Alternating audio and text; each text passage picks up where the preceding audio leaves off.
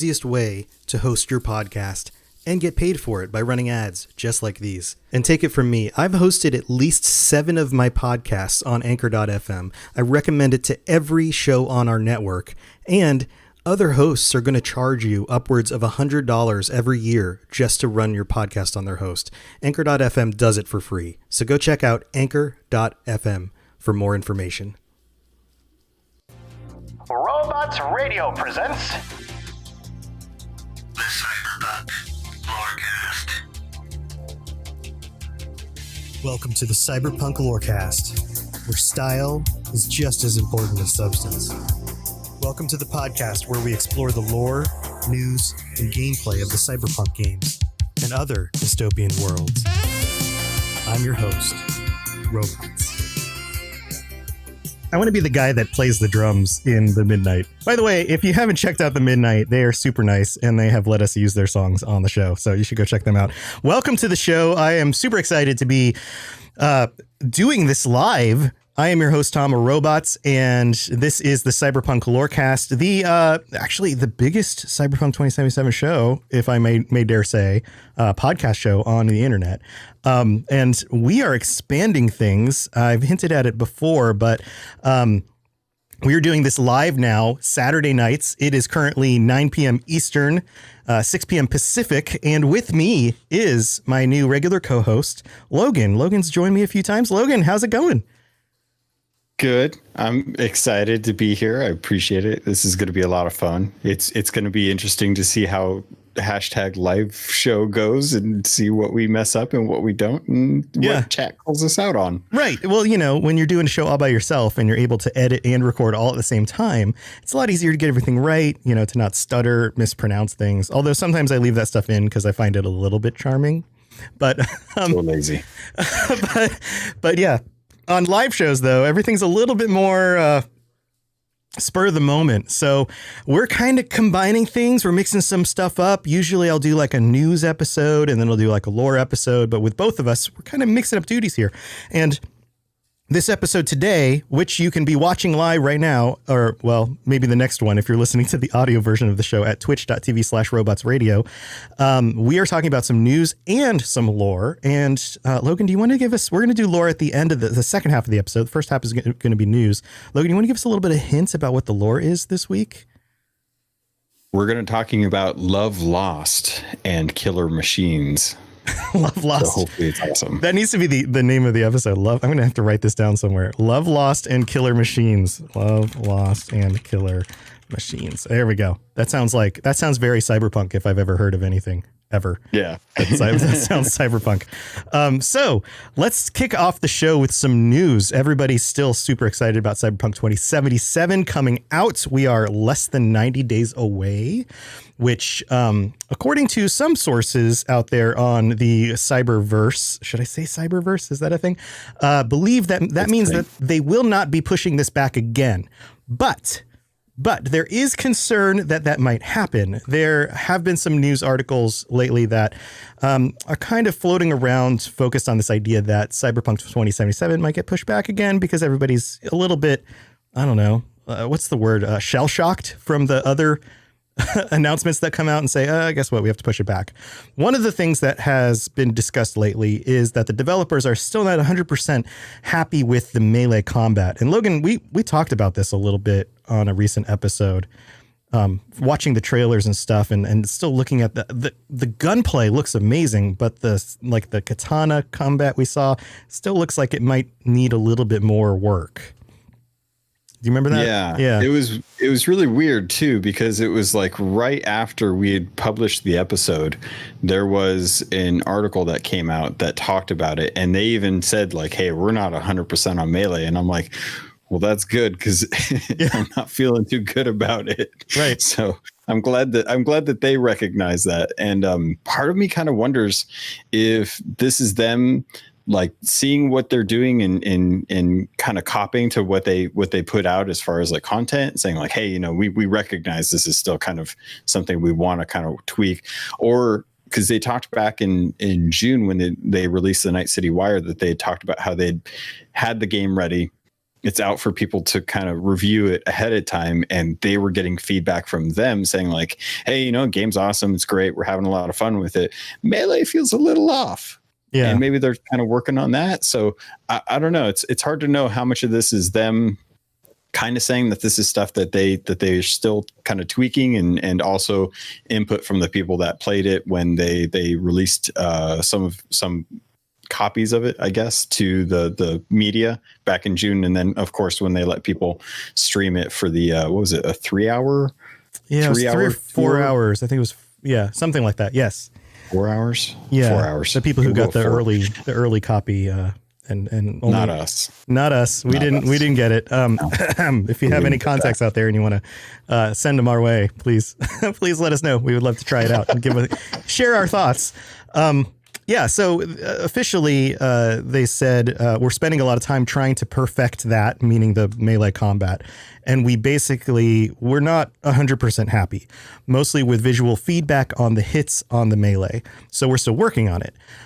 So it's a lot like what we discussed, this feeling of just feeling like you're actually engaging physically and not just flailing a weapon and doing damage.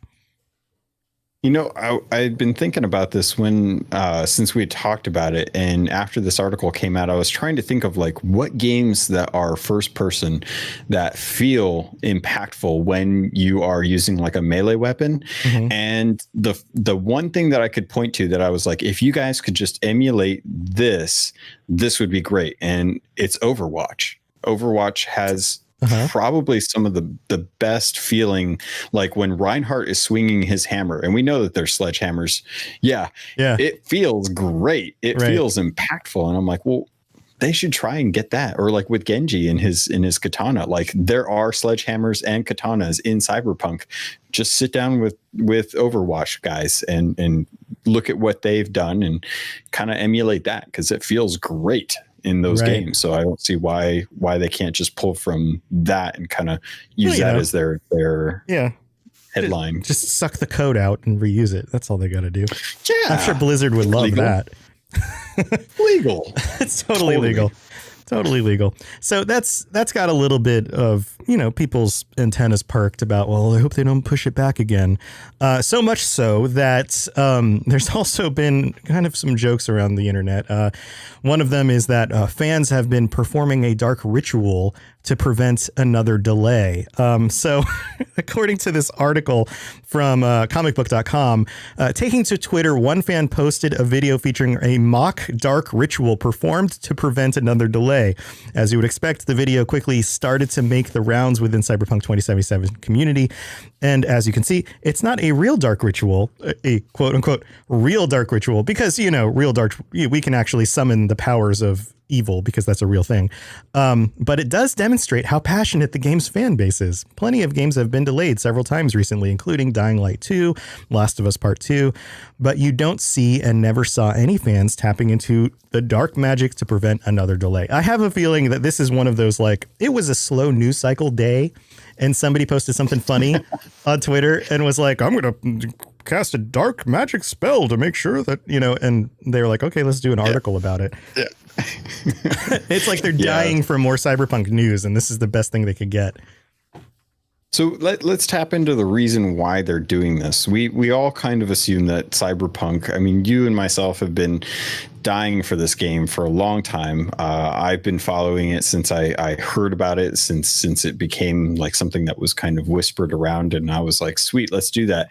But I mean, let's talk worst case scenario in this instance. We don't want it to be delayed, but what happens if October comes around and it's right around Halloween and they're looking at it and they're looking at how they've got 2 weeks left before it launches and they still have to print it on discs? Do you think that it's possible that we could see another delay given the melee comments that they've put out, or do you think that they could patch it later on, or do they think they're happy with that? I think anything's possible. I think that they are shooting to get out with the new console launch in tandem with it, because everybody who buys a new console picks up a game or two to go with the new console.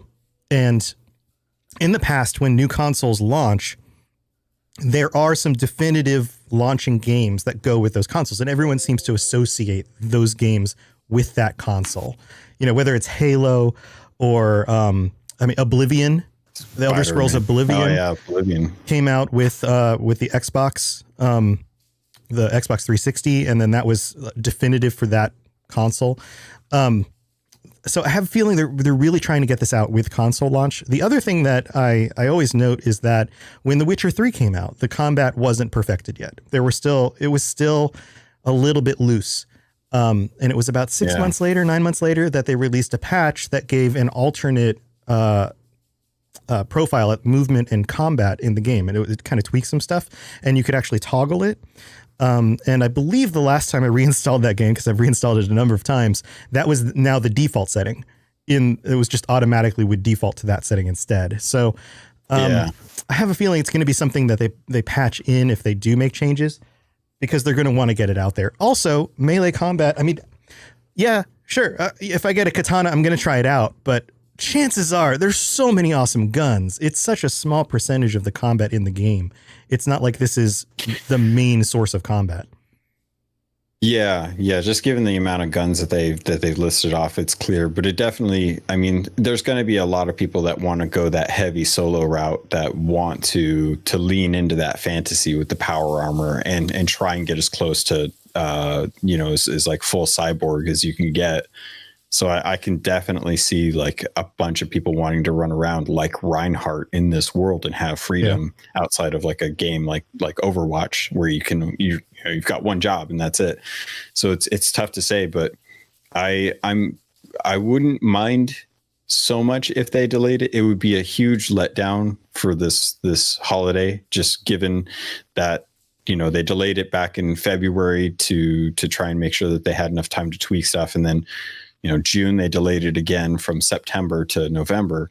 So, I mean, I feel like at this point, based on the amount of time that they have given us between delays, that September is going to be like the first couple of weeks of September are going to be that make or break moment where we find out, you know, if it's going to happen. That's probably when they're going to know, and they'll probably tell us again. But it seems like they're confident with what they're going into, as far as some of the jokes that they've kind of put out on Twitter recently. So hopefully it doesn't. Yeah. And with anything like this, you have to balance fan expectations with quality of the game and the potential to patch it in the future. There's always a little bit of balance in that. You don't want the game to come out and be, you know, panned and people say, oh, this is terrible, this just ruins the whole game. But at the same time, you delay it enough times and eventually people start to write you off. They start to lose interest. So there's a little bit of balance in that. I'm sure there's also financials, and there's probably a little bit of that whole business corporate-y thing going on where they want to launch it before the end of a quarter or something in order to work that into their financials and all that kind of stuff. So now one thing I did post on, or I saw on Twitter, the Cyberpunk 2077 countdown Twitter account, which you guys should be following, noted just today, and said, I now feel confident that there will not be another delay, 89 days to go. And I wrote, why is that? And someone else, Poor Taste at IDK Pixel on Twitter, responded, this is generally when the master copy is sent out to begin production. So I'm wondering if there aren't sources behind the scenes that know if certain things have actually moved into that phase. Yeah, it's tough to say, because I mean, I've talked to friends in the industry, and they're not wrong. Usually 2 to 3 months is about when you want to send out the base game, and it's at that point that any time spent on the game post that shipment is spent on like day one patches, and that's when they're just like anything that they can come up with that is going to be game breaking, that they just make sure that stuff gets patched and ready for ship for when the game launch actually hits. So I'm hoping that's the case. Hopefully that's the case. We don't know for sure, but we'll keep an eye on this. And of course, if any other news comes out, we'll be reporting on it in the coming weeks. Final piece of news, and this is more of just a funny note. I came across a post on Reddit the other day, and I was scrolling through, my top posts, and got to a Cyberpunk post. And of course, I saw the big yellow image with the text on it, and I thought, oh no, is this another delay? Because it looks just like the other two delays. And of course, if you click through, you see that somebody took all of the text from Never Gonna Give You Up and put it into the document. So it was an effectively a text rickroll using the Cyberpunk notification format. So of course I shared that around on Twitter as well, and everybody freaked out. I said, you're not going to want to read this, which is true because it's a rickroll, but they didn't think it was for that reason until they clicked on it and then saw the text large enough to read it. So yeah. So again, it's still part of that feeling of like everyone's just kind of holding the edges of their seats going, please don't delay. Please don't delay. And then of course, when you post something like that on Twitter, they all respond. So super mean of you, by the way. I had to share it. I mean, I read it. I had the panic attack myself, so gotta spread that around. Yeah, I saw that and I was like, oh no. Come on, we're so close. It's right there. I can see it. I can taste it. It's right there. Just don't. And then I read it. I was like, wait, I recognize this. What's going on? Yeah. Oh. Of course. They didn't even in the second paragraph, they didn't even add punctuation. It's like somebody just copied and pasted it off of like a lyric sheet, where it's just like has individual lines, but no actual like, periods and things. So that was fun. All right. Well, that's it. Good troll. That's good troll. That's it for the news this week. Let's move into our lore, and here we'll do our little transition. Here we go.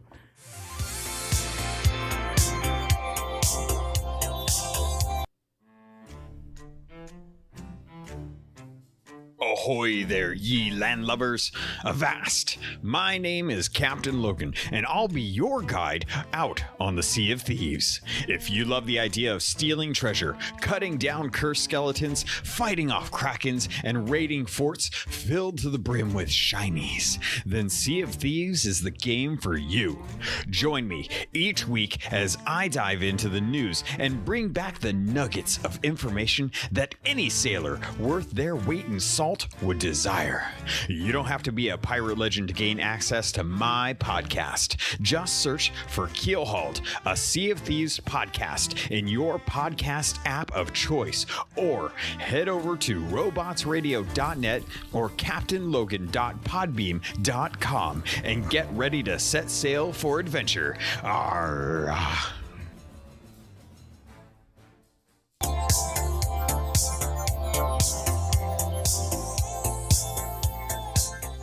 So Logan, you've got some lore for us this episode.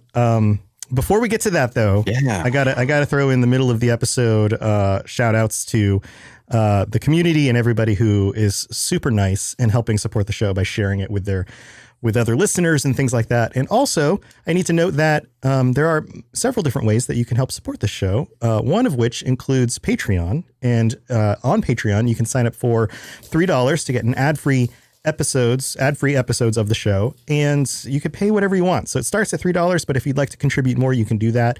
And the other ways that the show is supported is by our sponsors, which include Loot Crate and Gamefly. So if you're looking to get Loot Crate stuff, a bunch of cool things to put on your desks, on your walls, like some of the stuff behind me, t-shirts, cool stuff like that, in boxes that come regularly, you can get 15% off Loot Crate by clicking the link in the show notes. That makes sure that they know that you came from this show specifically, and use the code RobotsRadio at checkout for 15% off. So go check out their stuff. And then Gamefly also has a special deal for you guys right now. You can get 2 months for the price of one. So usually it's $10 for 30 days of whatever game rentals you want. You can rent them. They ship them to you for free. You can send them back. You can pick another game.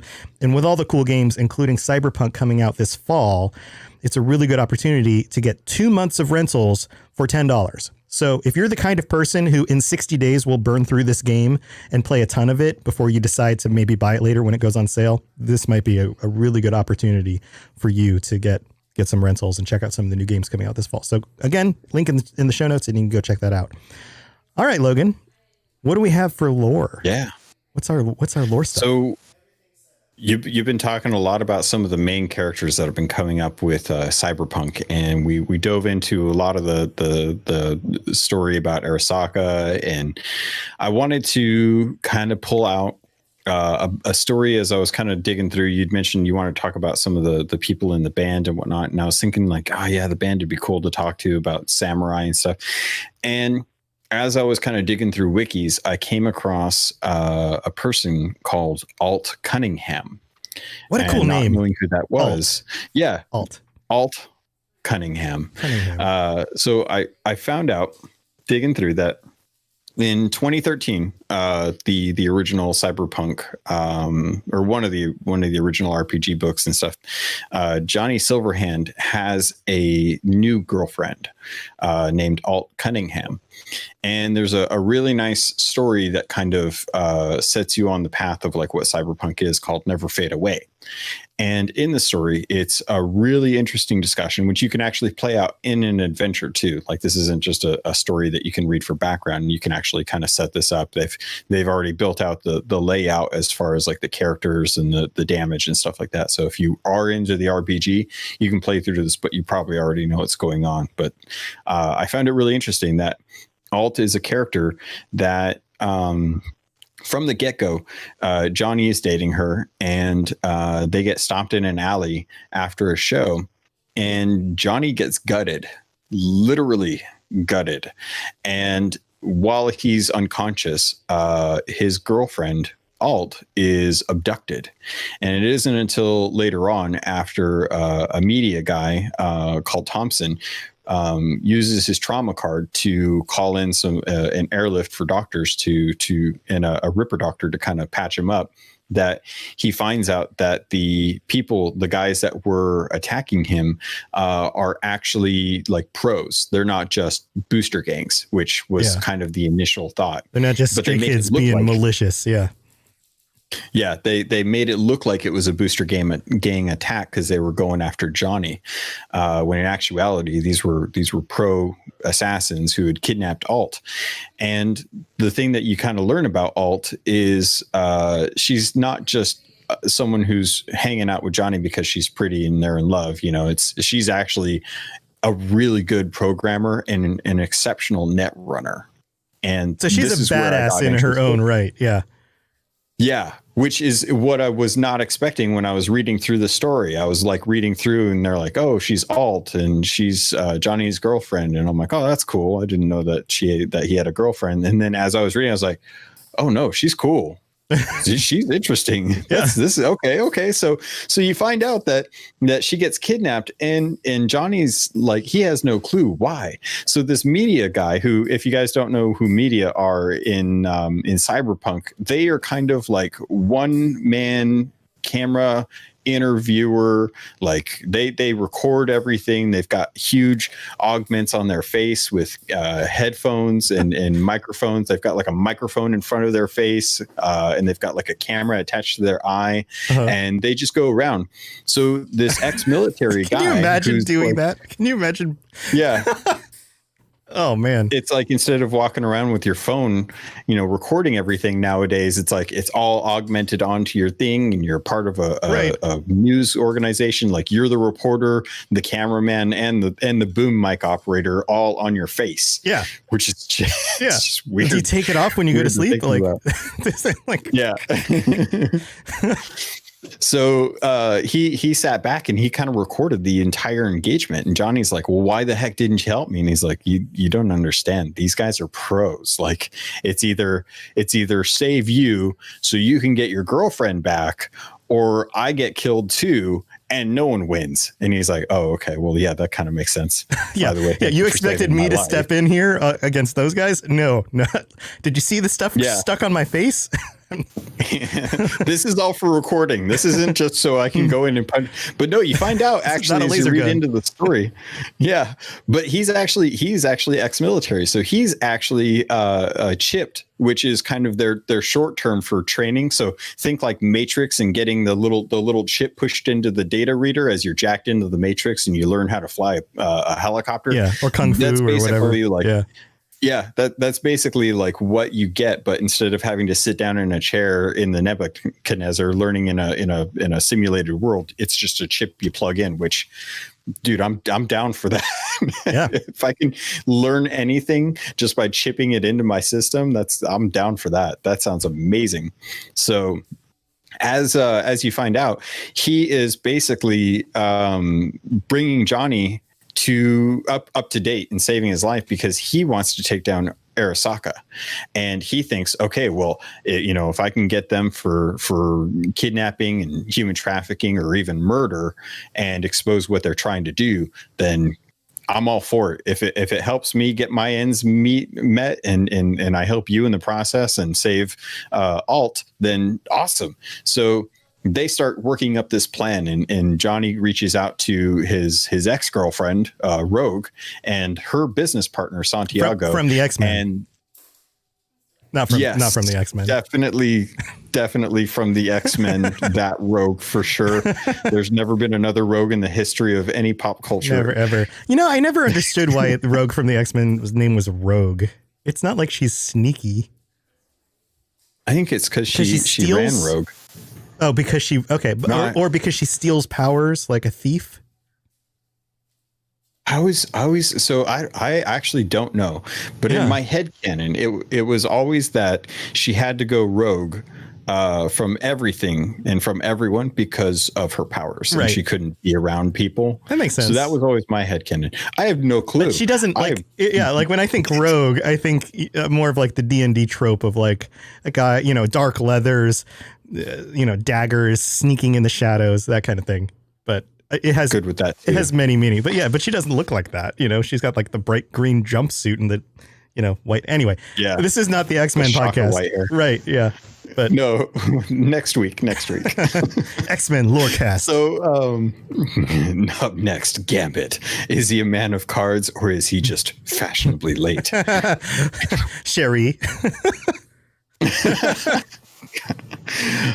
So getting back to Alt, you find out that she's been kidnapped, but the reason why she's been kidnapped is because Arasaka is looking to have her build a program that she has built before. They want her to basically build something that she did for a company called ITS. And I looked into this, and from what I could find in the short amount of time that I had access to files and whatnot, ITS is an unknown software company, and they hired her to build a matrix to house fake AIs or like artificial personalities. So if you think about like your Siri or your Alexa, if those were actual AIs and not just assisted technology, those would be considered personalities, and those personalities would be housed in this matrix, in this program that Alt created. However, when Alt created this thing, ITS, this company, took it from her and then turned it into what is called the Soul Killer. Soul Killer. Soul Killer. It sounds epic. So here's what the Soul Killer is. It's a 2 terabyte program built into a stationary system, which means it can't travel across the network, which means that whoever is being attacked by it has to be jacked into the system that it's actually in. So what Soul Killer does is it essentially kills your brain. It wipes your memories. It destroys your personality. If you're jacked in and it gets you, you're done. You're a shell. You're just a body. You're a bunch of meat. Right. So it kills your soul. This this AI program kills anything that they say that it rips out your mind and eats it. And it just sounds, it's so visceral when they talk about this. And it sounds like a demon from D&D kind of thing. So she created this program, they weaponized it, and now she has no way to kind of deal with that. So when Thompson, the media guy, is talking to Johnny about, why they wanted Alt, he's like, I don't know. And he's like, do you not know who your girlfriend is? And he's like, no, she doesn't talk a whole lot. And he's like, well, if you were the creator of the nuclear bomb or this quote unquote soul killer, you might not want to talk about that. So no, I just thought she had a nice butt. You don't want to bring that up. Yeah. Yeah. Wait, that's why you're dating her? No, she's a total badass. Oh, all right. Yeah. So you head over to Arasaka, and Alt wakes up, and her first instinct, not open your eyes, but turn up all of your sensory perception to like the max, so she can get as much gauge of what's going on around her without letting someone know that she's like conscious. Mm-hmm. And she wakes up, she's bound, she's gagged, and she finds out that there are corpos who have kidnapped her that want her to build a mobile version of the Soul Killer. Freaking which, if corpos. you think back to right. Yeah. And of course, the reason for it, corporate espionage, not to like take out bad guys, to make them a better company, to try and take out their competition. So of course. fig. It's right? the bottom line. Yeah, totally. Yeah, whatever helps the stocks in this case. So she's talking about working with them because her alternative is death, and it kind of reminds me of the dude in Rogue One, mm-hmm. which is another rogue. Well, the first rogue, I guess. Yes. I'm not going to even make that joke. Where you have to, you're kind of forced to build the Death Star. Right. That's totally what came to mind for me as well. I had the same exact thought. I was like, it's just like that. It's your life or, in chat, the Mothman's Ranger, Galen Urso. Galen? I forget the pronunciation. Galen Urso. Yeah. Yeah. Yeah, you're forced to make this Death Star, and just like with the Death Star and Galen building in this little short fuse to be able to short it out, with the Death Star, Alt builds herself some back doors into this new Soul Killer, so that she has a way to control it, because that was the problem the first time.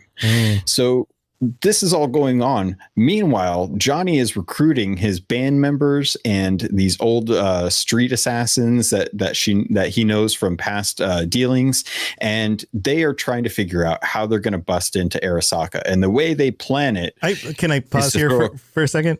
Yeah, real quick. Yeah. I want to imagine that he was walking around like Rick and Morty, and each one of these guys was going, "You son of a bitch, I'm in." Somebody needs to do essentially. Somebody needs to do like a machinima version of this when the game comes out, where Johnny Silverhand's walking around recruiting people to go do this, and they go, "You son of a bitch, I'm in." Anyway, go on. Yeah. Good montage. And Yes. So of all the things to do, the way that they break into Arasaka is the most rocker thing you could think of.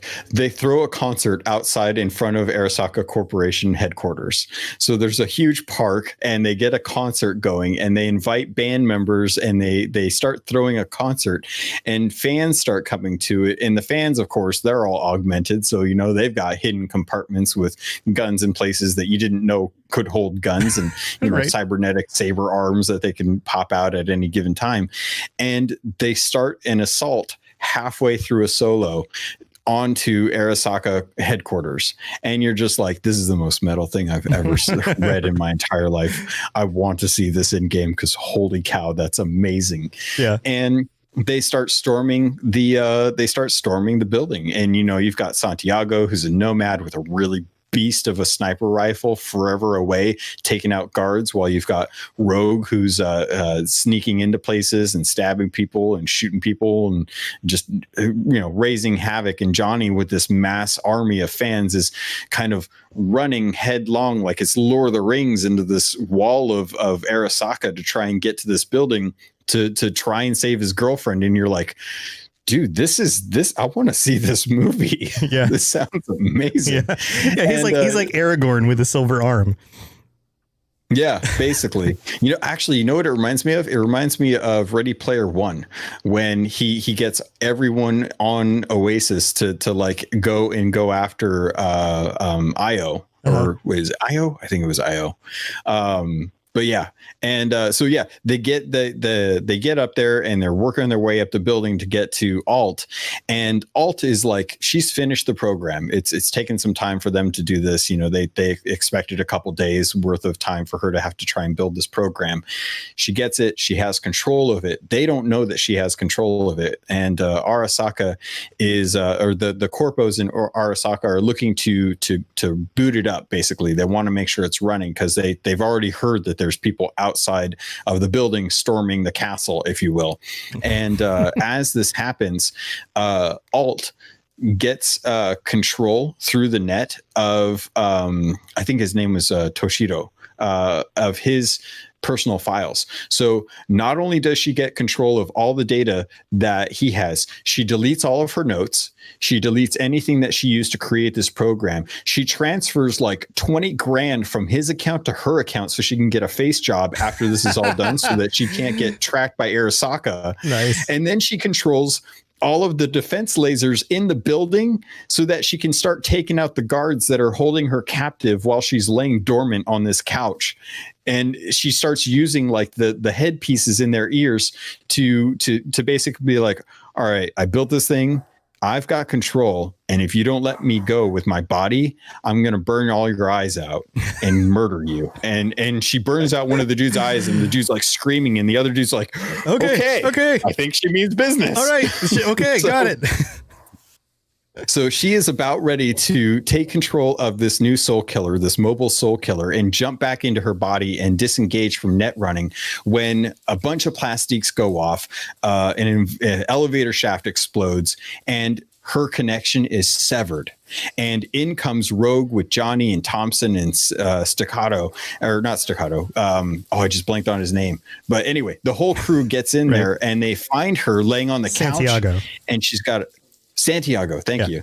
And it is like just a limp body. Like she has a pulse, but she's not there, because their entrance like disrupted everything that was going on and severed the connection before she had a chance to jump into her body. And now her consciousness is just trapped. And we don't know if she's alive. We don't know if she's recoverable. We don't know anything about how this goes. And part of the RPG says, could this have gone a different way? You can make it play out a different way, and they give you a chance to actually play the scene differently in your adventure. But it was like, when I read this and I got down to the end of the story, I was just so gutted, because I had fallen so hard for this character, because she's just so cool. And I was like, no, what did you do? You screwed it up. No, what happens? Yeah, super sad. So that's the story of Alt Cunningham. Yeah. As we know it so far. The Mothman's Ranger has the question that's on all of our minds. Could this be a quest in 2077, maybe? Yeah. I hope so. It could be. I hope so. This could be a thing. One of the things that I know CD Projekt Red does is they often use the source material and create quests and play off them in the Witcher games. So there are a lot of callbacks in the Witcher games to stories from the Witcher books, even though technically the games take place in a time after the book's events. They mirror a lot of the things in the books so that you can have an opportunity to play through them. So I wouldn't be surprised if either this, the actual event, or the post situation of her being, stuck out of her body plays out in some interesting way. You come across Alt in a net running incident somewhere and find out that she's still active behind the scenes. Or maybe Arasaka has found a way to imprison her in their software and is using her to do things.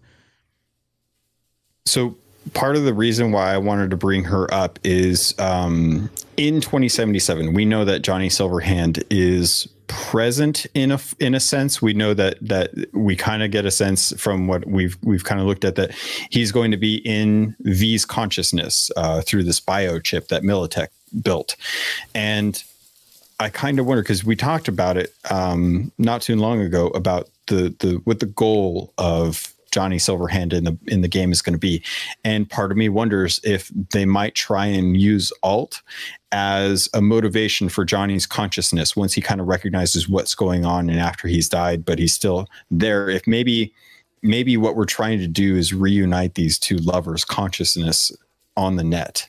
Yeah. And we have to figure out how to do that somehow. That's kind of my like shot in the dark. Think it would be awesome to try and unite. Like, what better story could you tell than a love story between two people that have been ripped away for 50 years? Sure. Well, the other thing that comes to mind is, how is his consciousness in the software?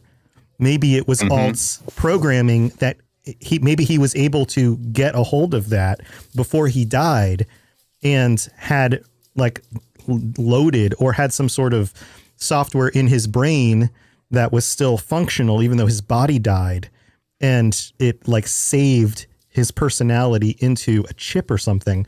And Arasaka got a hold of it in the wreckage of the explosion or something like that, or whatever. I mean, there could be, but it might be her technology, which enables this functionality, which would be very poetic. This idea that they both could exist forever. So cool. Yeah. Yeah.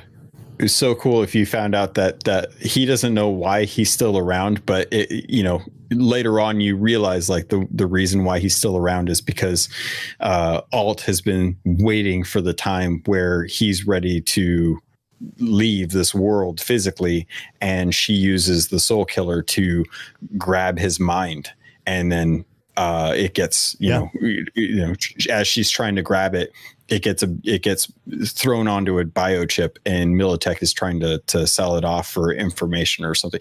Who knows how it all paces out, but I really want her to be in the game after finding out about who she is and just how badass she is, because it just seems so cool. Yeah, or maybe she is being controlled by Arasaka, or is contained within their software. Ooh. But she finds a way to get him out as a means of trying, because she knows that he's going to come try to save her.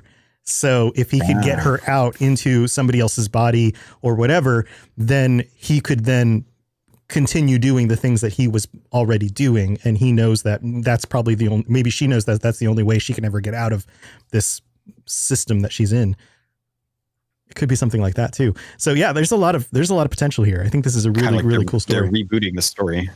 Yeah. Yeah. Or they're just making it really continue cool. Where it, anytime you write this stuff, you leave opportunities and holes for this stuff to continue developing. Yeah. I would love the idea for her to give him another chance to rescue her. And this is all just like a big plan. I don't even know where to go from there, but I love the idea. The concept. She saves him, and then he saves her, and then yeah. Could be very cool.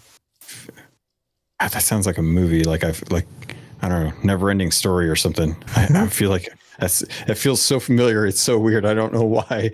Where she saves him to rescue her, kind of a thing. That's going to bug me, but yeah, I love it. So that was kind of the lore that I wanted to dive into this week, because I thought, we know a lot about Johnny, and we've talked about some of his dealings with other people, and we know how he died, but we don't know too much about the people around him. And I thought that was a good idea of that you suggested to try and dive into some of the tertiary characters around him and see like who they are. Yeah. It'll be cool to continue getting a little bit more information about some of these other characters, diving into them. And you had also mentioned maybe on future episodes going into some of the locations, pulling in some of the locations. I mean, there's so much we can go into, the different gangs, the different, other corporations. There's a lot of stuff. I shared with Logan a bunch of the books that I have. There's like, I don't know, 6 gigabytes worth of stuff, which is funny because when this was written, the program is 2 terabytes. The original Soul Killer is 2 terabytes, so it can't be mobile. Like, yeah, that's so funny to me. It's because in like the 90s, like 2 terabytes of information was just a ridiculous amount of information. That was just like, oh my God, who's ever going to be able to send 2 terabytes across the internet? It was so funny too, because when I read it in the actual source book, it's written out as 2 million megabytes, and I was like, 2 million megabytes? That's not a lot. That's like 2 terabytes. And then I went and checked, and I was like, yeah, that's only 2 terabytes. Man, they had some different ideas back then of what was big. Yeah. So. Oh yeah. Like you have to look at when that book was written. It's probably something like the mid 90s would be my guess. And probably. But like, if you think about it, like your computer in the mid 90s had what, 256 megs of RAM or something. Like that was standard. It was in kilobytes back then. It wasn't even in megabytes. It wasn't even megabytes. It was like, but by the mid 90s. Yeah, I remember being. This is going to age me. I remember being in college. I graduated college in 2001. I remember my sophomore year of college when one of my friends who lived like across the street in his dorm, I ran into him walking down to like the cafeteria or something, and he was like, "Hey, I got my new PC," and I was like, "Cool, what'd you get?" And he's telling me about his like Intel 3 or something. And I was like, "Oh, that's cool." He's like, "Yeah, it runs at 600 megahertz." And I was like, "Whoa, they make those things run at 600 megahertz now?" And he was like, "Yeah." That was just blew my mind at the time. Yeah. Amazing stuff. It sounds so funny nowadays. So the book was written or copyrighted in 1988. So it is like, so it's one of the even earlier ones. Okay. Yeah. Yeah. As far as I know, this is let's see, I got all of this from the, what was it called? Welcome to Cyberpunk. Welcome to Night City, a source book for 2013. Okay. And, so this is one of the old ones. Yeah. Yeah. A lot of good material in there. It was hard to kind of parse out what to pull from this to use, but they've got an entire timeline before 2013 that kind of breaks down like this alternate history, which I think would be it would make for a good episode too, to kind of dive through like what happened before 2013. I think even came around. An old episode. I went into some of that stuff. Oh yeah, that's true. You did. Yeah. But I forgot. Yeah. That stuff is notoriously difficult to present in a way that's engaging without saying, on this date, this thing happened, and on this date, this thing happened. There's a lot of cool stuff from some of those early works.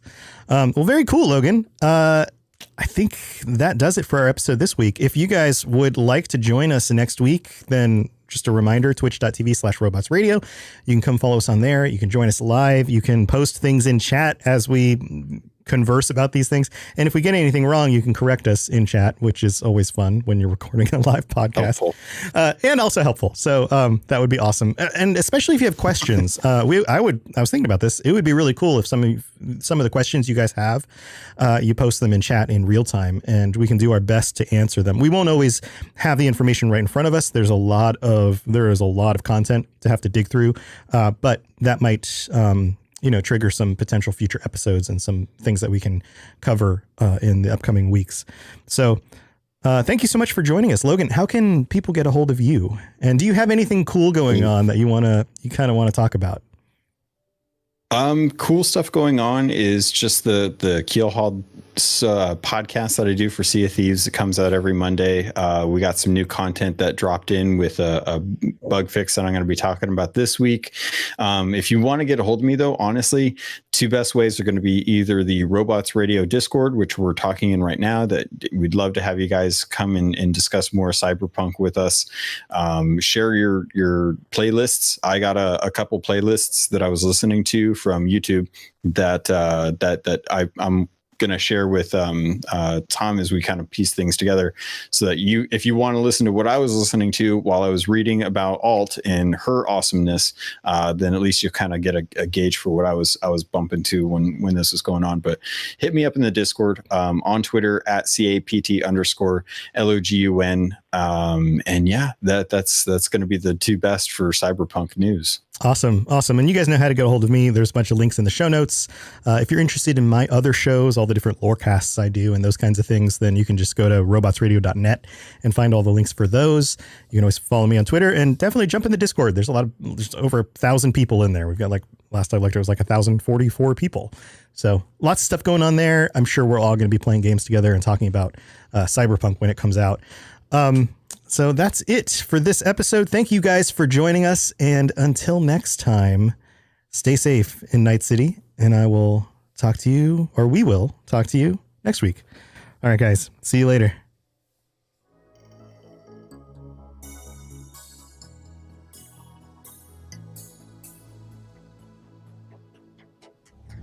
Thanks for tuning in to the Cyberpunk Lorecast. This show is a part of the Robots Radio Network, smart podcasts for interesting people. If you'd like to help support the show, please tell a friend and leave a 5-star review on iTunes. If you'd like to get in contact, please send an email to cyberpunklorecast@gmail.com or follow us on Twitter at cyberpunklore. Also, join the community on the Robots Radio Discord. The link is in the show notes. The music on the show was written and performed by The Midnight and was used with their permission. Go check them out at themidnightofficial.com. Until next time, stay safe in Night City. We'll talk to you later. You've been listening to a Robots Radio podcast. Smart shows for interesting people. Check out all the shows at robotsradio.net. Have you ever wanted to learn more about geography without sitting through a snoozio lecture? Geography Arcade is a weekly podcast all about your favorite video games and their geographic lessons, inspirations, and even some minor analysis. Some may say analysis, boo! Well, we're gonna learn and have fun while we talk about Pokemon, Elder Scrolls, and much more.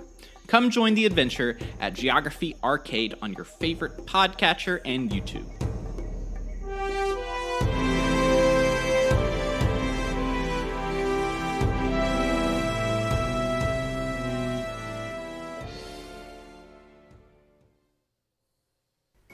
Hey friends, we know that all of our listeners are like the most creative, wonderful people in the world, and maybe they want to start their own podcast. We fully support that. And if you want to start your own podcast, we highly recommend that you use Anchor.fm. Anchor.fm is entirely free and has everything that you need to make a podcast. It has a bunch of tools that let you record and edit your podcast right on your computer. It'll distribute your podcast for you so you can get it on all the platforms like Spotify and Apple Podcasts and Stitcher. It also can make you money, even if you don't have a bunch of listeners like us, but you do have enthusiastic ones like us. If you want to try Anchor, download the free Anchor app or go to Anchor.fm to get started. Guys, we were on a different host a while ago. We started on Anchor and we are never looking back. It's so easy to swap ads in and out, especially for our Robots Radio family where we have a bunch of ads that we need to rotate. It's easy for us to split our stuff so that we can get ads in. It has fun transitions. They are amazing. And, like I said, you can make money! So, go to Anchor.fm to get started. That's ANCHOR.FM. Anchor. Goodbye. Robots Radio presents Fresh Tomatoes, the movie podcast. Hey, I can look at myself naked. Are you stoned or something? They tried stoning me, my dear. It did not work. He likes to create his own sauce. Well, did you sleep with a man who also slept with Mom and Grandma Catherine? What? You slept with Dad? Alright, which one of you sardines called this meat? Whatever, Major Loser. Let the party begin! Hello, and welcome to Fresh Tomatoes, the movie podcast. The movie that you thought you'd miss out on because of the pandemic. But you know what? Just release it on demand, because you deserve it. That's Chad Ekowitz. And that's Simone LaRue. That's pretty apt for this year, man. Yeah. I mean, wow. Yeah. You just have to take your wins where you can get them this year. Exactly. I feel, it must have been a really tough decision for, like, all of these people to, like, all the production studios to be like, right, we're not going to get the revenue that we thought we were going to get, but we got to do something, otherwise we are going to tank. So let's just straight to at home, on DVD, on demand. So, yeah, good on them. Although, these two movies, perhaps they shouldn't have. They could have waited. I mean, some movies are holding out. We know that Chris Nolan's movie, like, keeps getting pushed back, like, I care. And the new James Bond as well. They're like, no, guys, you have to see it in the cinema. So that's being held back. And but some movies, some movies are kind of made for Netflix.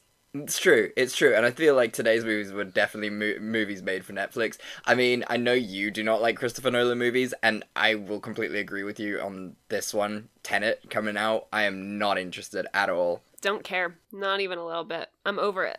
I think he's gone a step too far. I think he's, like weird time travel vibes. Like, nah. I stand to be corrected, though. It's possible I'll watch Tenet and it'll change my life. Yeah. I'm gonna go on the weighted averages of probability and say it's not. But we can always dream. We can always dream. We can always dream. So, speaking of dreaming, what movies are we doing this week, Simone? So this week's theme is 2020 action movies that we might have missed. We have hotly anticipated Bloodshot for quite some time. Because the moment we saw the trailer, we were like, cool, we'll be reviewing this soon. And here we are. And then we are also doing Underwater with Kristen Stewart, which I actually liked. I will speak about my thoughts and things, but yeah, okay. But I love watching Vin Diesel before we even get into everything and go through it. Like, can we just speak about the treasure that is Vin Diesel and the fact that at one point in history, he had a YouTube channel that was devoted to him singing jazz music with a fedora on and everything? Vin Diesel really, to me, especially like as he's aged and stuff, he's like your creepy uncle that peaked in college and has been riding that high ever since and never stopped thinking he was cool. And like hits on all the like younger cousins. That's Vin Diesel for me. Definitely. You know for a fact he goes around and asks people to ask him how much he benches. And the answer is less than you'd think. So, what are you drinking today? Let's sort out an order of play. So in spite of the lifted alcohol ban, I haven't gone to the bottle store yet because I don't want to catch COVID from all the crowds. So it's like 4 p.m. on a weekday as of recording. So I'm having a peppermint tea. Oh, lovely. It's one of my favorite kinds. Oh, that's so nice. So, well, I want to go back to that, but before I do, I just want to, make everyone who listens to this podcast very aware that we are recording on a Wednesday. Now, usually, if we don't record on the weekend, it's usually like a Monday, so we have, Monday chaotic energy. We've never recorded on a Wednesday, as far as I'm aware, so this is uncharted territory. We do not know what's going to happen as we go along. This should be interesting. We'll either be very tired or extra chaotic. I can't tell. Who knows? It's a Russian roulette, and I'm very excited to pull that trigger with you. So tell me, top 3 favorite teas is what I wanted to go back to. Ooh, in order, I don't know the order, but I would definitely say peppermint, love rooibos tea, obviously, mother's milk to South Africans. And then, a good Ceylon. Oh. Yeah, lovely Ceylon. Get some cinnamon sugar in there if you're feeling fancy. Ooh. Yeah. Ooh, very cool. Very nice. Yeah, what about you? Okay, so I'm going to go for rooibos is an absolute favorite. A little bit of honey in there. Ooh, yeah, that's what you're talking about. Then, you know what? Keep it simple. Lovely Earl Grey, Oh, I love an Earl Grey. I'm British at heart, but, if it's raining, I've got a nice comfy sweater on. Get your Earl Grey on. This is going to be blasphemous, but I love a very milky Earl Grey. Love it. Just, fuck me up with that milk. I want, essentially an Earl Grey latte. You make me sick. You've just killed our whole English fan base. They've just switched off and they've just unsubscribed. You've killed us. Americans are just don't you just boil water and pour milk in it? What are there different types of tea? Americans are not invited to this discussion. And then my third favorite would have to be a nice fruit tea, apple and rosemary or something like that is very, very on point. Especially on a nice summer day. Yeah, the Turkish apple tea, or I associate it with Turkey. I know it's not just there, but that Turkish, that strong apple flavor. Ooh, yeah. So good. That is a winner. Yeah. So this is great for an action movie episode. Really, setting ourselves up for a big fall there with your nice teas. Really on brand. Well, I mean, in complete contrast to that, seeing as it is an action film, I'm just doing Jaeger bombs, just like tons of like 8 Jaeger bombs in a row. Just no, obviously not. I'm not 14. Yeah. I am drinking a nice Pilsner beer. I'm not a huge fan of Pilsners, but it's pretty nice. It's a Perlenbacher. It's the company that makes it. Premium pills. Yeah, it's all right. Well, I like a nice Pilsner. You know, that's the thing. It's a everyman beer. It's there's nothing special about it, but it will do the job. It does the job. Yeah. Yeah, exactly. So I guess I get to go first, which is good because then we can spend a large majority of the just time breaking down bashing on Bloodshot. All right, so let me tell you about Underwater. Please. Okay. Nora Price, played by Kristen Stewart, is a mechanical engineer working on the underwater drilling station known as Roebuck. This is the first of its kind, digging directly into the Mariana Trench, some 11 kilometers beneath the surface of the ocean. Just for context, this is super impressive because the pressure down there is 15,750 psi, which is about 1,000 times more pressure than you feel on the surface of the Earth. I googled all of this because I wanted to make sure like we were on point with our knowledge. Yeah. So Nora's down there, just mind your own business, when boom, massive implosion on her sector caused by what she thinks is an earthquake. She quickly dashes to try and wake everyone up, but the pressure is collapsing the sector quicker and quicker. One of her teammates, Rodrigo Nagenda, played by Mamadou Ati, hears her cries, and together they race to the safe point. Unfortunately, none of the other people in the sector are going to make it in time, so Nora has to make the tough decision to close off the bulkhead and leave her teammates for dead. The two then make their way up to the central base. On their way, they discover the still-alive body of Paul Abel, played by T.J. Miller. He's this wisecracking comedic aspect. He is the wisecracking comedic aspect of the film. Together, they make it to the central base, where they meet up with Captain Lucien, played by Vincent Cassel, Liam Smith, played by John Gallagher Jr., and Emily Havisham, played by Jessica Henwick. Together, they all realize that they're pretty fucked. The earthquake caused major structural damage to a huge amount of the drilling station, and the escape pods at the base have all been damaged and are unusable. To make matters worse, the energy core was damaged and is going to explode pretty soon. Captain Lucien then comes up with a plan. They're going to don the underwater pressure suits, which will allow them to walk outside of the base on the ocean floor. From there, they will walk directly to the Roebuck drilling base, where they will find some escape pods, which have not been damaged, and then they will get the hell out of there.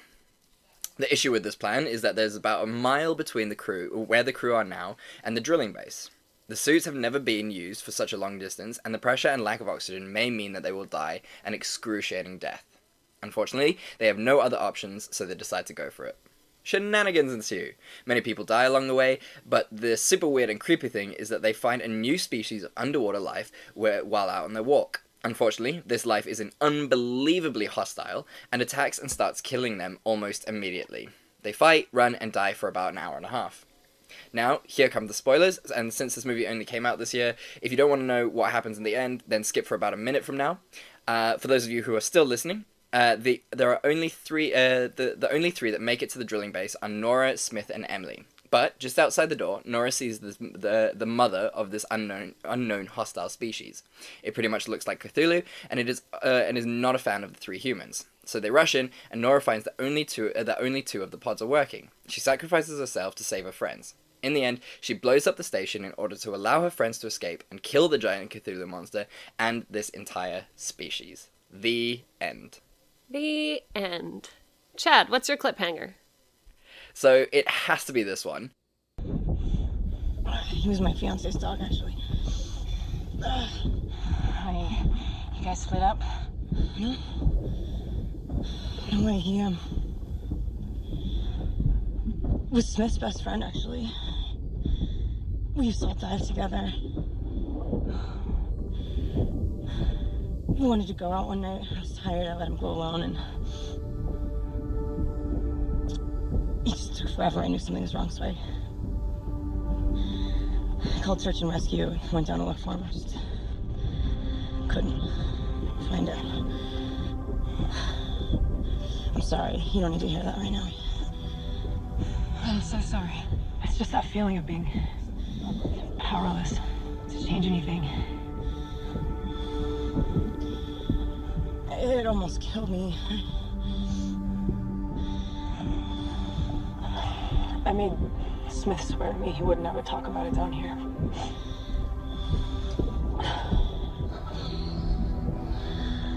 You really love him, huh?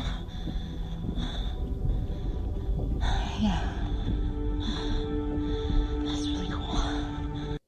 And the reason I've chosen this one is purely on the basis that it is the only bit of exposition we get, and it is the only bit of character arc we get, and the rest is just nothing. Nothing. Yeah, I agree. I think it really, I mean, because this is essentially a survival movie. So what makes those movies interesting is like caring about all of the characters and maybe even a little bit of a character arc for everyone. But it pretty much seems like Kristen Stewart's character wants to die at the beginning and then gets what she wants at the end. Exactly. You know? Exactly. It really baffles me because, I mean, okay, cool. So they started the movie with like the big explosion and everything's going crazy.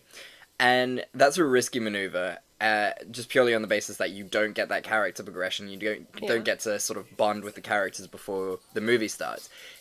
Sometimes it can work, but this is a pure example and a really good example of how it doesn't work, because there isn't a lot of time for the characters to speak to each other and develop that kind of relationship and get, you know, you as the viewer involved and sort of attached to the characters.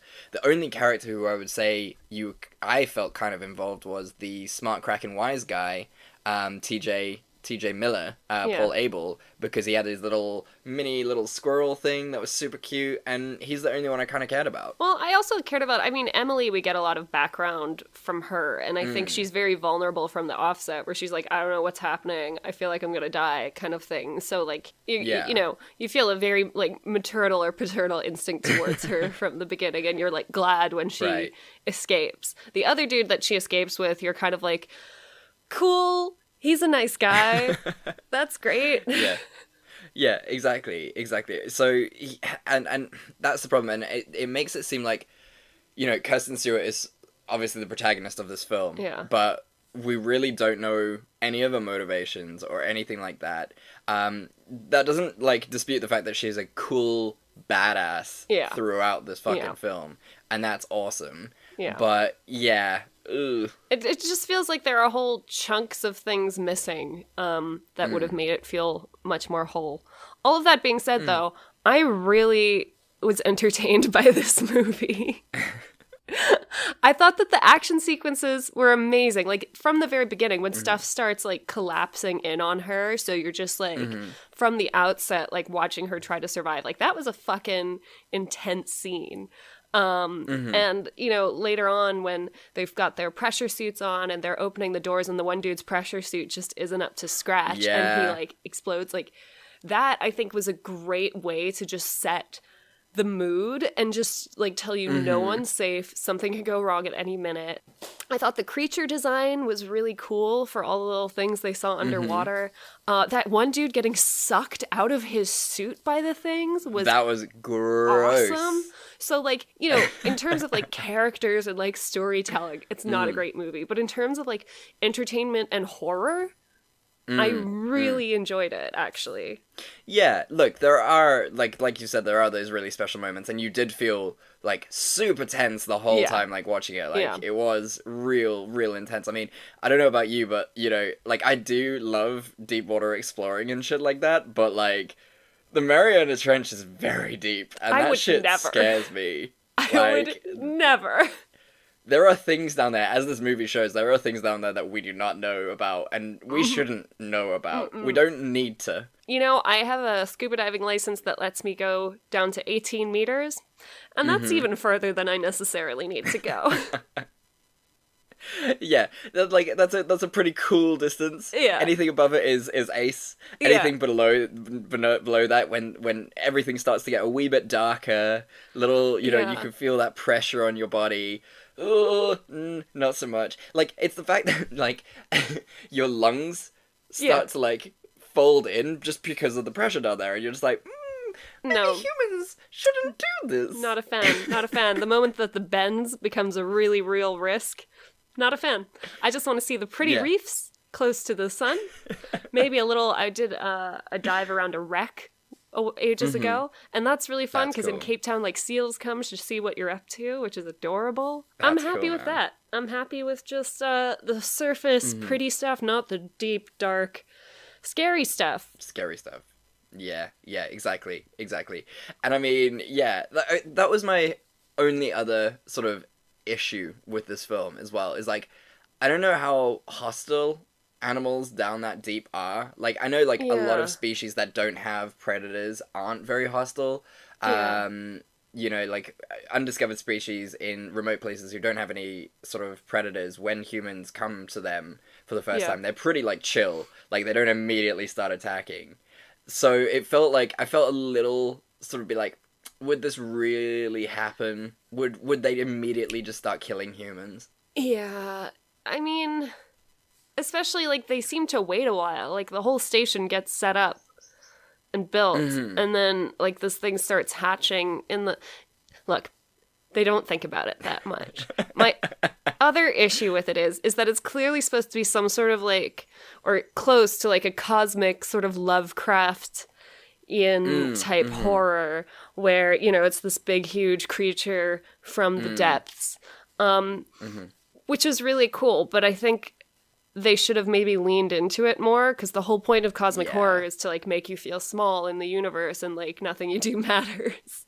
And so I think instead of it ending with her like blowing the whole ship up, which, to be honest, that creature couldn't go too much further above the surface because the lack of pressure would kill it. That's what happens to a lot of deep sea fish. Yeah. I think she should have just let herself get eaten up by it, you know? Like, as her friends escape to distract it or whatever, you know? Yeah. Just, I think that would have played into the genre that they were going for a little better, rather than like, oh yeah, she does matter because she explodes the ship on the thing. You're 100% right. Like, it was a weird ending for it, and I guess it was sort of like, just like, man does great things or something like that. I don't really get the point of, like I get her point of, like, self-sacrifice. Yeah, of course. But... yeah, like, there is so much more you can do with the genre. Yeah, and definitely. You know, audiences, I feel, are mature enough to be okay with their protagonists dying. Exactly, and I think they also tried to introduce this weird moral judgment into it, right? Because it was like, oh, we drilled too deep, and now the Earth is fighting back. And the whole point of the genre isn't to introduce, like, right and wrong, or like justice. It's just to show that there are things so much bigger than us that we can't understand. Exactly. And in the face of those things are insignificant. So I wish maybe they'd zeroed in on the genre a little bit. I think that would have made it more effective. No, I completely agree with you. I did like the tech, though. Like you sort of mentioned earlier, like, the oxygen tanks were really cool. It was awesome when they, like, pulled them out and they're all, like, gross, because obviously down there the oxygen quality is going to be shocking. So, like, it looked like really gross tea. That was, like, a really nice... like, it's those little details like that really made this movie cool. Yeah. Those the pressure suits were awesome. Like, little details like that I really enjoyed. Yeah, I think I would definitely recommend that people check the movie out. I think it's definitely worth a watch. I think all the stuff we're talking about now is really just what could have taken this movie to, like, from like an entertaining movie to like a really, really good movie. Completely. Like, it's on its base, it's a pretty entertaining movie. It's nothing that's gonna, like, I don't know, this spoils our segment later, but like, it's something that you just watch, like, to take the time away, you know, just like on a Saturday, nothing else to watch, like, night's coming on, you want to get a little bit scared, you want to feel a little bit tense, perfect movie for that. But so I mean, I know we have no problems with Kirsten Stewart. We love her as an actress. But how do we feel about her performance in this? I think she did well. I mean, the script really didn't give her that much to work with. Like, she was just supposed to be like the description was grieving mechanical engineer. And I think she did that. Yeah, she was pretty ace with that. Yeah. Yeah, I mean, I'm always her fan. I really liked her. TJ Miller played himself. Exactly. Yeah. So exactly, like none of the characters were, like, particularly unbelievable or unbelievable, but they were just fine. I really liked that little bit in the beginning, and I think it kind of epitomizes where this movie could have gone, where Kirsten Stewart's character is playing with the little spider in the bathtub, and she's like, "What are you doing down here?" And that's just like, that was a really great moment, and I was Yeah. like, ooh, this movie is gonna get a little bit deep, and then it did not.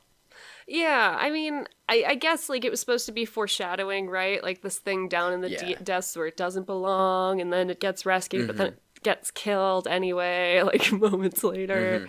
Mhm. I guess it also was nice to establish the character a bit, just like she cares about this little spider in the sink. Yeah, very cool. The ending alludes that the drilling company is going to set up a second drill. Yeah. Do you think that was a final sort of like fuck you man doesn't learn from its ignorance thing, Yeah. or B, are they setting up for a sequel? I would think after the like critical like reviews that the movie got, I don't know how much money they'd put towards a sequel, especially because it seemed relatively high budget in terms of like the CGI and the sets and everything. Yeah. And underwater filming, as we know, is just like massively, massively expensive.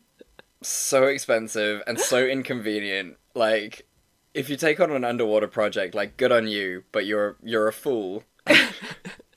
No, I think it was more supposed to be like, you know, the folly of man and the Folly of man. futility of her actions. And also, you know, because she destroyed the creature, you're kind of like, well, I guess they should try again now. She's really cleared Yeah. that up for them, so... Yeah. There's not going to be any other problems. Like, Yeah. you've kind of sorted everything out. Yeah. There you go. Yeah. Right, so is there a scene that could have saved it for you? I'm gonna go with I wish that they hadn't like killed the monster thing at the end. I wish they just leaned into like this is a force of nature that is inevitable. She gets swallowed Yeah. up by it. Her friends can escape still. That's fine. Just I think it would have been a better ending, and like I said, it would have made the fact that they're drilling again a little bit more horrifying. Yeah, absolutely. Couldn't agree with you more. And what about you? I definitely think I just would have loved a few more scenes where Nora explains her motives and everything. Just like, even if it's like a situation of, you know, a little bit of a backstory, that's all I would want. Just like, if it was, and I know this is sort of like a very big no-no now because it's quite cliche, but even just a couple flashbacks. Just of when her husband was alive. Just really lazy screenwriting. And just chuck in a couple flashbacks and we're gold. Yeah. To me, this read, or like the script read a little bit like a short story where like you're cutting off all the meat just to like get through the main bit. But it's not a short story, it's a movie. So you can add in some extra stuff. Yeah. The Reader's Digest condensed version of the story, which actually turned out to be the whole movie. Exactly.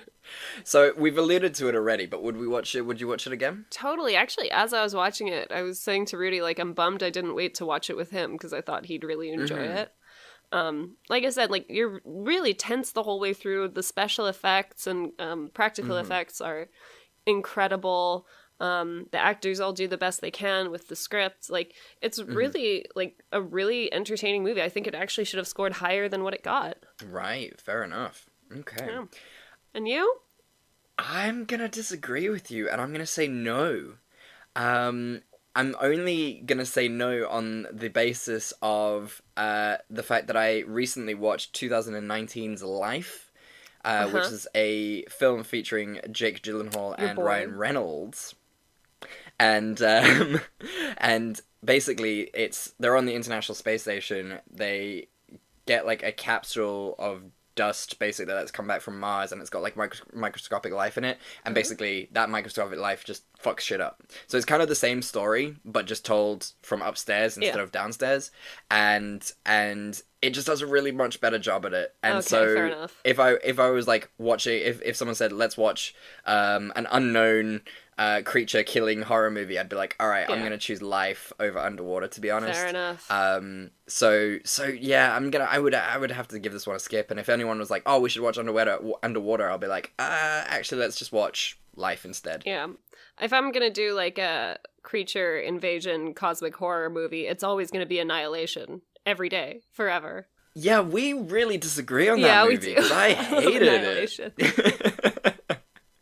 It just keeps growing on me, like more and more. I just keep loving it. I don't, like, you and me, man, like, we do this movie podcast, but fundamentally, apart from horror, we do not have the same taste in movies. Not at all. Barring horror movies and 30 Rock, we have nothing in common when it comes to film. That's why we're such great partners. We complement each other. There you go. The yin and the yang. Doing the thing. So well done, Chad. Thank you. I'm glad we watched this. I'm glad we've,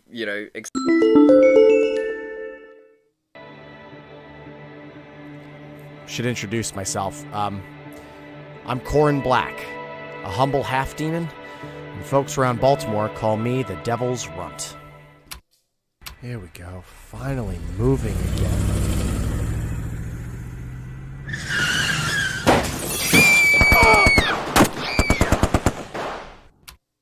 How do you feel about methamphetamines? You know, devil's blood don't make you a devil. Under the Shroud. Fantasy, noir, and horror from Baltimore's sin-soaked streets. Find creator Ian Humphrey on Twitter at FictionalIan.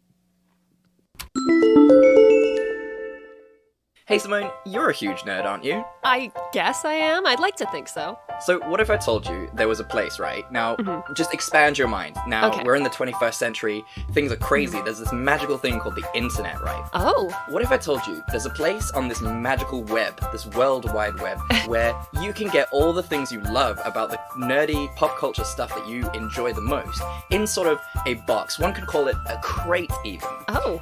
And all you have to do is, in exchange for money, you give them the money and they send you a box of all your favorite pop culture stuff every month.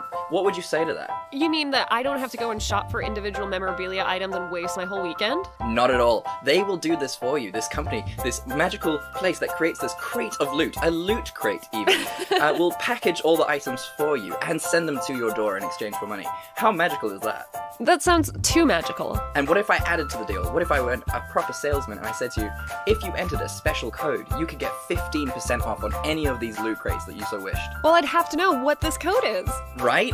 So this is not just for you. This is not just a secret between you and me. This is for our listeners as well. If you go to Loot Crate following the link in all of our show notes on any episode and type in the code ROBOTSRadio, you'll get 15% off any of your purchases. 50% off all your loot crates. All you have to do is go to the code in our show notes, enter the code ROBOTSRadio, and you'll get that 15% off. That sounds amazing. Guys, why don't you click that link right now so that they know we sent you? So guys, go to that link, enter that code. Thank you. Goodbye. We love you. Bye. Explored the depths of 2020, and now we can go all the way to the top. Oh, Bloodshot. Let's do it. I'm just gonna say, hands down, best movie of 2020. How dare you? The movie starts like movies that we've seen 100 times before. Ray Garrison is a Marine who just pulled off a especially tough mission in darkest Africa, and returns to Italy to be with his beautiful wife, Gina Garrison, played by Tallulah Riley. Unfortunately, things take a dark turn when psycho killer, madman Martin Axe kidnaps him to ask where he got the information about the last mission. Naturally, because Ray Garrison is just a Marine, he's like, I don't know where we got the information from. They just pointed me at the thing, and I don't know. So, naturally, Martin Axe, in cold blood, kills Gina, and then kills Ray, and that you might think is the end of it, until Ray wakes up in a secret scientific facility run by Dr. Emil Harding, played by Guy Pearce, and his assistant KT, played by Eliza Gonzalez. Ray is told that he is part of an experiment used to help soldiers who have been injured in battle. Some soldiers have received limbs, others have received new eyes and the neurocircuitry around that. KT has received new breathing apparatus. And Ray Garrison, now Bloodshot, is basically full of nanites that help him live. It's never explained. They couldn't get it to work in mice, but they got it to work in him. While he's coming to grips with his new life, he starts having flashbacks of his old one, and he realizes that he must kill Martin Axe to avenge his dead wife. So there's this bloody showdown. He kills Martin Axe, goes back, and that's when we find that this is all a horrible setup to continuously point Bloodshot at different people that Dr. Emil Harding wants dead. As they reset, they now target Nick Barris, played by Johannes Harker Johannesson. Ooh, great name. Who is also an enemy of Dr. Emil Harding. Unfortunately for them, Nick Barris has hired Wilfred Wilkins, a programmer who actually made a lot of the original programming that was used to program Bloodshot's nanites, among other things. Things start unraveling, especially as KT no longer wants to be in on this charade, and Jimmy Dalton, one of the super soldiers played by Sam Hoyen, is really antagonistic towards Bloodshot. Things start to break down. Bloodshot starts realizing that things are not as they seem. With the help of Wilfred Wiggins, he begins to take control of his own nanites. He then goes after Dr. Emil Harding. Shenanigans ensue. He kills Dr. Emil Harding, and he and KT travel into the sunset, along with Wilfred. The end? I mean, what is your cliffhanger, please? My cliffhanger is going to be this one. You know, if I was dead yesterday, I wouldn't be able to sleep either. Nah, I don't like that. This doesn't make any sense, because how can you have a nightmare if you have no memories? Trust me. Soon you'll remember enough to wish you could forget it again.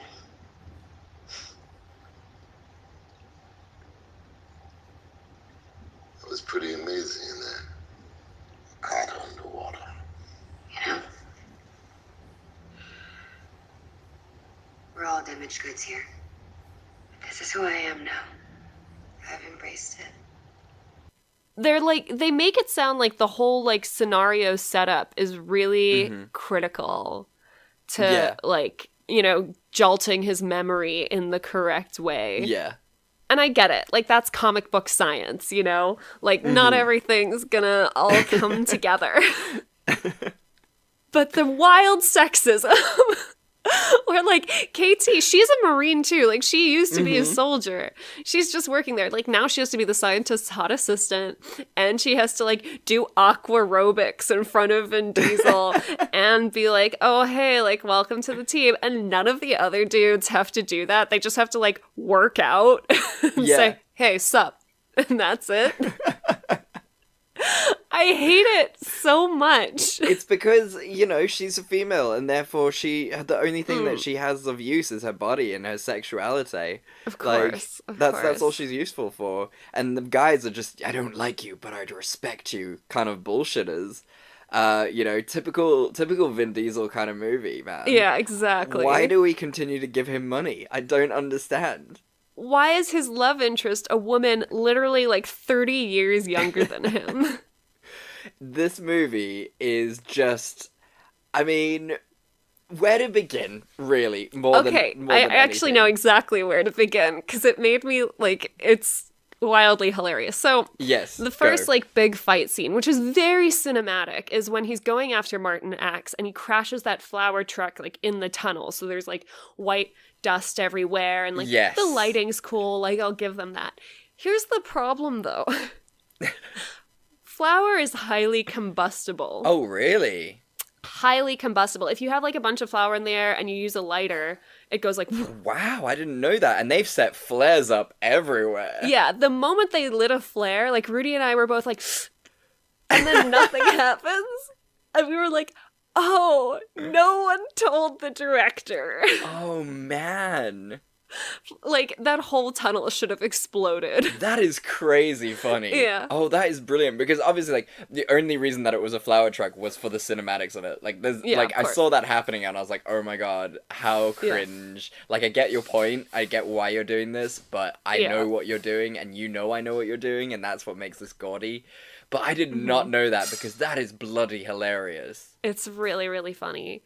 And they could have used any, powdery substance, right? They could have used it could have been cocaine. Cocaine, so everyone's, would have made fucking more sense. pumped. Yeah, no one actually dies in that scene, because their hearts are just pumping so fast. But anyway, that's just, I know, these movies aren't scientific at all, but I just found that one really funny. That is hilarious. I did not know that. So I wonder what substance they used instead of flour, because they wouldn't have been able to use flour. Yeah. So like, was it just I concrete checked dust? the trivia to see if anything was done. Yeah. Apparently not. Oh wow. So weird. That's crazy. I mean, Mm-hmm. look, this movie is empirically terrible. And yes, anytime that Vin Diesel speaks, I want to shoot myself in the face. But you know what? Like, the visuals and the CGI were fantastic. Like, the nanobots, every time he got, like, his face exploded and the nanobots are doing their thing. Shot. Like, good job. Good job there. I actually didn't, like, hate this movie as much as I thought I would. Oh, really? Okay. Like, I mean, I still don't think it's a great movie. But I think it was kind of cool. Like, I think they did a good job of burying the lead, sort of leading up to the big twist that, you know, he's actually being controlled. Like, I thought that was pretty well done, actually. Like, when it's revealed, you're like, oh, shit. Yeah.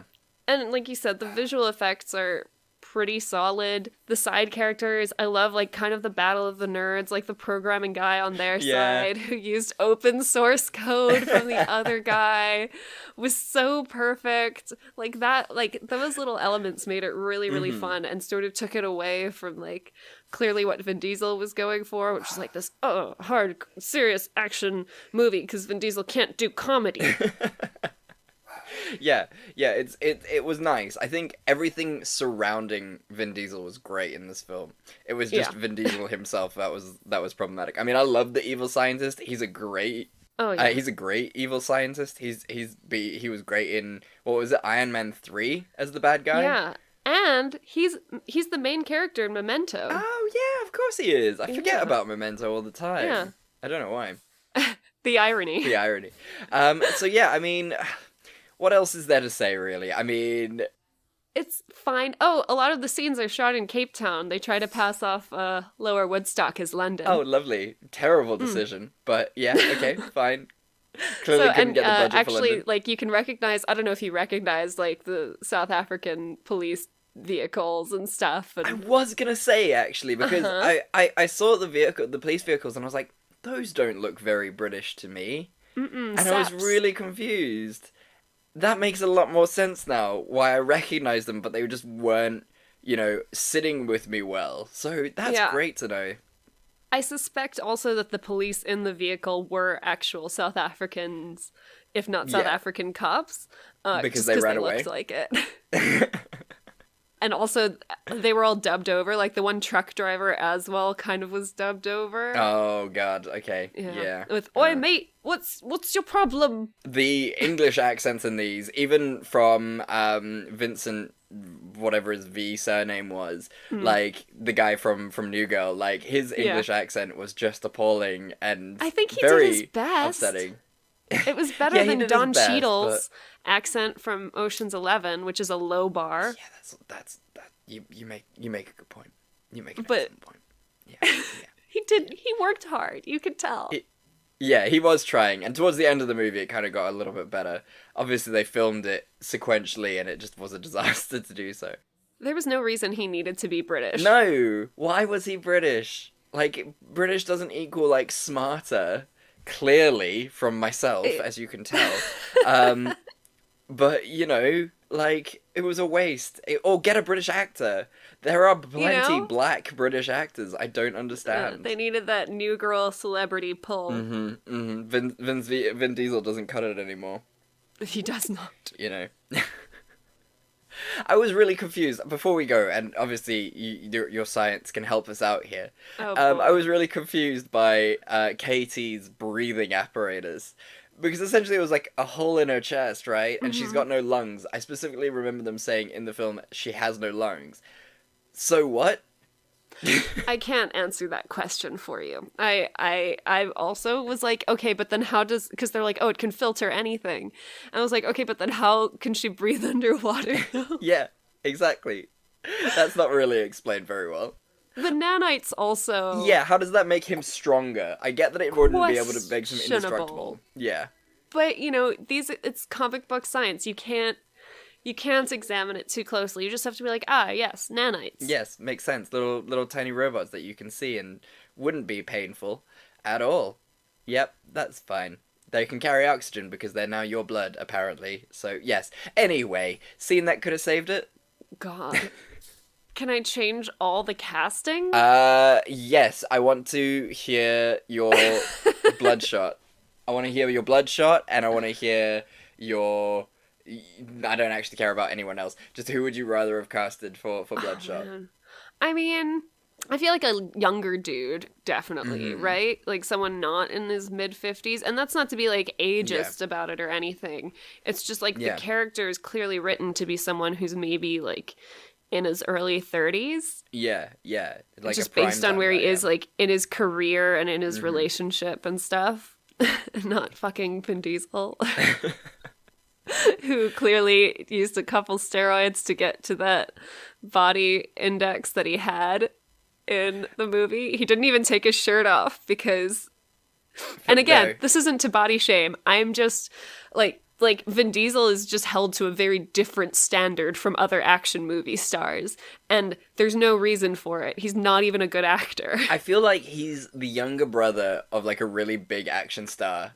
That his mother was like he went out and he was like, hey mom, I'm going to Hollywood to be an action star, and the mom was like, okay, take your brother, and there's little Vin Diesel being like, hey, like, okay, and he has to go along now, and like for some reason, you know, the older brother's just like, please just let him play in your movie. I mean, he's really annoying, I know, and he's just no good, but just my mom will be really upset if you don't let him play.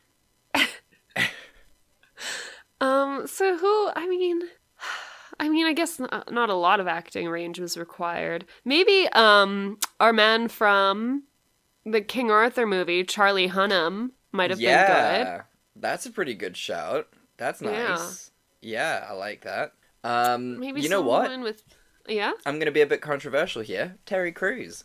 No, but the age thing comes back in. Yeah. Crews is getting on in years. Is he? How old is he? I mean, this is always the issue. I mean, he's definitely not much younger than Vin Diesel. He's probably older. Maybe. Potentially. Yeah. Yeah, I'm also trying to think of like a black actor who I feel would fill the role nicely. Kevin Hart.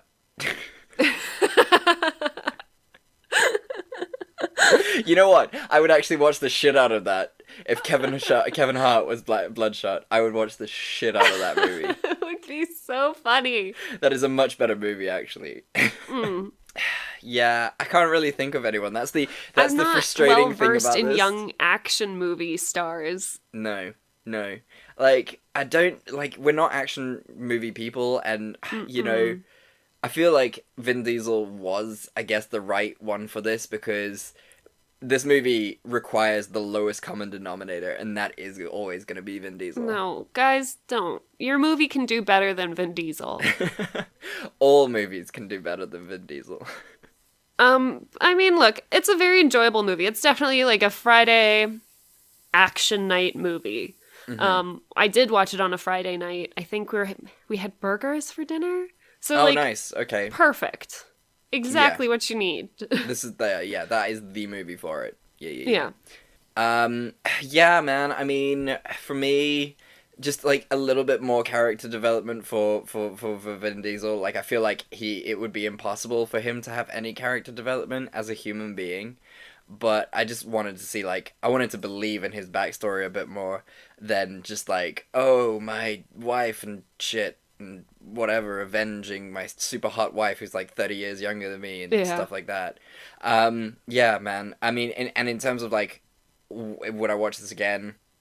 No. Apart from like, if I'm like babysitting my dad and I'm just like, okay, let's just check on this and you can fall asleep watching it because, you know, it's not going to be that bad and I'm going to just sit here on Tinder and Instagram and just flick through that for half an hour and a half. Yeah. But you would watch it on like a Friday burger night or no? No, I've watched it once. It's done. Yeah. And I would say I recommend that to all of our listeners. Like, go watch Underwater because it won't blow your mind, but it is a fun movie to watch. But you know what? Give Bloodshot a skip, man. You haven't missed anything from skipping it in 2020. Yeah. it's a dime a dozen. Yeah, exactly. So thank you for that, Simone. Thank you for getting us through that with your nanites and your breathing underwater and your underwater Tai Chi nonsense. How are you? How has your week been? And what is your optimistic thing? I'm good. My parents had to come down to sort stuff out, so they've been in town, and I got to see them, which was really, really nice. Got to hang out with them a little bit. That's so nice. Yeah, that was really, really lovely. I haven't seen them since the beginning of the year. So, and it also, with taverns opening, or like bars being allowed to open again and stuff, it just feels like everything is kind of going back to normal a little bit. Obviously, it'll be a long time before things go all the way back to normal. Yeah. But it's nice, especially it's supposed to start getting warmer here next month. Oh, yeah. So I'm feeling a little optimistic. Good, and I think that's the whole idea for the podcast. So really apropos. Thanks. What about you? So we got cats this week. We got new kittens, which has been lovely. They're little terrors, but that's all kittens are. But I would say that my optimistic thing for this week is that I have reached the Shangri-La of social media. I have cultivated and curated my social media to be exactly what I want it to be from the different social media apps. I mean, it was about a year ago that you said to me during this podcast actually, and it kind of changed my whole sort of outlook on social media, was you said you get to cultivate your experience on social media. Yeah. And it kind of just like, when you said that to me, it blew my mind. And I've spent the year just cultivating everything from my social medias, and now it's perfect. So like my Facebook is for like cooking videos and cool like life hacks for your house and stuff. My Instagram is just like my friends and family who I really love and really cool dank meme pages. My Twitter I never go on because fuck Twitter. My LinkedIn is super businessy with like law people, and then my TikTok, which is like my favorite thing of all time right now, is just filled with chaotic bisexual energy, and it is fucking the best. So there is not a point where I'm on social media and I'm not just like loving everything that goes through my feed. It's fantastic. I'm glad. Yeah. Good on you. So thank you for putting the idea in incepting the idea into my head, and taking me down this road to making the perfect social media accounts. What are friends for if not incepting helpful ideas into your head? Exactly. So Simone, what do you want to do next week? Well, we had actually a really nice suggestion from one of our followers on Twitter, Panther77, who very kindly noticed that the alcohol ban was lifted here. And so he suggested that we do a happy hour episode, which is a new one. So to that end, we will be doing Coyote Ugly, which I did not know did badly. And the Tom Cruise classic. Oh, sorry, go ahead. Oh, I was just going to say, like, you would think it would have done, like, really well, because it was a formation, it was a it was a foundational movie of our childhood, so it's shocking that it only got 23%. I mean, it formed so many of my odd concepts about bars. I was wildly disappointed when I went to one. Haven't danced on a bar once. What crazy thing is this? And has anyone shouted to you? Has anyone shouted no H2O to you? And we will also be doing Cocktail with Tom Cruise. Young Tom Cruise. Very young Tom Cruise. Only got 7%, which I'm bewildered by. So many people talk about this movie so often, and yet so bad apparently. So bad. We'll see. We'll see. But yeah, it is very exciting, and it's great that you can drink again. I'm so glad that, your bootlegging days are over, your run-ins with the coppers are done, and you can return to normal society. And guys, thank you so much for listening. We really appreciate it. You guys are, like, the best listeners in the world, and your interactions have been so lovely. During this period where everything is so uncertain and everything is on fire, it's so nice to have just a community of people who are always there for us and who we're always there for, and just help this optimistic message grow like a fungus. And guys, if you want to get in touch with us, as our Twitter person did, to suggest some movies that we could do, or just talk to us about anything whatsoever, you are more than welcome to do so. We relish in those moments. And where can they do that, Simone? They can talk to us on Facebook or Instagram at Fresh Tomatoes Podcast, on Twitter at Fresh Tomatoes MP. They can email us at freshtomatoespodcast@gmail.com. They can check out our website, freshtomatoespodcast.com. It's linked down below, you guys. Links down below. And guys, thank you again so much for listening. And if you got the time, no pressure. We would never pressure you into anything. We're not into peer pressure. But if you do have the time, go onto your podcasting app, go onto Apple Podcasts, rate the app, leave a comment. It really does help us get out there. You know how things are with social media and algorithms, and the merit very much applies to podcasts too. But even if you don't, as we say at the end of every week, we love you and there's nothing you can do about it. We love you, and there's nothing you can do about it. Goodbye. Goodbye. You've been listening to a Robots Radio podcast. Smart shows for interesting people. Check out all the shows at robotsradio.net.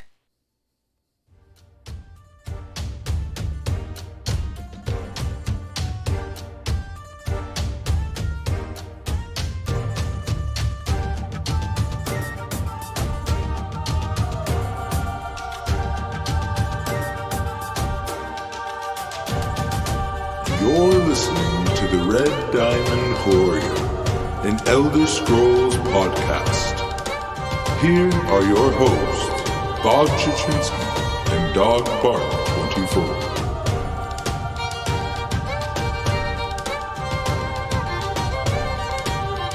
Welcome everyone to episode 31 of the Red Diamond Courier. I am here with you as always, Bob Chichinski, with my good friend Dog Bark 24. How you doing this week, Dog?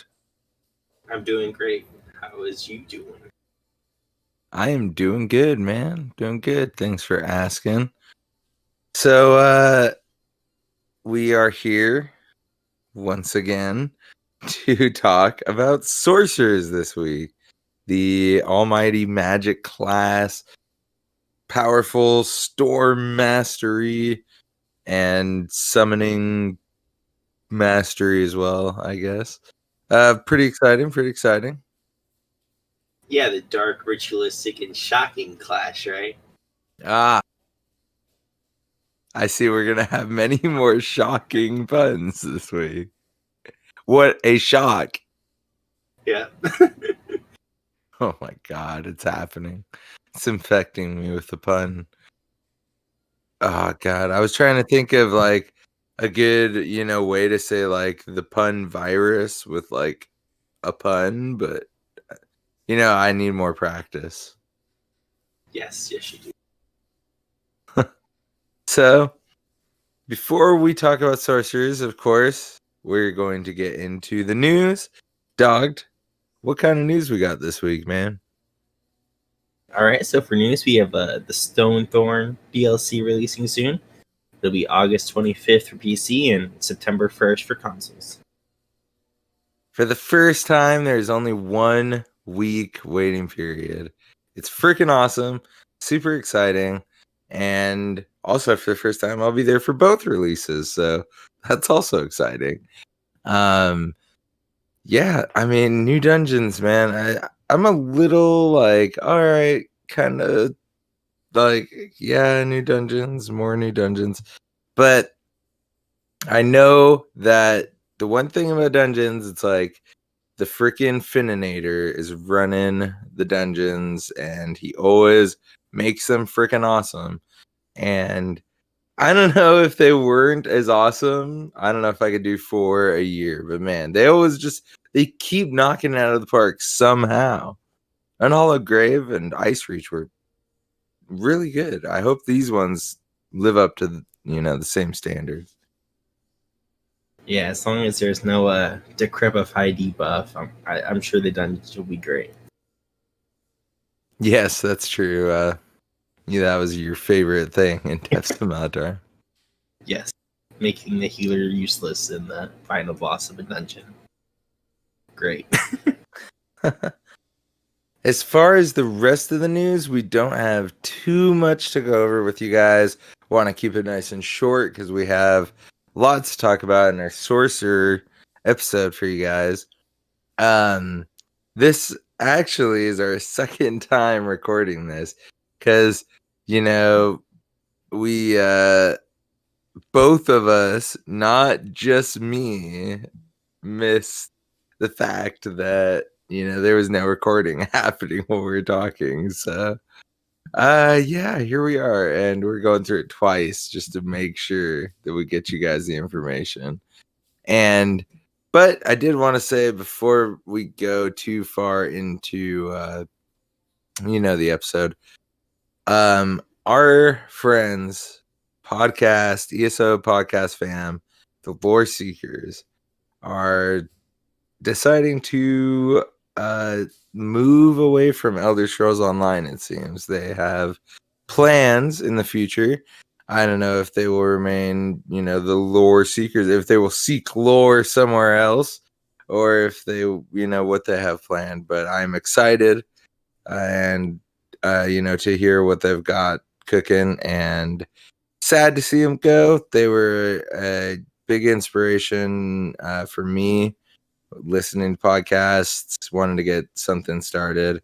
And I've always thought that they set pretty much the standard for like sound quality and consistency. Every single week they always had an episode, very seldom, and those are the standards we try to uphold here in the Red Diamond Courier. So, you know, big shout outs to them.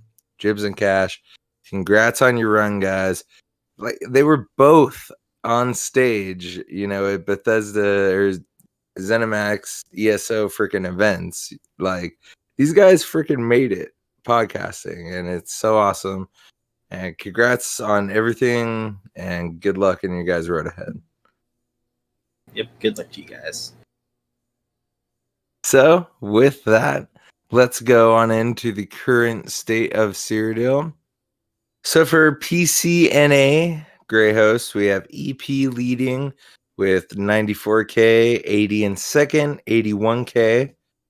And the Daggerfall Covenant, unfortunately, in last at 80.8K, right behind AD. So hopefully they could get in second at least.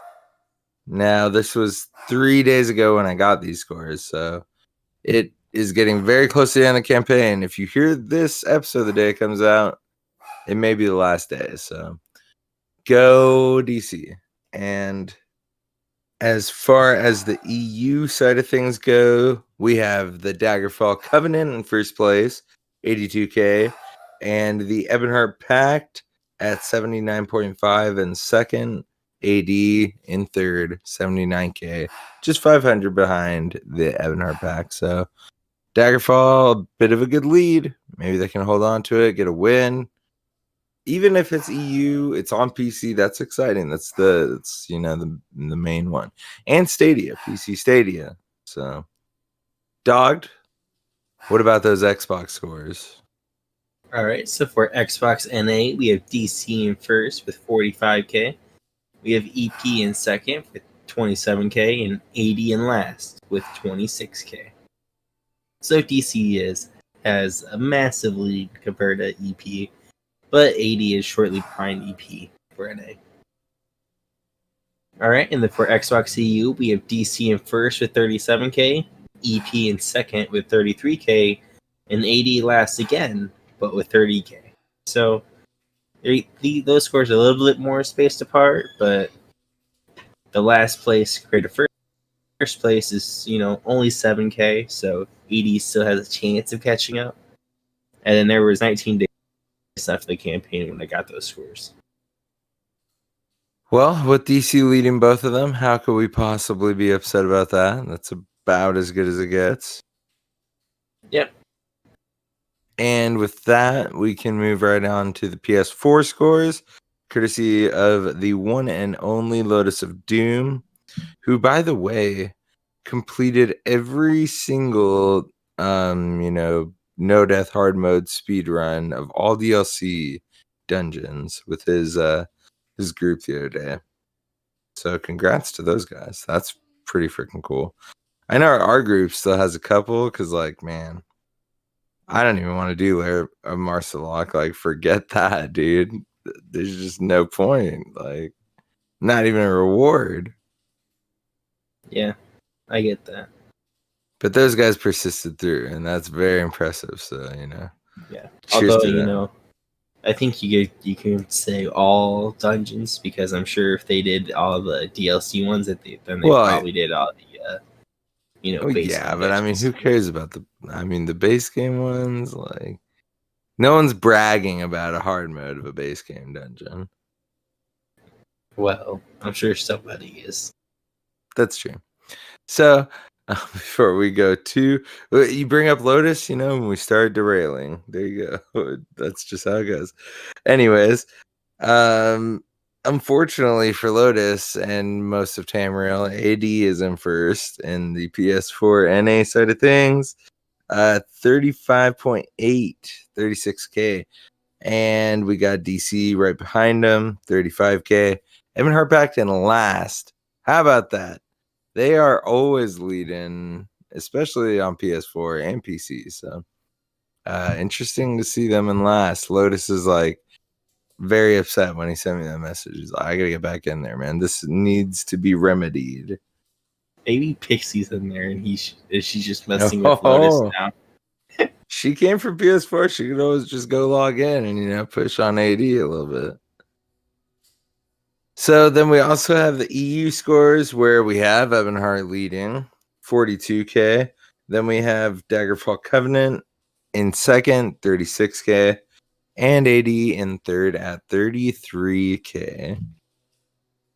So I like seeing a lot of DC leading. That's pretty freaking awesome. Half of the campaigns of Grey House over all the servers, DC is leading. Yeah, that's a pretty good number for DC to be leading. Half of them. Could be more, but we can stick with 3. So, Dogged, let's get right into the sorcerer talk, man. Sorcerers are freaking awesome. They are one of the base game classes. They can be played in any type of role. They're good for PvE and PvP. And yeah, I mean, I know I have plenty of thoughts about sorcerers. What are some of your general thoughts overall about the class, Dog? The general overall is Sorks can be pretty powerful, especially Max Sorks. There's a couple times where I just get killed by like 3 crystal frags, and it's like, how do you proc those frags so fast? Like, I can never get mine to proc that fast. Yeah. The healing Sork is fun, only because it pisses Bob off, but it's so fun. Yeah. And then that's pretty much about it.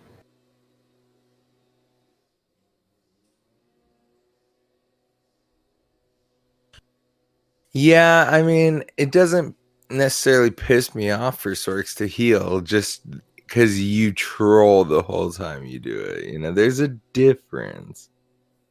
Yes, I guess that's true. I guess most healing Sorks don't drop negates or streak around the battlefield. Yeah, I was going to say they drop negates, but they don't just streak the entire time. But hey, you're stunning enemies, right? I mean, yeah, it's doing something. So in front of me and behind me. I mean, I can't really say no. But as far as... No, go ahead. There's a couple times where, my streaking Sork was able to evade the orbs of Scale Collar Peak. I just brought the orbs around town and brought around the boss around town, and we kept that run going only because my Sork was able to move around fast. Hey, well, I mean, kudos, I guess. You were there. Well, I'm not saying that I wasn't there. It's just that, I sometimes I try and forget about the times that you succeed on a Sork healer. Makes sense. I get it. So, as far as, sorcerers for me, I've played a lot of them, having played since, console day one. I've definitely played sorcerers. Like my first one, I remember him. I had him, and he had gold lips, and he was this cool dude, and he had this curly mustache. It was super freaking awesome, and he was a PvP Sork, and he was just a legend. And I remember someone came up to me in Ardon, and they're like, "Hey, Butterlips," and that forever. Hey, Butterlips. Because I had the golden lips. Oh man, and that's verification. My girl was there. That happened so many years ago. I kept that character for so long. I'm sad I deleted him, but yeah. Where he probably didn't want to see his butter lips anymore. And he had like red hair with like a curly Q mustache. That was my first Sork. But yeah, he was a PvP Sork, and it was super fun to play with. Mag Sork. My best sorcerer, I had a pet Sork that did serious endgame PvE DPS. I won't go too much into builds, just kind of general, because we do have the build talk later. But yeah, so I've played, PvE, PvP. The pet Sork is freaking awesome. First time doing Maelstrom on Veteran was a pet Sork. Outcast. Even though, who needs to do full like 1 bar? You can still do 2 bars and do more damage. Anyways, dog clearly is just, so ready to talk about sorcerers right now. So, dog, go ahead, man. Here we go. The first skill tree is all yours. Dark magic. Yeah, I would say that the skill line is pretty dark. Why wouldn't you say it's magical? Oh, it is magical too, but it's also dark. Oh, it is magical. All right, so for the first skill, you have the ultimate, and this is negate magic. You create a globe of magic suppressant for 12 seconds, removing and preventing all enemy AoE abilities from occurring in the area. Enemies within the globe are stunned, while enemy players will be silenced rather than stunned. And then this does not stun almost all bosses in the game. The only bosses that it does stun is like the little 300k, 500k bosses or mini bosses that you'll get in like dungeons. That's about it. For morphs, you have Suppression Field, which damages enemies, or you have Absorption Field, which heals you and your allies. So yeah, when I drop negates, they heal people. And you do it all the time. Yeah, whenever I get it, it's negate ready. Yeah, so, and with negate, I mean, dog loves using it for healing, and that's freaking cool. But it is also amazing as far as it goes for ruining people's days in PvP. I mean, it's not super great for, going against bosses in PvE or whatever, damage-wise, just to stop them. Because as Dog said, it doesn't even really bug them, definitely does not stun them. So you're better off going with some of the other ultimates we'll talk about later. But negate in PvP, oh my god, so good. It just cancels everything. Look, everyone's using some type of magic abilities. Stamina, they've got something on their bar. And it's probably a clutch magic ability because it's on their bar in the first place. But regardless, you will see bomb groups have negates constantly, and you will see bomb groups get destroyed because of negate constantly. So it's a very important skill to have.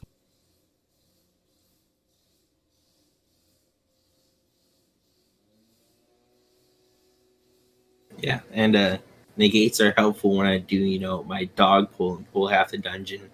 And I leave it all right to Bob. And Bob's like, oh no, I'm going to die. And then I drop a negate. After he dies, of course, because that would be too nice. Yep. This is not a lie. I've been there on the ground. Yep.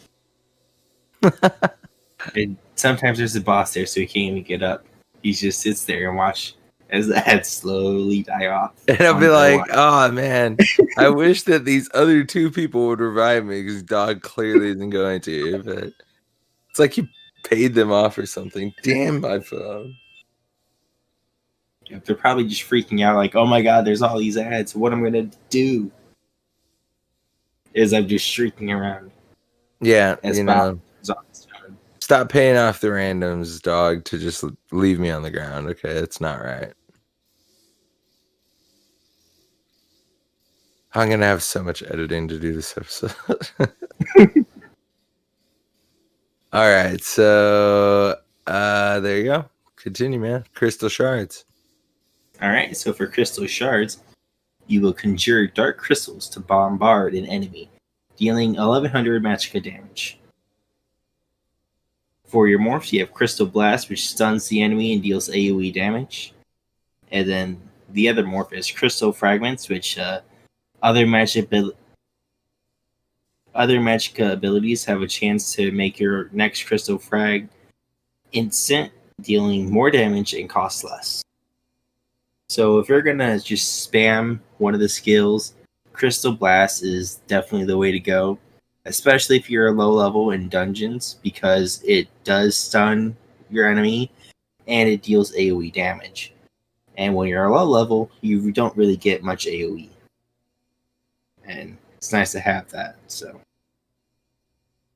and then for Crystal Frag, that's kind of like the as long as you have a spammable, that's super nice. Even if you don't, it's still super nice because being able to pop that at random times, especially when attacking a boss, and just does a lot of damage.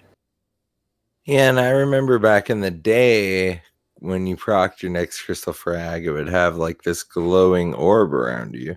But now, just the image itself kind of changes. So keep your eye out. All right, the next skill that we have is Encase. You call forth Daedric shards from the earth to immobilize enemies in front of you for 4 seconds. Within the morphs are Shattering Prison, which deals damage when the effect ends, and Retaining Prison, which you gain major vitality, increases your healing received, and then increases the mobilization duration as the ability rings up. Now for this skill, when I played this, my pet Sork, or is it?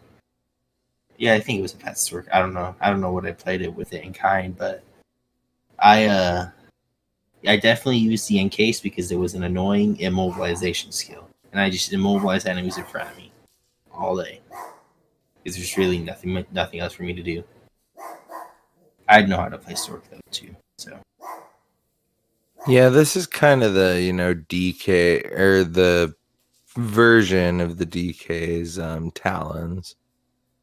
Very similar, at least. And, it makes it effective to be, I'm sure, helpful for, like, a Sork tank, to have a AoE immobilize. It's pretty cool. The next skill we have is Rune Prison. You imprison an enemy in a constricting sphere of dark magic. After a short duration, they are stunned for 3 seconds, and then the stun cannot be blocked. So for morphs, you have Rune Cage, which deals damage when the effect ends. And the other morph is Defensive Rune, which you cast a spell on yourself, stunning the next enemy who attacks you. I know the dog loved getting just, Rune Prison down on the time in PvP just a little while ago. I don't know. How much as you love getting Rune Cage and kind all day, every day? It's your favorite thing ever. Hey, man. It was broken, okay? A full stamina can't break out of a freaking Rune Cage. Like, okay, sure. And then, God forbid you do break out of it, because then they just streak away. But, oh my God, I'm getting triggered. I'm just kidding. Please, dog, continue. Well, Defensive Rune, that's probably better for like a Stam Sword to use, but you probably have other skills too. So or other skills that stun, like Dizzy Swing. You Dizzy Swing someone twice, you stun them now. So, it's fine. Yeah, but it's not as good as when you just stunned them. I mean, but Crit Charge has a stun, right? Well, it's not. It's Stampede. I don't know how to play Stampede. Yeah, true. It's been too long. I know that one of them does that. I'm pretty sure it's Stampede. I sound like a fool now. I should look it up, but it's okay. Someone's yelling at me in their car. That used to be me. Listening to it like robots. Like, no, you're wrong. Okay, continue, Don. Alright, so we have Dark Exchange, which you bargain with Darkness to restore 8,000 health and 3,600 magicka instantly, and an additional 2,400 magicka over 20 seconds. And then for your morphs, you have Dark Deal, which reduces the cost and converts magicka into health and stamina instead. And Dark Conversion, which has a reduced cost. So for Dark Deal, that's for your stamina builds where you use up your magicka for health and stamina. And then for Dark Conversion, it's just a better morph for magicka. I'll use this skill for my or when I'm in group, so I can proc the exploitation passive, which we'll talk about a little bit later. Yeah, I mean, it's one of the most interesting heals in the game, and honestly, I haven't got to mess with it enough because I only really use it when I do PvP sorks, which hasn't been often enough. But man, it's like the fact that it can take stamina, give you magicka and health is just freaking, it's crazy. Alright, so next up we have Daedric Mines. Surprise your foes by placing 3 volatile Daedric Mines around you, which take 3 seconds to arm and last for 30 seconds. When a mine is triggered, it explodes, dealing 600 magicka damage and immobilizing the enemy for 2 seconds. And then for your morphs, you have Daedric Tomb. You place the mines at a target location instead of around you, and the mines arm instantly. And the other morph is Daedric Minefield, which you place 5 mines around you instead of 3. So as for this skill goes, I don't think this is the most popular skill, except for you'll see it in Dragonstar Arena. You'll see one of the bosses drop the Daedric Mines that you don't want to go in, because if you do, it's pretty much a one shot. Takes most of your health away, and someone shoots you with an arrow, then you're dead. Yeah, the mines are definitely I feel like I see them in PvP probably more than anything. I mean, I've honestly never really used them that much myself. When it comes to the stuns on the Sork, well, Crystal Frags used to stun. Now you gotta use Crystal Blast. But Crystal Blast is still an awesome stun, and Case is friggin' awesome too. So Dark Exchange, it's nice because if they do hit it or they get knocked into it too, it can deal a lot of damage. But with that, we are going to go ahead and move right on to the passives. So for the passives, the first skill tree, Dark Magic, we have Unholy Knowledge, which reduces the health, magic, and stamina costs of your abilities by 6%. And I don't need to tell you how freaking awesome that is to have as your class ability, because Bretons, Red Guards, the whole awesome part of their race, they get an 8% reduction in magic or stamina respectively. So pair that with this. Woo! Then you've got Blood Magic, which when you hit an enemy with a directly applied dark magic ability, which, we're talking Crystal Frags, we're talking Room Prison, Encase, we're talking Daedric Mines, any of these abilities. When you hit an enemy with a directly applied dark magic ability, you heal for 874 health. This effect scales off your maximum health and can occur once every 0.5 seconds. So, yeah, there you go. Health back literally every time you deal direct damage with one of these abilities. And that's every half second. So, I mean, pretty freaking often. I don't even know if you could cast some of these abilities in between a half second. I mean, so the next one we have persistence. After blocking an attack, your next health, magicka, or stamina ability costs 15% less.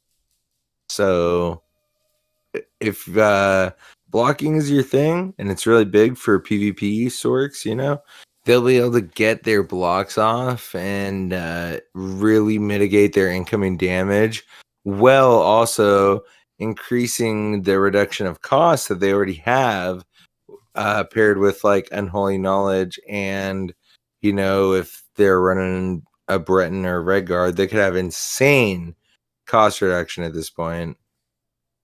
And so that's an awesome passive, as long as you're keeping your blocks up, because especially if you're a PvP sork, people are coming at you all the time. So if you block some of those attacks, you proc this. Then the last one, we have exploitation. When you cast a dark magic ability, you grant minor prophecy to you and your group, increasing your spell critical by 1320 for 20 seconds. And Dog, correct me if I'm wrong, but I don't think there's a lot of ways to get minor prophecy. Nope, this is one of the only ways to do it. The only other way is to use like some kind of poison. But yeah. Yeah. Well, that's pretty cool. Like, especially the fact that you give it to your entire group. Like, it really, really makes a difference. One of the many reasons it's nice to have a sorcerer in your group. So, Dog, what do you think about all these passives in the first skill tree? I like exploitation a lot because it's, you know, it applies to your group, and it's like pretty much the only way how you can apply it to your group, or the only way like most group members will be able to get it. So that's always good.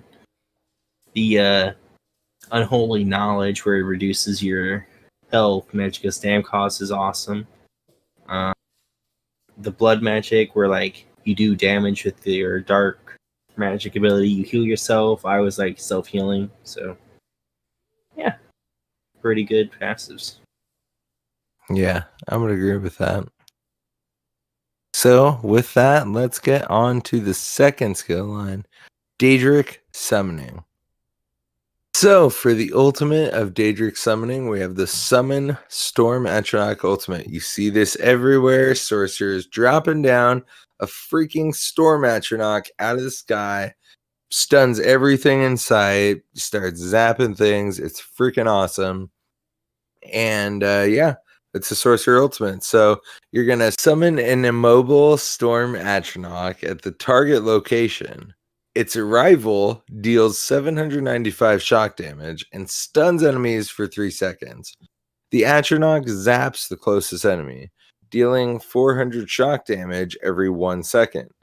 An ally near the Atronach can activate the Charge Lightning synergy, granting the ally and the Atronach Major Berserk, increasing their damage done by 25% for 8 seconds. This skill has 2 morphs. The Greater Storm Atronach, which increases the health and duration of said Atronach, and the Summon Charged Atronach morph, which reads that the Atronach gains a powerful area of effect attack. So you can pretty much have it do a decent amount of damage, last longer, and have more health overall. Or you could have it do extra damage with more AoE. And it's only AoE on the base skill at first when it drops down and stuns everyone in a certain radius that you cast it upon. After that, it's just shocking one person at a time. So it's nice to have that extra AoE attack, but it's also nice to have it out there for longer. So both are, good. And, you can play with either of them to see which really gives you more damage the way you play with it. Yep, and like I think like the awesome thing about this is that you synergize it for the major berserk, but whenever I play my sword healer, Bob never synergizes my. That's not true. No, you never do. It's always Graham. No, because you're always casting negate. No, well, that's why I cast my negate because you never synergize. No, I'm like, hey, someone has to synergize this. No, and no one ever synergizes it. And Graham's like, well, I guess I was synergized. I'm like, thank you, Graham. I'm gonna start dropping negates now. Well, maybe you should cast it in a more appropriate location, like kind of in between the boss and the DPS instead of directly on the boss. Or sometimes I drop it right on top of you. Oh yeah, right. and wait for Yeah, you just right. I'm like, maybe he'll synergize it, and then Solo will come up. It's like, oh, I'll synergize this, and she synergizes it, and it's just like, wow, I dropped this on Bob, and Bob didn't synergize. There's not a time where all four of us have played an RN game group, and you were Sork healing. What we were doing, I don't know what we were doing pledges or something. Yeah, okay, yeah, sure. You keep thinking about that there, dog. Maybe you'll remember eventually. But anyways, as far as the first skill, you're going to be looking at Summon Unstable Familiar. This is going to be your first pet you can bring up as a sorcerer. And the skill reads, command the powers of Oblivion to send a Daedric Familiar to fight at your side. The Familiar's attack deals 145 shock damage. Once summoned, you can activate the Familiar's special ability for 3,500 magic damage, dealing 410 shock damage every 2 seconds for 10 seconds for a total of about 2,040 shock damage, a little more maybe, to enemies near him. The Familiar remains until killed or unsummoned. Now you've got two morphs, and they differ. You have a Summon Unstable Clanfear, so you're going to get a Clanfear instead of a Scamp. And this one reads that you summon a Clanfear. Once summoned, you can activate the Clanfear's special ability to heal you and the Clanfear. The Clanfear's basic attacks now scale off your max stamina. And this was a long requested thing to get that to scale off stamina because Stamsorks, this would be kind of a popular thing among them. Not every Stamsork runs it, but it's a good heal and it's a great replacement to Vigor if that's not really your thing.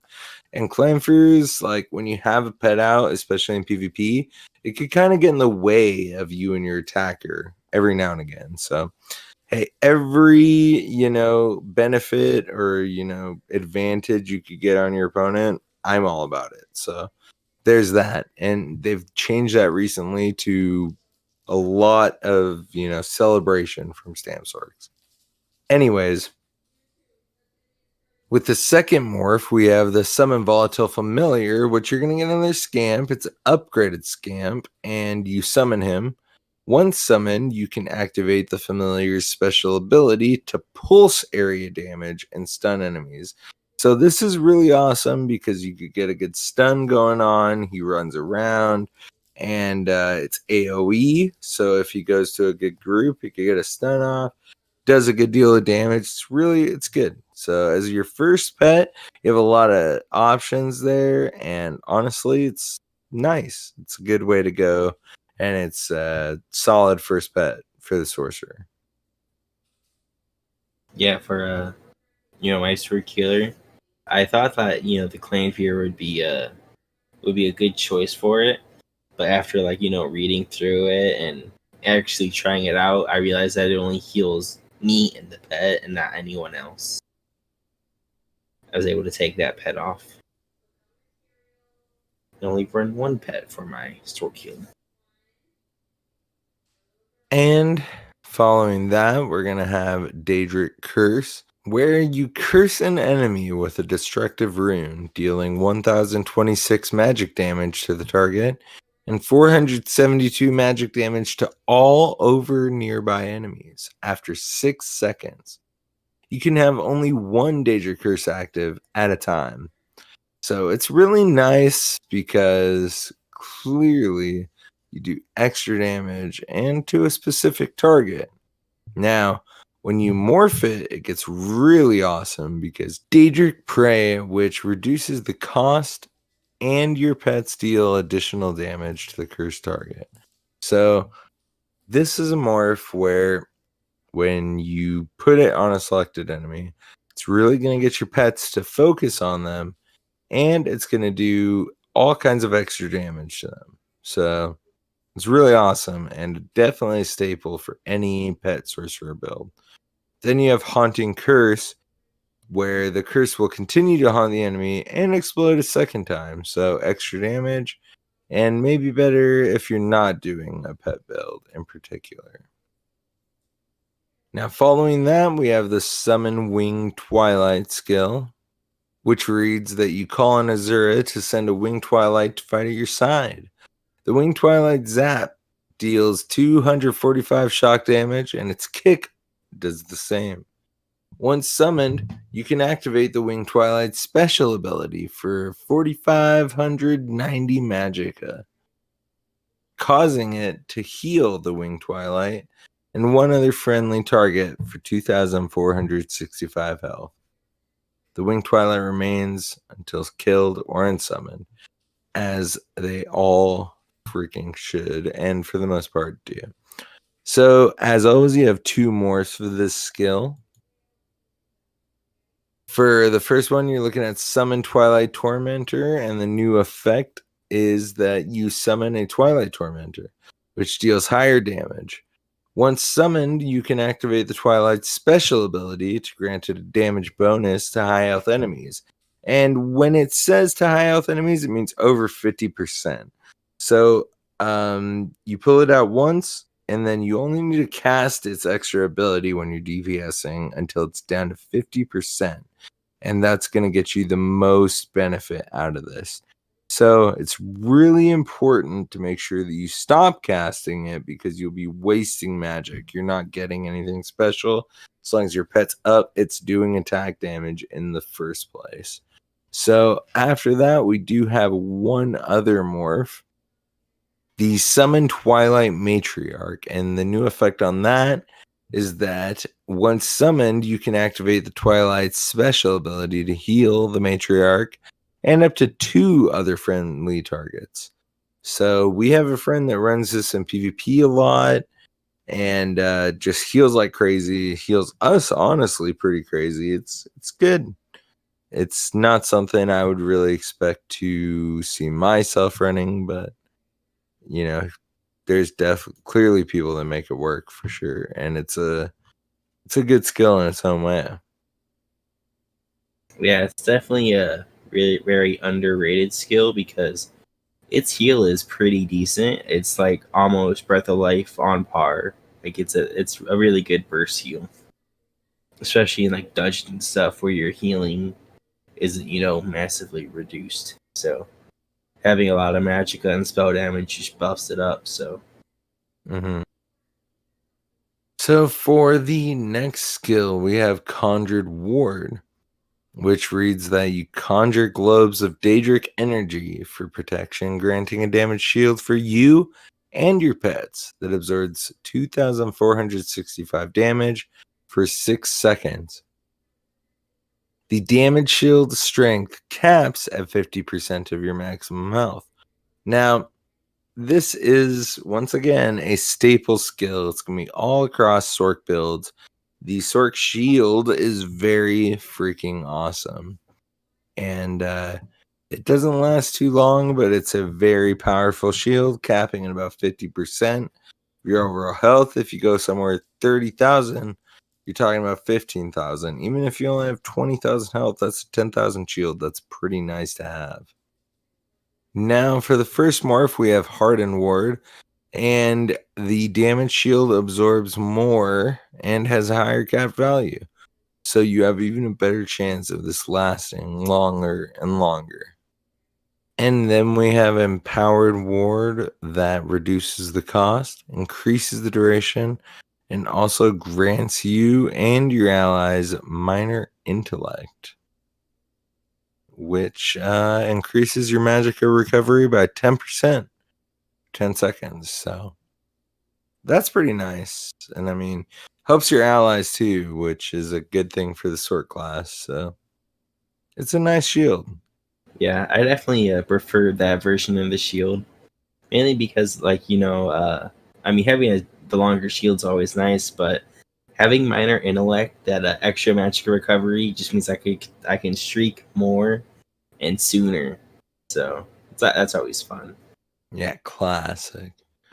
Dogden is streaking. So for the last skill of this tree, we have Bound Armor. Protect yourself with the power of Oblivion, creating a suit of Daedric mail that increases your block mitigation by 36% for 3 seconds. A big thing is, well slotted, your max magicka is increased by 5%. Now, the morphs of this recently got a stamina update, and now it converts into a stamina ability. Light and heavy attacks summon bound weapons that can be used to attack your current target. No longer grants block mitigation, but light attacks deal more damage while slotted. And this is the Bound Armaments version. And if you go to Bound Aegis, the other morph, it now passively grants minor resolve, which increases your physical resistance and spell resistance, and increases the amount of damage you can block as the ability ranks up. So that's pretty awesome. Both of them are awesome, honestly, for a Sorc. Very helpful if you're trying to do, some Sorc tanking kind of stuff. And yeah, even for like doing Maelstrom on, pet Sorcs, etc. Yeah, the main thing with this skill is that this has to be like, well, it doesn't have to be, but it should be on your like front bar or whatever bar you use the most, because, well, I mean, yeah, if you want to have the most use out of the extra 8% magicka or stamina, depending on the morph, it has to be on like the front bar or both bars, but you probably don't want that on both of your bars. And then for Bound Aegis, if you want the minor resolve, that definitely has to be on your main bar. Otherwise, you lose that extra resistance as well. Alright, so for the passives, we have Rebate, which you restore 1450 magicka when one of your Daedric summoning pets is killed or unsummoned. For PvE, you really won't see your pets dying, so the only thing that will die will be your charge Astronaut, if you use that one. And then, but for PvP, if someone kills your pets, which I always do try to kill pets because they are always in the way, you'll get magicka back for it, so you can resummon it sooner. The next up, we have Power Stone, which reduces the ultimate. The next passive you have is Power Stone, which reduces the cost of your ultimate abilities by 15%. The third passive is Daedric Protection, which increases your health and stamina recovery by 20%. And then the third passive is Daedric Protection, which increases your health and stamina recovery by 20% while you have a Daedric summoning ability slotted. And then you have Expert Summoner, which increases your max health by 8% while you have a Daedric summoning pet active.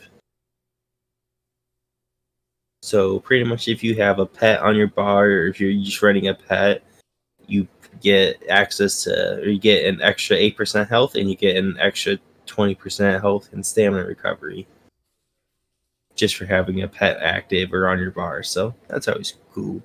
Good. Yeah, that's definitely good. A lot of good things to help those pet builds. So, Dog, we have one freaking skill tree left here before we start going on about some builds or, concepts, etc. Why don't you get into it here, and I'll go over the passives when you're ready. All right, so this skill line is called the Storm Calling. So you're going to hear a lot, weather-based stuff. And first off, we have the Overload, which is the ultimate. And charge your fists with the power of the storm, replacing your light and heavy attacks with new, stronger abilities. Light attacks become lightning bolts, dealing 821 shock damage to an enemy up to 28 meters away. And your heavy attacks blast enemies in a 4x6 area for 739 shock damage. And then these attacks deplete your ultimate until you run out or the ability is toggled off. And then for Morse, you have Power Overload, which increases the range of light attacks and radius of heavy attacks. Or you have Energy Overload, which restores Magicka. Overall, I definitely see the Power Overload used a lot in like Battlegrounds, especially in Battlegrounds, because I die by just light attacks. And that'll be like the only thing on my death recap. Or maybe light attacks and like a crystal frag or something. And yeah, it can be pretty annoying to just see that and be like, yeah, definitely a big PvP thing, no doubt. yes. The first skill you have is Mage's Fury. You call down lightning to strike an enemy, dealing 307 shock damage. If the enemy falls to or below 20% health within 4 seconds of being struck, an explosion deals an additional 1,000 shock damage to them and 200 shock damage to other enemies nearby.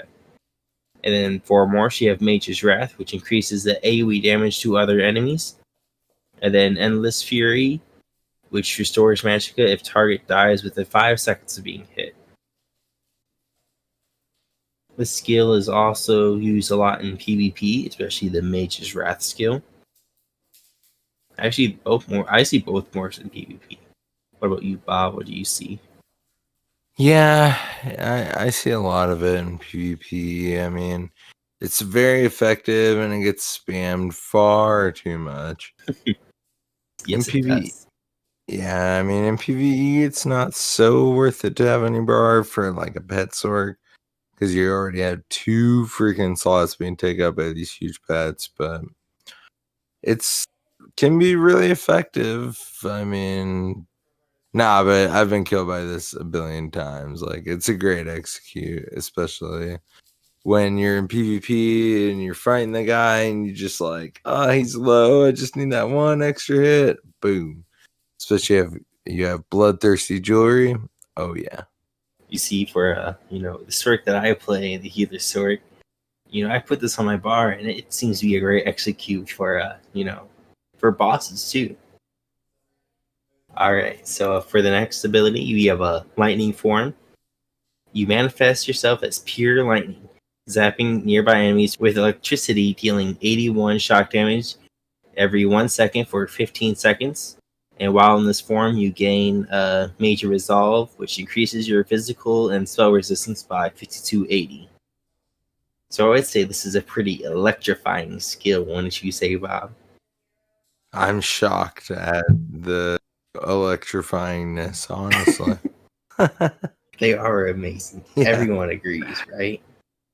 Well, your puns are just so amazing.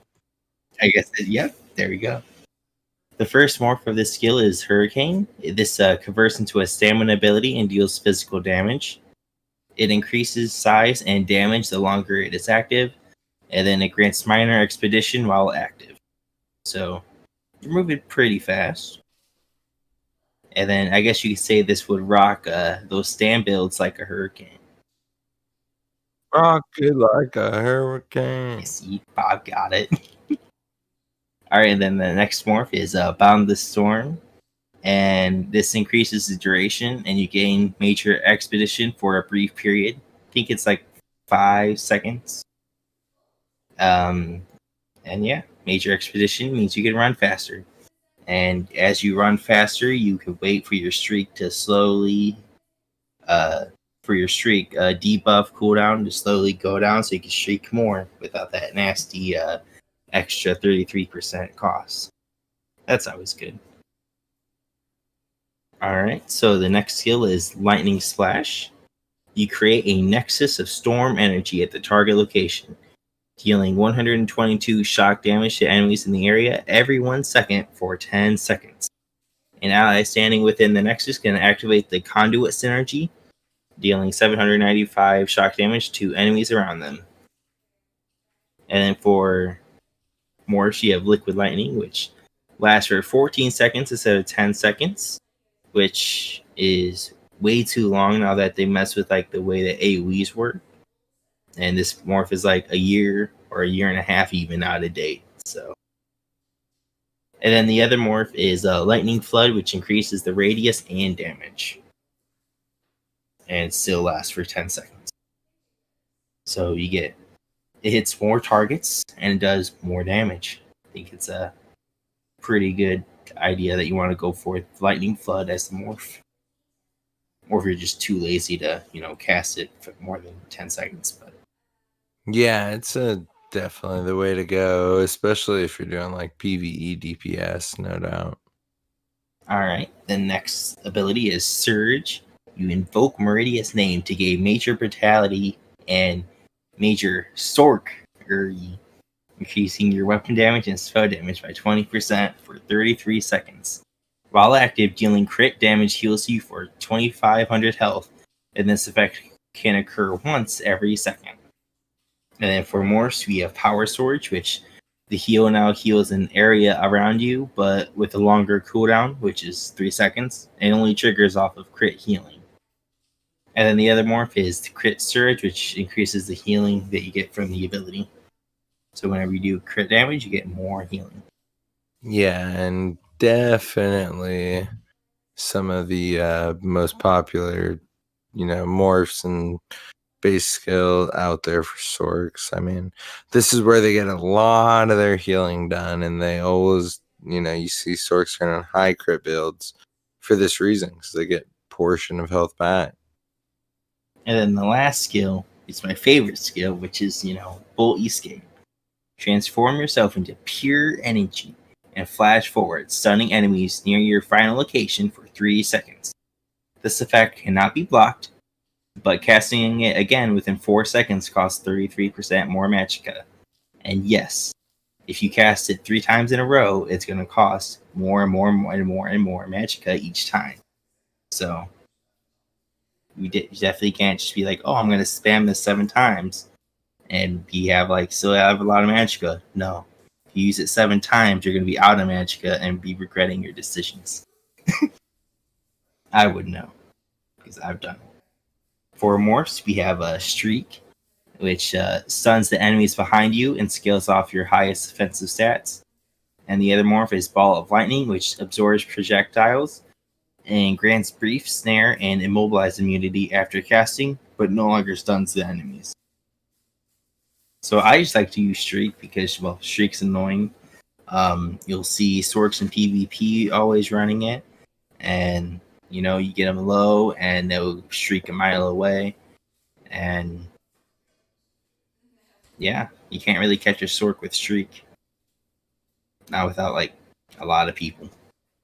Pretty much still to this day, there's no real way to stop them.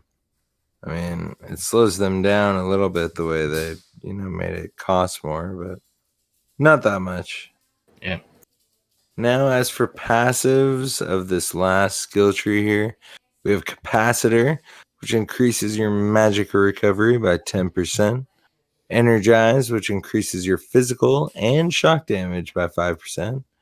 Amplitude increases your damage done against enemies by 1% for every 10% current health they have. So if they have 100 health, 100%, then you're going to be increasing your damage done against them by 10%. So, and it will slowly go down as you continue to beat on them. Then we have Expert Mage. That increases your weapon damage and spell damage by 2% for each sorcerer ability slotted. So what you're saying is that if you're a magicka Sork and you were to load up your bar with all Sorcery abilities, that you'd have high spell damage. Yeah. Especially that is exactly what I'm saying. If you use Crit Surge, so they get Major Sorcery. Sorcery, yes, dog. That is exactly. But yes, you get it, man. You get what I'm saying. Yeah. Sorks just have great passives, honestly. Like they're very in tune with what anyone's trying to do. Like if you're doing any of the roles, there's this passives, specific passives that help you. Yeah, I would say that, the Sork passives are pretty shocking. So shocking. Who would have ever guessed? The dog would say shocking 8 times. So, anyways, as always, we've got you through the classes. We want to take our little break. We don't got a lot left for you guys, but we do have some build talk we wanted to go over. And yeah, so as always, here we are letting you know we are part of the freaking awesome Robots Radio Podcast Network, where you can find us and many other great shows at robotsradio.net. So, check out this show right here. Since the dawn of time, there have been storytellers who teach through their stories. These myths give rise to fundamental truths, and these truths shape our collective experience. Yet these myths are not something of the past, and today they engage us more fully in the story itself. Video games allow us to live the lives of our favorite myths. My name is Blue Crew 86, host of Focus Fire Chat, and I want to invite you to explore our modern-day myths with us. Join with us as we explore the stories, the mythologies of the Destiny franchise, as well as other games. Let's explore together. All right, so we have gone over all the different skills that you could, do, and all the passives that can help you as a Sork. So we don't want to belabor you guys too much longer. We always kind of go into what we feel about the skills. But I know the dog is just dying to talk about his sorcerer healer. And then I'll talk about some of my sorcerers and we'll wrap it up. So, dog, go ahead. Builds, sorcerer healing. Let us know. What's up? Yeah, well, for my Sork healer, I want to kind of go over like some of the skills and the ults that I use and why I use them. But yeah, for ults, absorption field, a healing negate, that's awesome. The summon charge Atronach, that's always good for the major berserk. And then, you always have to stick with the replenishing barrier because having a massive damage shield is always helpful. As for skills, I use like crystal frags if I wanted to be like more of a damage healer role. Dark conversion to use stamina and to get the passive proc, so everyone gets a minor extra magicka crit. I use the summon twilight for the burst heal, the empowered ward for the shield, and then minor intellect to the group. Endless fury because it's kind of like an execute. And it does give me back magicka if I put it on an enemy, so that's good. That's also kind of more towards like a damage healer role.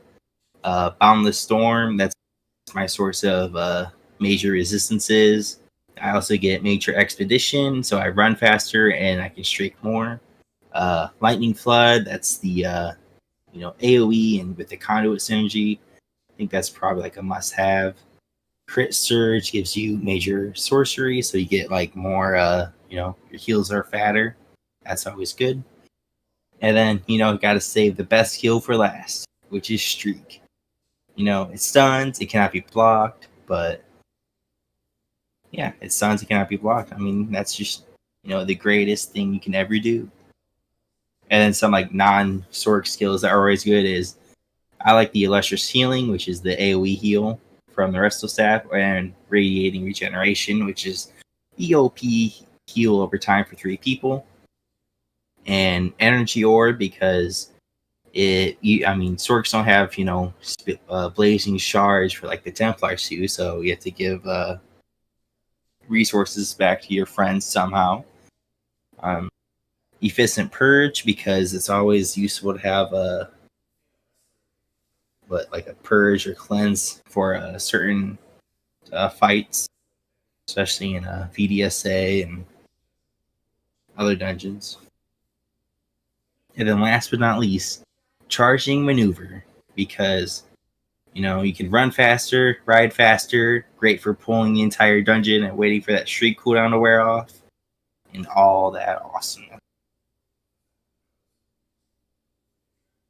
And then for sets, I use Bright Throat, Earth Gore, and Winter's Respite, which Winter's Respite is good for the extra AoE heal. Earth Gore will always be my favorite set. I don't care how much they nerf it, it'll always be my favorite set. And then Bright Throat Boast, like I said, I like to shriek. So, yeah. That pretty much, wraps up my Sork healer build. Yep, classic Dog and his healing Sork. It's got us through some times, and it's got me into some times where it's like, Dog, I swear to God, if you log into that build again. Yep, you see me log into that character, and you're like, I hear your like moans, and not moan. I hear your sighs of of disappointment. Yeah.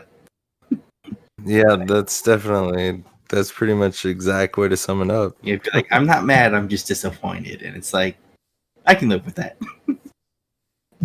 Yes, and streak about. But so as Dog is healing, like I said, I've had many different Sork builds, some PvP. People get really crazy with Sorks in PvP.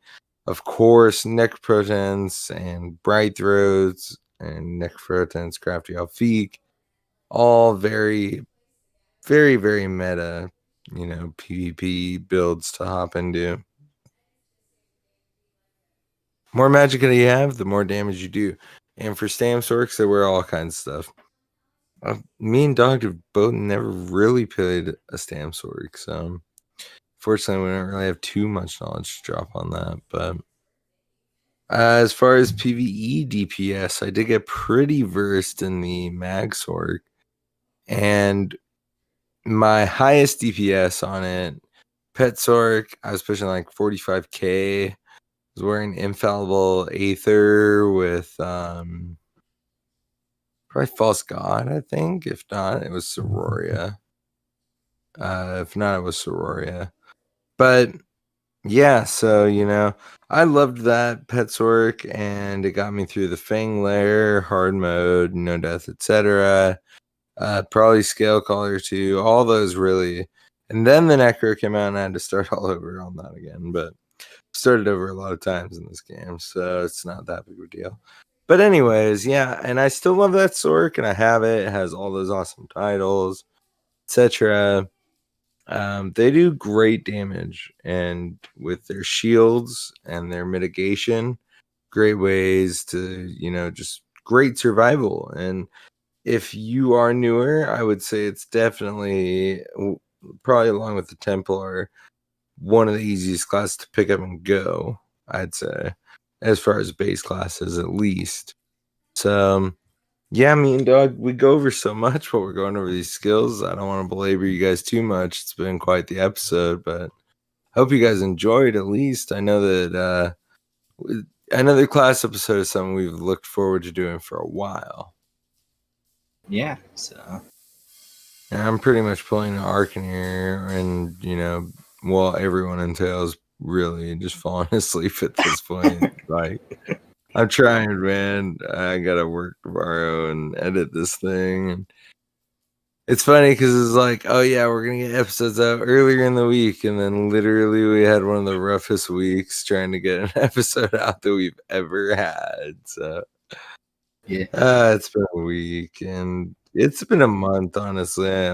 We're ready for August to be over, so we got exciting things coming in September. It's gonna be a good month, and episodes are going to be out earlier in the week, and it's timing so hard for us to prepare. And, when me and Dog, work 10-hour days and then come record, it's like, oh, man, it's tough. So we want to be, lively for you guys, and we want to record things the first try and not have to do it 2 days later. So anyways, we thank you guys for sticking around with us. Hope we filled as much info as you can about Sorks. There's so many awesome Sork builds out there. If you don't think you'll ever beat Veteran Maelstrom, go try Outcast's 1-bar Sork build. I mean, there's so many powerful sorcerer builds. They're just awesome and a lot of fun to run. And I would recommend definitely giving sorcerers a try. So, Dog, before I just keep rambling about sorcerers, why don't you tell these people where they could find us? All right. You can find us on Twitter of @RedDiamondCast. You can find us on our Facebook page of The Red Diamond Courier. You can find us in our Xbox field of Heirs of the Red Diamond, which you could join from the Robots Radio Discord found on robotsradio.net. And if you check our show notes accompanying the episode, you can see where we have links to our music producer, Daniel Nisley, as well as our merch store. We could get all kinds of awesome Red Diamond swag, plus links to both of our sponsors, Loot Crate and Gamefly. Where Loot Crate, you could get a 10% off discount off your first order. And Gamefly, you could get a free month for subscribing for your first month for only $10. 2 months, $10. So, yeah, make sure you click those links to make sure that they know we sent you there. And they'll even give a bit of a kickback to me and Dog, and we can feel like we're legends making money for podcasting. So, anyways, thank you guys so much for the support as always. Thank you guys for hanging out. Dog, if people want to yell at your face, where can they find you? All right, if they wanted to yell at my face, you can find me on Twitter. I'm @Bob Chichinski. But no, but really, it's _Chichinski. Chichinski. There you go. But no, you can find me at @DogBark24. You can tell me about how awesome my puns are. Or you can find me on Xbox of DogBark24 as well. And yeah, I've been playing a lot of Red Dead and ESO less, but that'll probably change with the starting in September when the new update drops, or the new patch, or DLC. How about you, Bob? Where can they find you? They want to come yell at your face. Well, they can find me as always on Xbox at Bob Chichinski, and now much more often on ESO PC at Bob_Chichinski. And that's also going to be where you find me on Twitter and Twitch, Bob_Chichinski. So, thank you guys as always for coming and hanging out. We hope you guys enjoyed our Sorcerer episode. We have a freaking Patch Notes episode coming up next week. Very exciting. Everyone loves Patch Notes. Third time we get to talk about them. We only get to talk about them 4 times a year, so very exciting. Patch Notes. We will talk to you guys next week. New DLC. Everyone have a good one. Yep, see ya.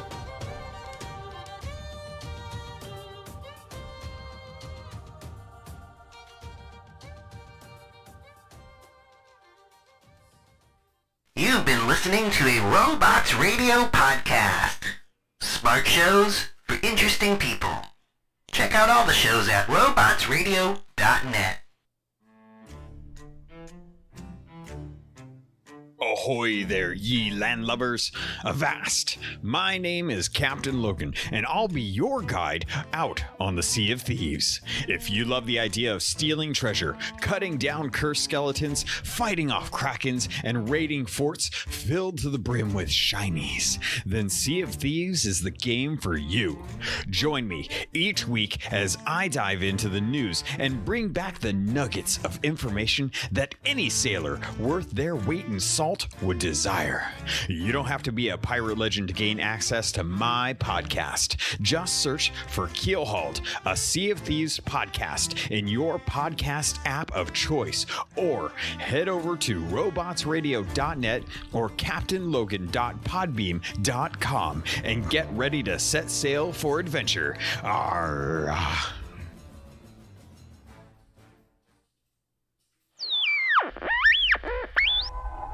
Your attention, please. Your attention, please. This is your official civil defense broadcaster. One of the greatest threats would be radioactive fallout. Uranium fever. Where fallout is heaviest, it can even kill those who have not taken proper shelter.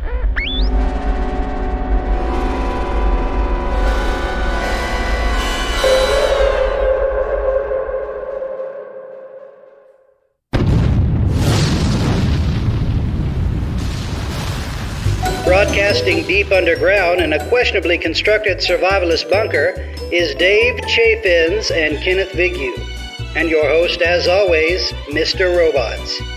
This episode of the Fallout Hub is brought to you by the Massachusetts Institute of Technology. Open enrollment for advanced robotics courses starts now. Totally nothing sketchy going on. Nope, not at all.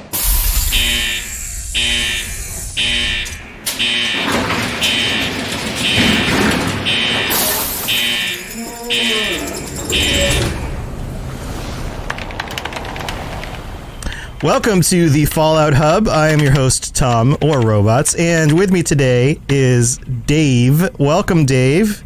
How's it going? Hello. Hello. It's great to be here. Hello. Imagine that. Dave is here on the unofficial, official Fallout TV show and Fallout 76 and everything else Fallout podcast, as I like to call us.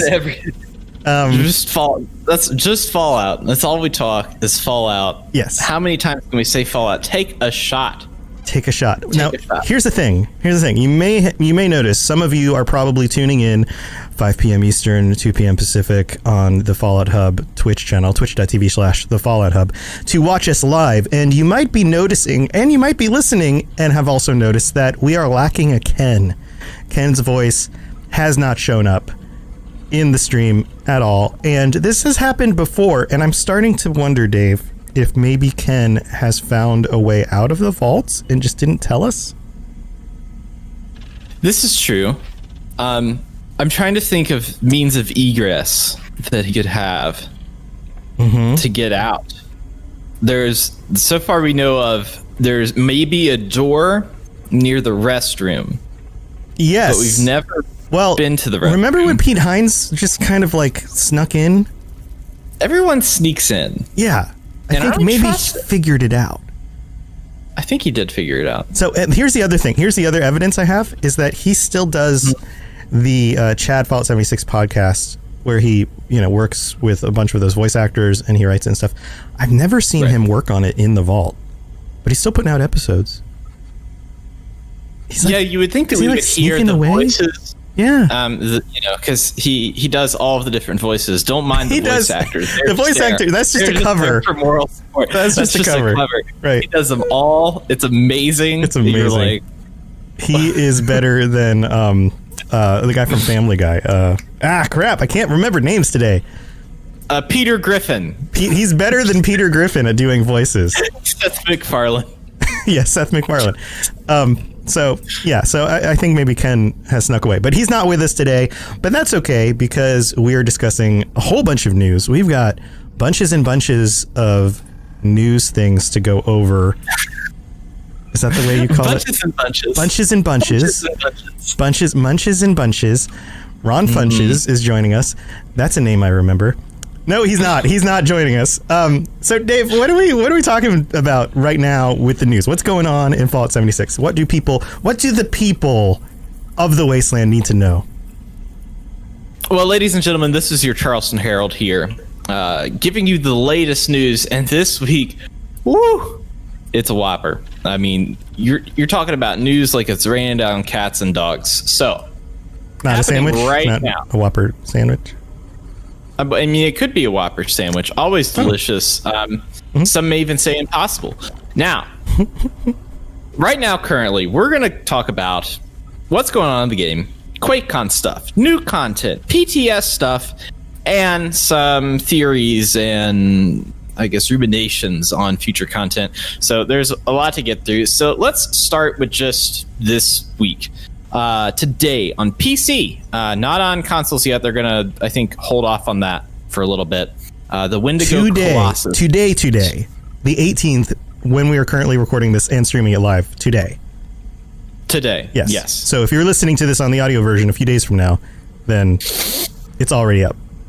No, you're right. It's already out. Most of these, if you're listening about this a year from now, most likely all of this is already out. Yeah. Old news. What are you doing? Listen to the new episodes. Go. What are you doing with your life? What are you doing? Probably catching up. So Colossal Problem is out. We watched some of the developers at QuakeCon go through a run. It's been live on the PTS for a little bit. Tom, I know you play on PC, but you probably haven't had a chance since it just came out this afternoon. No, I haven't. I did see part of the run. I did see part of the run, and man, that guy's ugly. That's an ugly thing. Now, here's my thought. So, I've been on a screw. I've been looking for screws. What? Wait, you've been what? You've been on a screw? I've been looking for screws. I've been on a screw. I've been looking for screws here. This is my screwdriver right here. Just kidding. That's just LaCroix. Did you put something? Never mind. Go on. I did. I put gin in there. I have been looking for screws, and normally Wendigos have about 5 screws when you kill them. So I've been looking at not only places where I can get a bunch of typewriters, fans, that kind of stuff, but also Wendigo spawns. And so I can kill a Wendigo and then get the 5 screws. Now, here's the thing. If we kill a Wendigo Colossus, they should drop bulk screws. That's my addendum. Big screws. Even bigger Colossus screws. Bigger screws. Even like the kind that you use on a giant bridge, a metal bridge like the one on the screen behind you. Like big rivets. Rivet screws. Big Daddy would shoot into tweakers. So there is a unique drop reward list with the Wendigo Colossus when you complete an event. Seems like kind of a crazy thing where it's limited to 8 people. You go into this cave. There's rubble falling all around you. There's terror. There's a terror system in play. I don't want to spoil too much of it, but you can get some unique rewards. You get a little bit of that happens. Yeah. Mm-hmm. What is that again? Like that? That's a pretty good rendition. Yeah. That's kind of what they do, right? They look like that. This is a reason why you need to tune in for the live stream, because then you can see my face and my expression when I go like this. That's good. Mm-hmm. I like that a lot. Mm-hmm. Now, the rewards list looks interesting. They've added some cursed weapons, including it's like a pickaxe. I haven't looked up the details, but apparently these are 3-star weapons that drop. They're like set weapons, kind of like how they did way back when they were doing the weekly, when they had survival mode challenges where you could get unique weapons. These seem like that they are kind of in that realm, but are modified a little bit. And I think the curse is that they deteriorate faster. So I'm curious to look into the effects of those. Yeah. Okay. As well as some stuff for your camp and some cosmetics and stuff like that drops. So cool. That's what's going on. Coming Thursday though is Meat Week. Yes. Meat Week is my favorite event. Yeah, they've done this a few times now. Yeah, they've done it I think twice. It's probably my favorite event because it has all of the delightfulness of Fosnot, where you have people coming in droves to these locations, but everybody is collectively working on whatever it is, and the rewards are always good. So it makes sense to go back and do these again because you're constantly progressing and getting more script. And then you have the hunting, which is where you get all the prime meats that I like to do, and then the final cookout. Right, with the super mutant buddy. What was his name? I'm going to call him Steve. Graham. Charlie the Moo Moo. Yeah, you get to join your buddies and cook it up again. It's always good to see them. Check back in, see how they're doing. I want to put out there though that before the Brotherhood of Steel comes back, they don't feel too kindly to super mutants. So we'll see how they deal with Graham. That's true. I think there will be if they do anything with Graham, there will be an uproar. An uproar. You also said doo-doo.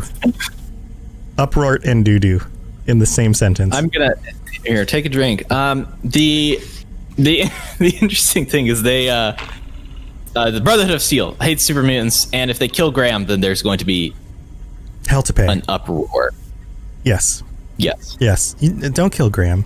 He's not like the other super mutants. He makes meat for us. He cooks it up. The other thing that's been going on that I kind of want to talk to you about is this Fortifying Atlas event that's been going on. So the Brotherhood of Steel is coming in this next Fractured Steel, Broken Steel, Mr. Studio Girl expansion thing. Expansion, yes. In the next update, they are having you give a bulk amount of materials. I think it's 250 at a time to raise money for community peace, and eventually it's going to build the Atlas station up piece by piece so that it becomes a base to the Brotherhood. There has been some interesting problems though, where it seems like some of the materials and the amounts, they are changing and tweaking based on some of the player feedback. So the first one is steel. Yeah. And that wasn't too bad. But then it got to concrete. Right. I saw some salty posts on Reddit about there is not enough concrete in the game to achieve this number. What the heck are they doing? Now I'm trying to think of when I use concrete, and maybe when I'm building a base, but how often do I actually loot concrete? Probably never. Yeah, and it's really heavy, and you don't keep a bunch of it around. You don't I don't know that I put it in my stash. You're limited on space anyway. Why would you hold on to it until the event, Right. And generally you're using that for, I think really the only thing that it's used for is building walls, because no weapons or armor use concrete as a repair function. And I can't think of any ammo that uses concrete. Although I would love some like concrete ammo. What if we had like a cinder block gun? That would be fun. Right, or a shotgun that just blasts like pieces of concrete. Like a shrapnel gun, but it's like chunks of concrete and it gets like stuck in your flesh. Ooh, it would be the equivalent of like beefing it on your bike while you were a teenager.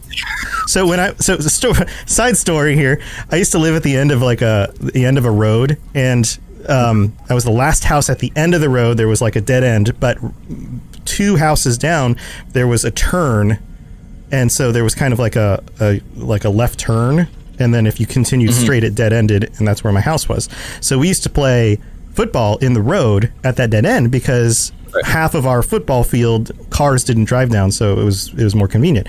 But because there was that turn there was like a gutter that ran across the turn, and all the junk from the street, all the dirt and concrete scrap and whatever would accumulate in there. So we called that the gutter of 1,000 blood types, because that's where everyone would fall down while running. And the joke was that obviously there's not 1,000 human blood types, so our football field was so popular that aliens would even come and join us. That's the American South for you, Yeah. Football field, so popular. Yep, in the end of a street. I mean, it wasn't tackle. It was like we tried not to knock each other down. But anyway, concrete. Limited? Only so much?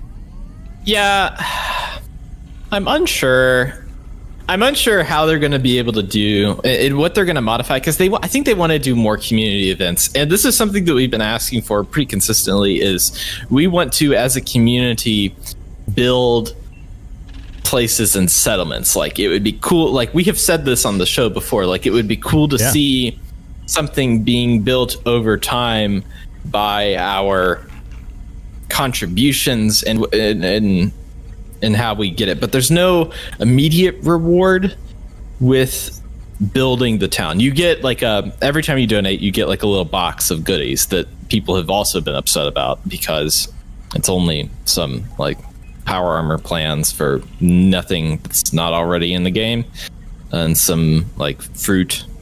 It's like a nice Christmas gift you give your step nephew that is like 30 and thanks for the fruit cake. Thanks. Yeah, that's essentially what I think the rewards particularly are. It seems kind of weird. It's like a weird I don't know how I feel about it. I'm curious to see. I haven't really been paying attention either to how Atlas is being built up. If anything has changed about it, I haven't really done much of it either. You know, I don't see this as like a major event. I feel like this is like in the scale of events and the things happening in the game. This is just another thing to do. You know, it doesn't really further your legendary run unless for some reason something coincides with something you were doing on your list. I think, I don't know. There's a lot of critique around it, but at the same time, it's just kind of something extra to do while you're doing all this other stuff. So, like, if you come across concrete, sure, go drop it off. But if you don't, do you really want to spend your gameplay time looking up a map of where all the concrete spawns and jumping from location to location, collecting as much as you can to take it to one location? Is that really the gameplay loop you want? I don't know that it is. Yeah. I think the majority of players are treating it like how we wish that like super duper billionaires in the United States would treat us, where they look at, okay, I've got 2,000 steel. I'm not going to use 2,000 steel. I probably only need 300 because I'm going to constantly be in scrap steel. So let me take that amount. Let me take 1,700 out of there and just give it to this person so that he can build his thing, and then I'll be perfectly happy with 300. You know, it's like Jeff Bezos. Come on, man. Right. Yeah, just share the wealth, buddy. Out. Yeah, come on. Right. It's kind of how that... You could write everybody $1,000 check and you would not even notice, you know? Yeah.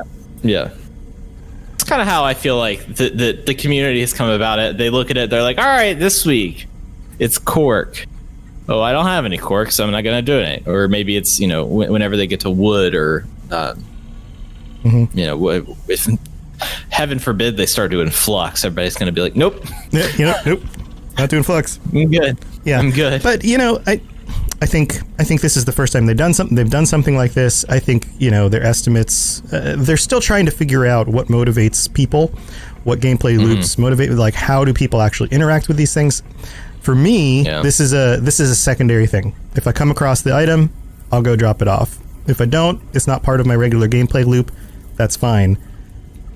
Some people just really want to, it's like the whales, right? The people who spend 6 to 8 hours in this game every day are constantly looking for something new to do. So it turns like you put something new in, it becomes super important.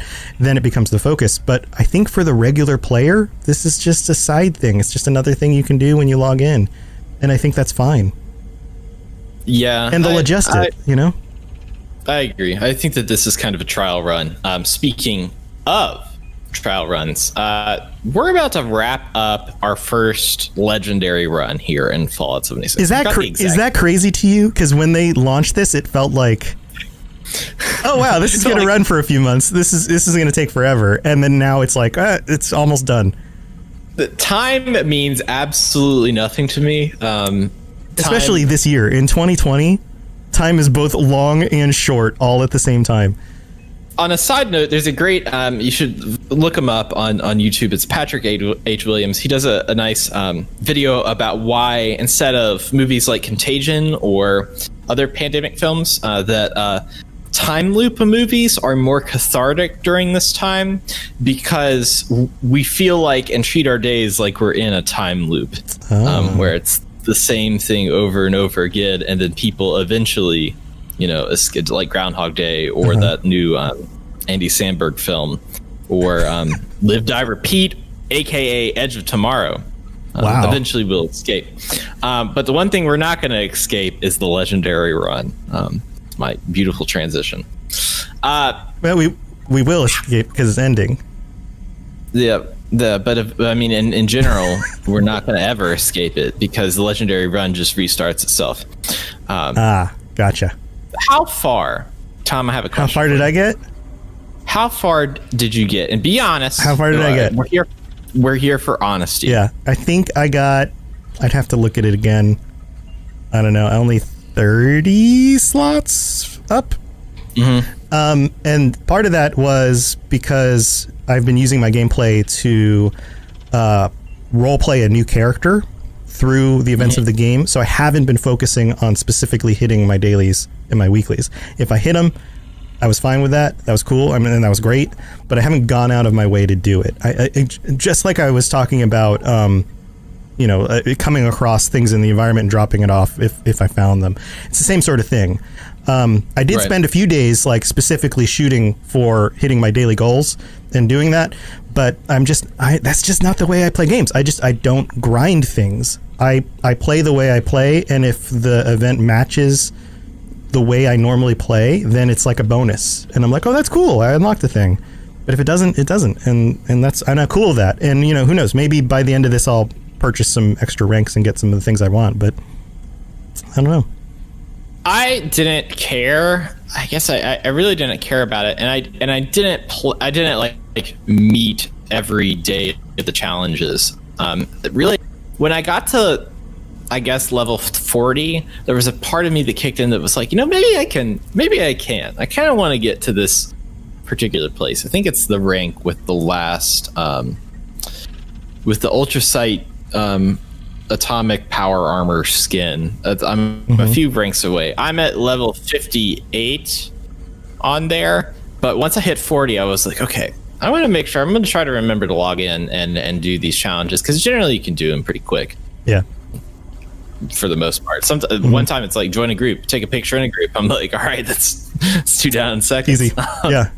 But it seems like that I'm not going to make it. I mean, at this point in time, I'm not. There's no way that I'm actually going to be able to make it. I mean, I guess if I really started grinding out that XP and the weeklies, I think the weekly challenges I think are way better for me, because if I log in, I'm doing daily quests. So I'm doing the raiders and settlers and the companions and stuff like that, just because that's what gets you the treasury notes for the bullion, and that system I am on board for, because that's kind of like an evergreen system. So I will do an event, or I will do claim a workshop or something. Really, I don't even put anything down when I make a workshop, because workshops haven't been that great since they nerfed them way back, 2018. Yeah. But I am curious.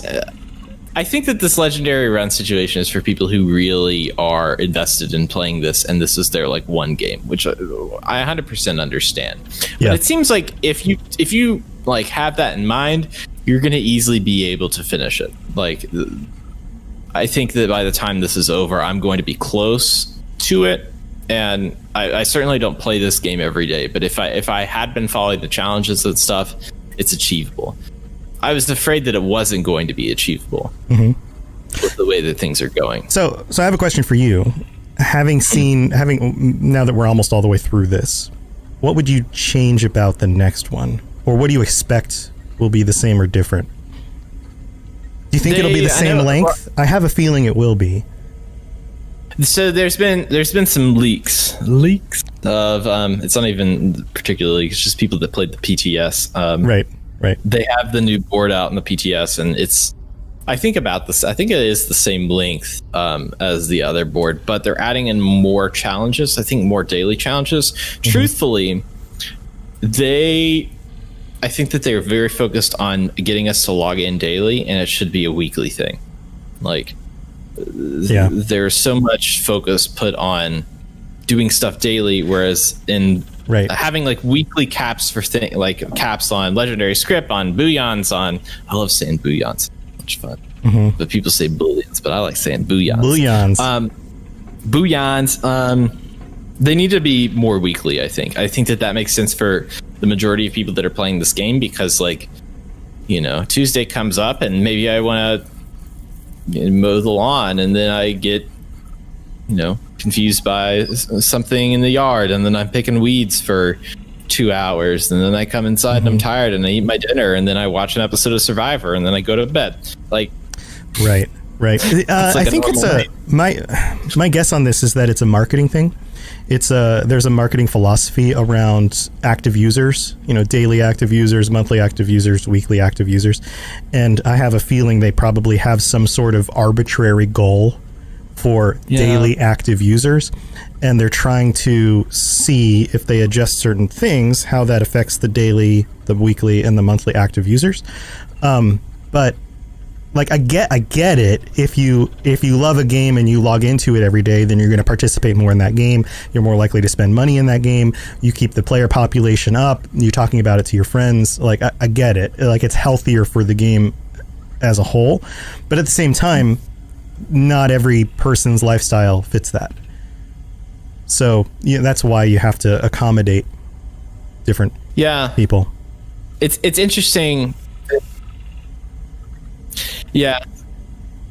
And I guess you got to have something there for the people that are going to be like, this is like their thing. I know people that like, this is their hobby. Like playing Fallout 76 is their situation. And this is like their online game. This is what they play. And they generally log in most days. I log in maybe 3 or 4 times a week, though here recently it's been every day because I have a problem when I get like just within reach of something. I'm like, I gotta go do. So now I'm like doing every day right before I go to bed, knocking out the stuff. But I think that they have to have a system in there. I think that the Booyan system should be maybe reworked so that it's more encouraged for long-term play. So you can do a bunch of the dailies and get a buildup of treasury notes and be able to trade those in within a week rather than having to wait. Like it's stupid that you have to wait a day for the vendor to refill back up so you can get 200 Booyan, Yeah, it's another one of those, like, this will get them to log in the next day kind of things. Right. Yeah. And you don't want too many of those, in my opinion. So I agree. I think that in general, the more... this is that balance between, like, mobile game kinds of things and player accommodation, I guess. And I'm sure, and I'm 100% sure that these are the debates that you have behind the scenes, especially in the marketing and development teams of these companies, is they're going, but in these games, this works. It increases these numbers. We see this kind of increase. But at the same time, you have to deal with player comfort and you have to do what's right for the player. And there's probably 2 ideologies that are fighting here. One of them is short-term focused in getting that person to log in the next day. And another one is long-term focused and more overall enjoyment and comfort with the game that makes them want to keep coming back in a more genuine way, in a less gamified way. So you get kind of that weird balance, I think. And I don't work for them, so I can't tell you for sure that this is what goes on behind the scenes. But I did used to work for a startup that used gamification systems in our software, and I think that you end up with these 2 fighting philosophies. And there's, just as with most things, there's probably a balance point somewhere in the middle that is comfortable but also has the best return and works in the long term and the short term, but figuring out where that is takes time. I feel you, dog. Yeah. So that's kind of, I guess, it for what's happening right now. So kind of wanted to get in and talk about some QuakeCon stuff. QuakeCon! I hope you guys tuned into QuakeCon because there was a lot of cool stuff going on with It was QuakeCon. really cool. Yeah. And if you haven't already, and I'm sure most of the people, if you're listening to this episode, you probably have listened to our last episode. It was really cool to talk with the developers about the game, about some of the inspirations behind the game, about what their... If you, like, there was nothing there that I thought... Maybe a thing or two that was like Scoopy, but you could really get an understand of their Scoopy. You could really get an understand of their vision and kind of like peek into their strategy, particularly, especially some of the questions you asked about lore. I thought were kind of answered some questions that people had as far as like how much did they look at this stuff. It's worth checking out. One of the things I've learned, and this reinforced it, was that when you whenever we have conversations with devs, they are generally more aware and more plugged in than most people give them credit for. And yes, the average viewer, when they say, "Oh my god, I can't believe they did this," or "Oh my god, I can't believe they added this into the game," it breaks the lore, or this breaks the gameplay, or whatever. Chances are there is a very considered reason why they did it, and they spent a lot more time than you or I did thinking about it, and groups of people spent a lot of time thinking about it.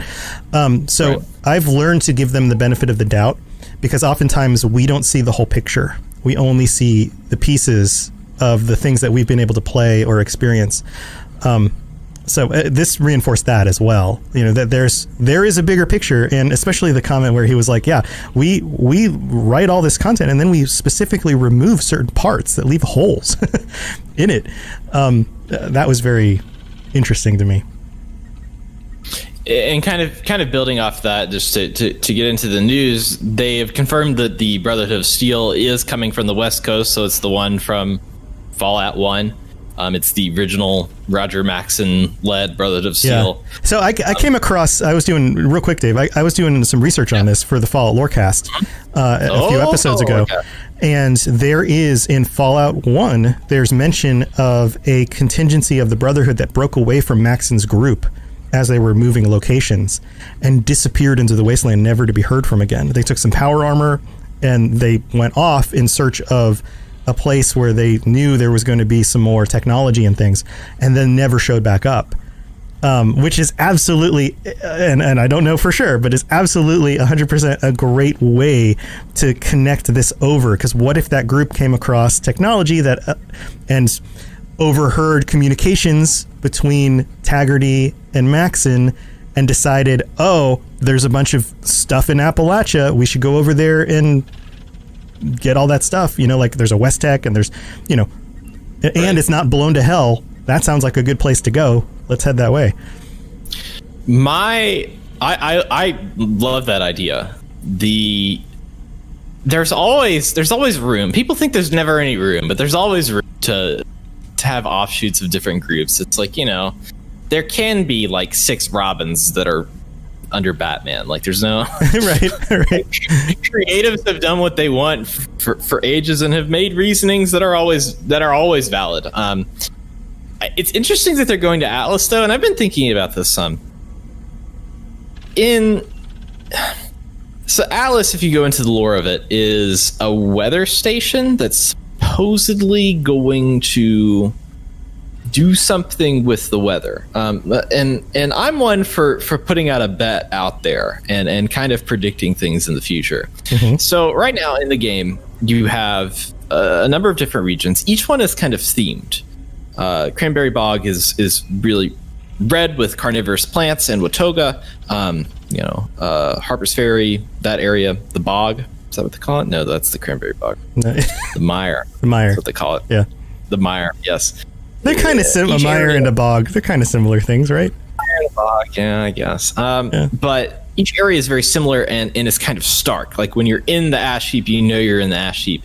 The Savage Divide and the Forest, kind of similar in a lot of ways. Mm-hmm. Other than sometimes when you're in the Savage Divide, you're like, oh man, I'm high up now. Like that's not exactly that different from the Forest. I'm starting to think that with all these ski lodges up there, that something's going to happen. And, to Sean Bean it here, winter is coming. I think that they're going to have some weather change. Snowy area change, because they have kind of like this Atlas weather station. Is it going to be kind of, they change the weather to where it's snowy up there, and that would add in some new enemies and environments and wouldn't change things up too much. Like it wouldn't. Right, but it makes everything that we're already familiar with feel different and new. All the Scorched already wear toboggans up there. Or beanies.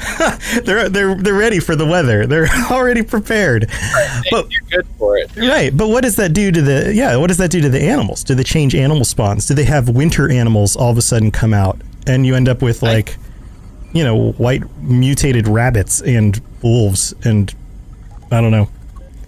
I think that you have some new creatures for the winter area that are, I guess, snowy themed, and that would make more sense with literally all of the places up there there's like 1,000 ski resorts and cabins. And, but you could do this across the whole map. I mean, you could have a lot of snow in the higher areas, but you could have a little bit of frost, a little bit of weather change all over the place. And with a weather system, instead of, it's foggy or, there's radiation clouds or it's raining, you could have snow. That's true. It could just be a light flurry in some places, but at least it would change it up. I'm curious if they're going to leave it, like if a lot of these events are going to be like permanent marks on the landscape, or if it's going to be something that goes away. Oh, it seems like a lot of the Wastelanders content is like permanent marks.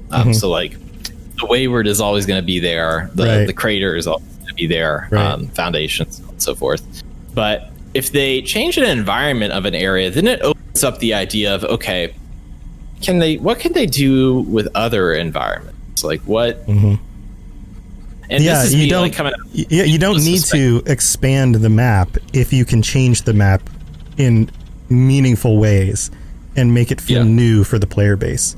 Now, I hope they do expand the map at some point or take us to other locations, but it seems like a really interesting way of making that work, So speaking of leaving the map, they have also come on to say in one of their and they had a developer Q&A with Jeff Gardner and I think one of the community managers from, I think it was Australia, Bethesda, or maybe one of the European teams. It doesn't really matter. But they are currently developing a way for us to leave Appalachia with some fantastic new areas across America, which they have called fan service, and some spots we haven't been to. So this is what I think they've been talking about when they talk about expeditions. And we were speculating about this before. This is exciting. Go on. At this point, it's like, okay, they have these daily ops that they are putting out, which we'll get to, but these expeditions here, is this going to be, I don't know if you've played Far Cry, not New Vegas, New Dawn. That's it. Far Cry New Vegas. Far Cry New Vegas. That's a wonderful mashup. I'd love to play that game. I haven't played New Dawn. I've played a number of the Far Cry games, so I haven't played that one. I got it on a sale maybe at the beginning of all this. It was I track video game sales because I'm always excited to see where how low prices get. It was like what, $7 or something. It was like $5. Yeah, $5. Like, yeah. Okay. Yeah, and I like other Far Cry games that I played, but the expeditions were very interesting. Where it was like, okay, they built this set piece. So like one of them was this aircraft carrier. Nope, not aircraft carrier. Battleship situation. There you go. That they put out in the ocean, and then it was mountains, and you helicopter in, get out of the helicopter, and it's like, I need you to retrieve the package that's on the battleship. And you could do that in a number of different ways. Like you can stealth your way in, you can like go guns blazing, like you can find secret areas. But typical video game stuff. Yeah. Right. It's like, you can't really go in the water for that long because there's sharks, and you can't drive your car. Yep. So I think that's going to be kind of their take on dungeon, like in comparison to like dungeons, or I think a better comparison would actually be strikes in Destiny. Like where it's more of a long, like 20-minute, 30-minute process where you're going through a different location. There's some sort of story relevance to it. Maybe I hope these areas are more easily explored without having to do the mechanics of an event. And that's from like a lore character perspective. Like when they're talking about like, we might be going to really cool places that you want to go see across Fallout, like that, to me, that means let's go to the Mariposa military base. Let's go to, let's see what Boston looks like 200 years before we know what it looks like in Fallout 4. Let's see what the DC area looks like. Let's go back to the pit. Let's go, maybe we can actually get to Alaska. What do the remnants of Alaska look like after the battles that happened there? There's a lot of cool places we could go visit. And I'm hoping we come across characters that, and in some cases, characters like ghouls that we know are in Fallout 3 or Fallout 4 and survived that entire time. So there might be familiar faces that have stuck around for a few hundred years, but it's like the younger version of themselves. What if we get to meet Harold before he becomes the tree again? That's what I was thinking. Stick in his head. I was trying to think of like Fallout 1 characters, and it's like, would anybody like actually be alive that was non-human or super mutant during that time? Yes. You've got some of the, like, you could go to Fallout 1, you could go to the with the city with all the ghouls. I was just talking about this recently. Underworld. Is that what it's called? No. Yeah, you're close. No, you're close. Necropolis. Necropolis. Necropolis. You go to Necropolis, and maybe you run into Set or some of the other ghouls in that area, and it's maybe they're just starting to establish themselves there before the events of Fallout 1. Right. Yeah, there's a whole lot of cool stuff. Ken also just jumped into chat. I think that this confirms our suspicions that he has somehow found a way out of the vault and hasn't told us. I think he has. This is a nonsense situation. Yes. Altogether nonsense. Yeah. Thanks for telling us, Ken. We will be sending Mr. Bigglesworth after Kenneth Ague. Yeah, he's going to drag you back in. With his ham roast and his port wine. Anyways, I'm curious how we're gonna leave, and what the only way I can think that we're actually. It's the same way the Brotherhood's gonna get to us. It's the same way. Transports. I guess vertibirds. Vertibirds, right? Yeah. You can get on a vertibird. You're gonna fly out somewhere, which leads to the idea that maybe these are tied to Brotherhood, like strikes or expeditions to certain areas trying to look for technology or whatever, or put down a potential threat. Like maybe there's some sort of gigantic super mutant that needs to be taken care of, and so you join the Brotherhood force that goes takes care of them over in the Capital Wastes, and then you come back.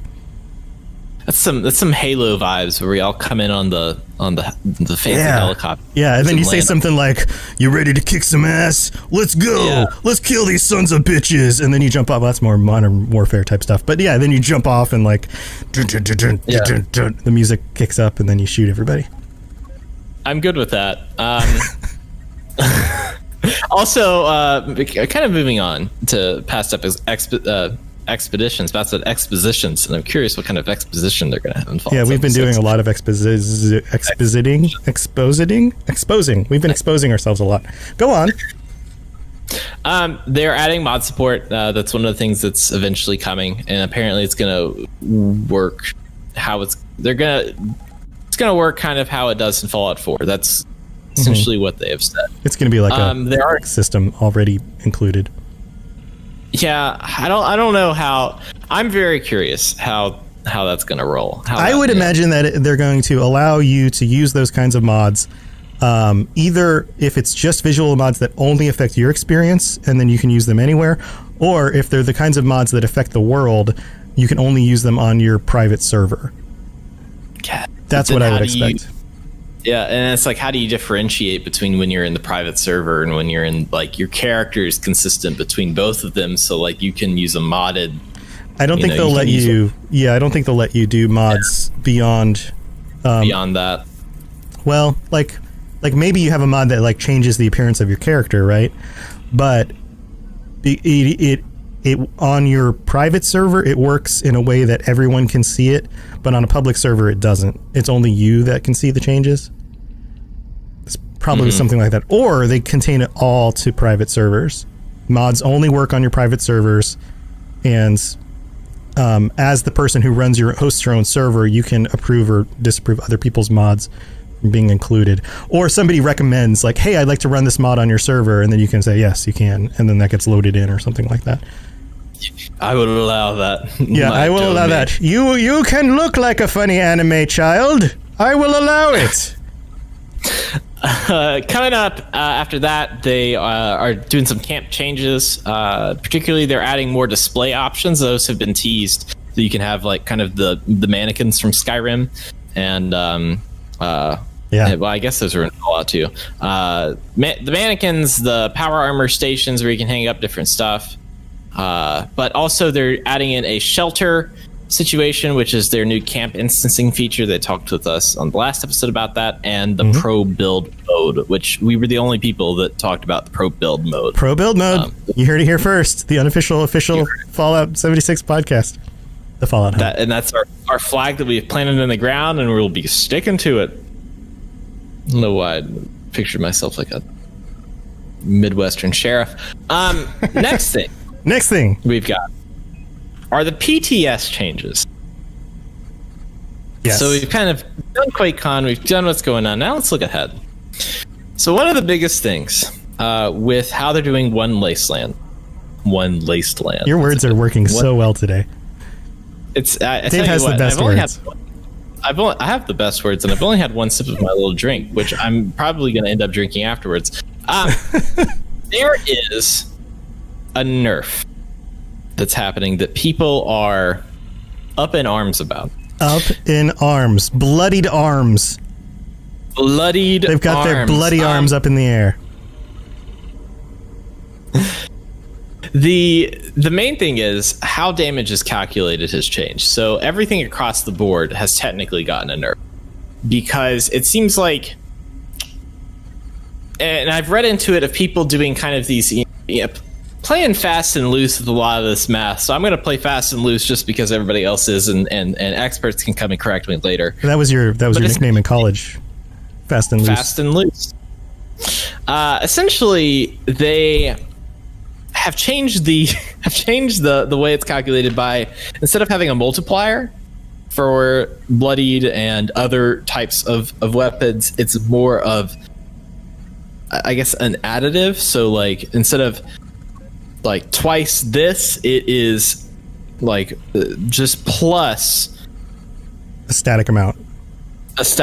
Right. So right.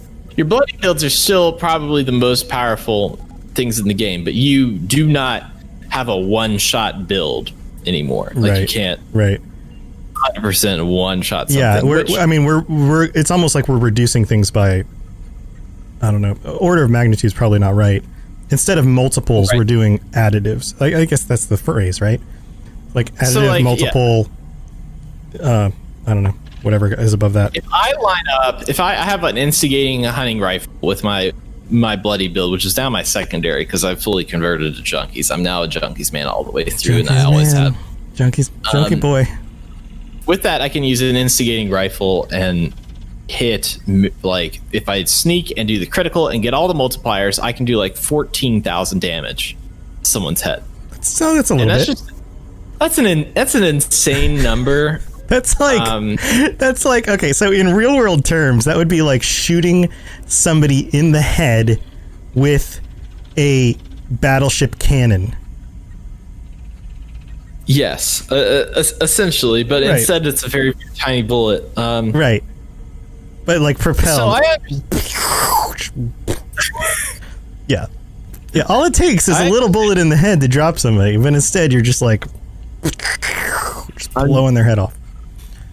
It's a mess. It's unreasonable, and I understand it's unreasonable, and I think that a lot of people do. And I think the thing with a lot of people and a lot of fans of Bethesda games is we all really like breaking the games a little bit. Yeah, right. We all really kind of play a little. We've been trained to enjoy that. Yeah, for sure. So when they put out Skyrim, and you're like, oh, okay, so I can just like continually craft iron daggers until I'm level 100 on my smithing skill. We're gonna get a bunch of iron and leather and press X or A or spacebar for a million times until the deed is done. Or I can make a ring enchanted and then confuse the number system so this becomes a super ring, and then I can immediately craft all of these different things within the game itself. Right. So, what are your thoughts on generally, if you've read anything with this nerf? I actually haven't spent much time looking into it. I knew it was coming, but I didn't actually get into the details of it. But I like that this is a balance thing. It makes sense. Like, when a game has only one or two builds that are so overpowered, it breaks everything else. Why be anything other than those two? That doesn't make any sense. They need to find some balance there. Now, if we've learned anything from the way companies nerf and then rebuild and then do things, the pendulum swings, and it swings too far one direction, and then it comes back the other way, and it comes back the other way until eventually balance is found. So I would expect that this is something that'll continue to be tweaked with time. I'm curious because it's like, for enemies like a horde of Scorched, like if there's a horde of Scorched, like that's no big deal. But if I run into a horde of level 50 Mr. Gutsies that have the armor-piercing rounds, then that's a big deal. Because I need those dead pretty quickly or else I'm dead. So I'm curious of how they're going to tweak enemies in relation to the nerf. And not that I'm saying that things need to still be killed very fast, but maybe don't give the Mr. Gutsies anti-armor rounds just because they're level 50, and because you're at level 50 you can't craft anti-armor rounds. If we could, then we would. Then moving on from the nerfs, there's the legendary perk system, which people are, guess what, up in arms about. Mainly due to perk coins and how they are gained, and people have done the math, and people do the math in weird ways. So I'm very questioning of math. Math as a concept. I'm very skeptical of math. I tried doing a paper my first year of college. I took an intro to philosophy course, and one of the things that the professor said was like, you could do a paper on whatever you want. It doesn't have to be very long. It'd be even stuff like, how do we know that 2 + 2 = 4? And I was like, that seems like a good topic. Not a good topic to do your first year of college when you don't understand math or philosophy at all. Yeah. But there are people who try to figure out that stuff. Yeah. Anyway, go on. I mean, and going back to looking at settler reputation, they were like, in order to get max reputation, it is going to take us till December. And I can tell you that I've got max raider reputation, and I haven't tried that hard with that. Settlers, I'm almost done. I probably need to do 2 more daily quests and it's done, and it's August. Now then again, it's a national health emergency, so I've had a little bit more time. But to get essentially max out that content, they're still grinding for gold and getting all the plans and doing all the different stuff, but the math, I guess when it starts out, doesn't always. But people are saying that in order to get the max amount of perks with the max amount of coins, these people are going to need to be in 900 to 1,000. That's their level, which most people are not, though I have seen some that are that big. I've been playing since beta, and my main one, I think it's level 219. But people that have been playing since beta, I know a guy that if you're a daily player, a daily player, and he's got a guy that's 600 and a guy that's 700. Wow. Board 76. He put a picture that was 7,600, and he took it in front of Vault. And it's just people that play a ton and grind that and really enjoy that freaking ton. So it's possible to do that, but again, it comes back to the legendary run. It's okay, what is this meant for? What are legendary perks for? How much do they help? If it's a minuscule, if it's a game-changing amount, maybe this is more of a system that we can put into that legendary run where it's okay, this is for the long-term people. But if it's a major amount, which it doesn't seem like it is, then that would be more of an issue. So, yeah, I have a feeling this works philosophically similar to, I draw a lot of connections between this and Elder Scrolls Online. You get your champion points after you finish leveling, and your champion points give you minuscule amount of increases, maybe 0.30% more for your physical damage or whatever, right? And so in order to get that number up to anything of really any significance, you have to grind it out to hundreds of champion points, right? And that takes a long time. But a perk card is a card. You either apply it or you don't. So there's no incremental increasing of perk cards. So this system works more of a, well, you're incrementally getting closer and closer and closer, and then eventually getting that legendary perk that you wanted. But it's something that you can do over months and months and months and months, and it's a very long-term goal. Right. That's the way I see it. I think that's fine. And again, I think they're going to adjust the balance if they need to. My guess is that they have a lot of data that they used that we don't have in order to actually look at the average player, how much time they spent with the average level, all of that stuff. And they said, okay, we want this to be something that this player will take X amount of time in order to achieve. And they just did the math with the internal numbers that they're tracking. And whether that's a good number or not depends on your opinion of the system. But to say that they don't necessarily know what they're doing is, again, a little bit misguided. Right. I think you're right. I think that I think they're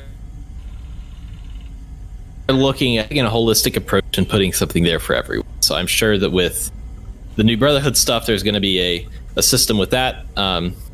As far as like, you're probably going to have a reputation system with that that's going to work closer to raiders and settlers, and that's more geared for people that are playing every so often. And it's like, oh, let me go put stuff into this, and once I get to a new rank, it's all good. And the daily quests tend to be more experience for what have you. The legendary perks seem to be the same as legendary run as far as pecking order, where it's like, okay, this is for people. This gives the people that play every day something.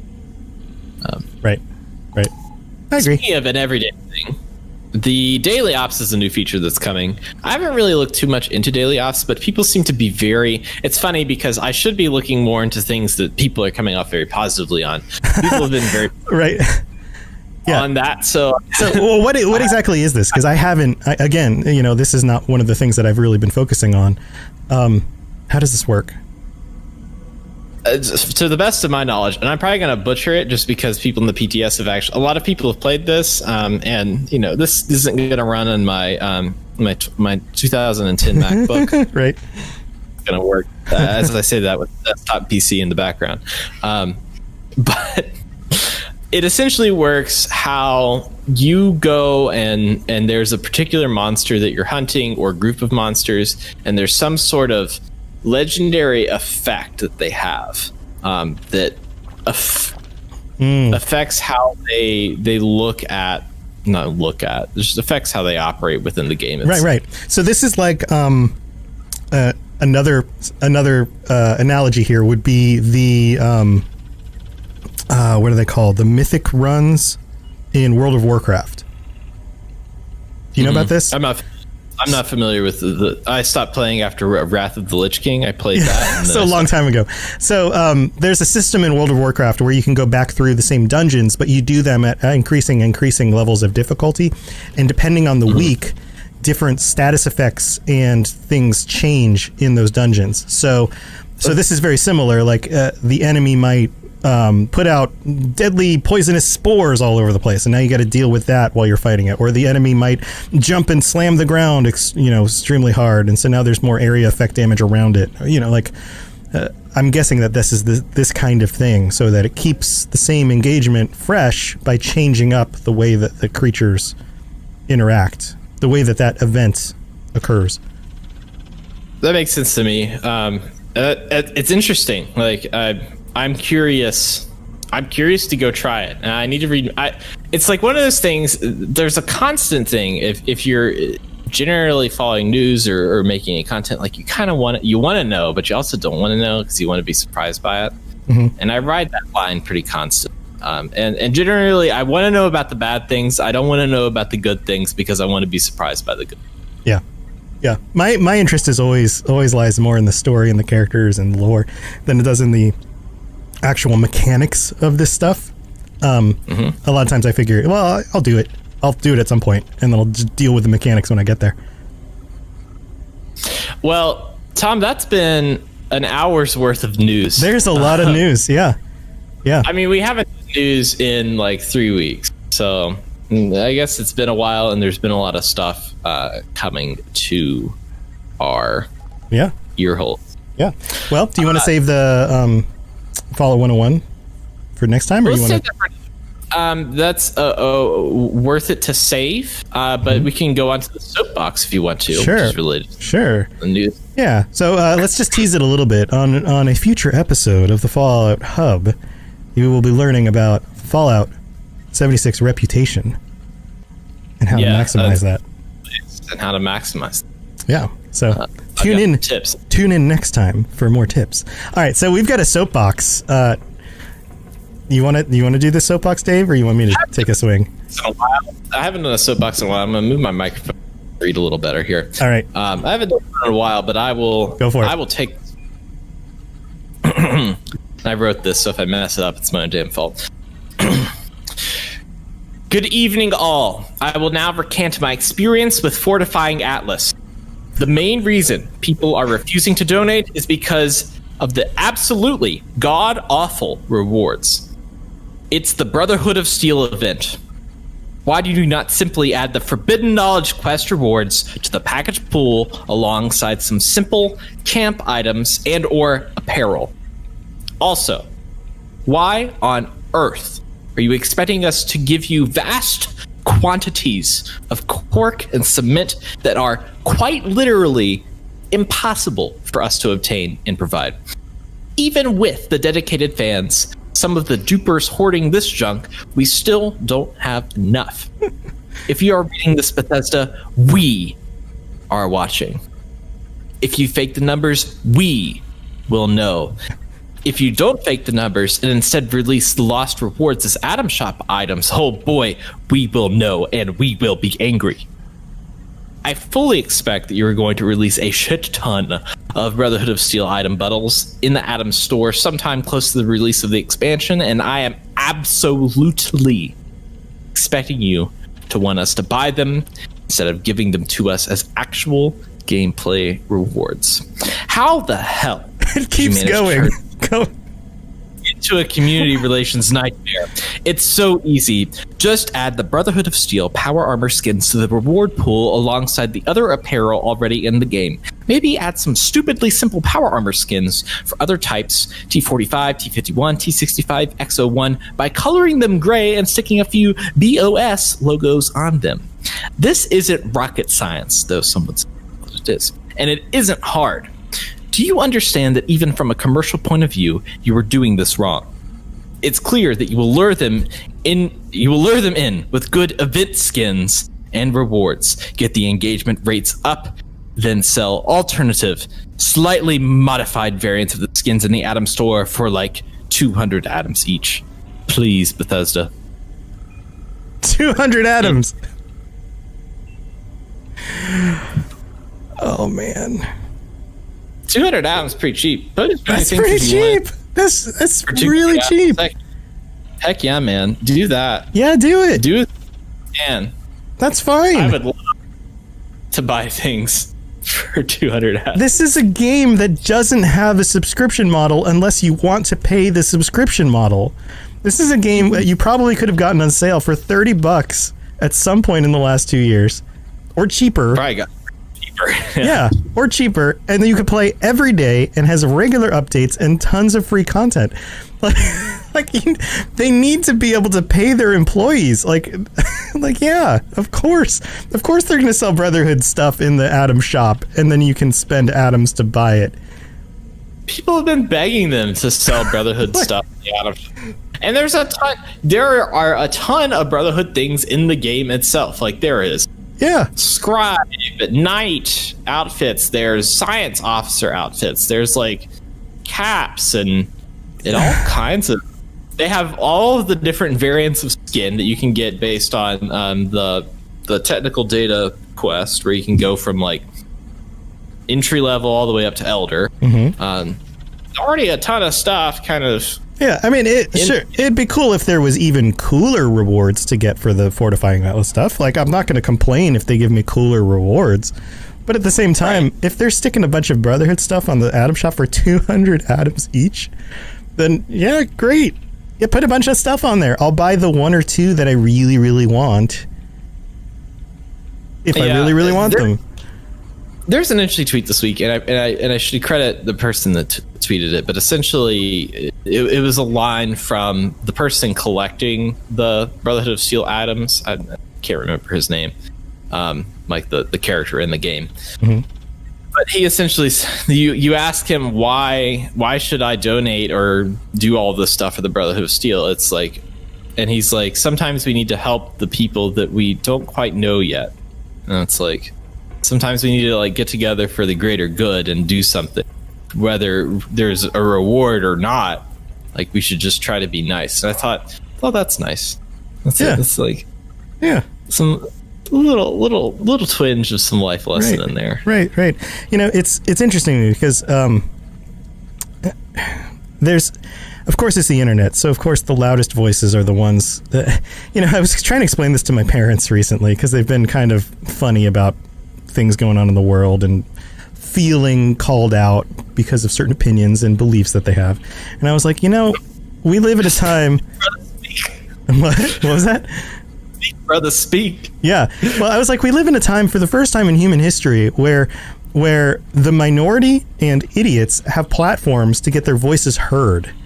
You know, before the internet, if you didn't have an educated opinion on something, a important opinion because you were an important person, you didn't get published. You didn't get your voice out, right? Like, maybe you complained to the guy next to you at the pub, but nobody else ever heard your wacky nonsense, you know? But so of course, like, you have to take this stuff with a grain of salt. But like, the philosophy should be, if you want it and it's valuable to you, then pay for it. And if it's not, if the value's not there, then don't pay for it. And because it's a capitalist system, if not enough people pay for it, then the price will come down. And if nobody buys it, eventually they'll put it out for free, because that's how that stuff works, you know? And some of I even saw the PTS, they've put some of the stuff that are the big rewards in the legendary run are being put in some of the vendors that are tradable for gold bullion. So if you want like a chicken coop or a particular power armor skin, you can, like in the One Wasteland update, you can just buy that at a gold machine. That's great. I don't think they want to take away these things that, like, they want things to have a value. They don't want to take away those things from ever being a part of people's characters. Like, they're not gonna like wall off a new, like, it seems like that they're adding in a new power armor like variant for the Brotherhood. That's not like a skin, but like a not T65, not T70, but like TI-84 calculator. TI-84. That's the best power armor. The TI-84 power armor. It's classic. If they use that, they have me and Texas Instruments. Right. Texas Instruments really found their niche, man. They've been selling the same calculators for 30 years for the same price. Hey, you wanna go do Algebra 2, you need your freaking graphic calculator. I bet it costs them like $5 to make one of those calculators right now, and they're still selling them for like $80. Bet you so. And it's interesting because like the kids won't know. Nowadays they probably just have their iPads that have the calculator on them that they need for their school. Right. Back in the day, you had a calculator assigned to your cubby and you had to go get it, and everybody played Block Boy. Kids these days have their iPads without your calculators. Oh man. Anyway. Yeah. Well, Human Hank is in the chat, says model T101. You're right. I like that. That's yeah. You know, like I get a certain amount of pain, and like, okay, like I wish they were doing more of this. I wish they were giving out more of these things. It kind of feels not always fair. I get that. You know, like, I don't want to go too far on the other side, but at the same time, the rewards for lists aren't that great. But yeah, they're not the best rewards. Then again, like, not everything, like, we philosophically have this thing that happens as human beings where we treat everything like it's the end of the story. Like, everything needs to be finished now. This version of this thing right now is terrible. It's not perfect. And so therefore it is bad, and it is wrong, and it will always be bad. And it's like, well, okay, maybe they're going to tweak it. Maybe the next event they're going to do better. You know, maybe they're going to learn some things. So if that's the case and things are constantly evolving and we're all in the middle of the story, then maybe chill out a little bit and just give some constructive criticism, and, you know, like, why be so cynical about it? Also, it's a video game. I'm curious also about who we is. Yeah, I love the emphasis in this. Was this the original emphasis? We are watching. We will know. So I will say that all of these soapboxes I go through and edit to be a smidge more. Okay. And we will know, and we will be angry. All about this we. Those are the real words. I think that maybe he capitalized or she capitalized one of the he's or the we's. And then you took that. You took that and used more of it. The we's. Yeah. Well, even just like the use of the word here, angry. We will know, and we will be angry. I don't know the last time that I played a game and the developers made some sort of update to the game and I got angry. Like, I've been disappointed. I've gone like, oh, that's a bummer. I wish this was a little bit better. Angry? Like, angry should be reserved for, like, that guy, that wacko at the gas station just threatened my mom. So it made me angry, you know? Like... Yeah, somebody stole 20 screws from me when I died right after an event the other day, and I was angry. I was on a low level angry, but that wasn't anything. That was my own damn fault, you know. Right. Like I felt I was frustrated with the fact that I didn't put those screws in my stash before I died. You're like, yeah, that makes sense. But I don't know that. When was the last time you felt angry at a developer? Like, I've been kind of bummed out. Stole my 20 screws, in which case, screw you. Screw you, buddy. Yeah, I don't know. I think people just need to... And maybe it's just the state of the world. Maybe people are just stressed about everything. That could be part of it. Being mad. People love it. People feed off that. Oh, man, they get so ingrained into it. I love being angry about something. Today's a great day to be. Oh, it's so good. It feels so good to be angry. I had a comment on one of my... YouTube videos that I shared it on. I'm gonna have to share it right now as we're wrapping up this episode. Some guy I put out a video about what I believe to be the release date for Elder Scrolls 6. This was months ago. And he writes, change the title of this video if you're not going to give a real release date, not suspected year, idiot. I expected a month, day, and year, so I disliked this video and reported it for spam or misleading, since that's exactly what this is and what you intend to do. Good day. I was like, what? Release date? Like, because I used the word date, they expected like a day and like a month. Like, this is a speculation video. I don't have a date. Like, no, I think it's going to be released in this year, and here's my reasoning, right? That's a date. That's dumb. I mean, if we were going to start reporting people, let's just report all of Juicehead's Twitter at that point. And it doesn't make any sense, right? Yeah. Right. Yeah. So being the total jerk I am, I responded and said, I hope your home life improves. If you haven't tried this yet, it's worth it. Best wishes, and linked him to an anger management hotline website. Well. No response yet, but we'll see. I don't think you're getting that response, Tom. I don't think that's a... I hope he writes me and says, thank you for that. You changed my life. No, most likely he's going to say like F you, and then that'll be it. But anyway, on that note, thanks for joining me, Dave. This has been fun, as always. And now we know that Ken has snuck out of the vault. We're going to have to figure out he's showing up in the chat room in the own show. Yeah. When I know for a fact that he should be down the hall. Yes, he should be down the hall. Now, some other things to kind of close out the episode. This episode is brought to you by our sponsors, including Loot Crate and Gamefly. And if you click the link in the show notes, you can get 15% off a subscription to Loot Crate, and that includes the Fallout crates, which are awesome. That's where I got some of these flags I have in the background on my video, like the Brotherhood and the Enclave back here, and a bunch of stuff I have on my desks and shirts and things. This might have been a Loot Crate shirt.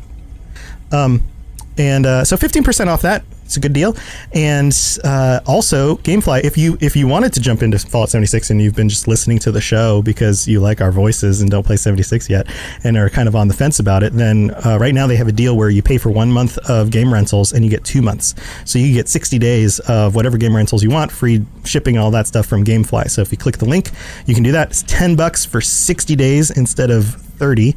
So especially with the fall coming out and a bunch of new games on the horizon, it might be a good time to have 2 months of just a bunch of game rentals, and then you can see which ones you actually like. Tony Hawk, Crash Bandicoot. There's some like Cyberpunk. Cyberpunk's coming out. What? What? Nasty. Only like the biggest game right now, like in the buzz at all. Yeah, crazy stuff. Yeah, you could rent that stuff for 60 days in the next few months if you sign up. So and it helps us anytime any of you guys use those links to sign up for one of those services. It helps keep us doing what we're doing. So we appreciate it. Dave, anything else going on? So I put an announcement this week. I'm launching a brand new podcast. It's called Geography Arcade. It comes out August the 27th, which is a Thursday. It is a 20 to 30 minute show in which I will be, I guess, exploring geography through the lens of video games, and that's what I put on the resume when I submitted that in. So lots of Google Earth. Lots of Google Earth. No, actually, though, I spent most of my Saturday reading research papers, which was kind of cathartic and fun because I feel like I'm back doing the side of geography that I normally don't do, because in my day job I am a map maker, but I don't get to do like the fun, like Ken Jennings geography kind of stuff. I don't know why I pulled Ken Jennings. He's like I guess playing Jeopardy. He's big into geography. Anyways. That is coming out next Thursday, and you can find everything. Everything is at Geography Arcade. So finally, I can talk about what I've been working on, which has been months of trial and error. Exciting stuff. And next week, Monday, on the Robots Radio Twitch, Dave and Ken, if we can find him, and Toon from the Tooniversal Twitch stream, and my daughter Lainey, who has been joining me on the Fallout Lorecast, will be coming to the Fallout Lorecast to celebrate live Monday nights, 8 p.m. Eastern, 5 p.m. Pacific. So twitch.tv/robotsradio. We're going to have the 100th episode celebration. We're all going to just bring some of our favorite lore bits to talk about and have a good old time, just kind of hanging out with some buds who have joined me on the show in the past and, talking a little bit of Fallout lore. So if you're into that kind of stuff, tune in for that. Of course, you can find me at the Fallout Lorecast or any of the other Lorecasts, Elder Scrolls, Cyberpunk on the network.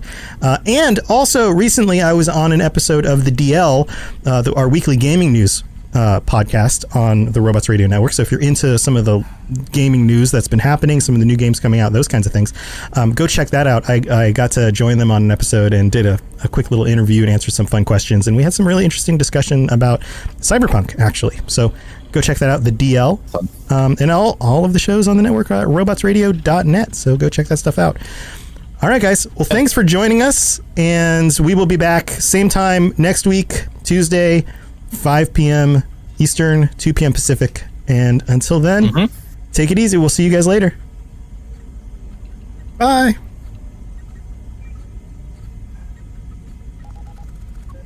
And Dave's just going to do that forever. Thanks, chat. When do I stop? Thanks for joining us, chat. Craig dipped out of our recording, so we're going to have to pull the audio out of the video for this. That's weird. Yeah. I wonder why he did that. He had a warning on the site saying that Discord's been kicking it recently, so I think it's having some issues. He's a little bitch. Fuck him. How do you really feel? I tell you. Human Tank Hank and Bundicott, and I don't know if Tech is still in here. Whoever else is still in the channel. Tech was in here. I know we've got a number of other people still in here. Thank you for joining us. I hope you guys enjoyed the show. Thanks for being here, guys. It's plenty of fun. Sorry we didn't get much time in the chat today. There was so much, and there was so much news and craziness.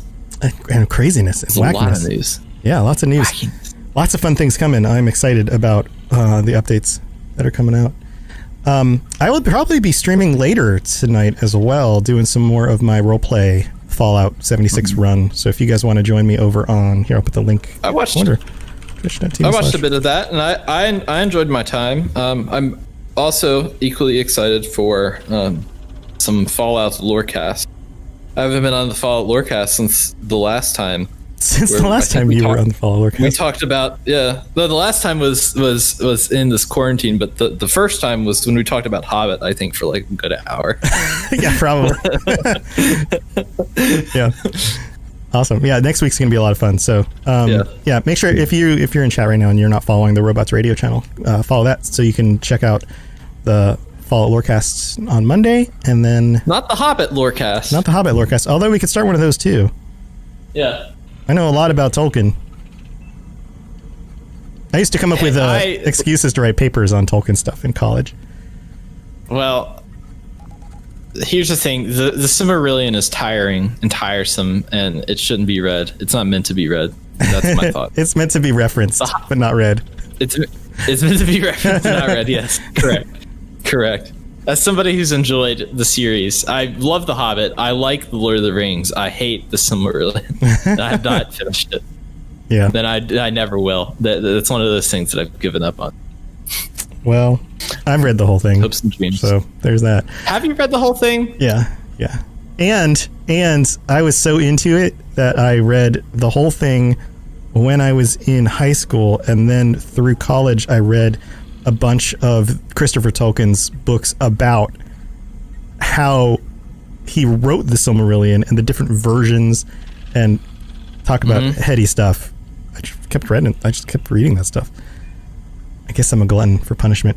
I think like how he wrote it and like his process would be interesting. But it was like deep stuff. Like in this version of the manuscript from 1932, the names of these characters were changed to this, and it read like this. So it was like rereading sections of the Silmarillion piece by piece by piece over and over and over and over again. Again, that's stuff that you should reference, but probably just not read all the way through. Probably not read all the way through. Yeah. Well, I spent my time in college reading a bunch of Buddhist literature, so I know a lot about that and not much else. Oh, cool. Outside of the degree. I know good drink pairings and Buddhist literature, and that's about it. All right, dude. Well, I'm gonna get going. I'm gonna go grab some dinner. Thanks, chat, for joining us. We'll see you guys later. Bye.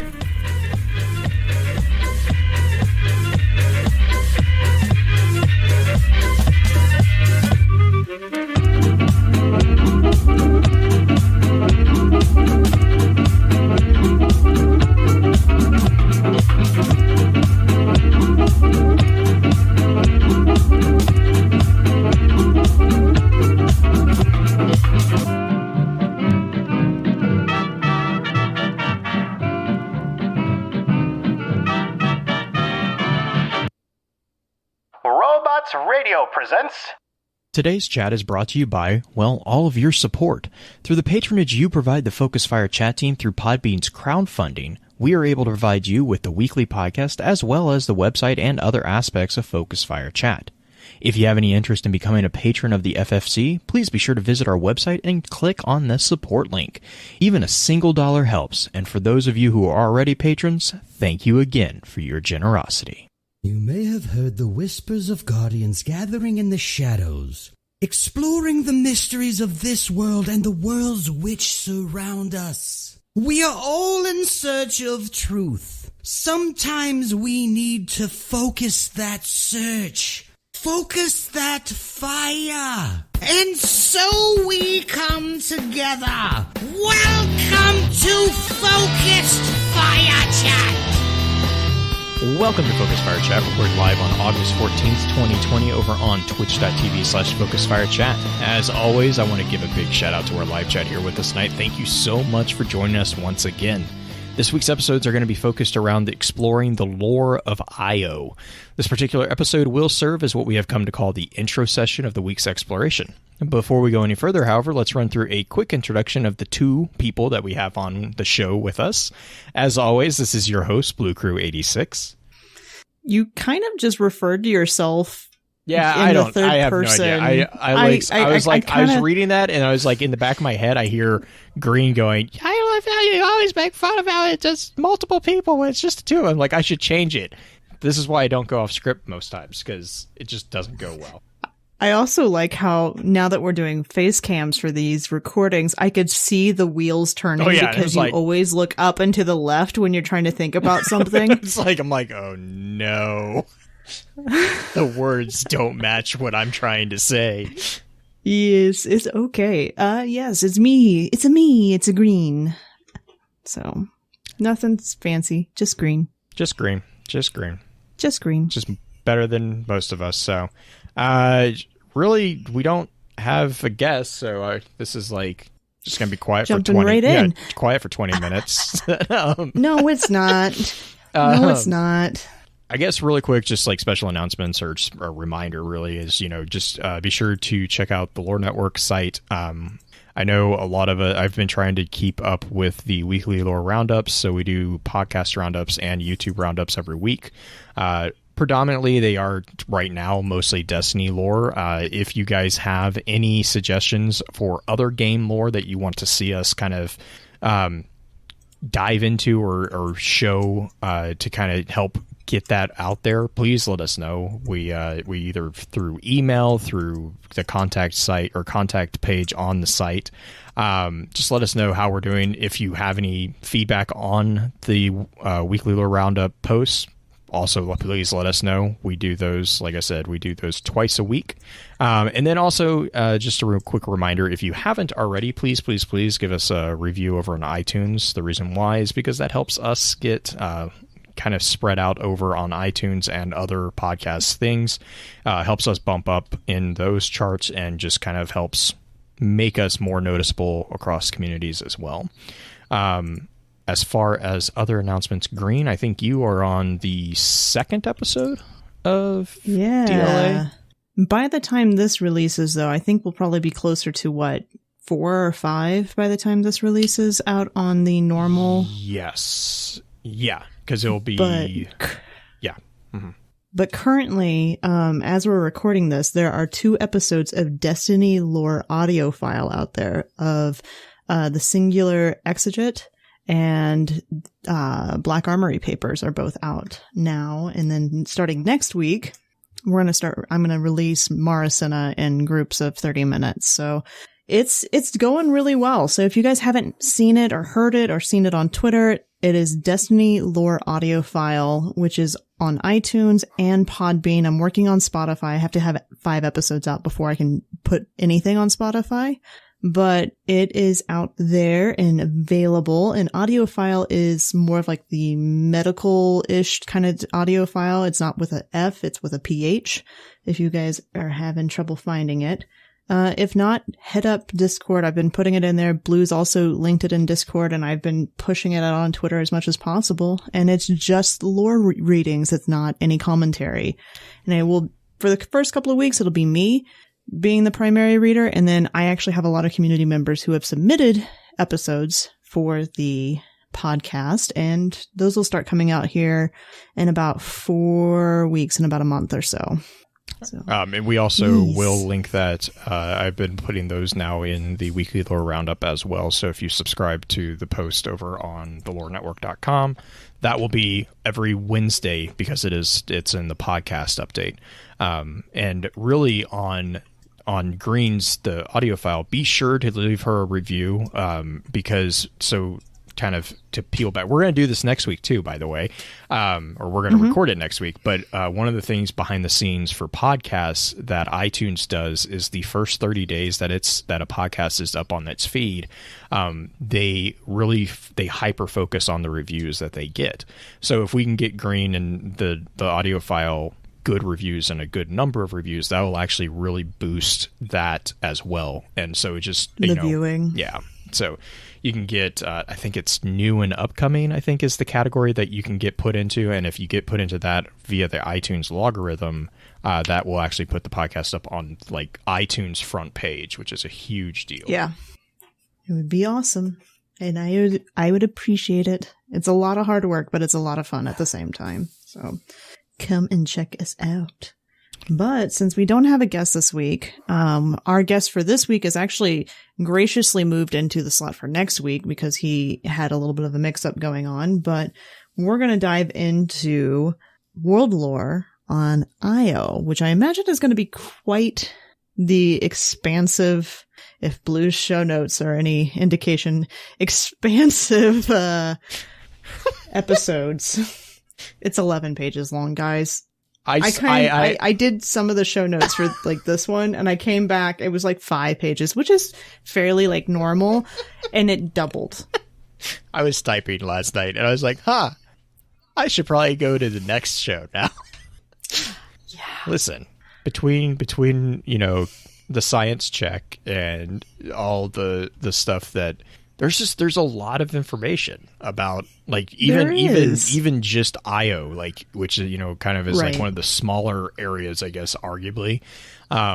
It's a really fascinating thing. We were kind of talking about this before show, but the cool thing with Io, since it was part of the base game, there's a whole breadth of information, or the breadth of sources that places such as Mars, which is next week, Mars doesn't have the same breadth of sources that I can pull from. And so, like, the one of the things that I was telling Green before we started recording was I really like the Prima game guides for games, and it's a sadness for me when we have games that are ever evolving, because what happens with Prima is they only release those game guides for the very first iteration of the game. Any of the expansions, they usually they will never release like a standalone book. They'll release, if you sign up on their website, they'll put like articles and stuff that kind of break it down, different like campaign, walkthroughs and all that. But that's really not why I like the game guides. I like the game guides because they actually have like some really cool little nuggets as far as the story go. Elder Scrolls, they do the same thing.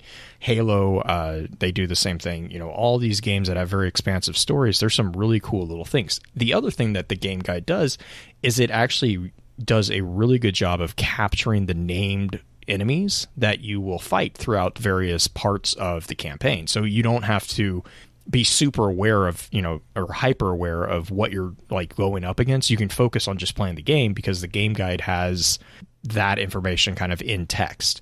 And growing up, the game guides were basically, for those of us who grew up before the internet was as big as it is today, the game guides were the internet. Like that was basically our Ishtar. What was the most used game guide you ever used? Legend of Zelda. Mine pretty easily. Legend of Zelda: Ocarina of Time.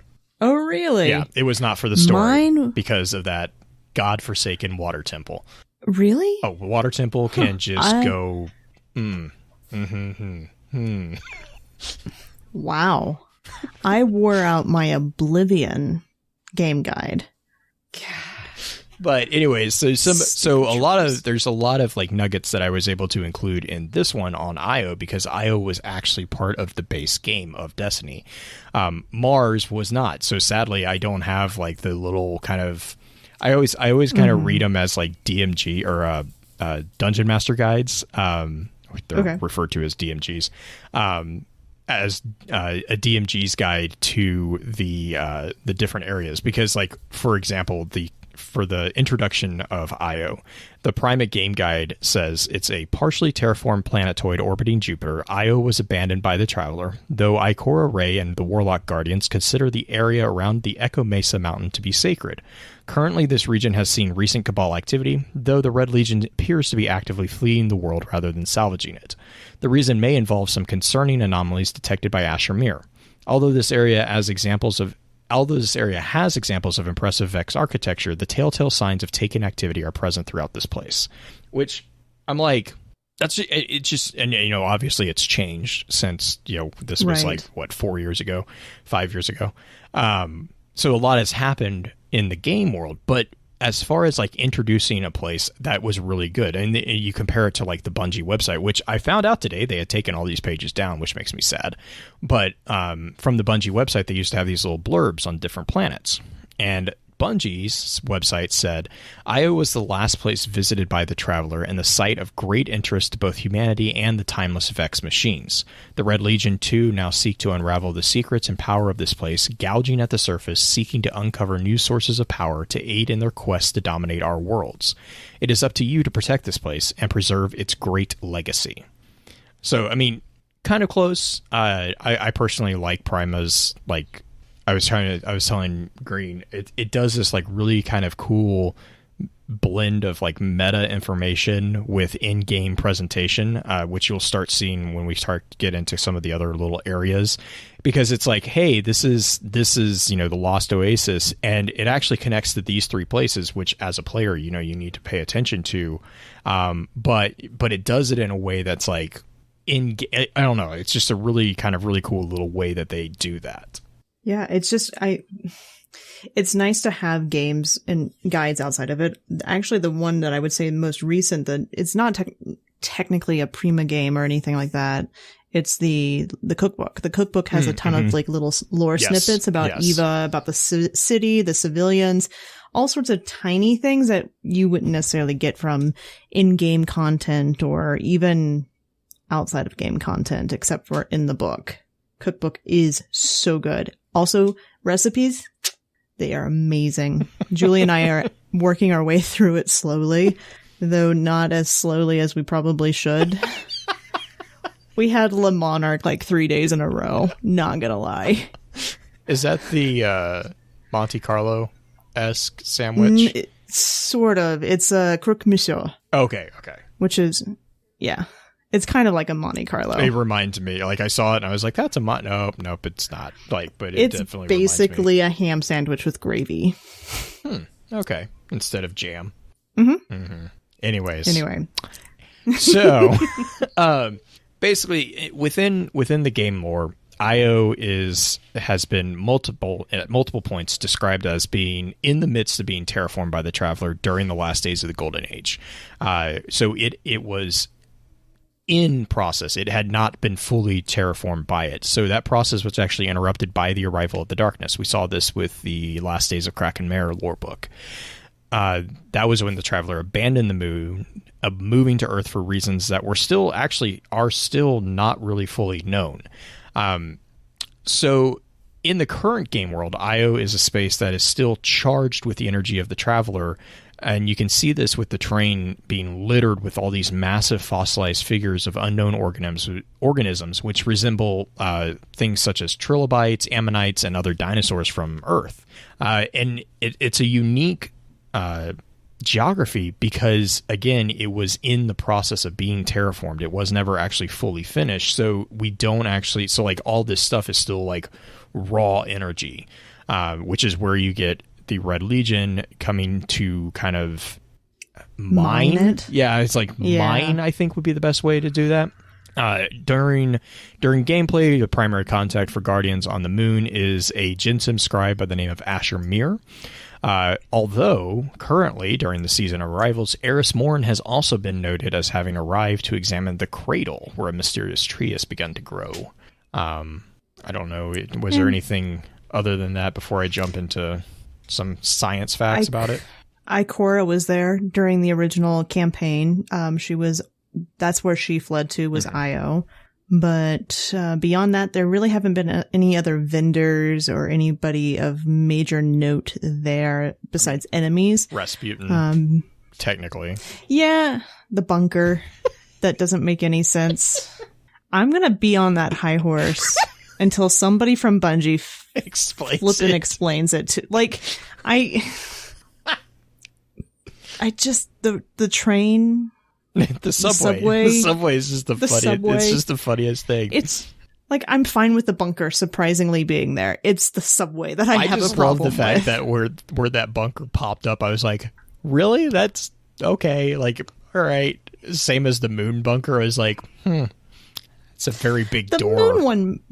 Yeah. At least with the moon one, though, they actually had like they had the ground like erupted or whatever. The Io one was like in the middle of the road.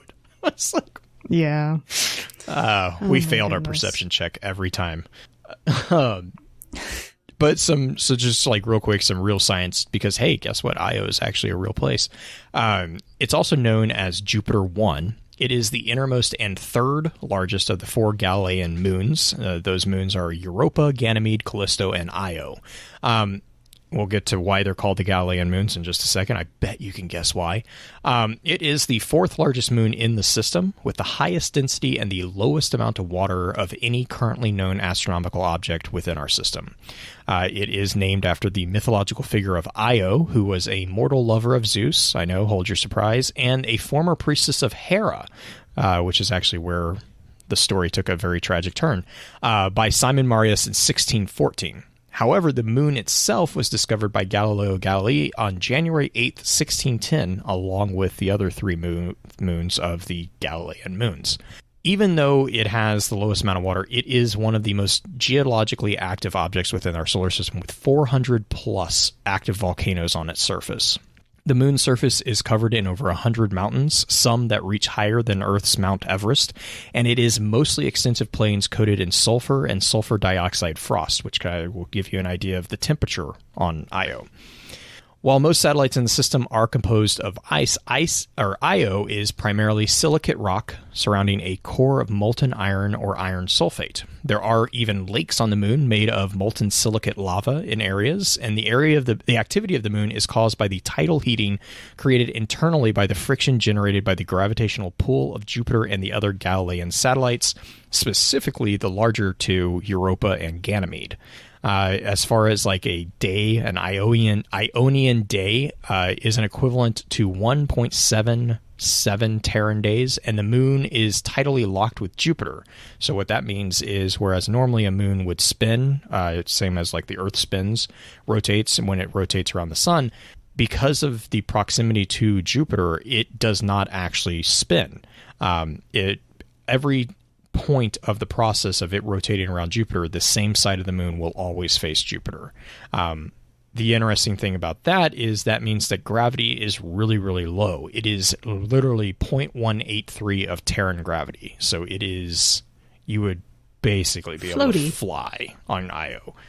Well, you would still fall, but it would be very, very slow. You'd be falling like a warlock, gracefully falling. But the thing with Io in particular, if you think about how large Jupiter is, and it still has a quote-unquote day, that means that Io is traveling around Jupiter quite quickly in order to make its rotation. Yeah, because, I mean, a day is... Yeah, because the day would be... It would travel around Jupiter in 2 Earth days, which is... I mean, that is a pretty... It's a pretty good pace. It does have an atmosphere. It's very, very thin, and it is actually about 90% sulfur dioxide. So you'd need a breathing apparatus. And the composition of like the constant volcanism, the intense radiation because of the thin atmosphere, basically translates into Io is really not capable of supporting life as we know it, though pretty much every source will say that is not to say that it couldn't harbor some form of life, but that life would be extremely alien to our understanding of what life exists as. Interestingly enough, though, because of the density of the planet or the moon itself, it does kind of lend itself to having a giant Vex. Yes, well, that construction in there, like it could handle it. That and also the fact that it is predominantly silicate. Yeah, which I found really kind of interesting because like they have it's basically plains of this like silicate rock, but then there's also a lot of areas where there are, like I said, like I was saying, molten silicate lava, which is just a fascinating concept. Yep. I think we should take a quick break to let our first ad go through for Robots Radio, or actually, depending on it, I have convinced a few of the podcasts within the Lore Network to send us ads soon. Mm-hmm. Those of you who are in the Lore Network who are listening at the moment, I'm looking at you to get those to me sooner rather than later. I'm calling you out on the show. Please do so. Anyway, getting back to the ad, and we'll be right back. Hey friends, this is Robots, the creator of the Robots Radio Podcast Network and host of the 2 original shows on the network, the Fallout Lorecast and the Elder Scrolls Lorecast. These two shows have rocketed up the iTunes charts. They both together have over 150 5-star reviews in only a couple of months, with bite-sized episodes that take you step by step through the background of the games and the game worlds. They're thought-provoking, well-produced, and a lot of fun. I recommend you go check them out at robotsradio.net or on any podcast reader, podcatcher, whatever you use, iTunes, Spotify. Again, that's the Fallout Lorecast and the Elder Scrolls Lorecast, available everywhere. And we're back with more on IO. We're going to talk about specifically, I think now more about the types of lore that we've gotten from IO about IO, or about things that have happened in that vicinity. The primary books that we have actually, I think, just came out this season. Yeah. Both Singular Exeget and... The only books that we have on IO, we have entries, but I don't think we've ever had any books. Right. So, sorry. Yeah. Oh, I mean, we've never had any books related to Asher so heavily, right? So we have Singular Exeget. There was Stolen and Intelligence. Duress and Egress. There was Stolen Intelligence, but no, that was Secondary Connection. Sorry, he was mentioned in reference to Eris, not supposedly. Correct. But beyond that, there's not any books that IO is really, really tied to. We have more missions and, like he's mentioned, lore entries for different types of weapons and whatnot and armor that takes place there than anything else. Singular Exeget has a really... how would you describe the IO role in that one particular? In the Singular Exeget? Mostly, I mean, like IO, if we're going to characterize IO, it would be really as the backdrop, I would say, with that one. Duress and Egress, it's even more so because Duress and Egress is an amazing book that everyone should read just for the sake of the redemption of so many hated characters in the Destiny lore, especially Brother Vance and Asher Mir. But like, Duress and Egress also take place on all the locations that are being sunset, whereas Singular Exeget kind of really focuses on Eris's journey to and kind of her research at the Cradle. So like IO is prevalent in the sense that, you know, it's the environment in which the story is taking place. You get some really cool, like, I liked it. I think Seth did a really good job with that one, because you see like this side of Eris that we surprisingly haven't seen before. She's like she's doing like experimental cooking, which is really funny. She gets pissed at a Titan because she won't bring her a pineapple. And okay, the pineapple thing. The story with the pineapple in Singular Exeget is so funny because you find out that the reason why this Titan's even up close to her is because they're basically spying on her. So it's like, it's the question of, is Eris, it goes back to the age-old question, are you paranoid if that paranoia is correct? Right? But the whole reason she wants a pineapple is because she found a recipe for fried rice with pineapple, which sounds delicious. Like a coconut rice with pineapple sounds amazing. Like I would eat that. But it becomes a secondary mission in the entire book. One of the funny things about this season with each week's mission is you actually get a snippet from almost every single card in this book. Every time you activate the seed at the end of the mission, the interference mission, you're getting a tiny bit from that card. But it never mentions the pineapple, though those are some of the best actual spots in the card because they're so funny. I love both of these books for very, very different reasons. Yeah, Pitt, it's not paranoia if they are actually out to get you. Well, they weren't out to get her. They were just spying and trying to figure out stuff. Anyway, Duress and Egress is another funny one. Yeah, and Eris makes a showing there too. Yes. But Asher, like, especially the second entry where Asher's like, you know what? I'm going to go into the Pyramidium. And it's like, oh, wow. That's the third one. Or is that the third one? That's the third one. Yeah. So this first one, he shoots the pyramid and like determines, he determines that the item or the rocket. Isn't that the one where he's like, "Oh, you come and sit on my doorstep and do something this interesting"? He did old grandpa on the front lawn bit in the first entry. Second entry is his really awkward almost date with Eris. That's right. Yeah. He brings out, I think it's like a whiskey. It's a type of liqueur, like golden liqueur. And he has two glasses with him. And he sets out only one of them. And it's like, Asher, you big baby, just do it. You're both weird enough it would work in my mind. But secondary ship. Most people are shipping Eris and Drifter. Oh my gosh. I think it'd be funny. They're technically quote unquote cousins in their mind, but whatever. Yeah, I mean, I just love the entry. The entry to that one is Ashermere cursed his way across Io. Yeah. Well, and then the third entry you mentioned where he goes into the Pyramidion and then raises his hands to the lake. Yep. The improbable lake that we never see. Inverted lake that is upside down. And he brings it down, is what it says, I think, if I remember. He reached with both and he brought the lake down. I'm like, wait, what? Not to mention that he just strolls through the Pyramidion. He kills hundreds and hundreds of Vex. Yeah. Destroys them all. Yeah.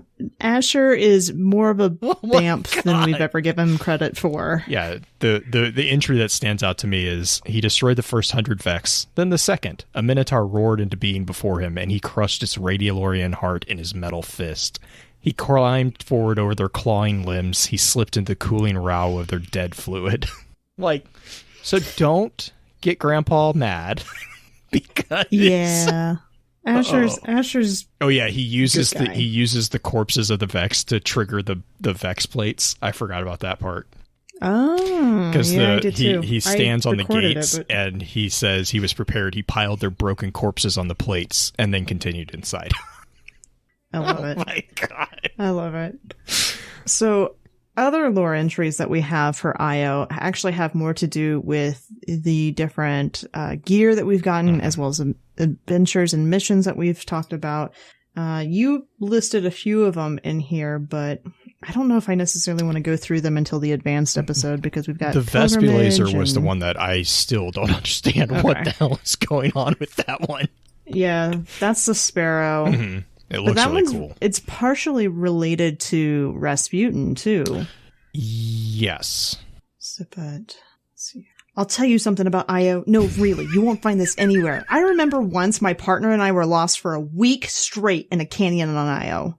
We weren't eyeing one another like turkey legs or anything, but it was close. We were running out of rations. Then we saw Vespulsar come in and disappear over the canyon walls. We knew it was by those stripes. They make it look like some kind of dangerous insect. We knew it'd be hours of climbing, but we hurried towards it immediately. Look it up. It's a Sparrow entry. I don't think there's anything super major besides the fact that it's just Guardians like a weird entry. Like I'm like, what? Yeah. I mean, I'll be fair. I'm also trying to figure out like what insect it's trying to be because that is a unique word to Destiny. I don't know. Maybe it's some sort of beetle, like racing beetle. Yeah, I was not able to find a real connection to the Vespulacer. Vespulacer. So, but yeah, that's the one that always kind of was like, what is going on in this? Yeah. Yeah. We had the figures on Io. We mentioned Asher and Eris, as well as Ikora. Ikora's kind of only ever there for the missions. She does help talk through some of the missions, doesn't she? Like besides the original vanilla. I'm trying to remember if she actually had a say in Eris or the mission. Sorry, Eris or Ikora? Ikora. Ikora is actually the source of a lot of the adventures and the world quest that we'll get into in the advanced session.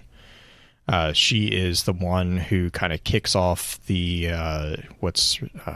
the Dynasty quest. It's referred to as King's Shadow in the game guide, but Dynasty is actually called out as being started by Ikora are recognizing something, and then Asher jumps in, but Ikora is actually the catalyst for that. And then primary lead. There is Unexpected Guest and I think Road Rage were the two adventures that she was really big in, and then a lot of the planetary patrols that you have.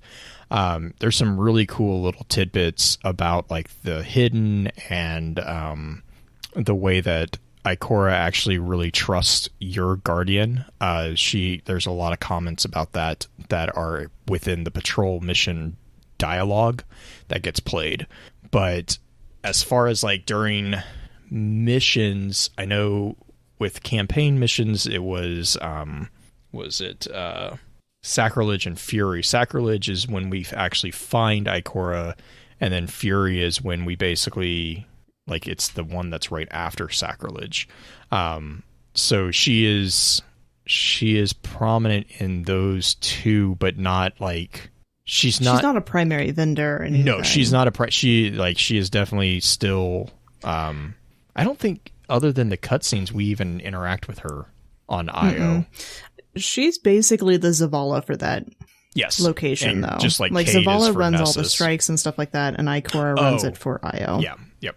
It's a trade-off with the strikes usually between Ikora or Asher. I don't think any other, which is like some of the conceivable. I think he has said impossible 12 times.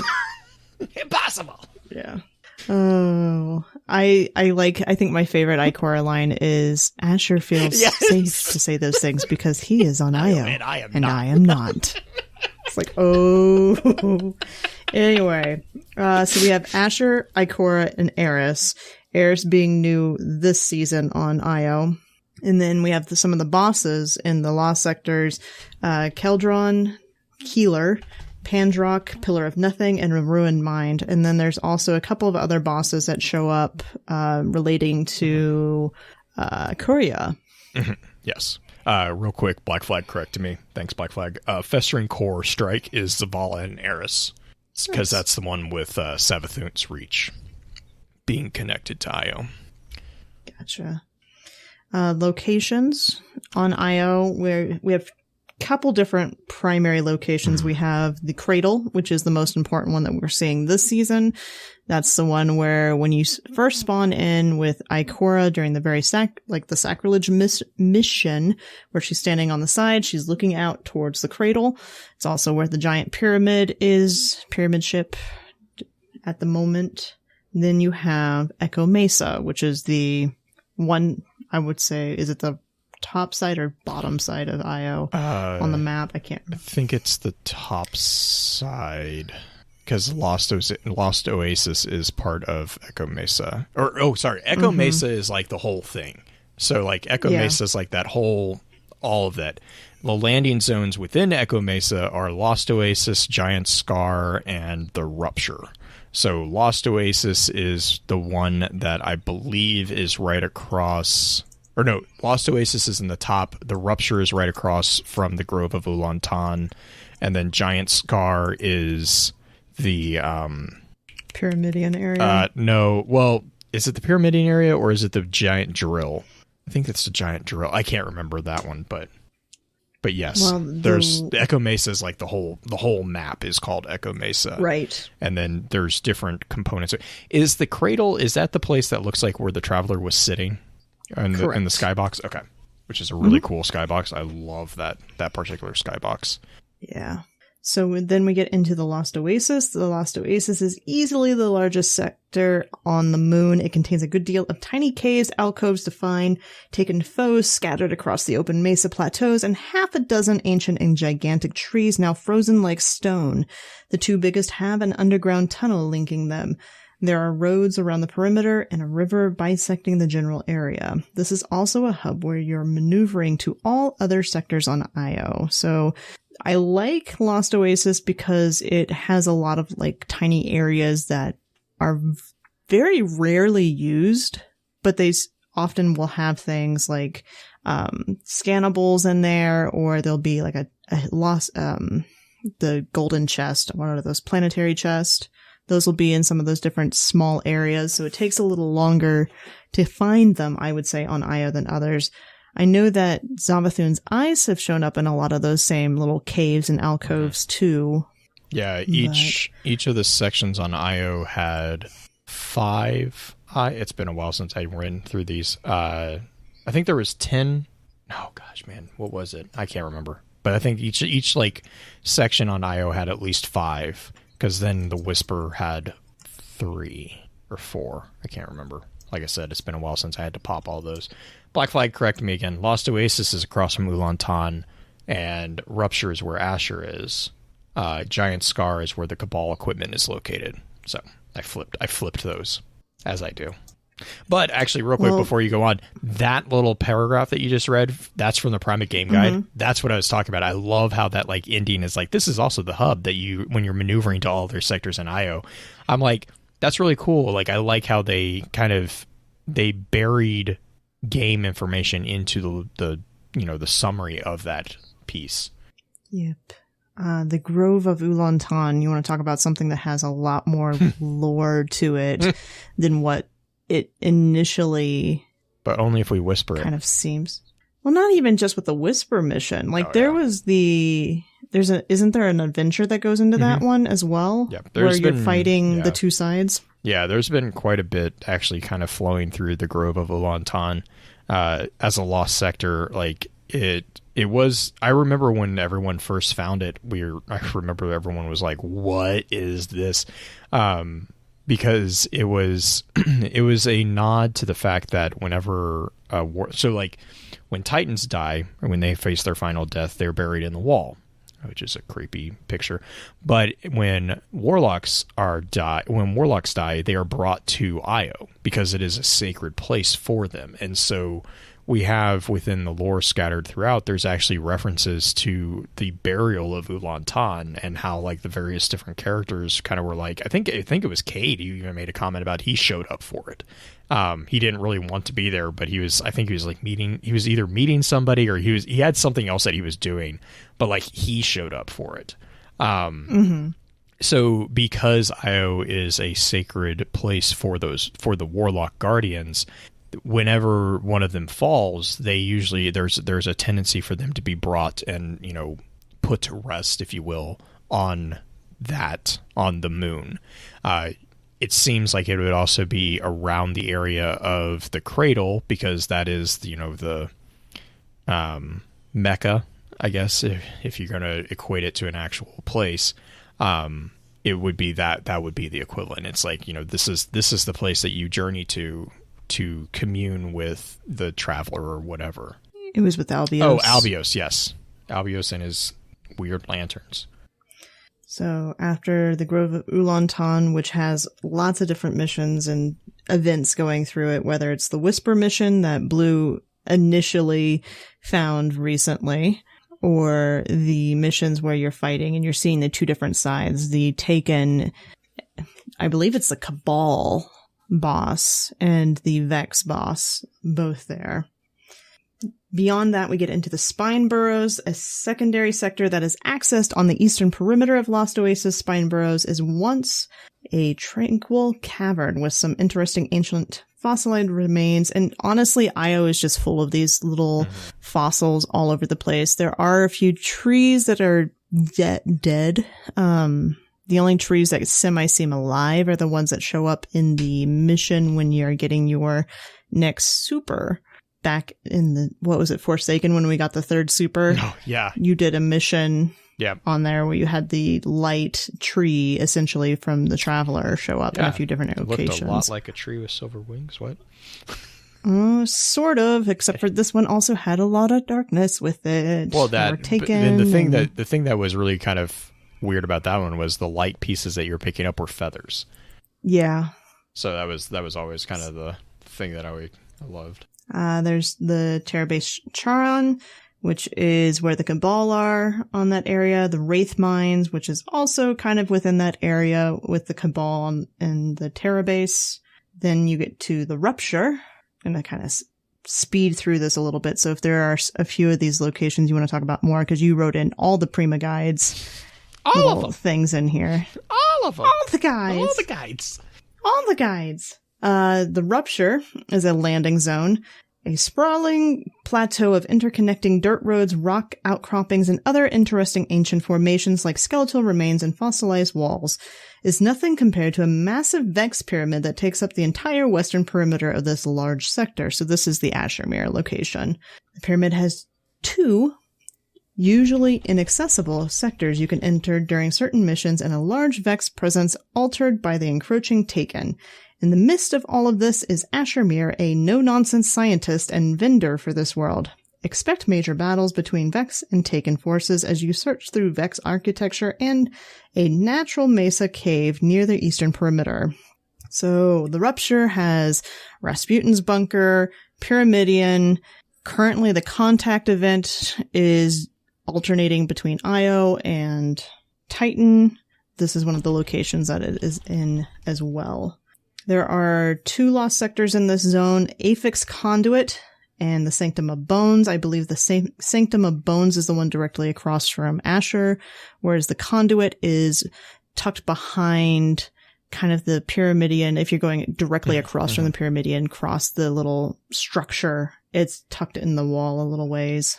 Beyond that, Blue... Do you want to take over for Giant Scar and the evacuation zones? So Giant Scar is the last landing zone on Io.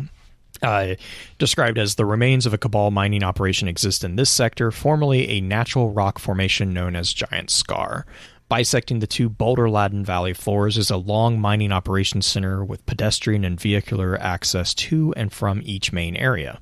The majority of the battling occurs at the drill site, a roughly circular arena-like valley with a massive central mining drill. Around the perimeter are various exits to small caves and other sectors. The 2 sectors that are really noticeable here are Excavation Site 2 and then the Warmind Vault JYS2. Excavation Site 2 is accessed via the exterior entrance at the drill site in Giant Scar, and this small interior set of storage rooms and computer operations room must be exited the same way you come in. It features a series of square-shaped chambers, each with a half a dozen Taken targets to engage. Come for combat, leave after finding the 3 scannable objects.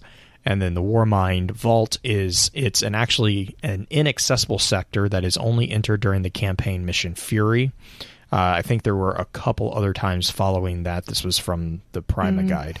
But it is the hidden. This is where I kind of perked up a little bit. It is the hidden Vex lair known as the Warmind Vault JYS2, now completely overrun by the Taken. This leads to a mainframe arena where you battle one of the toughest foes on this planetoid, a gigantic Taken boss known as Modular Upsilon, and his energy chaining partner Modular Sigma. I kind of perked up because they were like, it's a hidden Vex lair. I was like, wait, what? Well, it's the Vex that are within it. Yeah. When we're battling, it's taken over now by Taken, but there are Vex within that vault, and in a slightly different location that's also still part of the Warmind network is when we're doing the Arecibo mission. We're dealing with the Vex primarily in there as well. Yes. But yeah, I think that's what Chad's talking about right now. Yeah.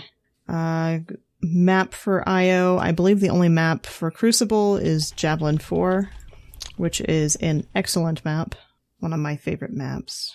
But beyond that, we're going to get into the planetary armor sets and the weapons, but I want to take a quick break before we jump into that. So we'll see you on the other side of the ad. Hey, I'm Tom. And I'm Stuart.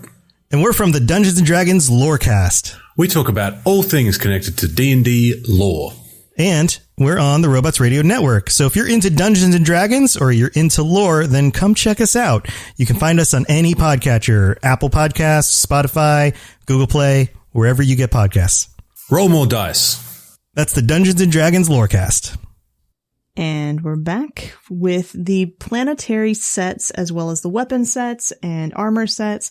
Jensen Knight set. One of the best looking sets, in my opinion, for the hunters as far as planetary sets. Mm-hmm. Definitely going to miss that one. Mm-hmm.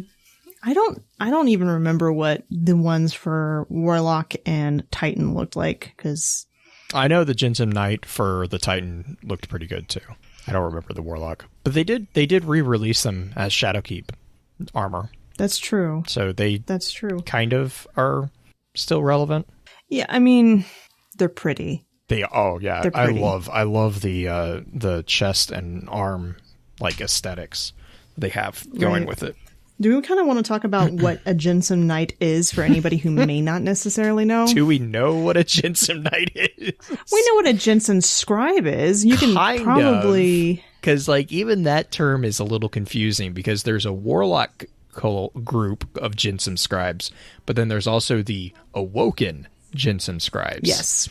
Which is what that's what I'm interpreting it as the scientist-based ones from the Awoken storyline, which would make sense with the Asher Mir connection since he is a Jinsum Scribe. Do you think that the Awoken were the Jinsum Scribes that set up the Warlock versions? Just a little theory thrown out there. I would be curious to see if the other. Yeah, I think that's where I think we're thinking the same thing. I would be curious to see if the Jinsum Scribe Warlocks are all awoken. It would make a lot of sense to me. I would find that interesting because technically none of them would remember being Jinsum Scribes. But that being said, they could also be, like, you could explain that as like a similar Anna Bray situation where they were resurrected with a particular piece of equipment. There was the oh gosh, what was it? It was one of the cooler Warlock bonds from Destiny 1. It actually was one of the 3D ones that would change color based off the time that you were wearing it in the game, and it was it was something pendulum. But it was the first mention of the Jinsum Scribes that we had in the game. And it was basically something that they were all seeking. And so that was kind of a nod that maybe that was something that one of them woke up with, and that was the whole start of that. But I can see that. I take it as the Jinsum Knight is the martial equivalent to the Jinsum Scribe. So that whereas the Jinsum Scribe is going to be the researcher, the intellect, the Jinsum Knight are maybe like the guards of those scribes. Is kind of how that's how I've always kind of had my own headcanon around it.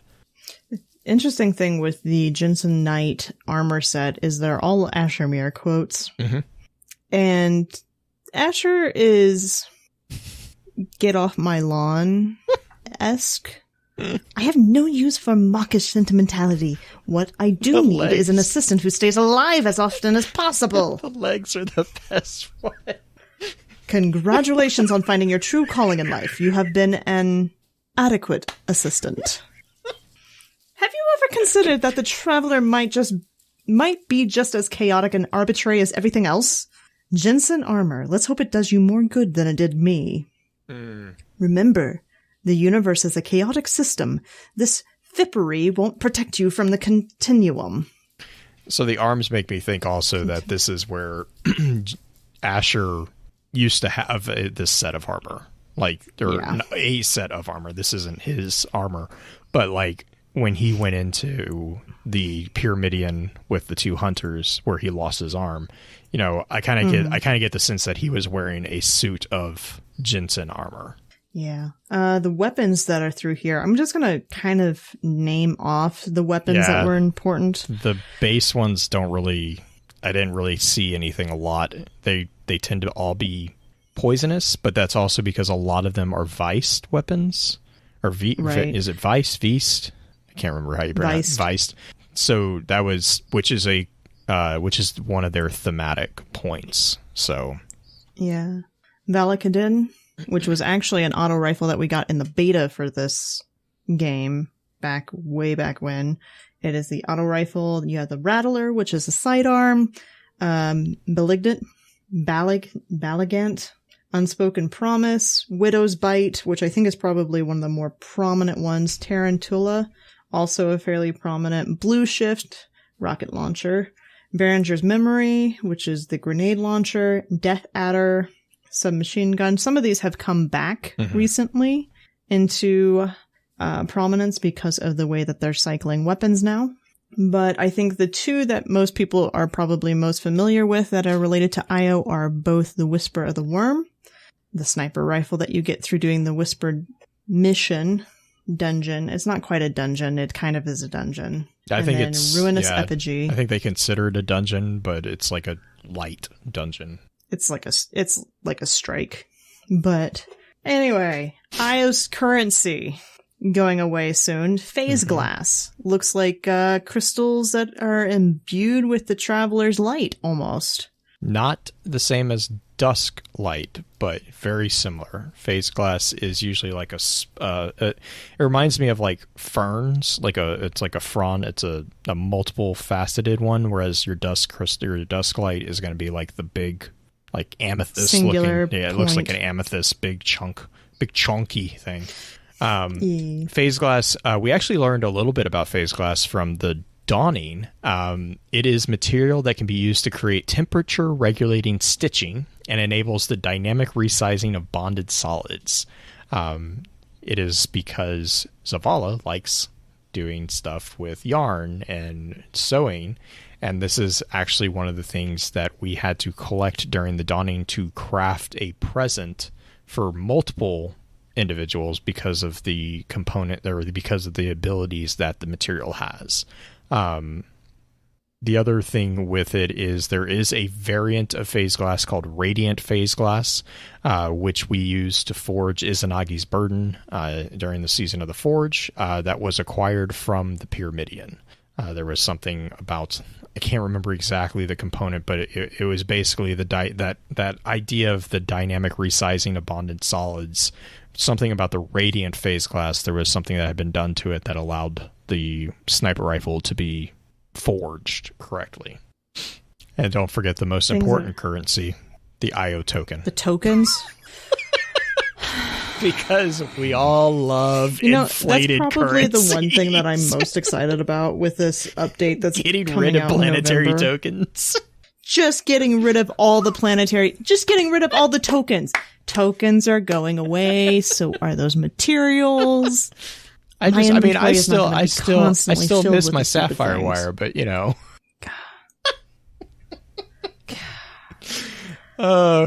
Okay. The main Ghost shell really is just the IO shell. Okay. It's a Season 1 shell, common. It's a green shell. Really, every single planet had one of these planetary shells. As far as jump ships and sparrows, the predominant one that stood out was the Vespulazer, which we already talked about. There was one that I'm remembering that I didn't write down, and I'm kicking myself for it, because there was one that actually comments on Asher's fear of leaving IO, and I'll have to look for it real quick, but that it is I think it was an exotic jump ship that was talking about that.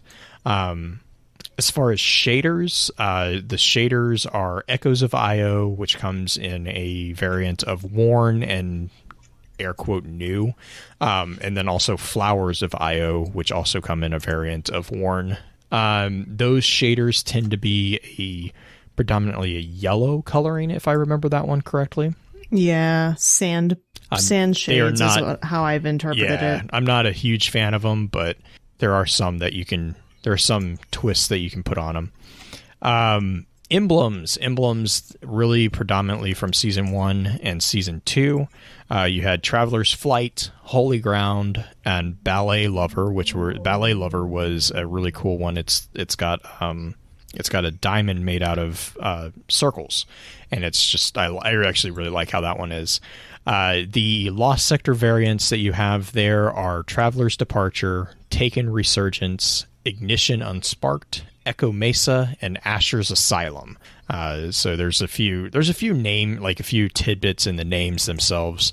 The only ones that I was able to find on the Nightfalls were from the Pyramidion, and these are just really fun. So the Pyramidion has variations as well. The first one is an inscrutable amygdaloid Igenistate, and then the second one is Operation Intrepid, and then the last one is Spiraling into the Infinite. So yes, an inscrutable amygdaloid Igenistate. Asher Mirror's One-Way Ticket. That was the ship. Thanks, Dino. Yeah. Asher uses, I would call them quarter cents words. Mm-hmm. It's not a penny word, it's a quarter. Igenistate. an eigenostate is the quantum mechanical state corresponding to an eigenvalue of a wave equation, which is like, it's one of those words that has a definition that doesn't make anything clearer. Nope. It's like, oh, okay, so what's an eigenostate? Oh, it has something to do with eigenvalue. What's an eigenvalue? It's got something to do with an eigenostate. Science. God. Circular science. We have ghost scans.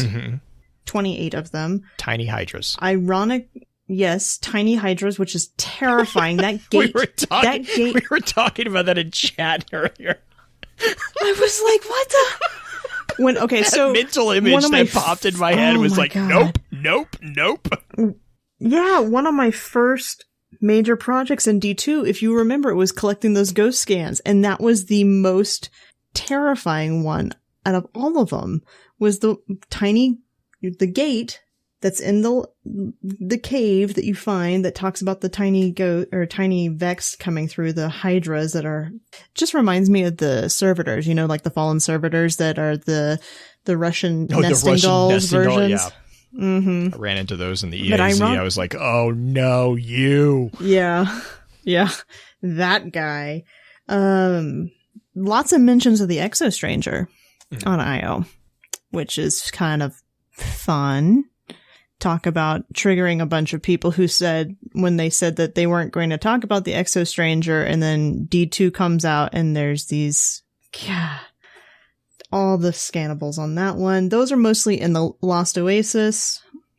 I think the funny one there is the one that confirms that ghosts are capable of hearing beyond what the humans or guardians can hear, which is like, I mean, it makes sense in a way, because they have sensors that are able to be more fine-tuned. I mean, that does make sense, but yeah, it was...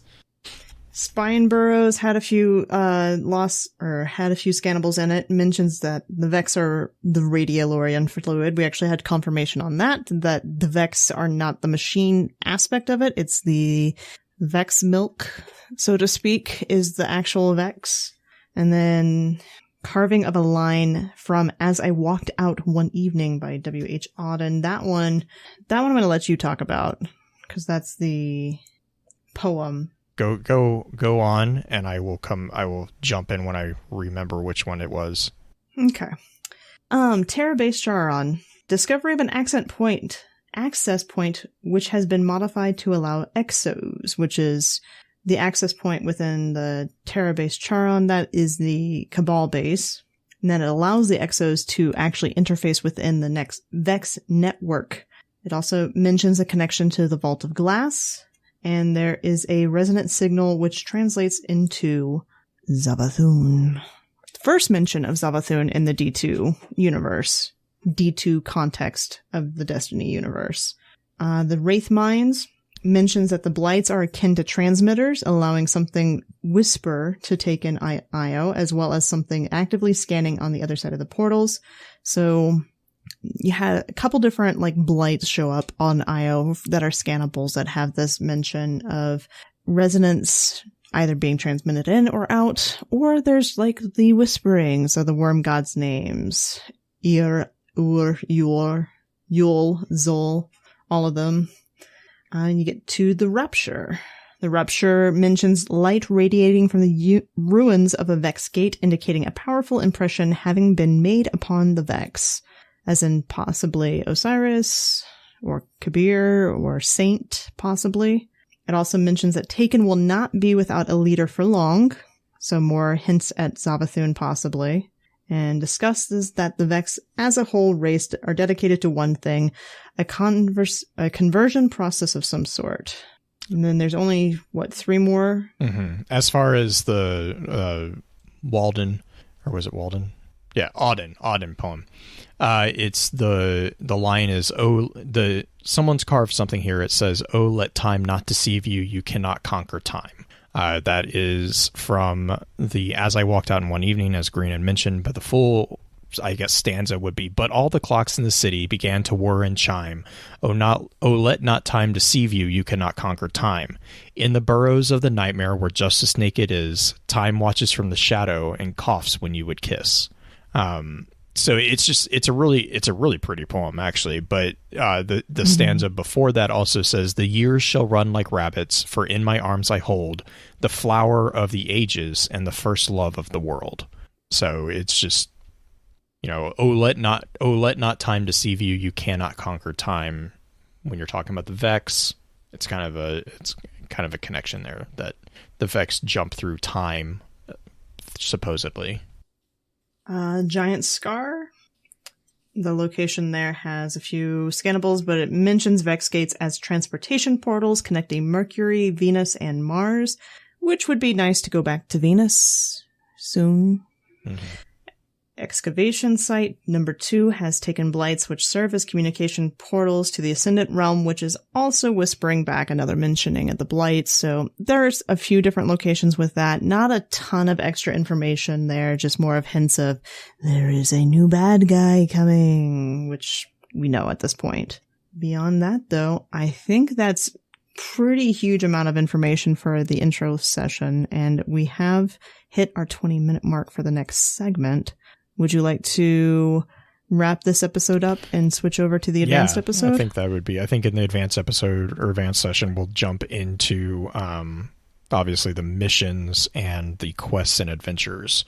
There are some really good ones. Arecibo. Yeah, there's some really good ones in there. So, shout outs, really just, again, if you guys get a chance, please be sure to check out thelorenetwork.com. Let us know thoughts on the site. If there's stuff that you would like to see, if there's stuff that we could do better that we already are doing, just let us know. And then also just, leave a review over on iTunes. It helps us out. And also be sure to leave Destiny Lore Audiophile a review, since it is a brand new podcast over on iTunes.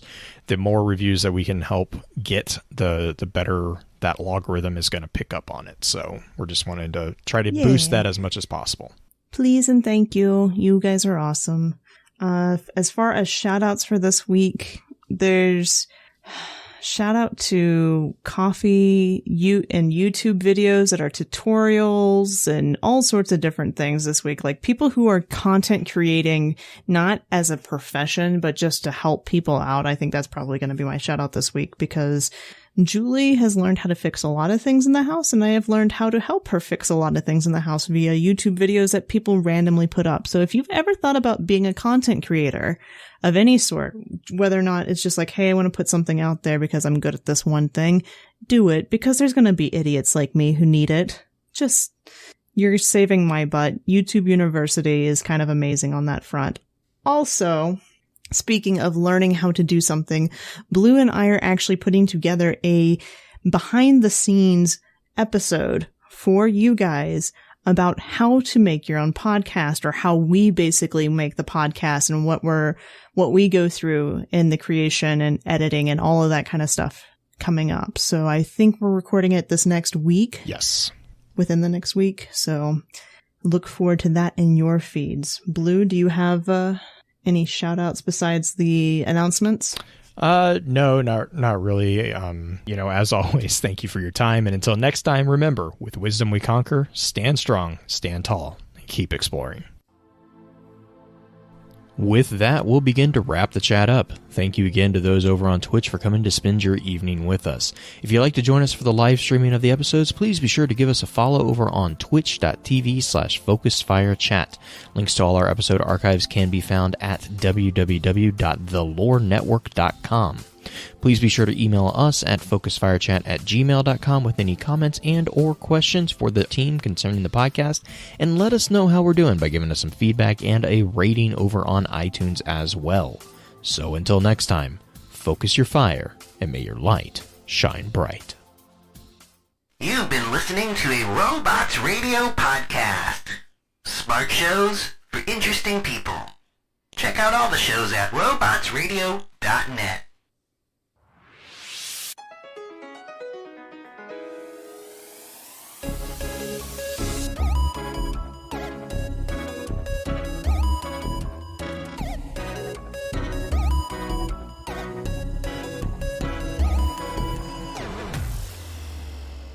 Welcome to another Keel Hauled podcast. I'm your host, Captain Logan, and we've got a lot of Sea of Thieves news to cover today, so tie yourselves to the mast and hold fast. Ahoy there, pirates. I hope you had yourselves a good week and a good weekend. I know I did.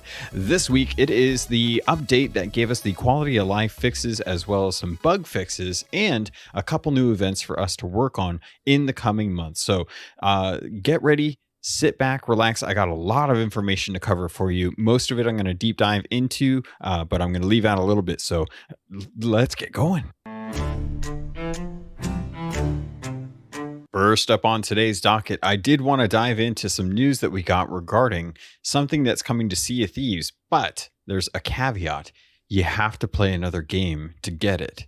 What am I talking about? Well, Battletoads is out now. It came out last week and it is available for $20 in the store on Xbox or on Game Pass, as well as Windows 10 for PC. But if you have Game Pass, it's already available to you. And if you haven't been keeping up, this is kind of a remake. It takes place as a direct sequel to the original game, even though it's been 26 years.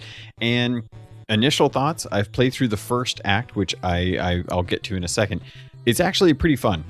It's a brawler, so it's going to be something very similar to Streets of Rage 4 or some of the other recent games that we've had come out that are kind of your typical street brawlers. Kind of feels like TMNT or X-Men Arcade, where you just kind of run around, mash buttons, do combos, and beat up a bunch of enemies to move on through the story. The difference with this one is it is heavily influenced by kind of current day cartoon aesthetics. The design of the characters is very unique. It is really funny. They did a good job with the script. I had a good time listening to it. I definitely had a couple moments where I laughed out loud, and it's a pretty decent game, I'll say. It's definitely one of those ones that you'll play through. I think it's about 3 or 4 hours to play through it. It's a 3-player couch co-op, which I know a lot of people, myself included, were kind of disappointed that it didn't have online multiplayer. It was something that I was kind of looking forward to. I'm not sure what the challenges are involved with that, obviously, because I'm not a developer, so I'm not going to speak to why they didn't or how come it didn't get put in. I recognize that sometimes that's just not always an option, even if it's something we would have desired. But the reason I'm bringing this up is not just because it's a rare property as much as it is a rare property, but if it's one thing that we've seen Rare do is use different properties in the Microsoft Studios wheelhouse and turn those into unique livery sets. Now, when this was coming out, I anticipated that we would get an update to the Pirate Emporium. I was expecting us to see a Battletoads ship livery set that you would purchase. We actually got better. So if you have Game Pass, which if you don't, what are you doing? Really? It's a good deal. You really should get Game Pass. Pick up Game Pass, play through the first act. There's 7 chapters in the first act. I think it took me about an hour to get through, and the last fight was intense. A lot more than I was expecting. In fact, there's a few moments in that game where you really have to pay attention and prioritize who you're fighting, because if you don't, it's real easy to lose your health pretty quickly. And it's not I had trouble with the actual controls. They're not as intuitive as I was expecting. So I found myself spamming different buttons just to see if like something would work or something would happen the way I was expecting it to. But once I kind of got the controls down, I had a much better time with it. And now we have a way to represent this wonderful IP, this IP that seems like it was shuttered for the rest of all time. You know, if Battletoads can come back, I don't see why we can't have many other IPs come back, produced by different studios, maybe different studios getting a chance to kind of try their hand at a coveted rare IP like Conker's Bad Fur Day or Perfect Dark, things like that. I think would be kind of interesting to see what other companies can do with that IP and kind of build something in that world. But getting specifically to Sea of Thieves, we have the Fightin' Frogs livery set, and you have to play through Act 1, like I mentioned, so make sure you do that. But once you complete Act 1, it automatically unlocks for the Xbox Live account that you are playing on. So make sure that you're logged into the right account with your Sea of Thieves, if that's how you want to get it, so that you can actually get this set. I really like it. It looks great. It's got Pimples, Zitz, and Rash as little frogs with swords in their mouths for the figurehead. The Battletoads logo in a beautiful light green and dark green combination for the sails and flag. The hull is a really nice combination of different types of green with the frog logo, the frog silhouette face for the front of the ship. And the cannons and wheel all have kind of a big frog fist, kind of Battletoads in your face design aesthetic. Really, really beautiful. But as much as I like them, I'm probably not going to be using these because they're big cannons. It's hard to gauge, unlike the traditional cannon or the Sailor cannon or the Killer Instinct cannon. It's so much geometry towards the end of it, very, very much in the fluted style of the cannons. And that's really difficult for some of us who like to have that straight down the sight, have a better gauge of the level of our cannon so that we can aim proper with it, especially on some of those longer shots. So as much as I love the aesthetic, I probably won't be using it all that much because I want to be able to have accuracy when I'm actually fighting. And since most of the time I'm on the ship and I'm going to be using the cannons, I want to be as accurate as possible.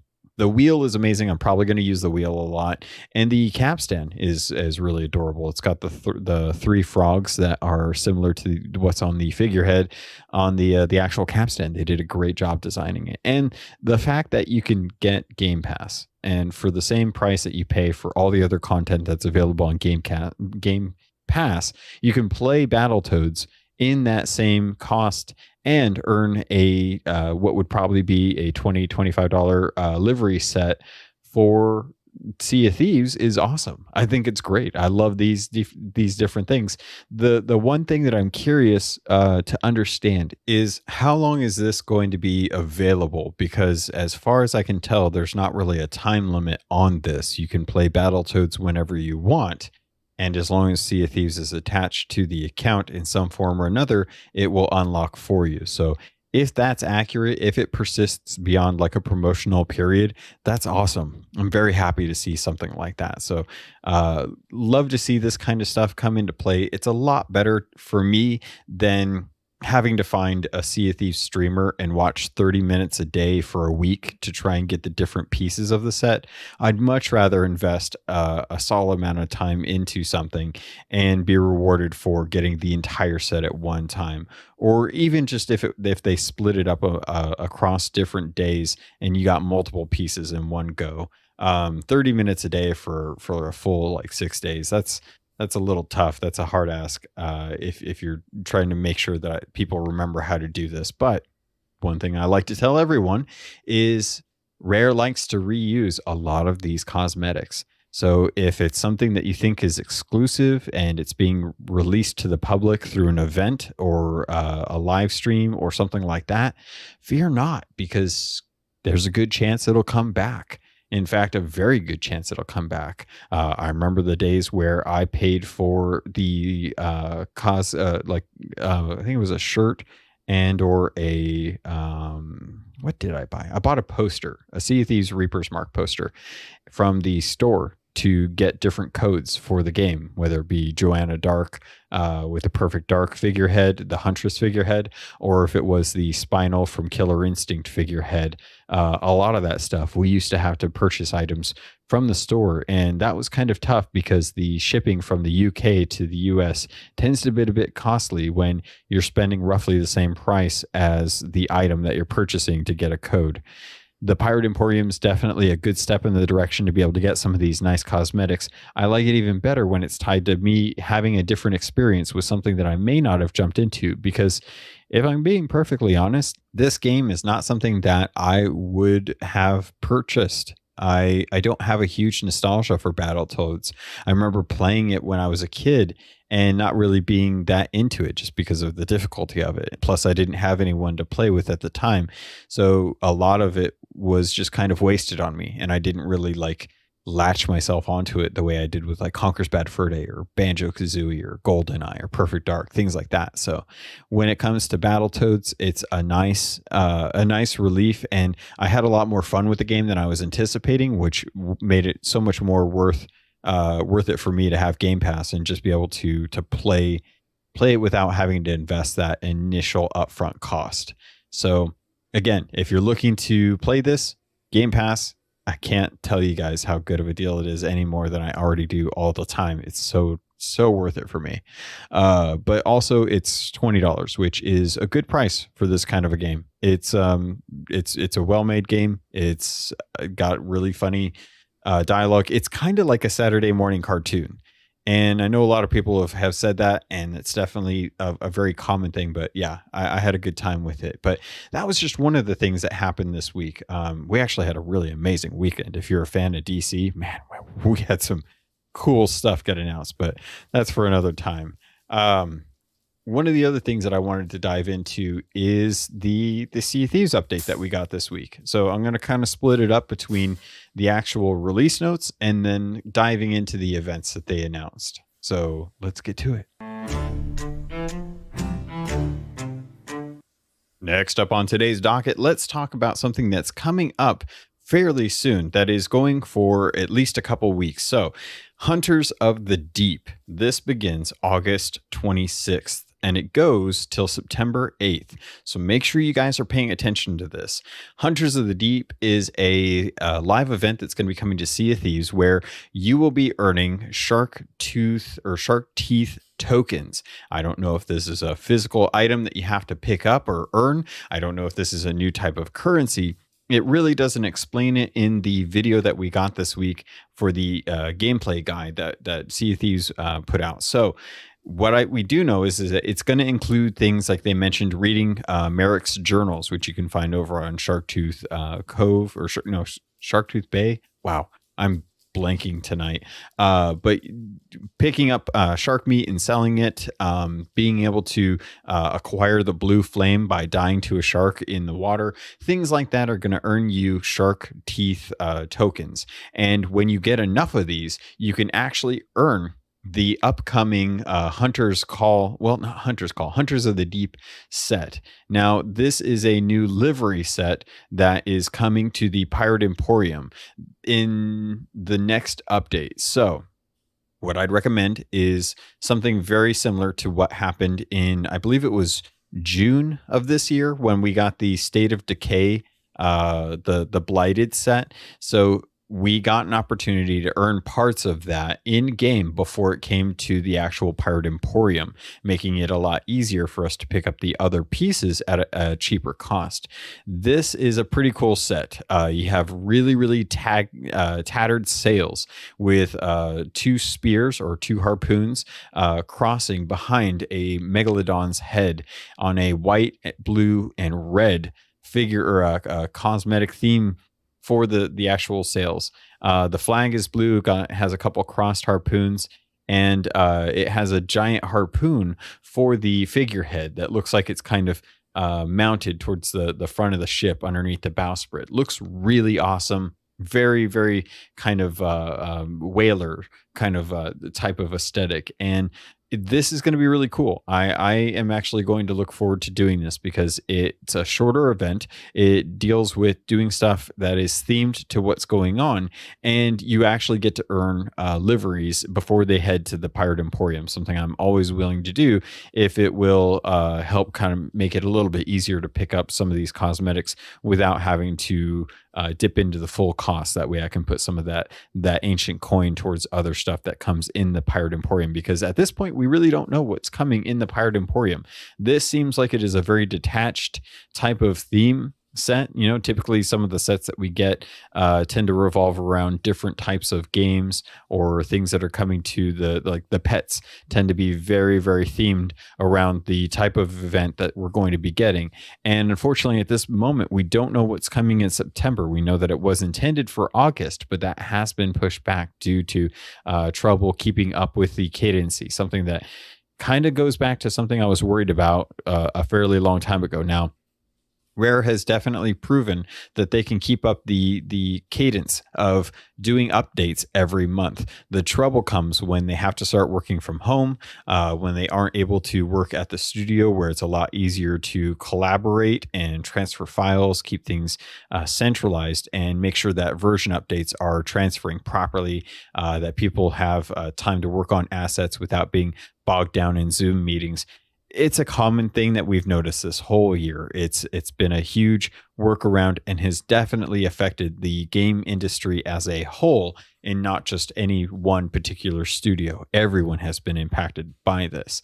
That being said, the fact that we are getting these quality of life fixes, the last one was back in May, and the June update was pushed back. We got July, and I still feel that the update for July was all right. It didn't feel as full-fledged as the Skeleton Fleets, the Flamehorde event. It didn't feel as fleshed out, ironically, as that did with the Ashen Lords. Now, I'm not detracting from the design of the encounter. I still have my grievances with the amount of damage you have to put into the Ashen Lord to actually do the event. It's been the biggest detractor for me and for a few people who've gone out to go do it. I'm glad that the commendations aren't time limited, because I'm going to relax about that and not focus so heavily on it, and focus on something that I think I actually do want to do, which is this Hunters of the Deep event. I really, really want this harpoon figurehead. I love the livery set. It looks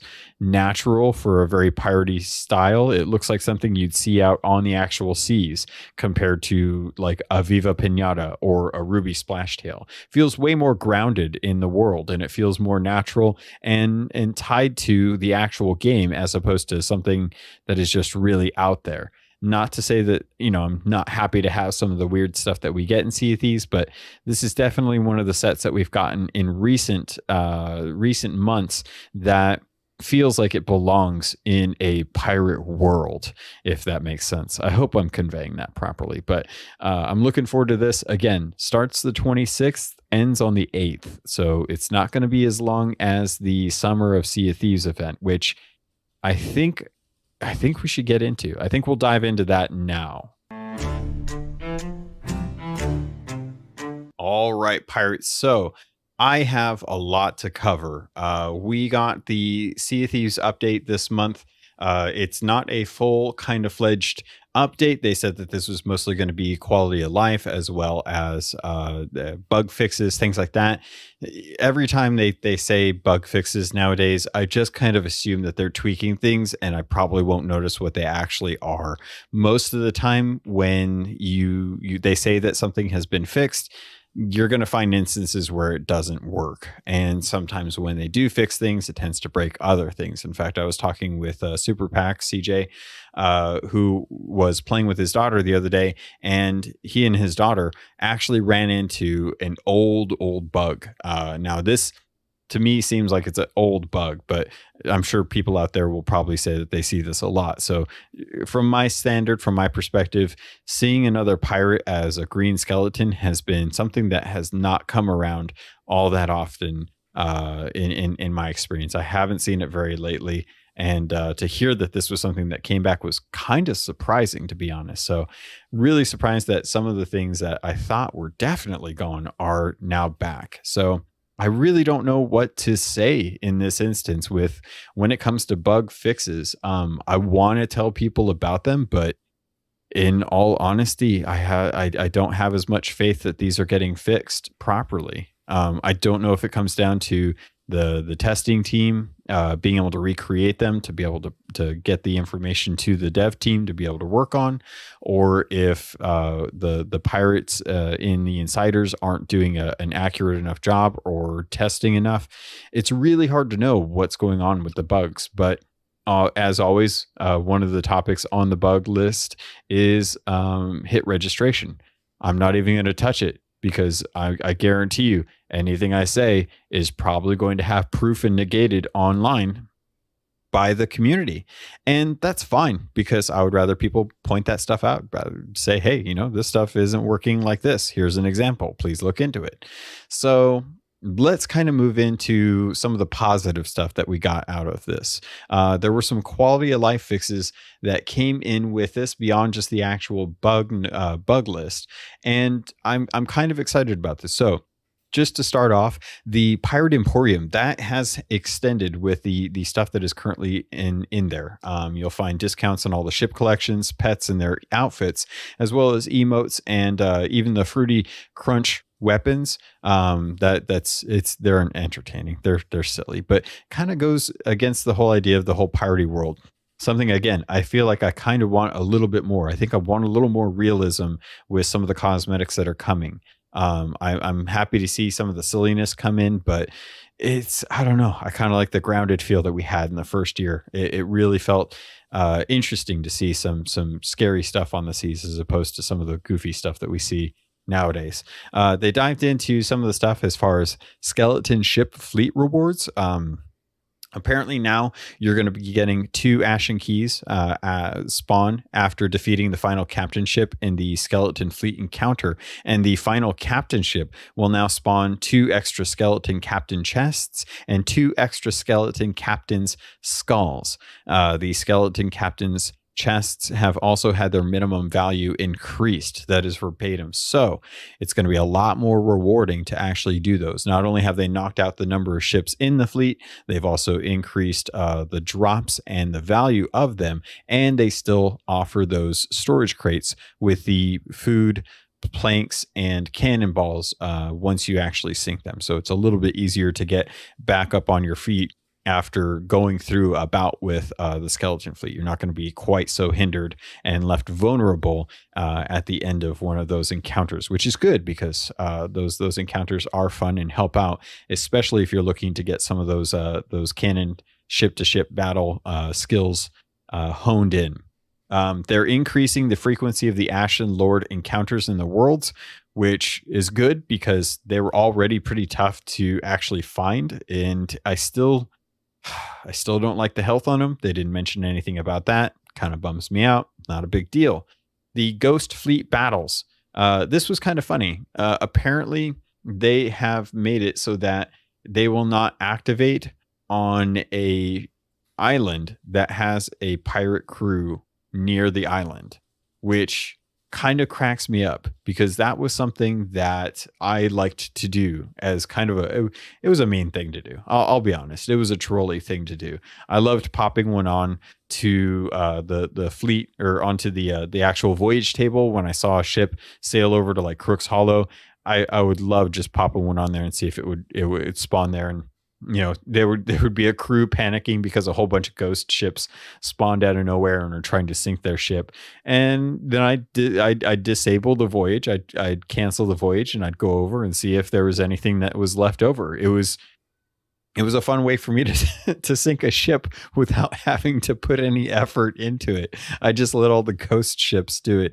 And if they didn't sink, kudos. I'd go and I'd actually fight the ghost ships. But it was a fun kind of mean thing to do, but I mean, it's Sea of Thieves. You never know when those PvE events are going to come out there. They're deadly. You don't want to deal with those. Who knows when you have to deal with them? They spawn at the best times when you're trying to get away from someone, and they spawn at the worst times when you're trying to go after someone. And sometimes it flips. That's the RNGesus for you right there. You never know what's going to happen out there, but that's kind of the fun of it. One of the cool things that I thought was nice, and I hope this extends to beyond just joining from invites, the cutscene in the intro. That cutscene that always kind of zooms across the map and shows you like, hey, these are the gold hoarders, or hey, these are the Order of Souls, or hey, this is a Merchant of Light, and if you're really lucky, you're going to get an Athena Fortune. That's something that you won't have to worry about seeing when you join a game via an invitation. So if somebody invites you into a game, you won't have to worry about that nowadays. That's something that's going to be automatically skipped. I would just like the ability to have it skip no matter what. I've already seen it. I've been seeing it for 2.5 years. I'm good. It hasn't changed. I would like to just skip that. One thing that I do want to touch on, and this is something that if you guys have been following me for a bit, you know that I tend to jump on Sunday mornings in the Pacific Coast time, afternoon for UK time. And I tend to sail for the Xbox Ambassador stream. Sightless Combat does a 2-hour stream in the mornings in my time zone, afternoon for him. And we usually jump on and we end up going out and doing random stuff. We usually fish, or we go do skeleton Order of Souls missions, or we just kind of sail around and see what we can find or have a weird thing. The last 2 weeks, for the Rare 35th anniversary event, we've been trying to get him the figurehead for that, the griffin with the shield with the 35 etched in the shield that glows blue with the glowy blue eyes for the griffin. And last week we had trouble getting the Perfect Dark achievement, where he had to sail through the storm on our ship, and we had to get through the storm with no lights on in the middle of the night, and we were having a really tough time actually getting it. This week we actually managed to get it, and I was really excited to see that, because at the time of recording we only had a day's worth of time to be able to do it, and this was kind of the last ditch effort to try and get him the achievement for that so that he could get the figurehead. The one thing that came in through the accessibility, there was a voice translation option that was added to translate other players, which was nice, and a controller input disabling for Windows 10 players if they wanted to. But there was added functionality to the let games read to me options, the improvements there. That's great. I would still love to see the let the game read to me affect items that you take, as well as voyages that you have, so that say you have a riddle, you don't know what that riddle says unless you have someone read it to you. Same thing with Order of Souls. It doesn't tell you anything on the Order of Souls, who the name of the captains are, what the island is. You have no way of knowing. So you can't help out if you want to. And that's something I feel like in moving forward with trying to make the game more accessible for people. This is just one that's directed towards non-sighted people. This is something that I think would kind of help alleviate some of the frustrations with not being able to do certain things. We actually had a really good time taking Combat over to the galley and taught him how to cook. And he is now an excellent cook, even though he's scared about burning. He was scared about burning a trophy fish, and I threw it onto the stovetop without telling him what it was or that the time was different. And I just wanted to see if he could check it using Pirate Chat and based on the sound. And he nailed it each time. In fact, he actually nailed it before the color of the fish actually changed. And when he checked Pirate Chat, legit, it said this is tasty, and it was like ready to sell for the perfectly cooked. And it was like, well, dang, that's crazy. That's really, really good hearing. So there's a lot of things that a lot of people who play this game can't enjoy if they don't have the accessibility tools to go with it. And again, I'm happy to see that another patch note release notes came out, and they're adding different functionality to the accessibility. They're trying to make it more accessible for people. I really appreciate you guys doing this, guys. Man, it means a lot to me, even though I don't even need these. It just makes me feel a lot better knowing that the game's becoming more and more accessible for people. And speaking of accessibility, let's dive into the actual Summer of Sea event that just got announced and has actually been running. Myth is a podcast about the very soul of humanity. Join me each week as I explore stories from our history, from our mythologies, about what it means to be human. I'm your host, Tom, and Myth is available on every podcatcher, anywhere. And if you're familiar with any of my other work, then you might realize that Myth is like a lorecast, but for humans. Join me each week on Myth. Hey there, pirates. You've heard me talk about Gamefly in the past, and I wanted to give you guys an update on that promotion. It seems things have changed a little bit from the initial one that I gave you, so I did want to tell you about the promotion that's going on right now. So for $10, you can actually get 2 months of access, with the first month being completely free. You do want to be able to use the link in the show notes to access this, and make sure that you let them know that I came here, but the link itself is going to let them know that you came from my podcast. So if you're happy with the game, you can return it, play another one, There's no shipping charges. You can keep it as long as you want, and they sell old games as well too. So if there's a game that you've been wanting to play and you haven't gotten around to it, get it from GameFly, play it. If you want to keep it, you can pay for it and actually keep that copy. It's a great way to test out new games, or if you like to cycle through different games that have come out but don't want to have to buy them at full price, this is a great way for you to access that content. As always, thanks for listening to the podcast, and I'll be right back with the rest of the show. All right, pirates, it is time to dive into the summer of Sea of Thieves. Now, what you guys have to do before September 30th is quite the task. It is 11 different categories, and it is all it's 36 events. It's insane. And I do want to say there is a huge shout out to BBXH. She is an awesome streamer.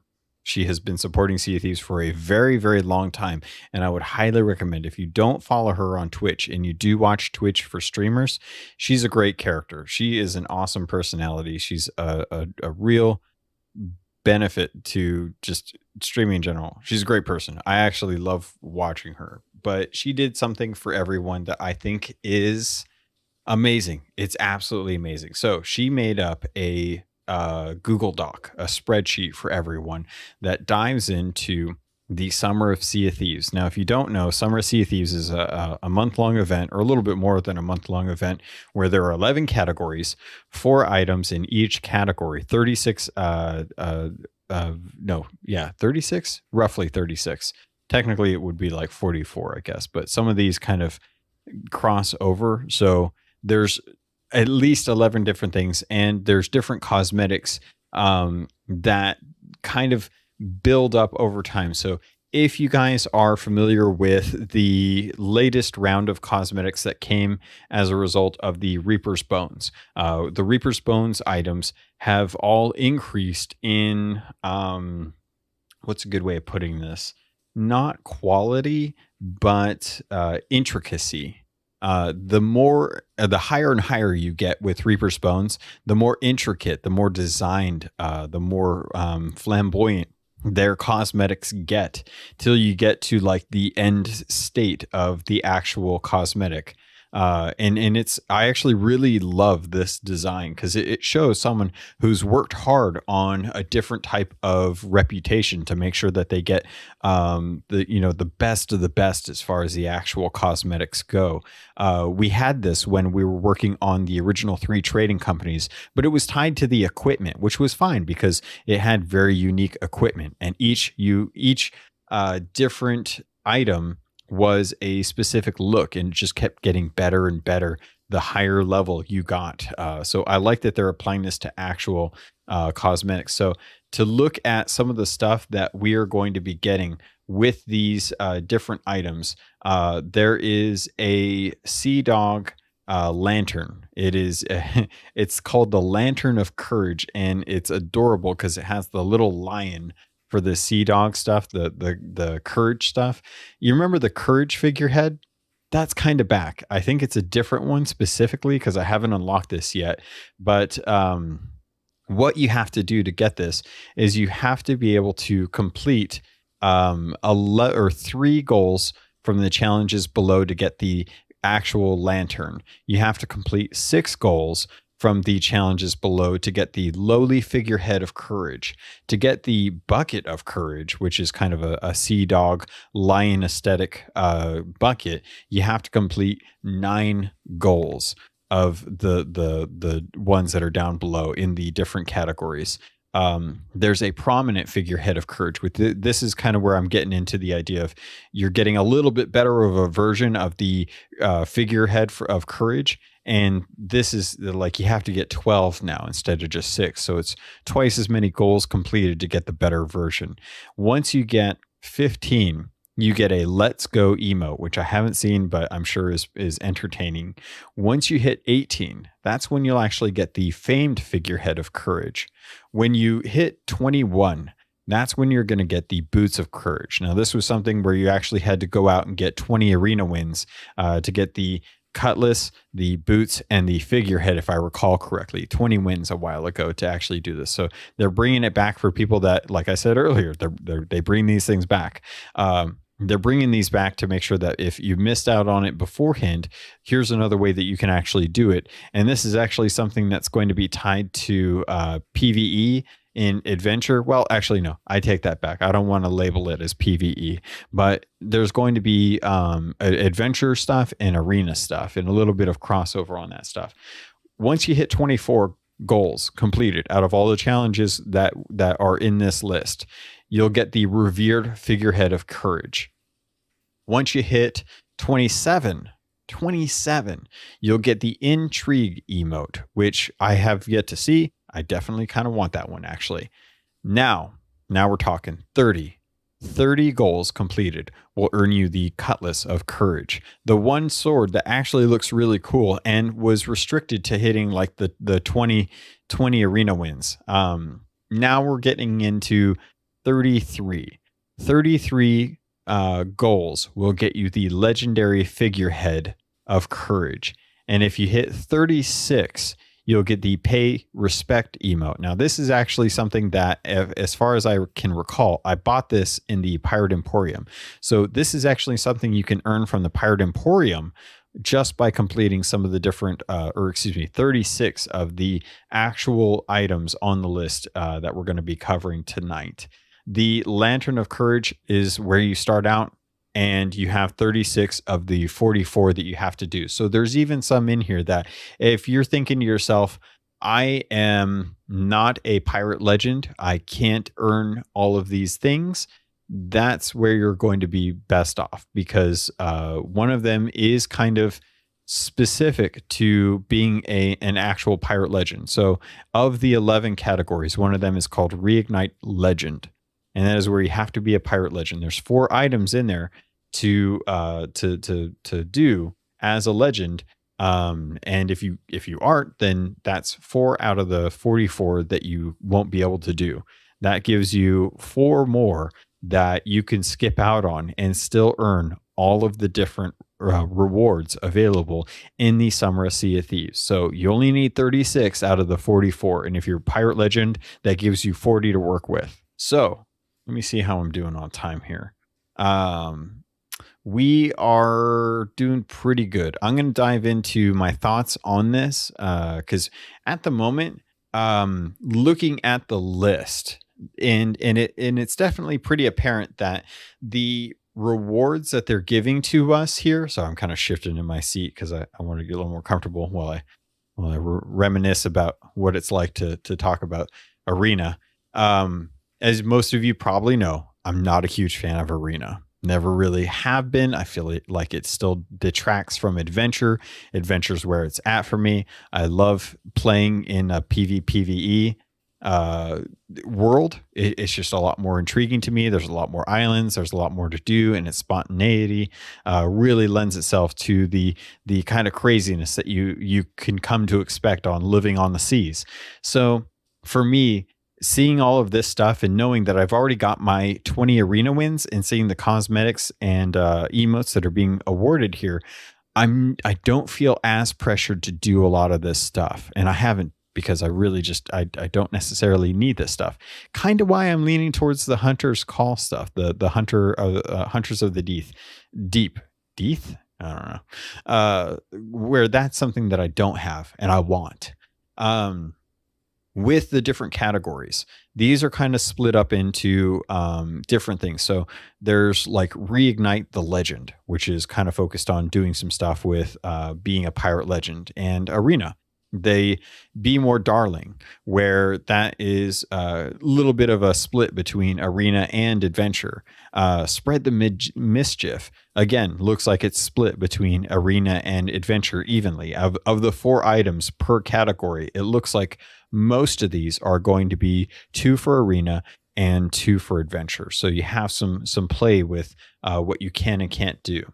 The thing that I will say is nice about this is some of these will overlap. So while I was kind of digging through some of these categories and pulling out some of the stuff, and again, I didn't realize after I'd already done this, but BBXH has actually split this up between categories versus and they have she has a whole nother table that's just for stuff that you do in adventure versus arena. And the list for doing stuff in adventure is a little bit longer, so it's still more skewed towards adventures, but there's definitely some stuff that really, really focuses on killing stuff in arena. So if arena is your jam, then you're set, because you could probably accomplish a lot of these within 10 wins, hopefully. So I wanted to dive into arena, since that's the one where a lot of people are going to have the easier time getting most of these done. Because when you're looking at the adventure stuff, we're talking about completing a Fort of the Damned, or talking to Grace Morrow over at Morrow's Outpost, or performing an anchor turn, or delivering 20 trophy fish. It tends to be easier stuff that you might do as you're kind of going in and out while you're actually playing Sea of Thieves, like killing 2 exploding barrel skeletons at once, which is something that each of you have to do per crew member. Same thing with cooking food at a campfire at night. That's individual. So some of these you have to do on your own. Some of these you can just do while you're actually with your crew. Some of the other ones for adventure are things like completing the parkour kind of traversal game at the Sea Dog Tavern and ringing the bell at the top. That's kind of one of those things where you hit the bell, you run around the spire, and then when you get done, you hit the bell. I don't think there's a time limit on that. I think you just actually have to complete it once around. So that's going to be a little bit tough for some people. It's not going to be tough for others. I know a lot of people that have done it. Speak to a guy on the Ferry of the Damned. Speak to Madame Olivia at Plunder Outpost. Speak to the Reaper at Reaper's Hideout. Sell any level 5 flag from another crew, reach Athena Emissary grade 5, defeat Nash and Lord, defeat a Kraken Megalodon skeleton ship and or ghost ship, drink grog to vomit. A lot of these in adventure are going to be fairly easy to come by. So you could get probably the 25 of the adventure ones knocked out fairly easily within the time limit. Here's the thing with adventure, and actually I'm going to take a quick break because I want to get a drink. All right, pirates, thanks for bearing with me. I just had to get something down to drink. I wanted to dive into the arena stuff because some of these you can do in one actual match, and hopefully it won't be too hard. Some of these you can combined and actually not have to worry about too much. You'll actually get credit for multiple goals, even though they're in different categories. So to start off, what you have to do in arena, how I break it down. Arena, you have to finish in the top 3 at least 10 times. And that'll actually work for 2, because there's one where you have to finish top 5 for 3 times. And there's another one where you have to finish top 3 3 times in a row, or not 3 times in a row, but just 3 times in general. You have to finish in the top 3. And then you have to do that, but 10 times. So that's easy. Hit top 3 10 times, you get 2 knocked out right away. If you win one of these contests as a pirate legend, that knocks off one of the checkboxes as well.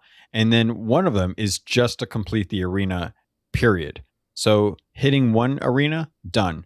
Getting 10 of them in the top 3, especially for pirate legend, that's 4 already done right there. These are some of the things that you can expect to have to do in arena anyway. So these will help kind of knock out some of the actual goals that you need to do in arena. So when you're in arena, cannon onto an enemy crew's ship deck. That's going to be a little bit harder to do. Definitely just do it, because if you can do it, then you can knock out the board an enemy ship and drop their anchor, kill someone with a blunderbuss, and defeat 20 pirates. Those are 3 that you can do if you happen to land on another enemy crew's ship deck. One of the other things you have to do, fire cannonballs 50 times. Easy. Just there's a ton of cannonballs. Just start unloading cannonballs. It doesn't matter. Just start trying to shoot cannonballs. You'll hit 50 real quick. Things that deal with the chest. Cash in a chest while drunk. Dig up 3 chests. Sell a stolen Sea Dog chest. So if you dig up 3, and you turn in one of them that's stolen while you're drunk, boom, there's 3 done right there. The other one that you have to do is you have to defeat someone who's boarded your ship. So everyone's going to be trying to shoot onto each other's deck. You just have to kill them. If you kill them with a blunderbuss, that's 2. Good job. And it works towards your 20 pirates as well, too. The other 2, the last 2 for this, cash in a Sea Dog's chest within the first 5 minutes and cash in a Sea Dog's chest. So if you hit it within the first 5 minutes, boom, you just knocked out 2. And you're working towards the cash in a chest while drunk thing as well too. So if you get drunk and you cash in a stolen chest in the first 5 minutes, you knocked out 4 right there. So it seems like there's a lot of these there's a lot to get through. It seems like arena is going to be tough. It's only 10 matches at most. If you win in the top 3 each and every single time, and you pay attention to what you're doing in all of the matches, especially if you work on what you need to do in one match, say one match, all you want to do is just kill pirates. You don't even necessarily need to win first. You just need to win second or third. Then cool. Just worry about shooting another ship and killing pirates and getting on their deck and dropping their anchor and killing them with a blunderbuss. Then next game, work on chests. Try and get the chests done. Try and dig one up, sell it, wait for someone else to dig one up and go try and steal it. Try and work on that as you're getting through the 10 that you need to get through if you hit top 3 in those. Some of the things that you need to do in arena, but not actually in the game. Raise a glorious Sea Dog Tavern. It has to be that tankard. It has to be the glorious Sea Dog tankard with 3 other people in the hot tub. You have to get at least 1 member of each crew into the hot tub at once. That'll knock out 2 right there. Then you need to speak to Lissetti, DeMarco, and Dimitri. That'll get rid of another one. Then you have to play a shanty on your ship with your 4 pirate crew. So jump into a galleon, even if it's an open crew, and just start playing music and hope that everyone starts playing music with you.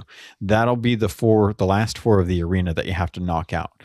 That doesn't feel too bad. It's definitely not as bad as winning 20 games to get these cosmetics the first round that they came through. So at most, or at bare minimum, you have to play at least 10 matches.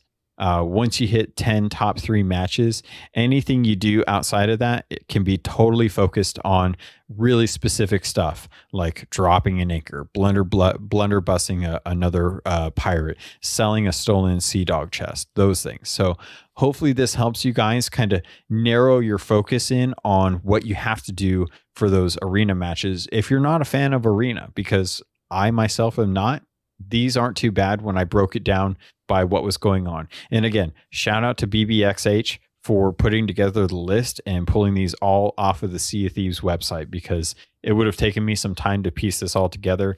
She was really awesome and put it all together in a Google Doc. The Google Doc is in the link. If you look at the bottom of the actual spreadsheet, you'll see by category, by adventure versus arena, and then completed. And don't mess with any of that stuff, because she put in the work to actually do most of the stuff.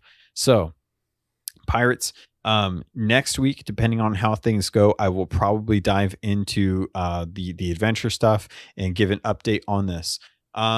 Thinking right now, like after having this for the time that we have, how I feel about this, I really wish this would have been the scenario if 2020 or not 2020, that's a bad thing to bring up. If past was able to be changed and I was able to go back into like April and be like, all right, Rare, here's what we need to do. You are shooting to have the Steam client launch in June. Here's what you need to do. You need to start off the summer right. You need to start off the Steam client proper. Hold back on all of the lore stuff, the skeleton fleets, the Ashen Winds, whatever next month's is, September's. Take all of that and shove it back 2 months. That's what you need to do. First off, next, put in the quality of life fixes, put in the bug fixes before the Steam client goes live. Fix all this stuff before the client goes live. Next, as soon as the Steam client goes live, kick off at the end of June, beginning of summer of Sea of Thieves, and give us 3 months to work on this, the whole summer to work on this, so that people don't feel pressured to have to try and get this all done by September 30th and feel like it was a piece together thing that had to get tossed together because content had to get pushed back because of Coconut Fever. And give us a reason to go out and spend time with another crew, to play a shanty with them, to do the make friends emote with someone, to give them another chest, to give them a chest of legends, to form an alliance, to sit with another crew on the skeleton thrones, to drink with another crew in the tavern. Give us a reason to do this, because there's a ton of new players in the game. They bought the Steam version for $40 and they were thrown into the middle of a story arc that they know absolutely nothing about, because they have missed the last 10 months worth of content that has been leading us up to this Flameheart story. That's what should have happened. That would have been the best way to introduce an entire new community of players to the game and take some of the old Sea Dogs like myself who've been playing since beta and alpha and give us an opportunity to socialize with the new crews instead of just seeing the white liveries and the sailor suits and murdering them and making them feel bad because they have no way of knowing how to play the game. And now if they see a ship and it sails up and it has the Alliance flag and they join the Alliance, the old crew can sit there and be like, hey, this is an Alliance. It's a benefit to you if you want gold, but we could probably betray you and take the gold. So just be cautious. Here's some chests. We might be back for them later. We might not. You never know. Welcome to Sea of Thieves. I think that would have been amazing. I think it would have really helped with the whole summer. It would have bought Rare 2 months worth of time to work on Ashen Winds and the Skelly fleets to make sure that that stuff was locked in. It was solid. The event felt right. It had plenty of time in the insiders to test it. And it sucks because at this point, this is all hindsight. And had I known that this was going to be a thing and I had heard that they were pushing this back and we're just going to toss it in there, it's August. Guys, it's August. The fall begins. Winter begins, or like fall begins at the end of September, at the end of the summer. Like we should have had all summer to be able to work on this stuff, and it would have been great to have the new Steam players to jump into it. Instead, we're waiting for new content with the next update. And we're in the middle of an update that I know at least some people are happy with, some people are not. It's not as big of a win as I think Skeleton Fleets was compared to what I've talked to people who have actually been doing it. And when I look on Twitch, it was pointed out to me, and I've been checking in recently. A lot of the normal Sea of Thieves streamers that I see typically playing the game have been venturing out and playing different games. So it's not something that has captivated us the way that Skeleton Fleets, I don't know why I keep saying Skeleton Fleets. Ghost ships have. Ghost ships were really captivating. And this just hasn't been, because it's been a sparse event. It's a tough event. And we're looking for something that we can jump in and do and have a good time and not have to worry so much about getting murdered or having to wait for it to pop up and be in the middle of something else, or, never knowing like when it's going to happen or having to jump servers to do that. Like nobody wants to do those things. So I would have had all of these on the table, and I would have looked at my calendar and the development cycle, and I've been like, all right, we want to make sure this stuff hits and that it hits well with the audience, but we got a whole influx of new people coming in. So what better way to kick them off with a welcome mat and saying, hey, here's a beer, have a good grog, get some chests, say hi, meet some friends, and get some cool cosmetics out of it in the short run. And here is the summer of Sea of Thieves from Steam. Welcome. That would have been bang on, man. That would have been amazing. I would have applauded Rare for that. I would have been like, dude, you guys nailed it. This is an amazing launch. And the game, don't get me wrong, Steam was amazing. It was a great launch. We are still one of the top sold games in Steam. And I couldn't be prouder of the team for all the efforts, all the time and stuff that they put in. I wish things had gone a little bit differently this summer, but that's kind of that's kind of the understatement of 2020. Am I right? Like, it's been a rough year for everyone. So I in a perfect world, I think this would have gone differently. We have what we have, and we just kind of have to roll with the punches on this, and we'll see how things go. I'm excited to see what's coming down the line. I'm definitely excited to jump into the Hunger or Hunters of the Deep, because I love Megalodons. I think they're one of the best additions to the game. They were the first, though, the OG. Well, no, they're not the OG. I take that back. Kraken, Karen's the OG. Let's not confuse that. But I don't know, man. Merrick always hit it for me. I always love the drum. I love the event. It's still one of the best memories I have in the game. And I can't wait to jump in to start collecting Shark Teeth tokens, or however they say it. I totally blanked it. And it's we'll learn more when the 26th hits. And I'm sure you guys will probably enjoy it. I'm looking forward to it for sure. So let me know what your guys' thoughts are of this. I've already heard some feedback from some of you saying that you're not too happy with how specific it is on focusing on arena content.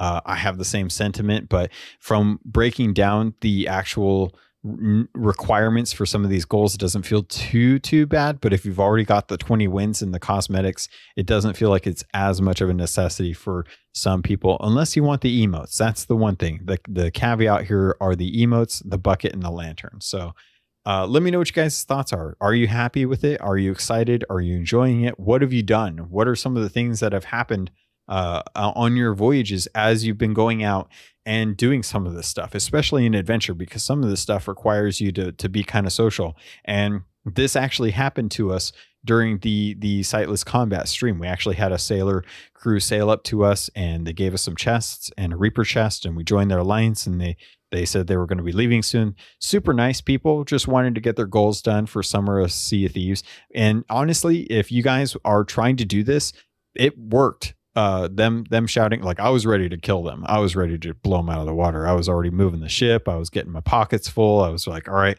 ship's coming in. Me to get back to the ship. We're going to have to fight these guys. Used to that. I've already had to sink a couple people while sailing with combat, and it's been a good time. It's been really, really invigorating to actually get some combat in while we're sailing around catching fish and stuff.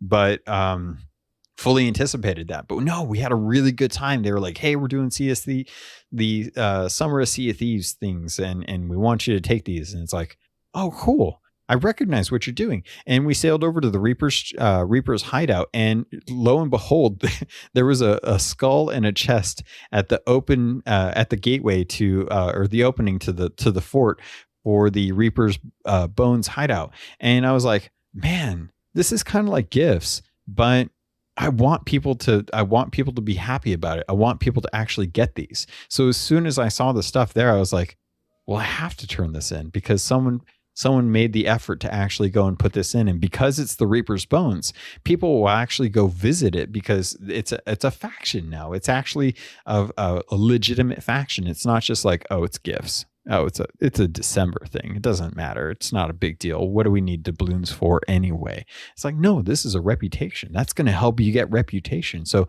sticking your stuff out front of the Reaper's hideout, if you're going to be on the server for a while, even if it's a couple chests, that's a good way to go, man. It's a solid thing, because it's a one focal point. There's only one place you can turn stuff into the Reaper's Bones. So if anyone goes there, they're probably going to turn it in, especially if they just want the reputation. So kudos to that crew for coming up to us. Guys, I can't tell you how much I appreciate you all spending time with me on Sea of Thieves, as well as in other games. I've been having a good time with the Keelhaul crew. We've been playing Destiny 2 lately. There's a guild that we've been doing raids on, and it's been a lot of fun. I've had a good time maxing out my Warlock, but I wanted to at least let you guys know, because I appreciate how much you support the podcast. And I wanted to shout out Insipid Ghost. I'm getting close to the end of the episode here, but I wanted to shout out Insipid Ghost. If you don't know who Insipid Ghost is, he does the Xbox Expansion Pass podcast. He is a genuinely nice dude. He makes an amazing Xbox podcast. If I were to do Shore Leave with a host, he would be a guy that I would want to do the show with, because he covers the news eloquently.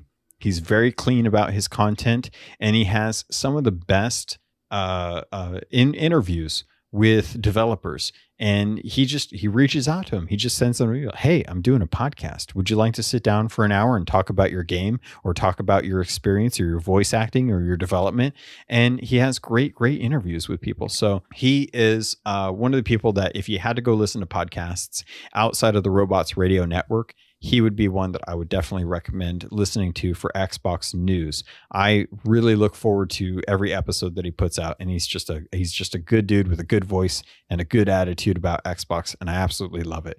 But he wrote in, he actually put in a Apple Podcast review, and I appreciate him for doing that too, because I realized yesterday that I have yet to actually review his podcast. I thought I had done it, but I haven't actually. And I feel like an idiot because it's one of those check boxes that I thought I checkboxed because I did it and I didn't. I just didn't remember to do it. So he wrote in, he said, great show, 5 stars. I am loving the Keelhauled podcast. Captain Logan makes for a frantic listen if you're running relaxed merchant missions on your daily commute. I found his show to be the perfect compliment to my time in Sea of Thieves and on the way to Pirate Legend. Insipid Ghost, I can't wait to find out when you hit Pirate Legend. I would love to be there for that because you've been such an integral part to my weekly life as far as going to work and listening to your shows. I would love to share the experience with you and hitting Pirate Legend. And shout out to Xbox Mike, who just got the Shrouded Ghost achievement. It turns out it's a real thing. So congrats to you for hitting that. It was really cool to see you finally hit that. And congrats to all my friends out there who have been on Twitch and have started after the fall of Mixer. Well, the fall of Mixer. Yeah, the fall of Mixer, and have had to make that transition to Twitch. You guys have been kicking butt and taking names and just nailing it. Been doing a great job. And I love seeing you make the transition to Twitch and succeed. You deserve every moment of it. Pirates, I've been talking forever. I think that's going to do it for this podcast. There's a story in the Keelhauled Discord server from Super Pack that you should jump in and join. So I'm going to tell you right now, head over to the show notes. There's going to be a link in the context section that is below all of the links that I'm going to have for this week's show notes, for videos, release notes, the guide for the Summer of Sea of Thieves stuff. Make sure that you head over to the Keelhauled Discord, join up on the server, say hi, sail with some pirates, leave your story in the First Mate's log. Actually, before I even say that, I think I changed the name to the First Mate's log. What did I change it to? I think I changed it to Sea of Thieves lore. Or no, Tales of Legend. Sea of Thieves lore or Tales of Legend. I'm good with either. But head over there, leave your story so I can actually share it with the rest of the community, because the stories are the best part of Sea of Thieves. It's everything that comes out in the game is just stuff to push you to making an amazing story. And if you're like me, when you play the game, it's you in the game and you just feel like you're playing yourself, then you already understand the joy that you have when you actually have an amazing voyage to share with other people. And I love hearing the other stories, and I want to share those with other people. So please come join, say hi. I'd love to chat with you about Sea of Thieves. I'd love to chat with everyone about Sea of Thieves and share your story, because your stories matter to not just you, to not just me, but to the rest of the Keelhauled community, whether you're in the Discord and you know me, or you're just listening to this. And this is just the way that you get your Sea of Thieves content. Even if you're not playing the game right now, your guys' stories matter, because I'm sure you have them. I want to hear them. So guys, thank you so much. If you want to help the show, support me through the sponsors that I have, support the network so that the network can grow, so that we can get different sponsors in as well too. If Loot Crate doesn't work for you, or if Gamefly doesn't work with you, I'd love to get Audible in here as well. Especially because I've been listening to Audible all the time. I go every Warcraft book that comes out, I listen to through Audible. I also listen to like Game of Thrones, Harry Potter, Sandman, books about prejudice, about racism, things that help me expand me as a character too. So many different times I spend my time listening to books on Audible. So if I can get that sponsorship, Audible, if you find this, you got a weird little algorithm that searches podcasts and you're like, oh, that guy said Audible, we should reach out to him. Dude, do it. Because I've got the base. And I know people are already listening to the podcast, so I'm sure they're probably going to like books too. I mean, who doesn't like books? If you don't like books, what's wrong with you? They're great. They're amazing. You should pick them up and smell them. The book smell is amazing. And anyone that says otherwise has not actually smelled a book. I guarantee you. So, Pirates, leave me a review if you can. Like Insipid Ghost, it helps with the algorithms on Apple iTunes. Most of you listen on Spotify, and I appreciate that too, because I do a lot of listening through Spotify as well. It's a great service as well. So that's going to do it for this episode. Thank you. I love you, and I look forward to sailing with you on the Sea of Thieves.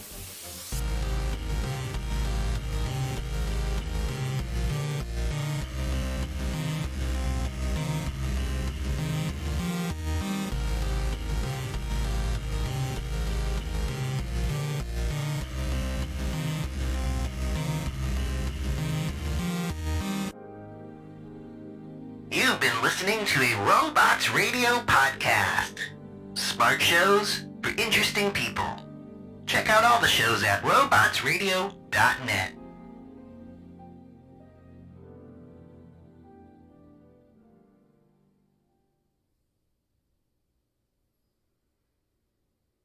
Robots Radio presents Rated M for mature.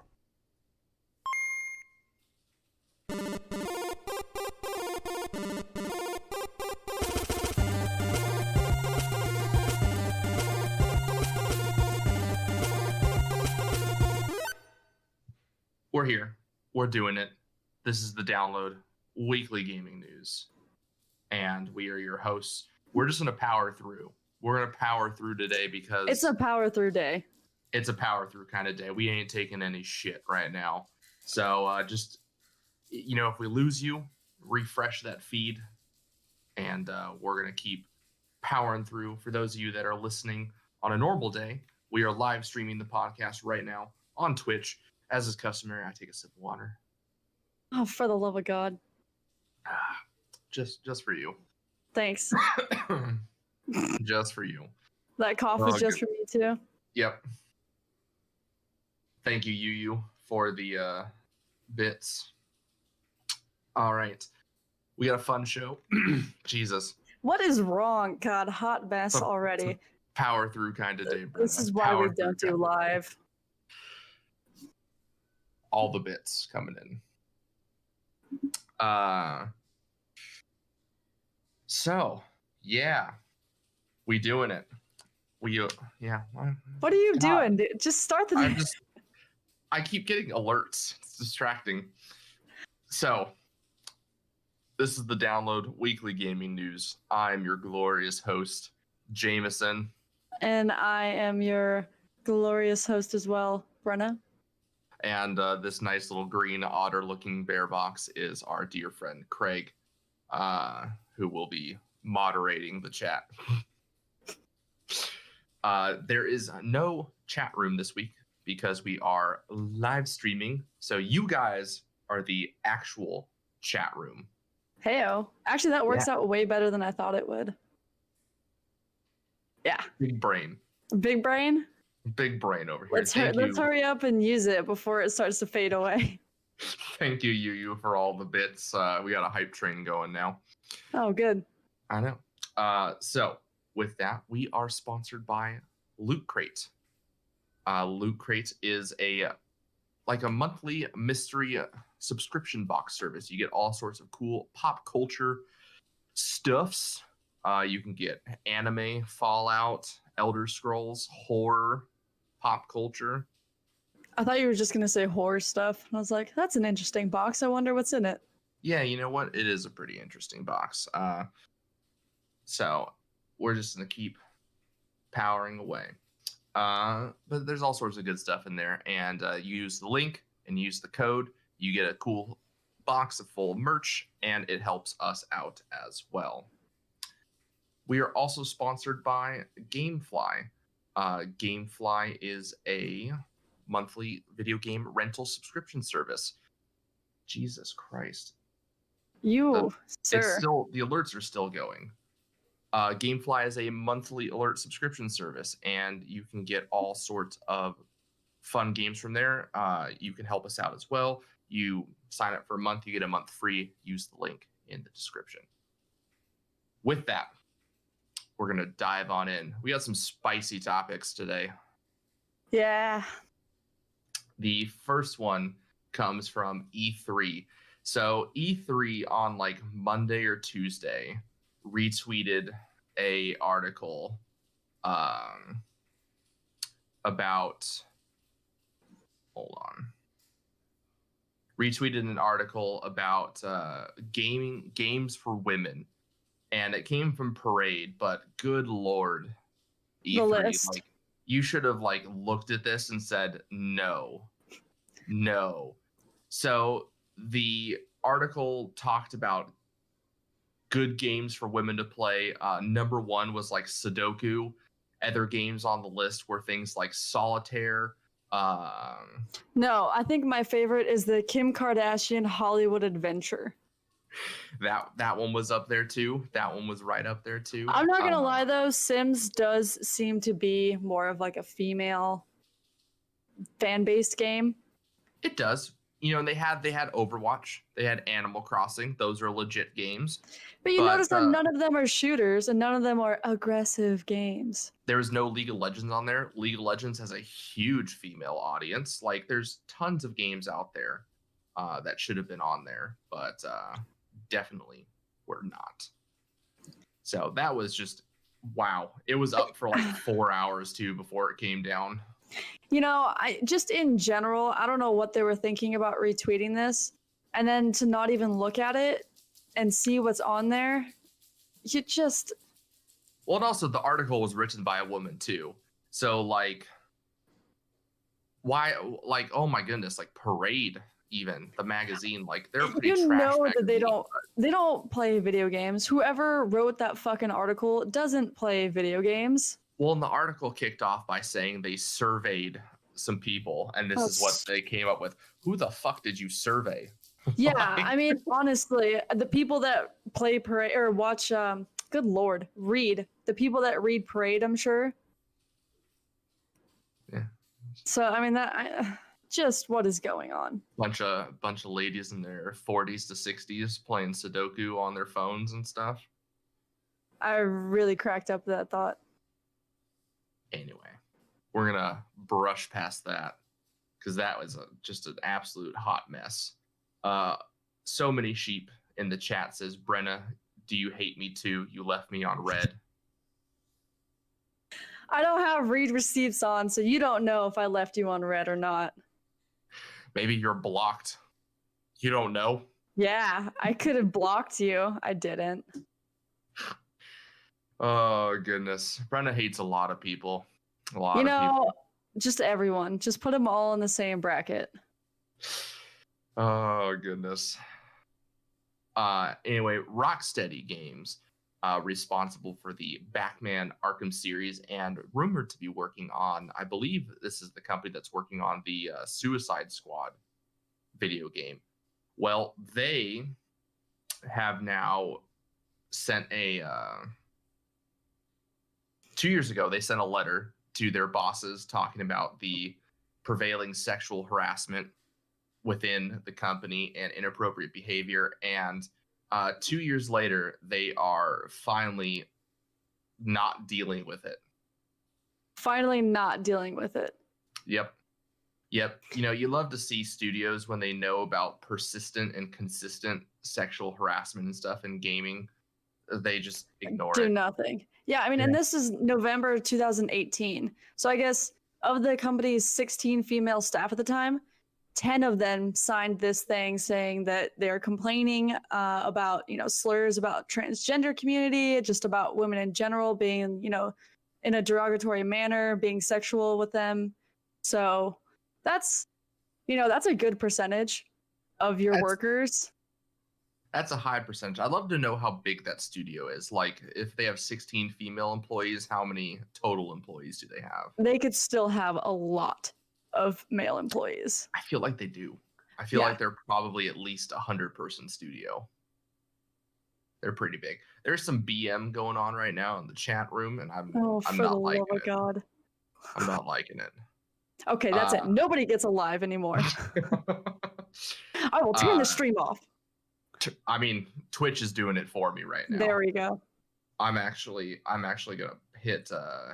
Now I don't even know if I can deal with it at this point. I've changed server locations for the stream input to see if it would alleviate, but my internet is flying flawlessly over here, but yeah, the Twitch is just not having it. So COD, Black Ops, Cold War. We got the leak, but now it has been officially. We got official teaser trailer. Pretty much, they cut together a whole bunch of footage.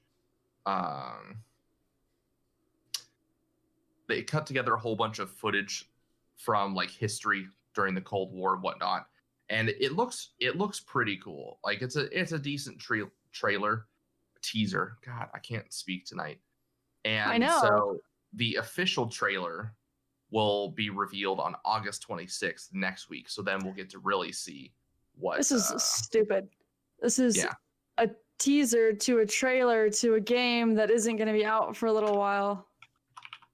It's just ridiculous. Yeah. So, a game will probably drop in October again, but do we really need another Call of Duty right now? The answer is big no. No, but I'd like a better Call of Duty. Modern Warfare is a good Call of Duty. It's like the first good Call of Duty in years. Yeah, maybe I'm just not a fan of the Call of Duty community anymore. I mean, it's just... You can do nothing about it. It's so toxic, and it's so... I don't enjoy the play style sometimes. Most of the time, I feel like I don't enjoy the play style anymore. Yeah, so apparently something's going on with my... Apparently they're saying my chat box isn't working, which is... I don't know. I think it's because the stream keeps starting and ending, but who knows? Miller, you'll have to wait a long time for Crusader Kings 3, unfortunately. Not that long, but pretty soon. You know what is a little sad, though? Ubisoft is getting rid of discs in Collector's Edition. However, they... What? Yeah. And that's effective this fall. Assassin's Creed Valhalla. No! Yep. What's the fucking point? So I just get a plastic case with some cover art? Yeah, and a code inside telling you Go fuck yourself. No. They have since revised this announcement, because originally it said all collector's editions. They revised it to say North America will still contain discs. This is only for Europe, outside of the US. And then additionally, they said that PlayStation collector's editions will still receive physical game discs. Well, no shit. I mean, yeah, that makes sense. Why would PlayStation not have a disc? Xbox isn't getting a disc. That's so stupid. I like discs. Discs are nice to have. But, well, yeah, because you have it. It's not ones and zeros. It's true. It's just a sign that everything's pretty much going digital. So, yeah. All right.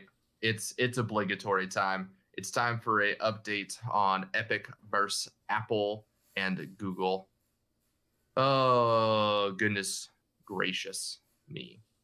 So Apple, in a legal filing in response to Epic's complaint today. I love how these are just legal bitches.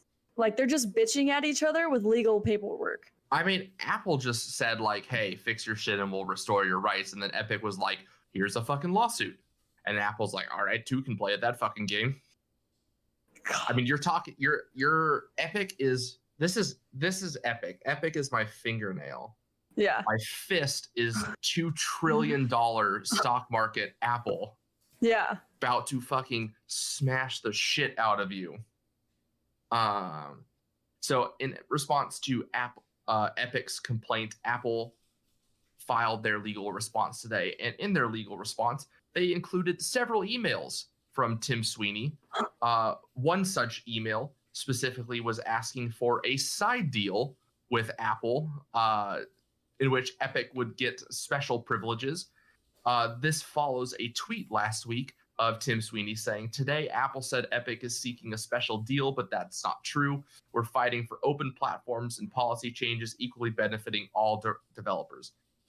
No, Epic, you're not. You are just a bunch of greedy fucks fighting for yourself. Let's stop and say Tom Sweeney, because it's really all him, and I feel bad for the people that are working there and have worked there for decades. I do too. I even feel bad for their legal team. Can you imagine their legal team is like, hey, we shouldn't be doing this. Prepare and file this, and like, but it's like, okay, well, we need to do our, we need to make sure we don't have anything. It's like, oh no, just do it, and then it's gonna come out, they're gonna lose anyway. Yeah. So it's yes, Tim Sweeney is special. That is a good way. That is a good way to put it. God, his picture. Just go look at his tweet picture. He's a creepy looking dude. Like, that's a terrible photo, man. Like, come on. I don't. Like, I don't want to sound mean, but that looks like he's about to molest small children. I honestly, yeah, and he's all of looks like he's all of 90 pounds. Yeah, he's a weird dude. They included several other emails in there, in which at certain points Tim Sweeney emailed saying that they were going to go ahead and bypass Apple's rules and other things like that. So this definitely means Epic is now officially on the losing side. I just don't know what it's going to take. I don't know how Epic is still standing, to be honest. Well, they will appear in court on Monday, so I'm excited for the updates. Sit there with some popcorn. Oh man, can we live stream that? Come on now, like please, that would be so great. Patches, hello.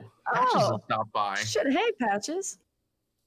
So we'll keep on plugging away. Patches was our guest last week. If you haven't listened to the episode yet with her, go listen now.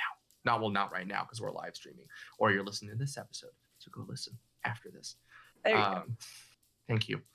Additionally, Fortnite has also announced today that they are hosting a free Fortnite Cup on August 23rd, which is Sunday.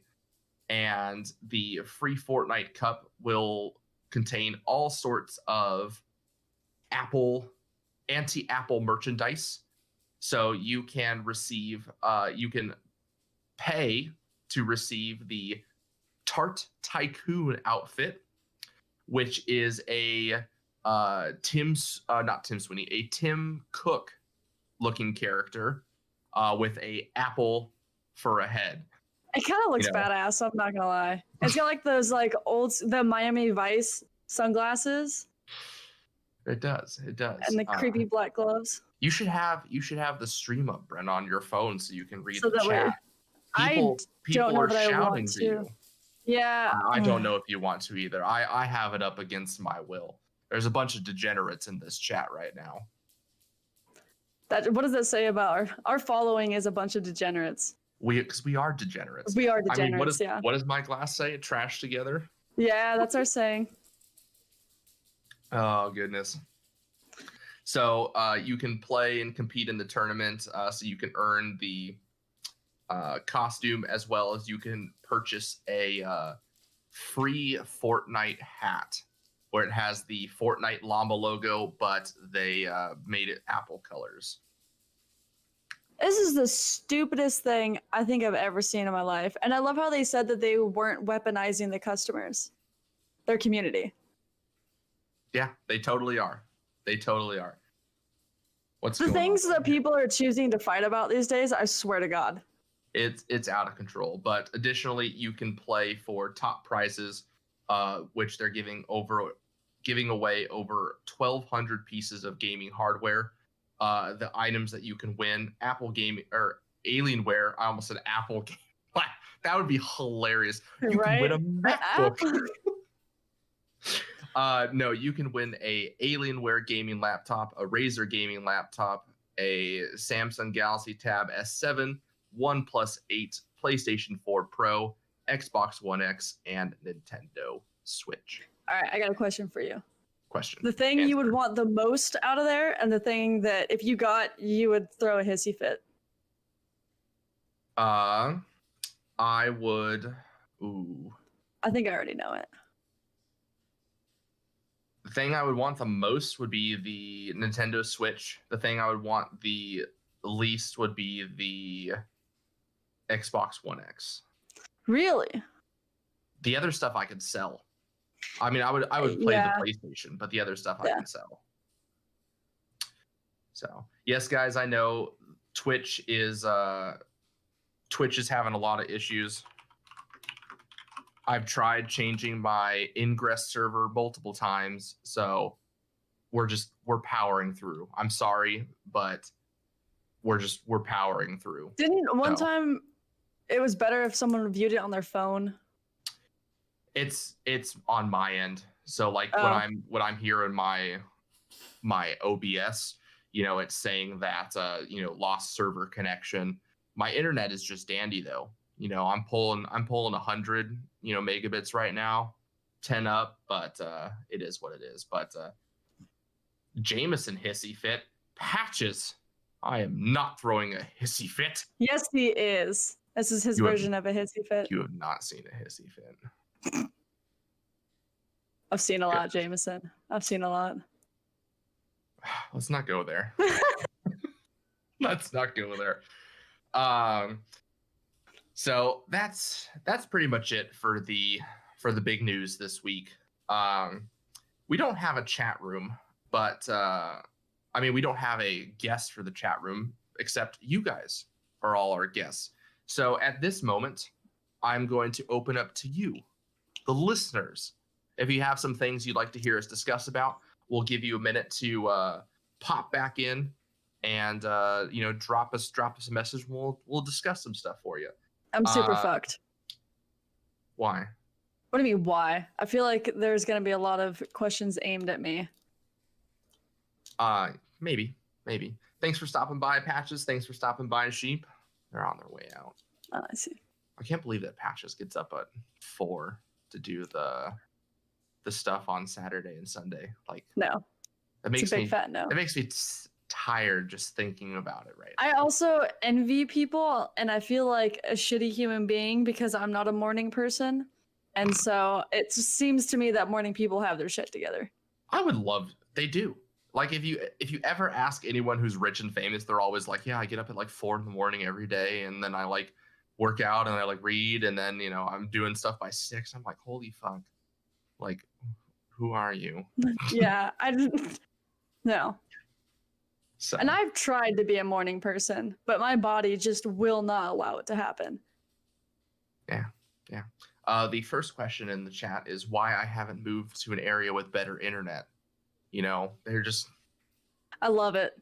I have excellent internet. I have Spectrum Fiber, 100 plus megabits. So it's Twitch. And you're plugged into the router, aren't you?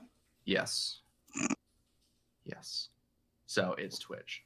Brenna, do you have anything that you've seen gaming related lately that you want to talk about, or anything? Oh, anything in general? Yeah, this is the chat room time. Oh. The only thing that I can really think about these days is Cyberpunk and Assassin's Creed, and just how badly I want to get my hands on it. So, dude, I don't know. I've got September. We have Tony Hawk Pro Skater. I gotta change my shipping because it's gonna go to my old place. Oh yeah, you should get in and do that quick. We got Tony Hawk Pro Skater. That's in like 3 weeks. Like enough. Like maybe 2 weeks. I think it's 2 weeks. I think it's the first week of September. I might even get that on a PlayStation. How dare you? I know, but my PlayStation can run it. Well, yeah, but you could play it in 4K on your PC with me. I can play it in 4K on my new TV. Your PlayStation can't do 4K. I know. I'd have to get the new one. Yeah. Which PlayStation 5 may or may not be right around the corner, so who knows? I'm not getting it when it first comes out. That's like $1,000. We'll see. We'll see. Then we got Star Wars Squadrons the first week of October. I'm very excited for that. That'll be good. I'm going to do some fun stuff for that. I bet. Some costumes. Yeah, maybe some costumes. I need to do start working on a stream overlay. Yeah, it's gonna be. I want it to be good. I really want it to be like really good. Yep, developers have still not really done anything on Elder Scrolls 6. That is true. Who knows? Hold on. For the people live. What's she going to get? Oh, here it is. There you go. There you go. Elder Scrolls blanket. Yep. Elder Scrolls Skyrim blanket. How are you not hot sitting on that? Well, like felt and warm. It is very felty and warm, but also my chair, the foam in it has now disintegrated to nothing. So I'm just sitting on like straight bolts. And I don't weigh that much, and I've only had this chair for like 2 years. Yeah. It should not be as bad as it is. No, it's supposed to be a nice chair. Anyways. It is. So Star Wars Squadrons, and then November, can you believe this? Assassin's Creed and Cyberpunk in the same week. I don't know what I'm gonna do. I don't know what I want to play. Like, I don't know. Assassin's Creed comes out 2 days before Cyberpunk. So I'm going 48 hours straight so I can get as much playing done before I get my hands on Cyberpunk. My God, how disappointing is it going to be if Cyberpunk isn't everything that we want it to be? I don't know. It might still just be enough. Because it's the hype. Yeah, but even it's just the so setting. Pretty. It's the setting. It's the options. Like, yeah. I honestly think we've seen so much gameplay. They've had so many developer conferences. They've given the game to so many media outlets to test. Like, I don't think it's going to be a letdown. I think at this point it's like impossible. Knock on wood. Right. Seriously. But yeah, I'm thinking 36 hours of Assassin's Creed, and then I can sleep for 12 hours. Right. And then I can get up and I can start again with Cyberpunk. I'll get up early as fuck to play video games. See, now I am a morning person when it's like snowboarding. Yeah, when it's like snowboarding or something similar to that. Yeah, once I get going in the morning, I'm fine. It's just that initial feeling myself out of bed. Mm-hmm. Yeah. Where you're just like, what is this unheavenly, ungodly thing I'm doing? 5-minute timer is my watch being connected to me and being able to just quickly hit snooze is the worst thing that ever happened to me. I definitely need one of those alarms that you have to like stand on. I had one that was you had to shoot a gun into a bullseye from across the room. Have you heard of Hello Rooster? No, but it sounds terrible. It's a coochie alarm.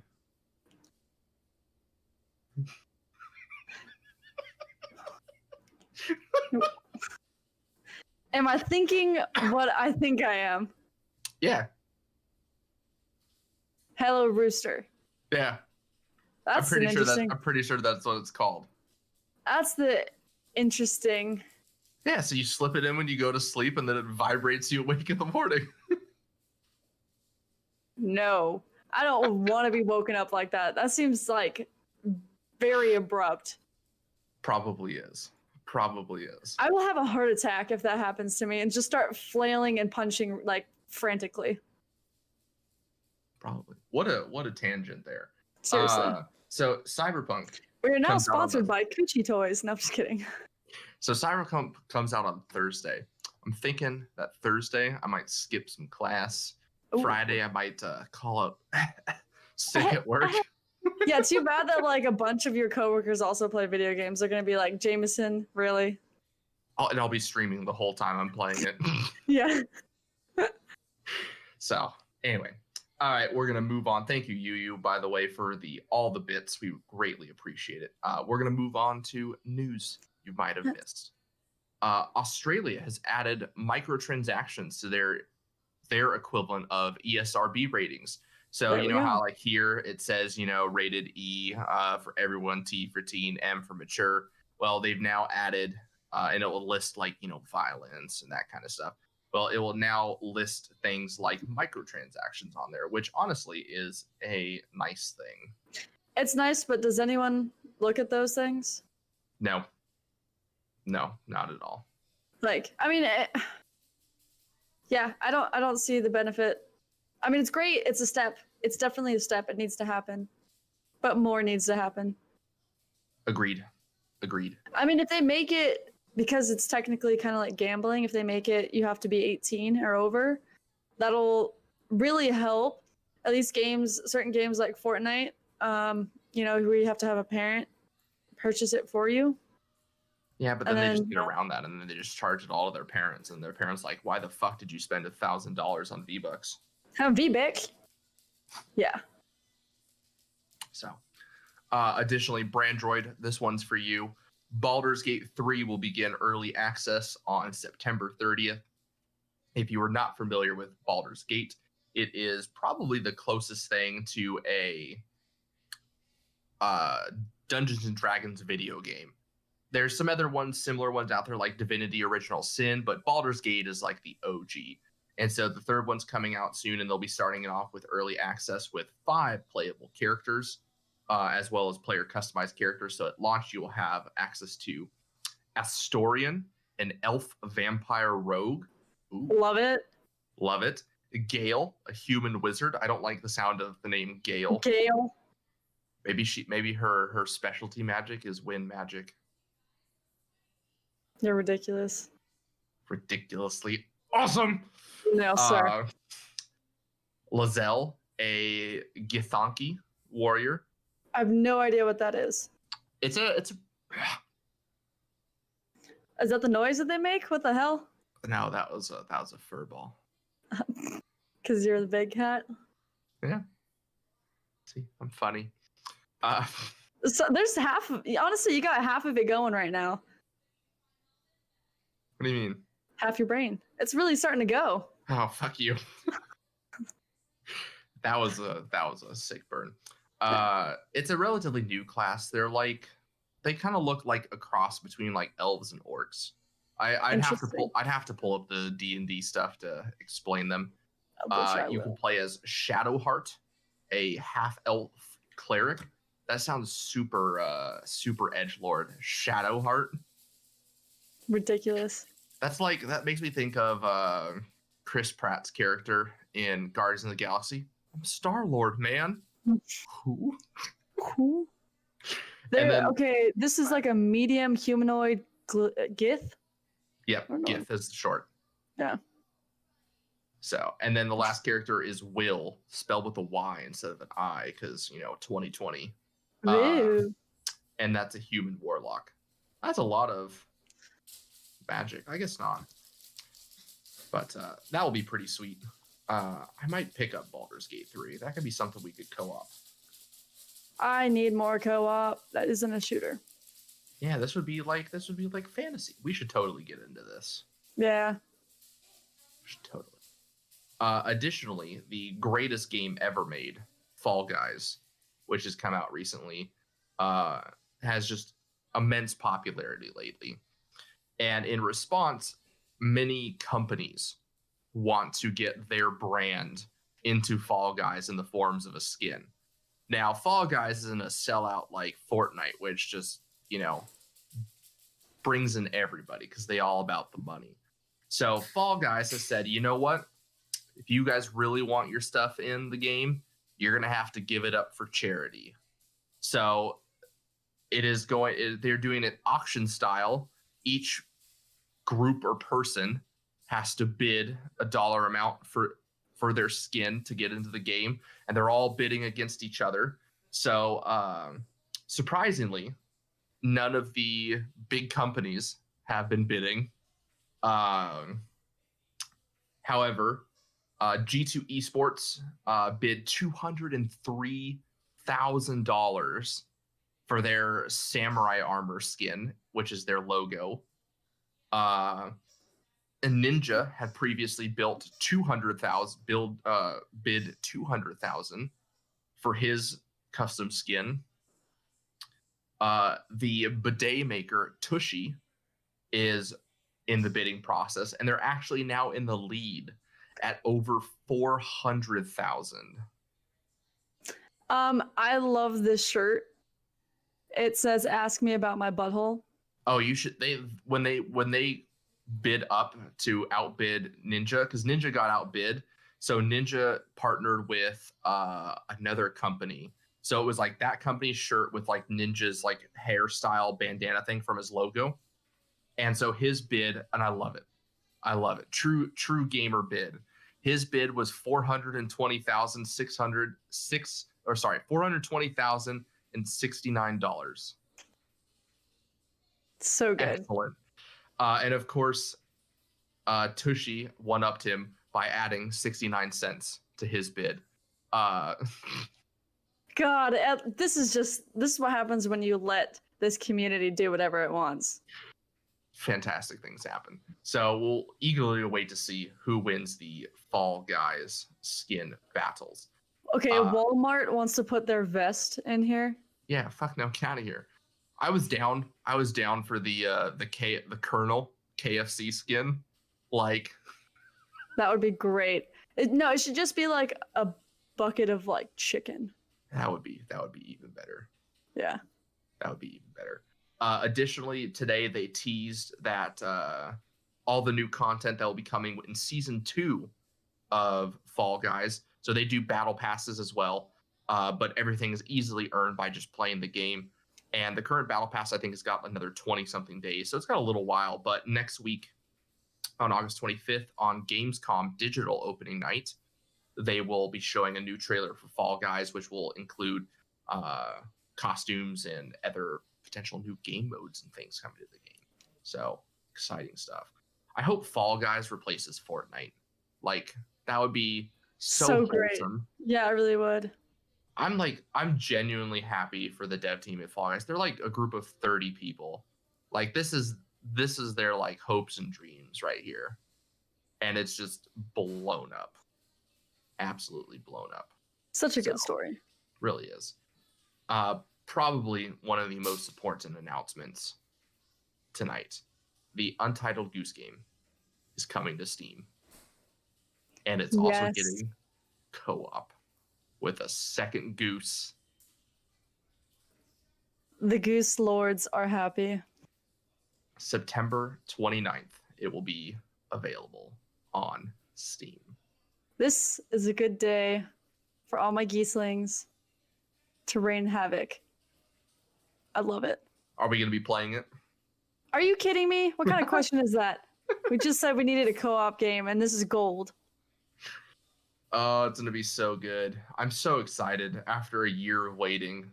Right. I'm so ready. So ready.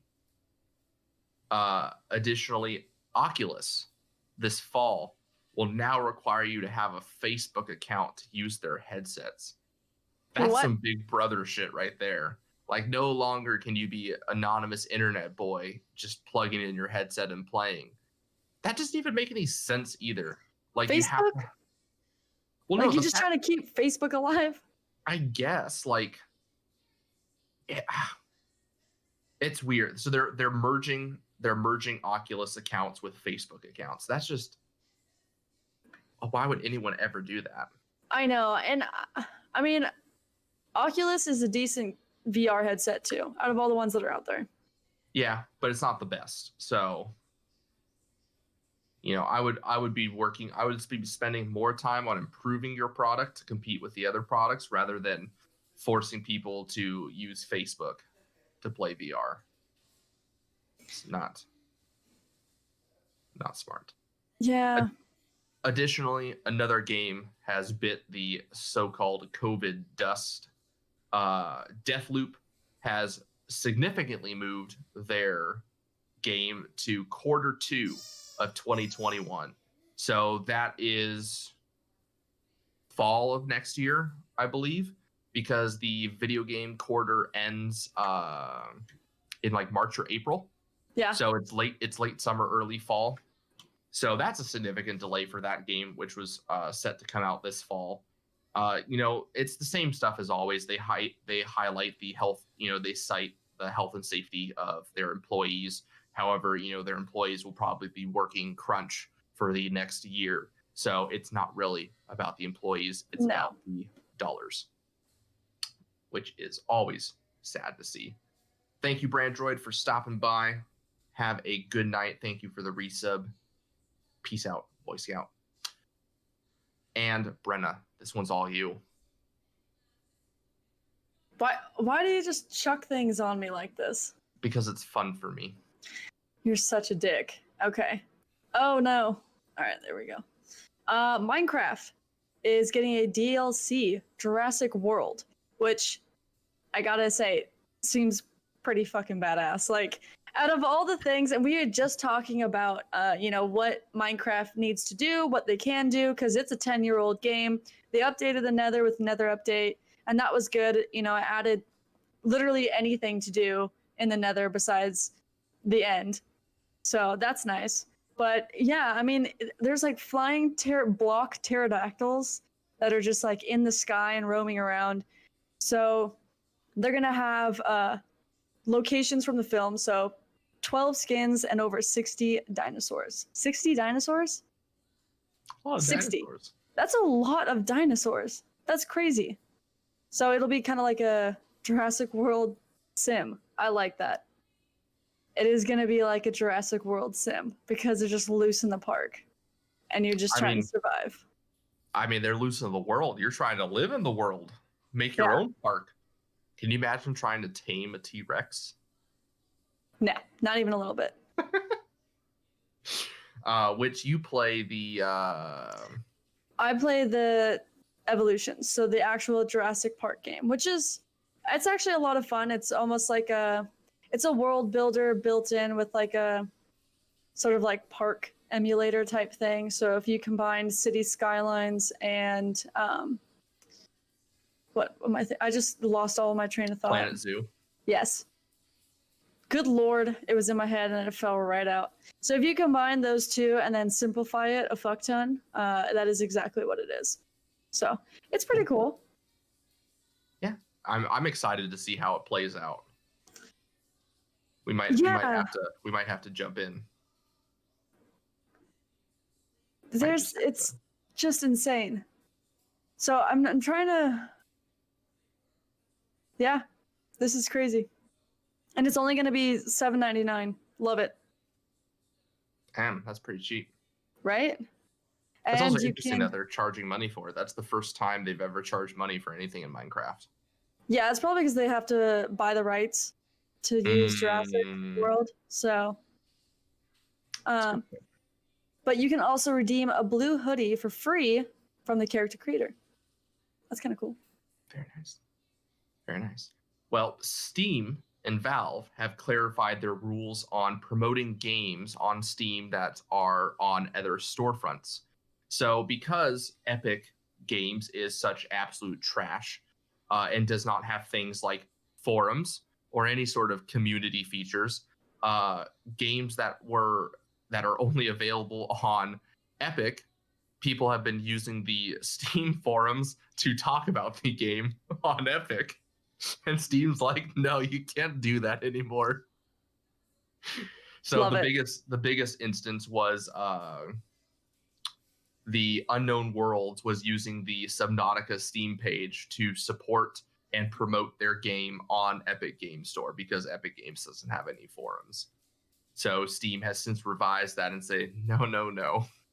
If you want to do that, you got to go do it on your own platform, which, who knows if Epic will ever get forums anytime soon. They're still working on cloud gaming. Yeah. And who knows if they're even going to be a company after Apple smashes the shit out of them for trying to talk up Apple could totally just buy out Epic. Yeah, that's the funny part. I mean, fuck trying to make a whole new, because they're trying to do their own gaming thing. Why not just like buy Epic and then change it and use everything with that?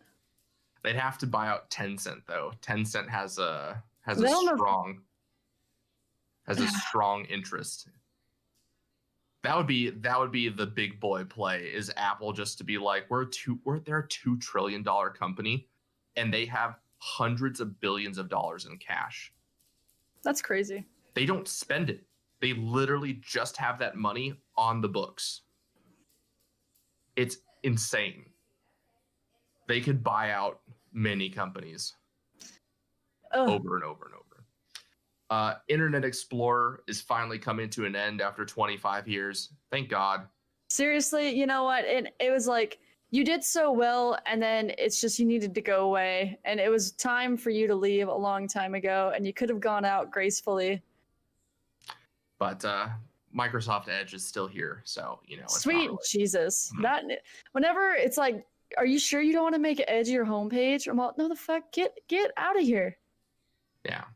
Additionally, Control and Remedy /505 Games has published a little statement explaining why they won't be doing upgrades for next-gen consoles. It's just a lot of bullshit. They're just not being very thoughtful to their community, especially when they're releasing basically a brand new version of the game with all the DLC right before next-gen comes out. So it's dumb.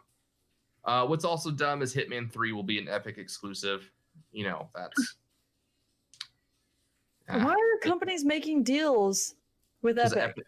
Because Epic offers a lot of money up front, and but they no only one's gonna take 12%. buy your game. I know, especially when Hitman has been on the Steam franchise since like 2007, like the beginning. Yeah, ever. And additionally, Hitman, the original Hitman, will be free to play or free to get download from August 27th to the 3rd. So it'll probably come out a year later on Steam, and at which point it will outsell in days what it did on a year on Epic, because that's just how it goes. The classic game Tales of Mana recently exceeded all of Square Enix's expectations for one of their core IPs, so they were absolutely thrilled about that. They say they have high expectations of Marvel's Avengers, but Marvel's Avengers is getting pretty terrible reviews. It's getting absolutely trashed. They say the game looks great and it gets you hyped because if you're a superhero Marvel fan, but they say the gameplay is not there. And that's what I'm worried about for Suicide. It's gonna be even worse. Yeah, I don't know. I mean, at least Rocksteady made the Batman Arkham games, which are absolutely amazing titles. So at least I have a little bit more faith in the Suicide Squad game, but it's still, I don't know how they're going to work that one out either. You know, I'm not usually a fan of like comic games anyways. I'm not usually either.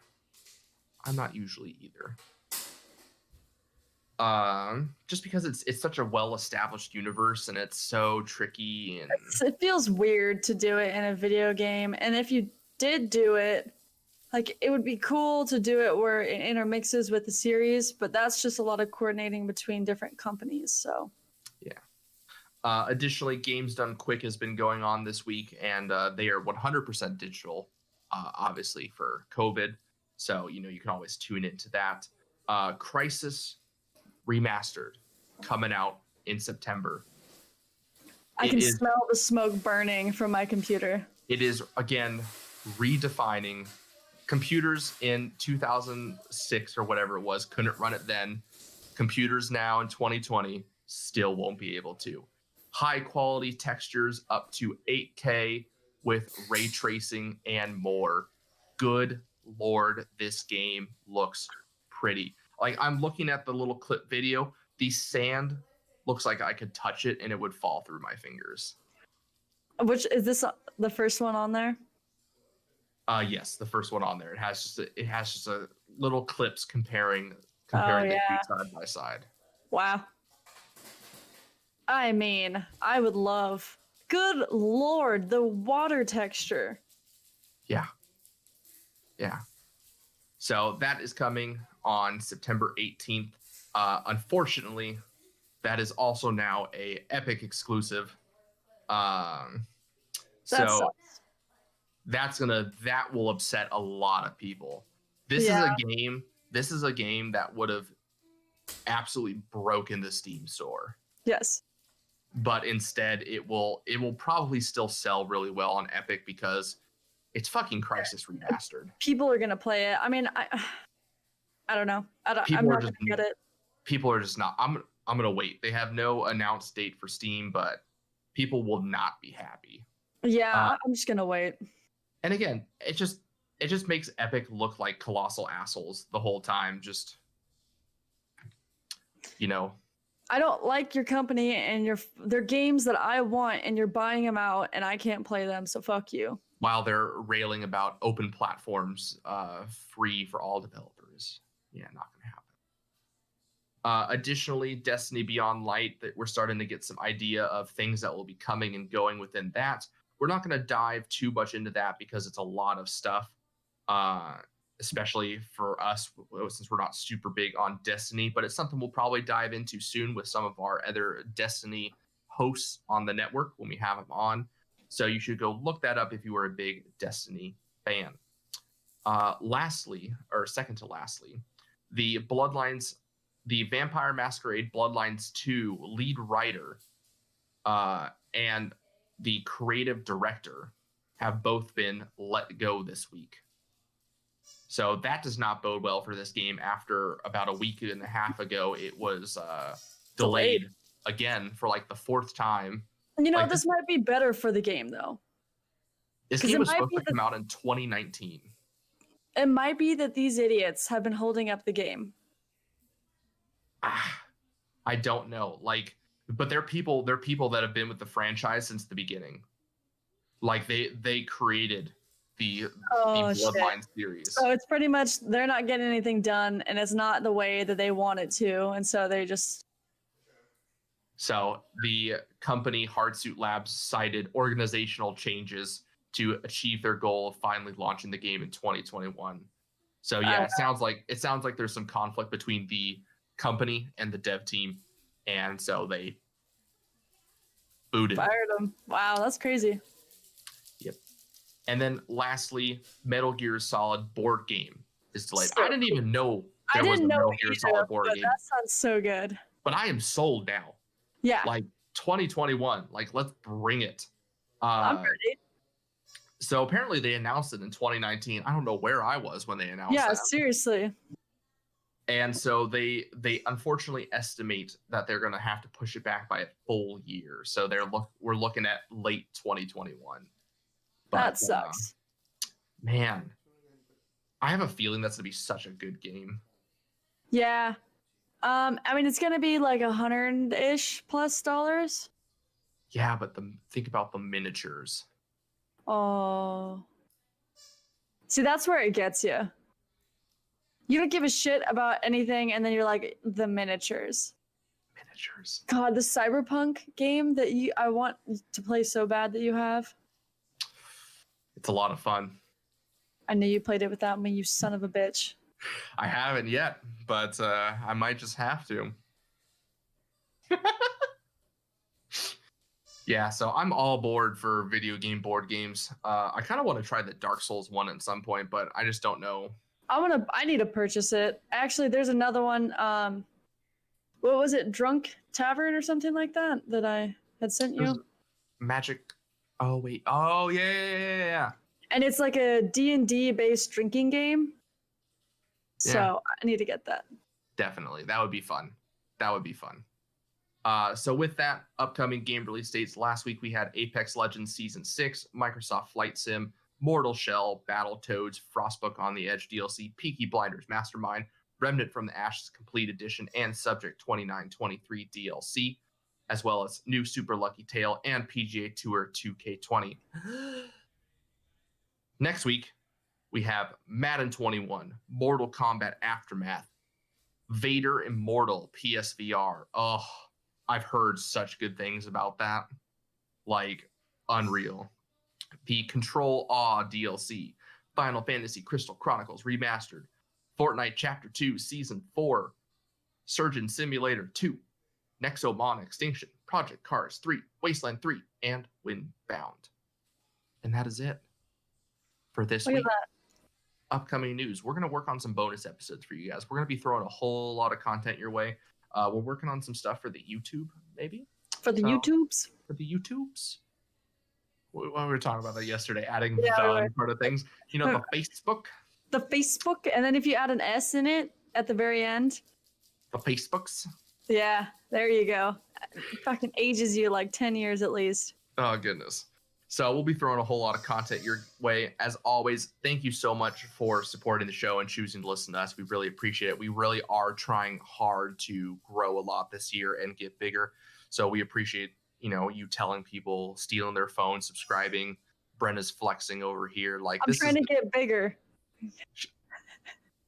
Oh, I know. You got it in there? That was good. I got you. My other side of the brain is firing now. There we go. We're on all cylinders. Too bad it's at the end of the show. For those of you that support us on Patreon, thank you so much. Patches Play Games, Dr. Brandroid, Durka, Poolfire93, Miller, Cyber Shorty, Old Stray Dog. To those of you that support us on Twitch, thank you so much for the subs, the donations, all of that jazz. It really helps us out a lot. And as far as our Patreons go, I've heard some of you have started receiving your items already. So we both look forward to seeing you tag us in pictures on Twitch or Twitter and Instagram. So please do. Speaking of which, our podcast is on all platforms. You can find us anywhere. Drop a review if you haven't. Guys, we haven't had a review since January. He's getting upset. I need more reviews. Where's Patches? He's having a hissy fit. She's gone now. It's okay. It's safe space. I was clapping there too. Jesus. Yeah, you were. So additionally, if you want to tag us on the social medias, Facebook and Twitter at DL Gaming News, Instagram at GooseCadProd, like in production, prod. And you can tag us or follow us individually at DL_Jameson. And at DL_Mother Goose. And that is going to do it for this week and for the stream, guys. Thank you so much for joining us tonight, bearing with us. I know it was really rough with the Twitch settings, but to those of you that hung in there, thank you so much. And to those of you that listen, thank you so much as well. Good luck. Have fun, everybody. And remember, keep your goose loose. Do you like adventure? Yeah. Do you like laughing? Yeah. Would you like to listen to a group of people you don't know play D&D and reference retro pop culture you vaguely remember? Excellent. You're going to love Committee Quest. We play D&D in the world of Amarin. We use adventure modules and supplements made by people in the community. We also have a sweet synthwave backing track. Come and join us on our adventure. Volume 1 has been completed. Volume 2 coming the end of January. You can find us on iTunes, Podbean, or wherever you get your podcasts from. Since the dawn of time, there have been storytellers who teach through their stories. These myths give rise to fundamental truths, and these truths shape our collective experience. Yet these myths are not something of the past, and today they engage us more fully in the story itself. Video games allow us to live the lives of our favorite myths. My name is Blue Crew 86, host of Focus Fire Chat, and I want to invite you to explore our modern-day myths with us.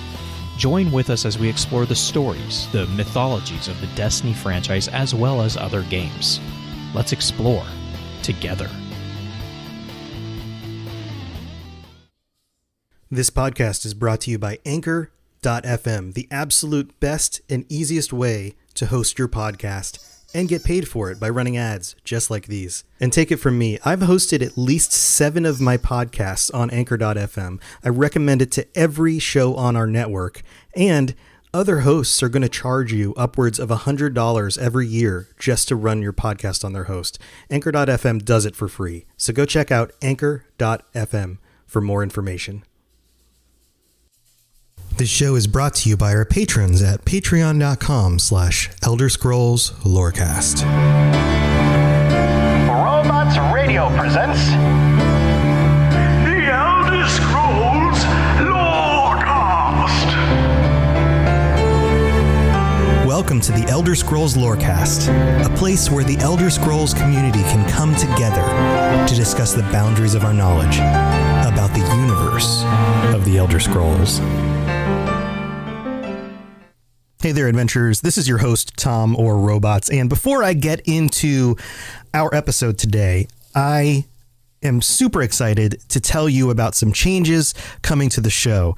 I am taking all of my Lorecast shows and setting them up so that they can be live streamed during the week on different days of the week so that you guys can come join me live during the recordings. And in order to do this and make it make more sense, because it's a little bit weird to be an individual person just talking into a microphone during a live stream, I will be having regular co-hosts on my shows. So for the Elder Scrolls Lorecast, some of you might be familiar with Lotus of Doom from Tales of Tamriel. He's guested on my show a few times.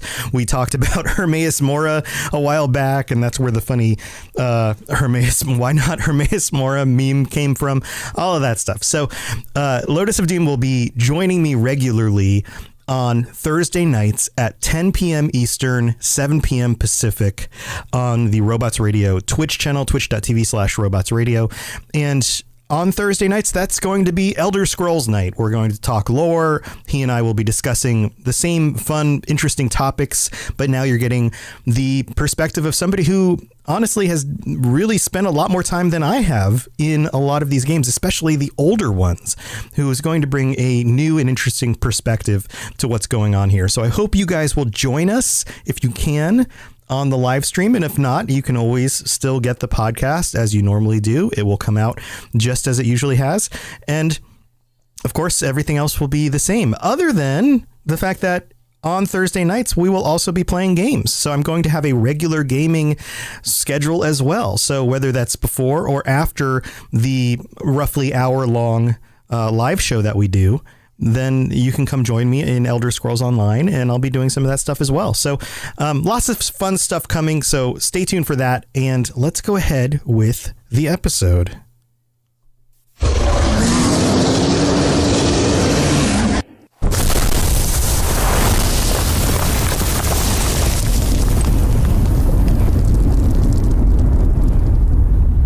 This is where you get off. Come with me. So, I have a question for you. What does it mean to be a person? What is personhood? And how do you determine if something or somebody is or is not a person? In the context of the real world, we have a pretty slim perspective on this.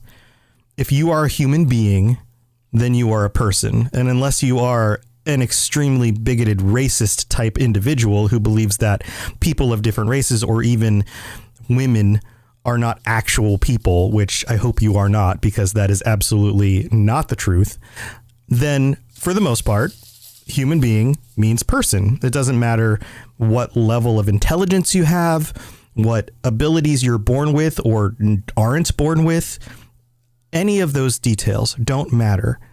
All that matters is that you are a human being and you have personhood.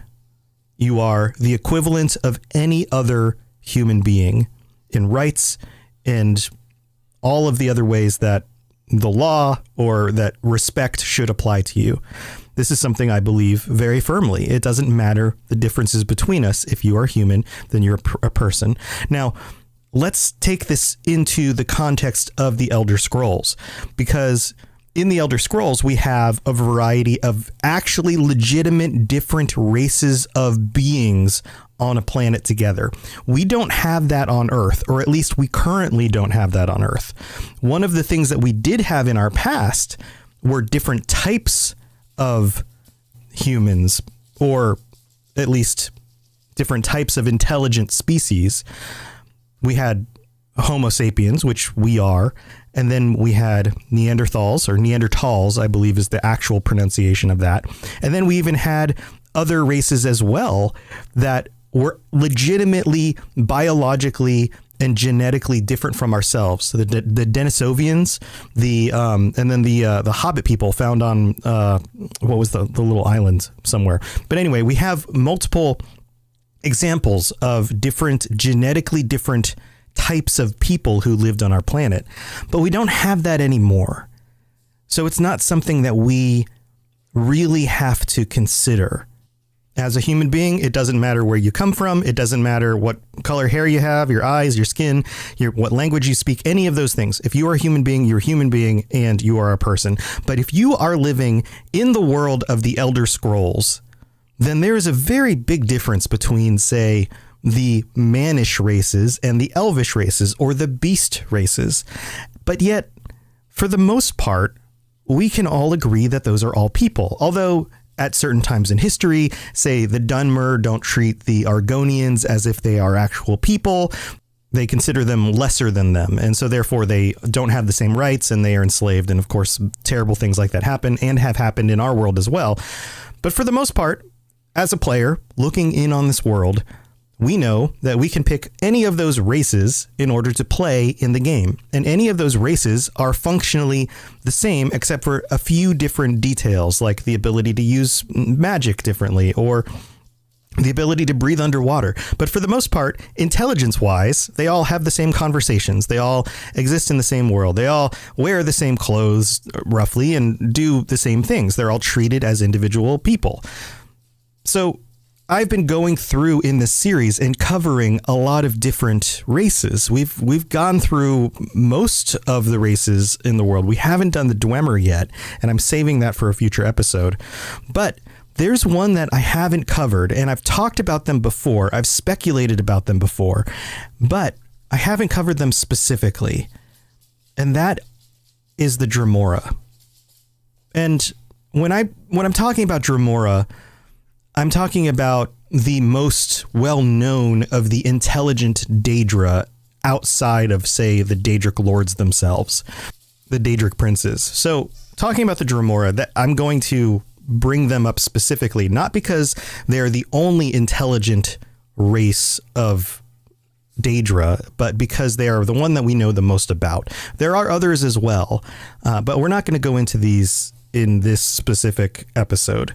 So the Dremora. Let's talk about the Dremora. They look like people. They are humanoid. They have horns, so they're kind of demonic looking to our eyes. But the idea of devils and demons isn't really a thing in the world of the Elder Scrolls. The Daedra are a thing, and so they're kind of analogous in a way, but not exactly the same. The Dremora are a specific intelligent race that are most often linked to the Daedric Prince of Destruction, Mehrunes Dagon. But they're not only linked to Mehrunes Dagon. Other Daedric princes employ them. I guess you could say employ them, because they are not like the other races that we find in Tamriel. They come from Oblivion. They are Daedra. If they die, their essence or souls or whatever it is that kind of powers them from within returns to Oblivion and is reborn. When mortals die, they don't do that. They can suffer as ghosts and things like that, like we've discussed before. But for the most part, they make their way to Aetherius, or their souls are captured and harnessed for power by the Daedric princes through deals and bargains that they've made with them. The Dremora are different, but that doesn't mean that they aren't necessarily people. And this is what I'm getting at with this question of what it means to be a person. In the real world, we try to define personhood as having the ability to objectively view yourself. And even as human beings, this is actually something we're really terrible at. But for the most part, we can do it. We look in the mirror, we recognize ourselves. We look at a picture, we recognize ourselves. We can pick ourselves out of a crowd. We see ourselves as separate and distinct from the other things and individuals around us. We feel like we make logical decisions about the world, but yet we have emotional impulses. those logical decisions, we like to think, keep us above the level of just the animals. We have arts and sciences and these higher thinking abilities that some of the other animals don't. Now, I would argue that the Dromora also have all of these things, just like any of the other races in Tamriel. They are basically people. They're just people of oblivion. So there are a lot of different documents and books and writings about the Daedra. There's a lot of dialogue from characters who speak about the Daedra or summon the Daedra. And so there's a lot we know about them. They are, for the most part, driven and controlled by duty. That's the word that I would use to associate with the Dromora, specifically duty. They have a place. They have a place in a system.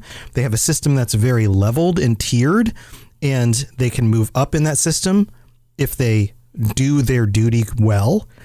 And they are constrained by a master. Usually that's a Daedric prince, and it's the Daedric prince's will that gets passed down through the different ranks, like almost like the military. Or if they are summoned by a mortal, that mortal is their master. They are now constrained to do their duty. They have to do what their master tells them to do because they are magically enchanted to do so.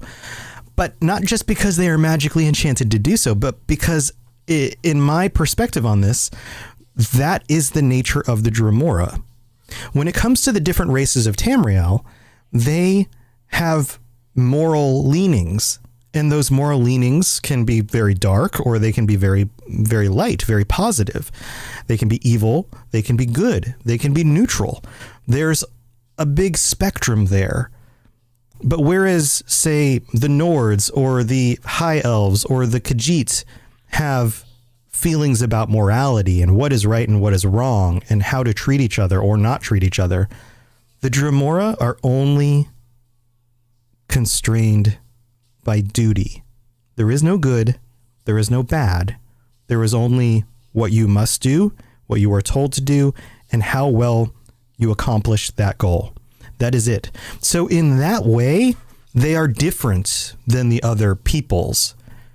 They don't have a feeling of should. You can't say you should have done that other than if you didn't do your duty.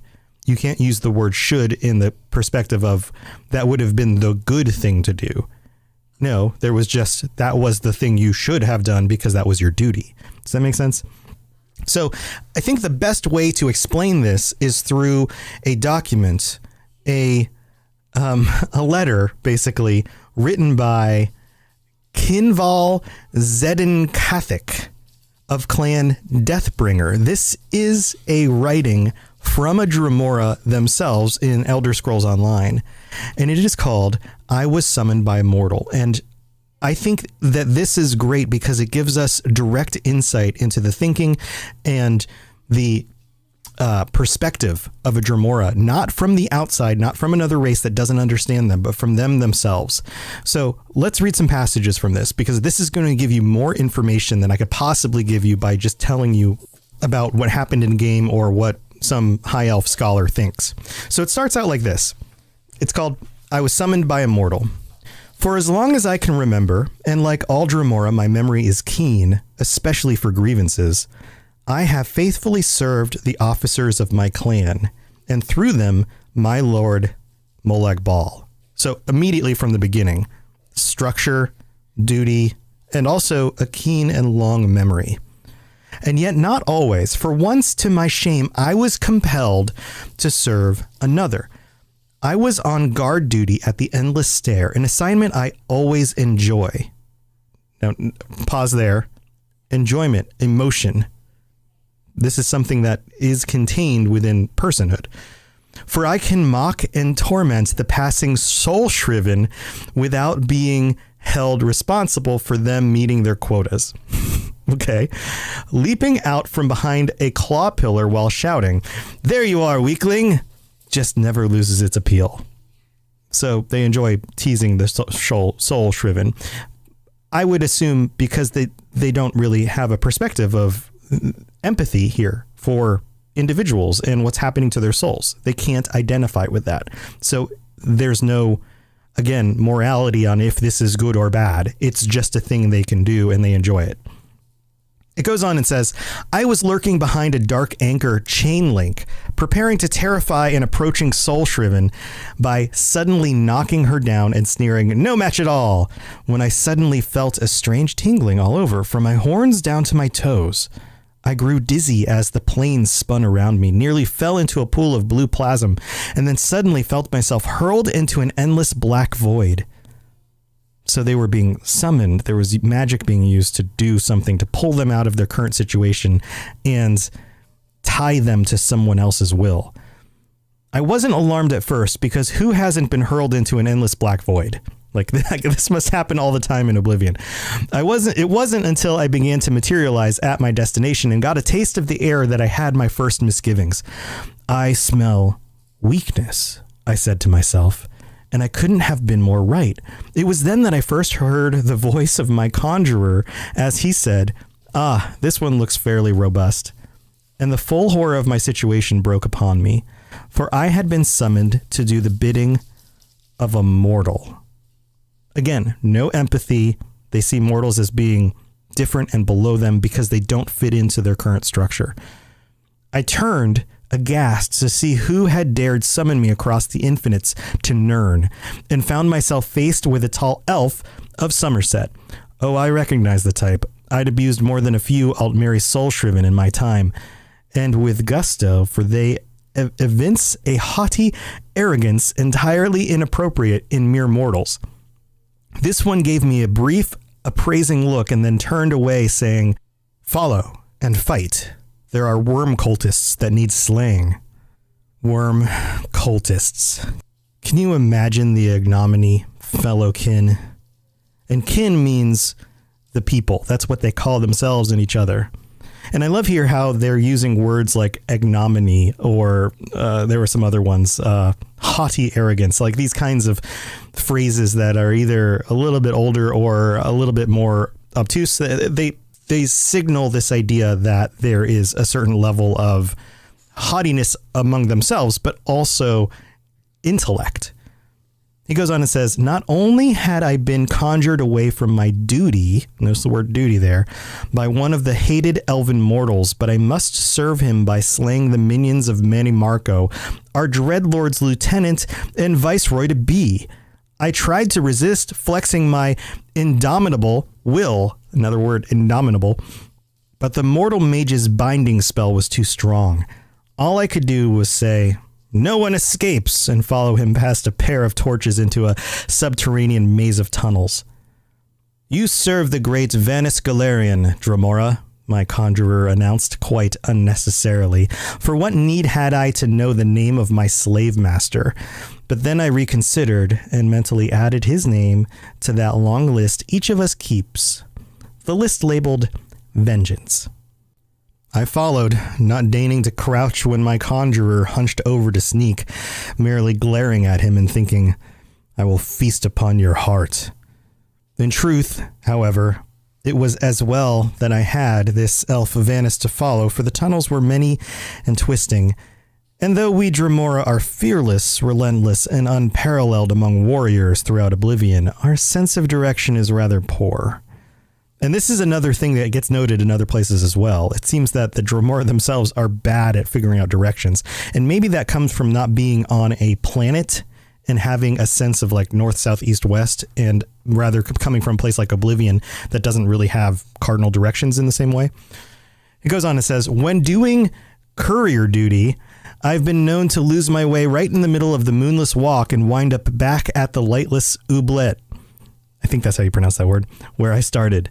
In time, this Vanus began to pause frequently, listening, which only increased my irritation and impatience. Finally, he stopped with a shh to me, which was completely unfair, as I hadn't said a word. But I realized why he'd stopped when I suddenly heard human speech from the tunnel ahead. Hesitating nary an instant, I drew my greatsword and rushed forward, crying, "A challenger is near!" The elf cursed and followed, but he had only himself to blame. I was following his orders exactly.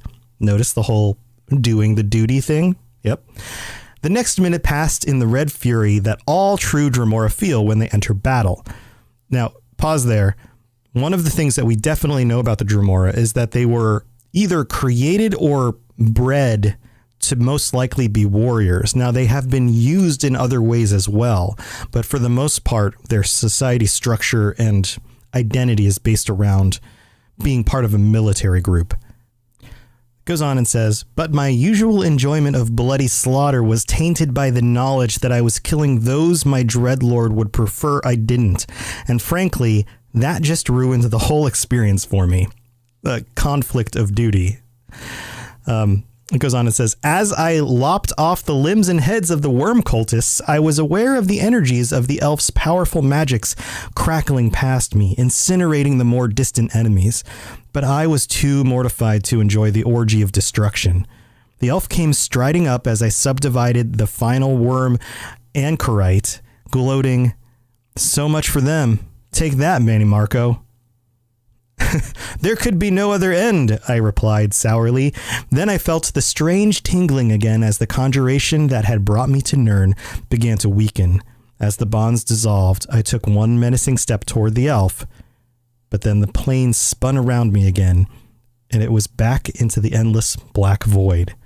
When I came to my senses, I was lying in a pool of turquoise slime, looking up at the smiling face of my superior, Kinreeve. Zalzorkig, I think is how you say his last name. "So, Zedin Kathik," he snarled, "straying from your post when on duty, huh?" "It's the scatherings for you, my lad." "But Kinreeve," I cried, leaping to attention, "I couldn't help it. I was conjured, summoned to Nirn by a mortal." Zalzorkig smiled even wider. "And that'll be an extra shift scathing for telling such a hornless lie. Now march, Zedin Kathik," he shouted, thumping me with his truncheon. "Left, right, left, right, left, right." I hate it when Zalzorkig smiles. Kinreeve or not, his name's going on my list. So this is a comedic representation of this, but I think that there are some truths, quote unquote truths, about the nature of Dremora. One, there's always conflict. Two, notice even though he was angry at his superior, he didn't lash out at him, even though we think of Dremora and Daedra as being violent and crazy or, whatever. They still fit within that structure. So what is that structure and how does it actually work? Well, we'll get into that after the break. The skies are marked with numberless sparks, each a fire and every one a sign. Hey there, my name's Jameson, or Big Cat. And I am Brenna, or Mother Goose. And together, we are the hosts of the DL, Weekly Gaming News. Each week, we bring you the top stories from last week, as well as something you might have missed. Our goal is to start a conversation about what's going on in the world of gaming. And every week, we have a special guest join us in the chat room, where we discuss a different gaming-related topic and learn more about our guests in the 60-second download. And if that isn't enough, we also have Slim Jims. So come and hang out with us every week and join in on the conversation. Good luck and have fun, everybody. And remember, keep your goose loose. So thank you for tuning in again, friends. This is Tom Robots, your host, and I hope you guys are excited, as I am, for the changes to the way that we are doing our schedule and having live shows on the Twitch channel for you guys to tune in and chat with us while we talk, and for Lotus of Doom to be a regular co-host on the show. I think this is going to be super fun, and I'm very pumped about it. Also, thank you to all of our patrons, patreon.com/Elder Scrolls Lorecast. If you're looking to help support the show, and even for $1 a month, get a ad-free version. So go check that out. And speaking of ads, we do have some sponsors.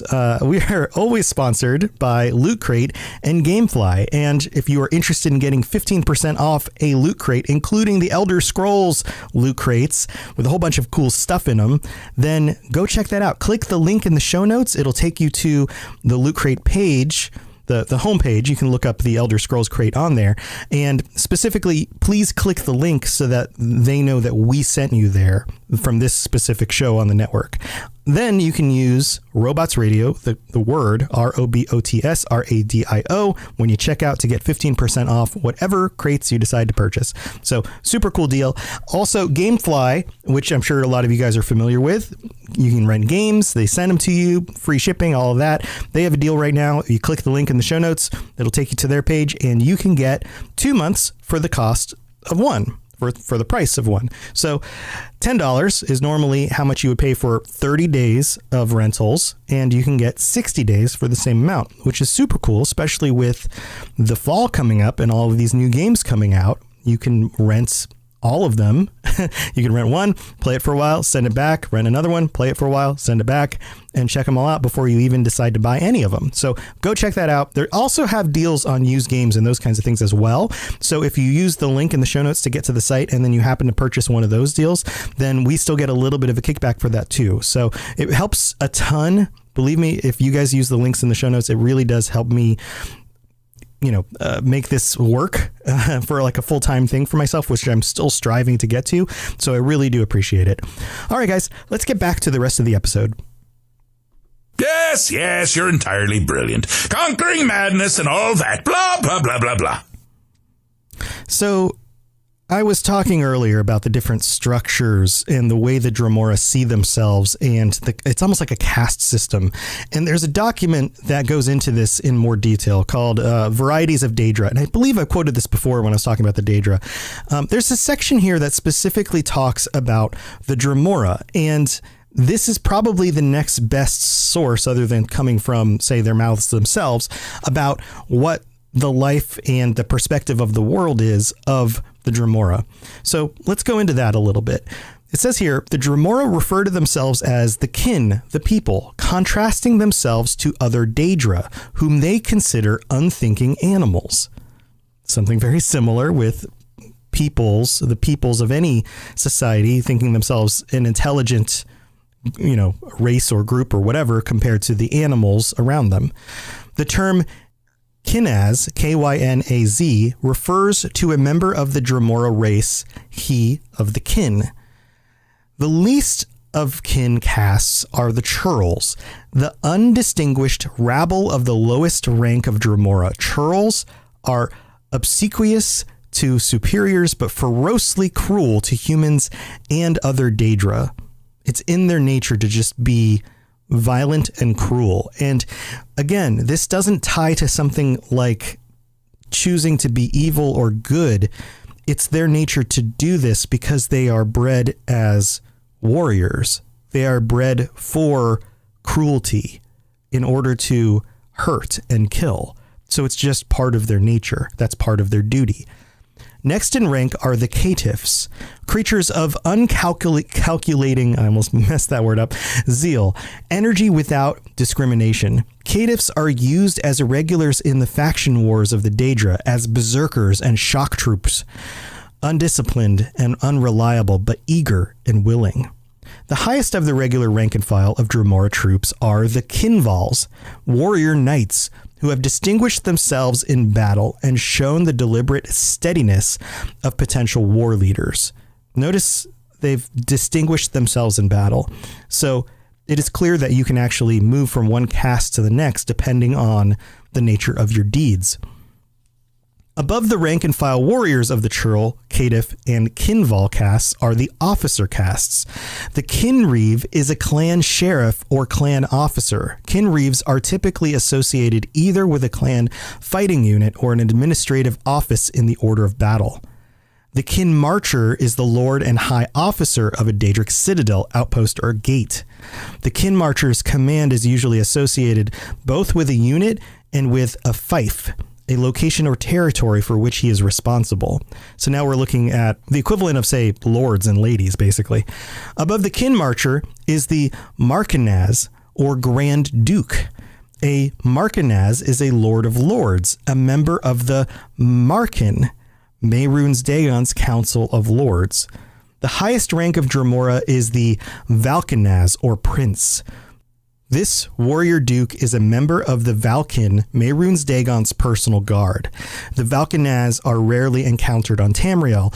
Normally, they remain by Mehrunes Dagon's side and serve as commanders of operations of particular importance or interest to Dagon.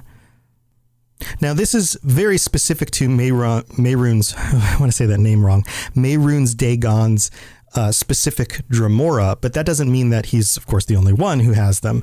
They have been known to serve other Daedric lords as well, and in those other factions of Dremora, they call themselves different names. They may even have different orders and levels and responsibilities, or even goals and activities or personalities based on the Daedric lord that they serve. I was going to say worship, but I don't know that they worship them. They serve them, but I'm not sure that they worship them. There are a few different clans we know about. Boethia has a faction of Dremora called the Blood Wraiths. Molag Bal has a faction called the Deathbringer clan, led by Valkenaz Cirrus, and another clan, and I love this name, the Fool Killers clan, which doesn't note here a specific leader, but also serves Molag Bal. So I'm sure that's a lot to digest about Dremora, but I would love to get more insight about the Dremora beyond some of the more common things. For example, we know that they have ashen grayish, bluish, or purple or reddish skin, that they have horns, that they actually think of their horns as a very key part of themselves. And if something is shameful or dishonorable, it is called hornless, which I wonder if that means that sometimes they are punished by the removing of their horns. Again, not really sure about that. They, for the most part, can be tattooed. They make their own armor and weapons. They stand generally fairly tall, usually about the size of a regular mannish person, but some are even taller than the Altmer. There's a lot here. We come across them a lot in the games, but yet there's so much we just don't know about them. The last thing I'm going to bring up as I wrap up this episode is that we do get more of a look into their lives than we do in pretty much any of the games in the books that came out for the Elder Scrolls by Greg Keyes, The Infernal City and Lord of Souls. And if you read these, and I've read the first one, I didn't actually get through to the second one yet.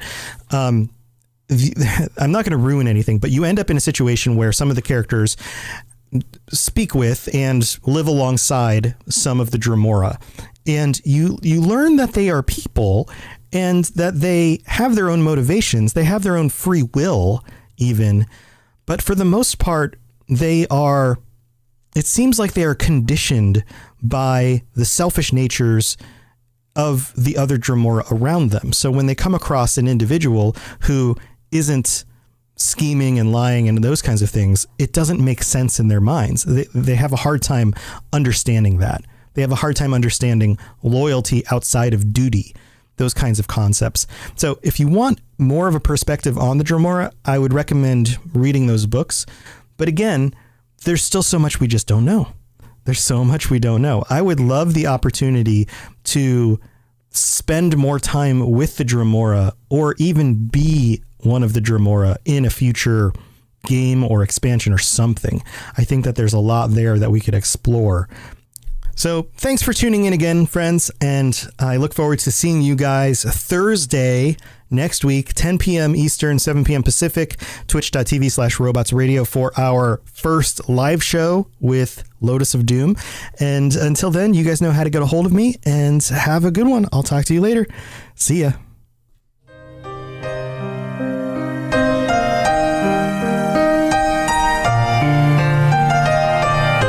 Thanks for listening to the Elder Scrolls Lorecast. All sounds and music are owned by Bethesda Softworks or ZeniMax Studios, and no copyright infringement is intended.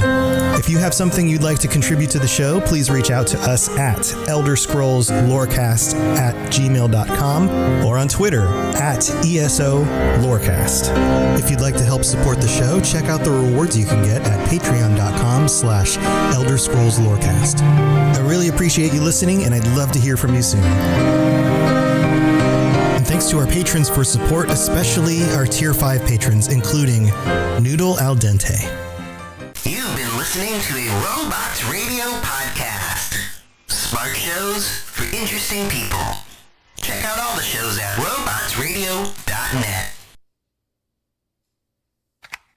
Do you like adventure? Yeah. Do you like laughing? Yeah. Would you like to listen to a group of people you don't know play D&D and reference retro pop culture you vaguely remember? Excellent. You're going to love Committee Quest. We play D&D in the world of Amarin. We use adventure modules and supplements made by people in the community. We also have a sweet synthwave backing track. Come and join us on our adventure. Volume 1 has been completed. Volume 2 coming the end of January. You can find us on iTunes, Podbean, or wherever you get your podcasts from. Robots Radio presents... Today's chat is brought to you by the support of all our Twitch subscribers. Through the patronage you provide the Focus Fire chat team through the Twitch platform, we are able to provide you with the weekly podcast as well as the website and other aspects of Focus Fire chat.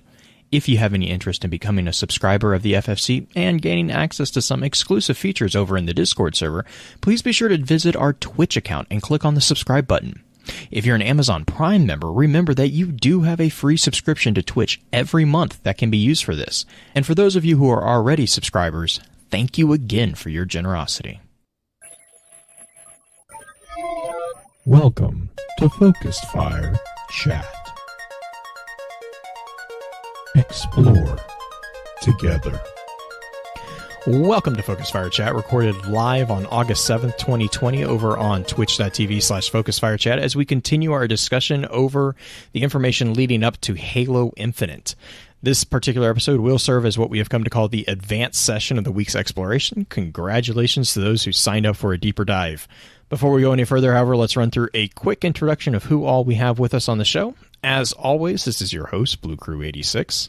And this is the now educated about dust dogs, green-eyed zombie dust dogs. Zombie dust dogs. I now know that catnip is bad for dogs. It's bad for dogs. Hold on to your butts. Can't take you anywhere. And nope, you can't. And last but definitely not in least, Zahn, senior guest host. I can't even get through the sentence. He's broken. Oh gosh. We have our good friend Ben Taylor. Vince, how are you doing? You make okay. it sound like so anyways, drinking. moving on. We're not drinking. No, we're all naturally like this. To be fair, this is pretty much a standard Halo night for us. So. Oh my goodness. Anyone who's, for all you poor that have listened to all 5 of them, I'm sorry. But yeah. Sorry, not sorry. So, who are the Banished, Pens? Okay. The Banished are, as we found in the trailer, or the game demo for Halo Infinite, the Banished are going to be the primary antagonists that we're going to fight against. The Banished were actually introduced in Halo Wars 2. They are a faction of primarily Eurohane brutes that rebelled against the Covenant. The group is led by a Eurohane war chieftain by the name of Atriox.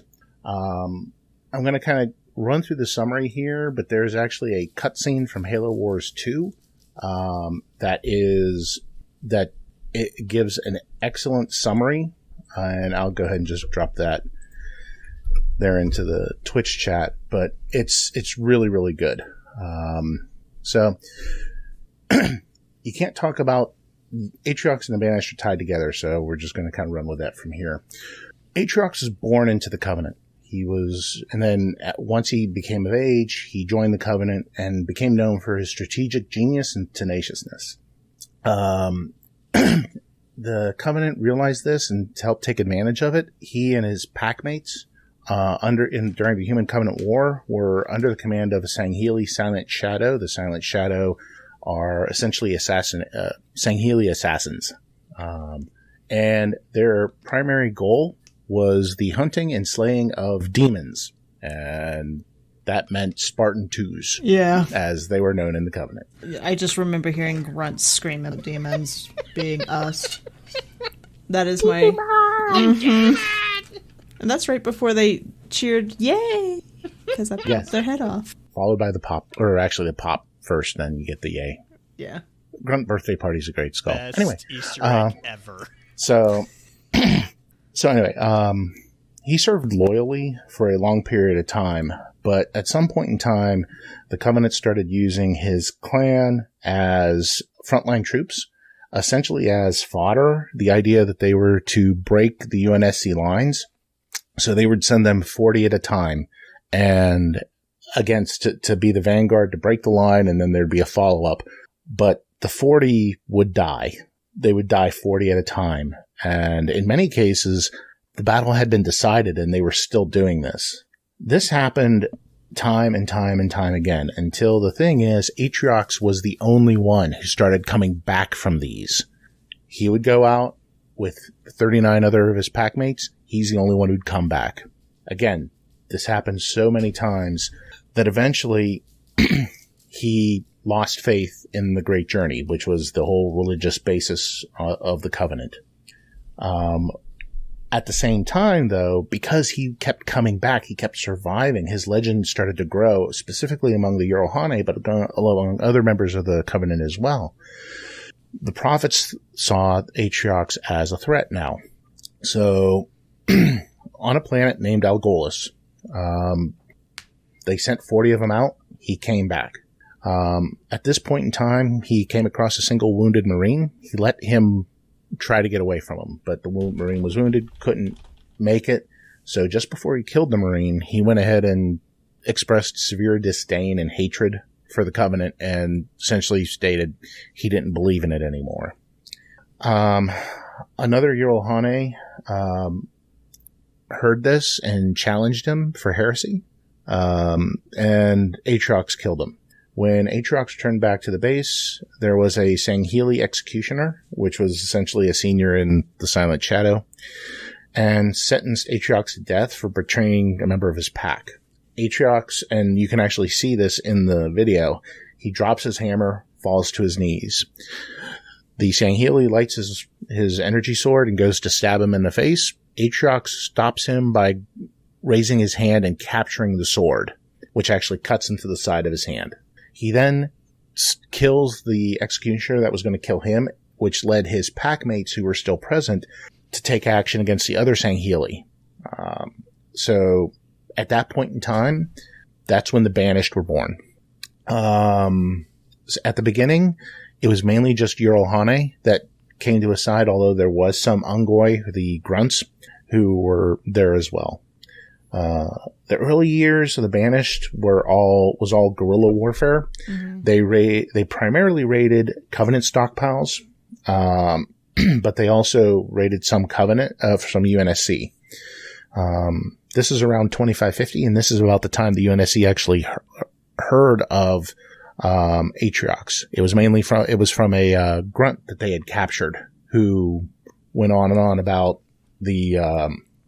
about essentially this war leader who didn't have any religious fervor, but he led because troops knew what he wanted and what he stood for, rather than, and that inspired the loyalty. That's just, I'm sorry, the whole idea of a grunt being the chatterbox is so surprising. So surprising. Isn't it though? I'm sorry, like, anybody who's spent any time in Halo hears those guys just gossiping like old women at a coffee shop. What's even better is in Halo 5, there's a couple of them who are sitting around the Sword of Sanghelios, and it's just amazing. That particular scene, we've all seen the videos of a young pup messing around with an old dog, and the dog's just the older pups just kind of sitting there going, "Yeah, whatever, kid." That is played out in one of the hub scenes in Halo 5. If you go wandering around, you will find this. So amazing. They're sitting on a cliff. They're overlooking which actually a pretty nice, beautiful looking scene, and you just hear the grunt going on and on and on and on. And every now and again, you hear this grunt from the Sangheili. Oh no, it's amazing. It's priceless.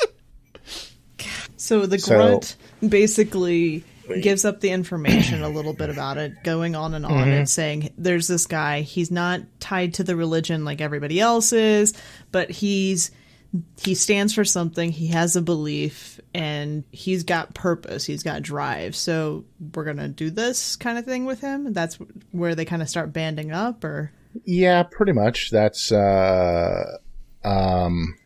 pretty much where it kind of started. Like I said, the UNSC at that point in time was more concerned with defeating the Covenant. They weren't interested in a faction.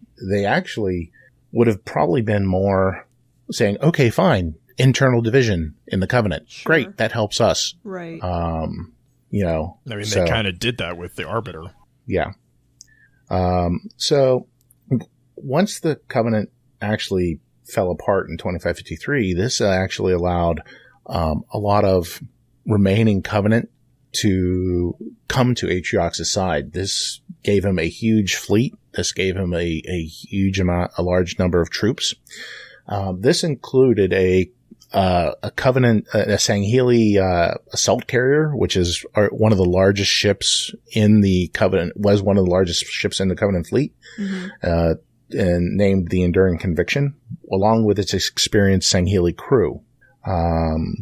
Over the next 8 years, through raiding and pillaging and whatnot, and stealing, they became, like I said, an extremely large power. This all came to 8 years later, where they went ahead and attacked the Lesser Ark. Now, when you're talking about Halo, the Lesser Ark are the places are the forges by which where the Halos are made. Okay. The idea was Atriox wanted to go there and create a Halo ring so he could use that in his conquests. He didn't have any luck with this, and then in 2559, that's when the Spirit of Fire arrives at the Ark and fight the Banished, and end up fighting, and they beat him to the Halo ring, like I mentioned in the intro episode. You know, along this time, as most people, if you've played Halo 3, you know that on the Lesser Ark, the city of High Charity crash landed on it, and when it was infected by the Flood. So the Lesser Ark had a Flood infection that had been isolated. Well, because of a couple of mistaken Yohane, a flood outbreak occurred, but they were able to contain that and stop it from going through.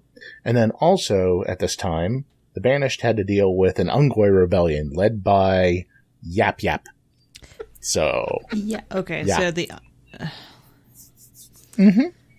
Yap Yap, is that Yap Yap. the giant grunt that we fight that's in the mech? No. In Warzone?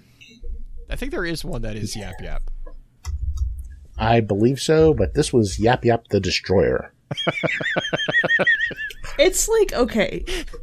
He was a low-ranking deacon in the Covenant's Ministry of Sanitation before being kidnapped by the so Banished. he dealt with all the time. Got it. Okay, so Yes. he's just Well, he was he's an a sewer Ungoi. grunt. God, Was this okay, was this the rebellion that was because they were shorted breathing methane, or was that was under the Covenant? No, that was under the Covenant that under the occurred. Covenant, okay. Because I remember there was that one. They were deliberately shorting them breathing methane because they're like, oh, you got population control, and the Ungois understandably got a little pissed about that. Sure. Yeah. I'm just thinking like, okay, Yap Yap. My first thought was Jub Jub from Star Wars. You're not wrong. But if Jub Jub actually led a rebellion. I mean, he kind of did. Kind of, but like he didn't talk all the time. No, he didn't. Yap Yap probably talked all the time, as says his name, because he's a Yap Yapper. I mean, she's not wrong. No, she's not. You know, but it's not just Yap Yap. It's Yap Yap the Destroyer. The Destroyer. This is all I can picture is a gnome barbarian. I I just and right. or a I just halfling want barbarian, somebody. I want a fifth grader who hears the name Yap Yap the Destroyer to draw it, because you're gonna get the strangest Whip Squad, go. Right. Oh, and of course, he is also the impetus behind Yappening, which is. And green's broken. It's an in-game kind of thing where essentially, for a period of time, Yap Yap makes inroads to the game and wreaks havoc in-game with like silly game types and game functionality. The Yappening, Yes. He's a You can't say villain, that but Halo also- Halo multiplayer doesn't take itself super seriously. That is brilliant. I threw the link to the Yappening in Halopedia. And I'll give it to Blue so he can go ahead and put it in the show notes. Please go read it and just know that I'm sorry. Halo does not take itself seriously on this, and it is great. The best part is the Master image. Chief Collection. The Master Chief Collection screen when it happens. It's a giant that's what I'm grunt in looking the at. Like, that's the first thing that constellation. caught my eye. Is just this, like, glorious shadow grunt kind of thing. Just arms out, like, and it's So the only thing I remember, because I play SWAT all the time with Halo. Uh-huh. So when you play on Yappening, last year at least, they have what's called the Head Pop Party. It's SWAT. But it's got the grunt birthday party Easter egg on it. Oh, nice. So all you hear is pop, yay! The entire game. It was like everyone's KD dropped because everyone is just dying laughing the entire That's time. awesome. It's just... I'm sorry. Oh, and by the way, in the Master Chief Collection, it is called the Yappening 2 Yaps this time. Oh, no. Yes. Okay. That's clever. Okay. I like that one. Mm-hmm. Crisscross. Back to the thing. Okay, so that's kind of back on target here. So that's really the summary of Atriox and the Banished there. Essentially, it is... they're pretty much at this point in time nearly as powerful as the Covenant was, except, like I said, they're not religiously motivated. They're motivated by a charismatic leader, which actually makes them more dangerous in some ways. Mm-hmm. Okay, so the other Yorlhane that we need to discuss is a brute war chief by the name of Isharam. This is the one that gets introduced to us in the Halo Infinite trailer. Mm-hmm. The one set a fire in your heart, Spartan, is that the last line is actually really, really good. We don't have a lot of information on him. All that we know is that he's a war chief, and when Atriox led troops to the Lesser Ark, he rose in power to the remaining Banished that were left. And it is this group that discovered Installation 07 and defeated the UNSC in 2559. Okay. So, from the trailer, Mm-hmm. or the clip at the end of the gameplay demo, he seems like he is someone who fights, who lives to fight, who is always looking for the next challenge. Just based upon the way he spoke, because there are lines in there that seem to indicate that for a long time he didn't have any motivation because there was no one worthy to fight him, and then all of a sudden, here's this demon. Although, how did he put it? Like the UNSC calls them Spartans, the Covenant called him demon. To the Banished, he's prey. Oh gosh. Okay. So yeah. And it's like I said, it's somebody who seems to be highly motivated when there's someone who he sees as an equal in combat, and he wants to measure himself against someone who is who is his equal. And that's the kind of what I kind of see from him cool. in there. So Okay. So, Blue just threw in a factoid. Is that the guy playing Escharum? Is that how you say his name? Escharum.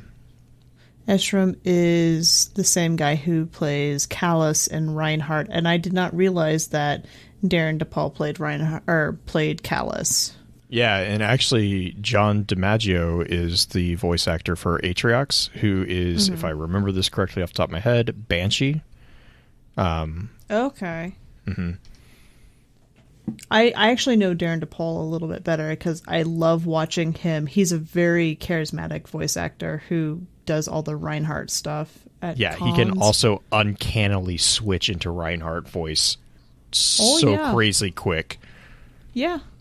Yep. Awesome. Okay, so that's actually a good place to stop before we dive into a little bit more on Installation 07 or Halo Ring, whatever it is. I feel like I've been put in a blender. My brain has a little bit. There are contents in there that are recognizable, and I'm starting to get a coalescence of something that could be a smoothie eventually, but right now it's still... She's still recovering from the yappening. That one's having a hard time. But let's take a quick break before we jump into that. In a world where solid-state electronics and vacuum tubes are still meta, people never stopped loving atomic-powered everything. A chosen 500 stepped inside a subterranean vault to be spared the nuclear horror of the inevitable Great War. 25 years later, they emerge after the fallout settles to retake Appalachia. Among them, two former rivals whose blood feud will tear West Virginia apart in their epic struggle for survival. Chad, a vault bro who has a strength of 15, an intelligence of 2, and is a complete wasteland head. Simon, a complicated anti-hero who chooses light and hope, but accidentally becomes a cannibal and wakes up naked and afraid with a Scorch Beast queen after a date goes terribly wrong. What? I mean, it's a wild wasteland, right? This dark humor radio drama will have you driving off the road and crawling out from under the fallout. 2 men, 1 wasteland, and so many nukes. Chad, a Fallout 76 podcast, rated R, now streaming on your holotape player podcasty thing.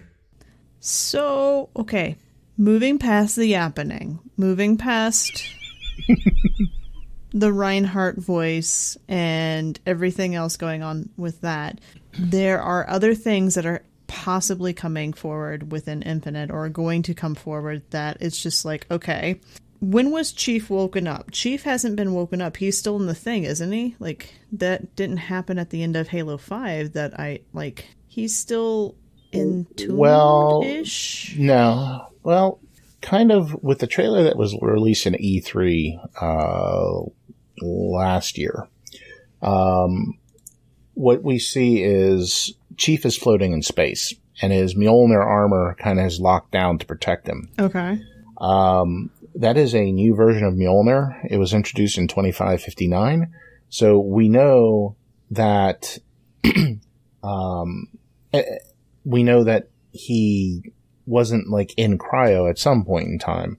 Well, I shouldn't say that. We know that he has his new armor, so we know at some point in time he was either en route or heading to Installation 07. Just as a side note, there's a novel coming out later this year called Shadows of Reach.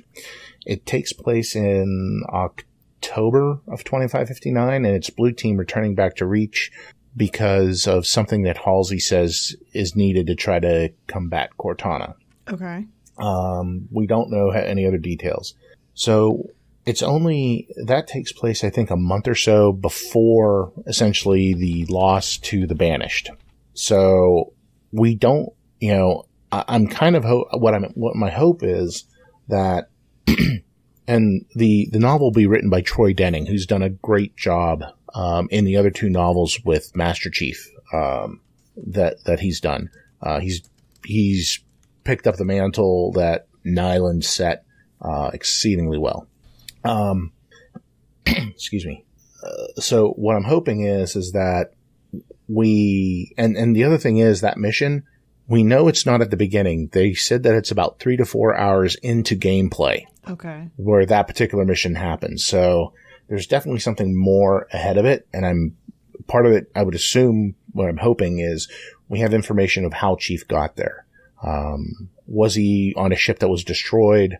It seems like he was en route to 07, and not 07, and not on the ring itself, because he's unaware of the loss that occurred.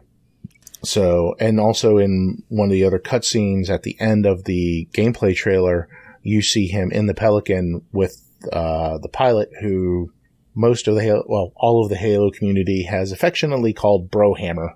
Okay. I still wish that was Mashak. I'm not gonna lie.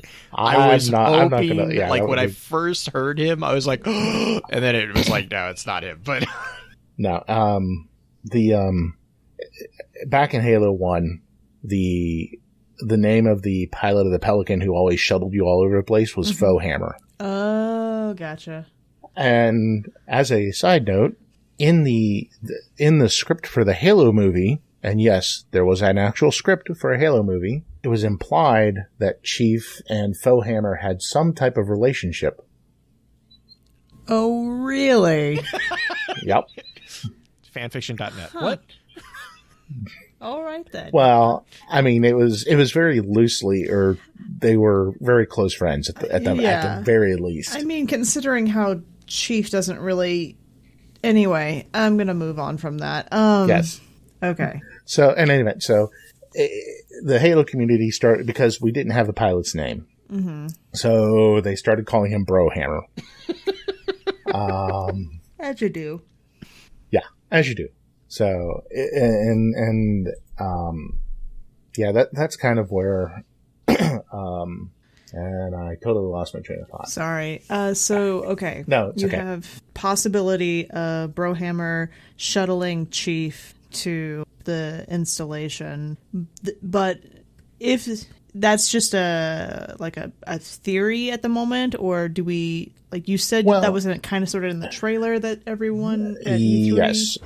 Yeah, at the E3 trailer, you see the pilot kind of clean shaven. You figure he's kind of drifting in space.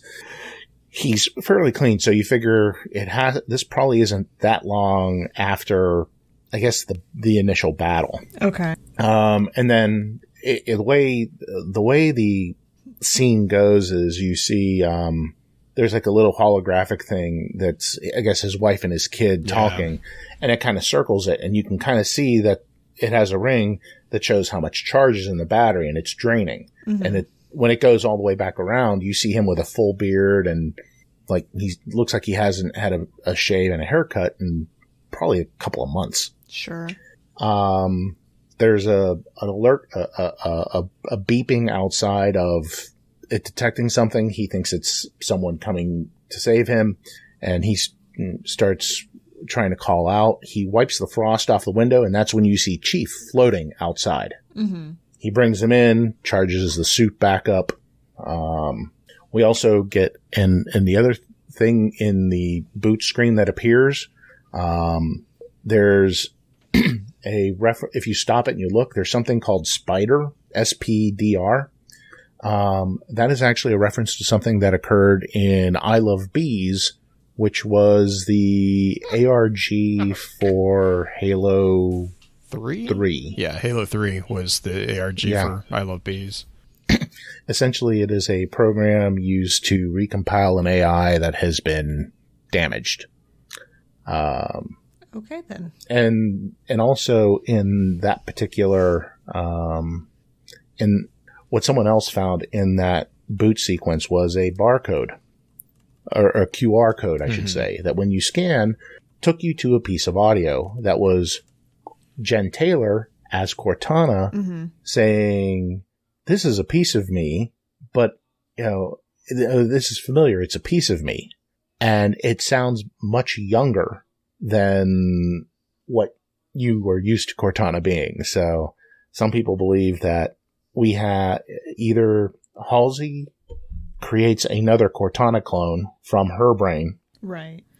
Or, and we're going to harken back to the 2 Halo ones ago when we talked about Halsey's journal. Right.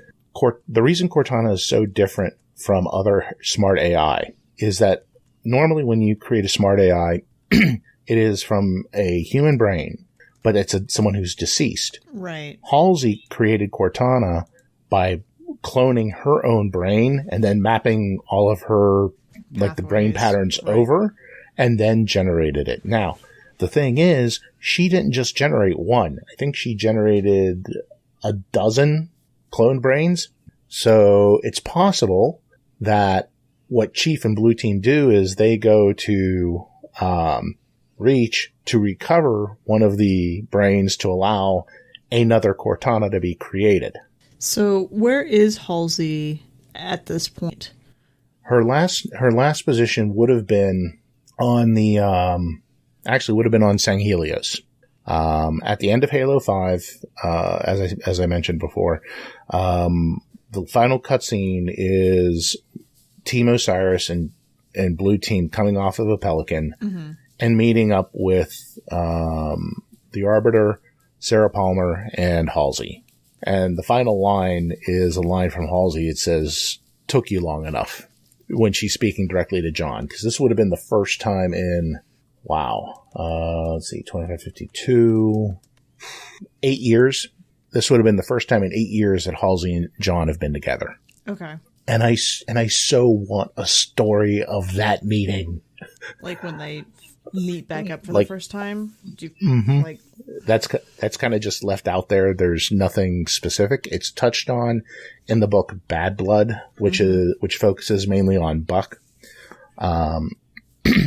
All he says is they kind of, like, Blue Team went off with Halsey and they talked about something, but there's nothing specific. But, okay. Yeah. So that's kind of, I mean, there is some supposition, there is some thought that we have another Cortana clone to either try to recompile or absorb the rampant Cortana in, or to defeat it or do something, which would kind of parallel the whole mendicant bias and offensive bias. Mendicant bias was the Forerunner AI that got turned to the Flood and betrayed the Forerunners for the Flood. The Forerunners created offensive bias to defeat mendicant bias.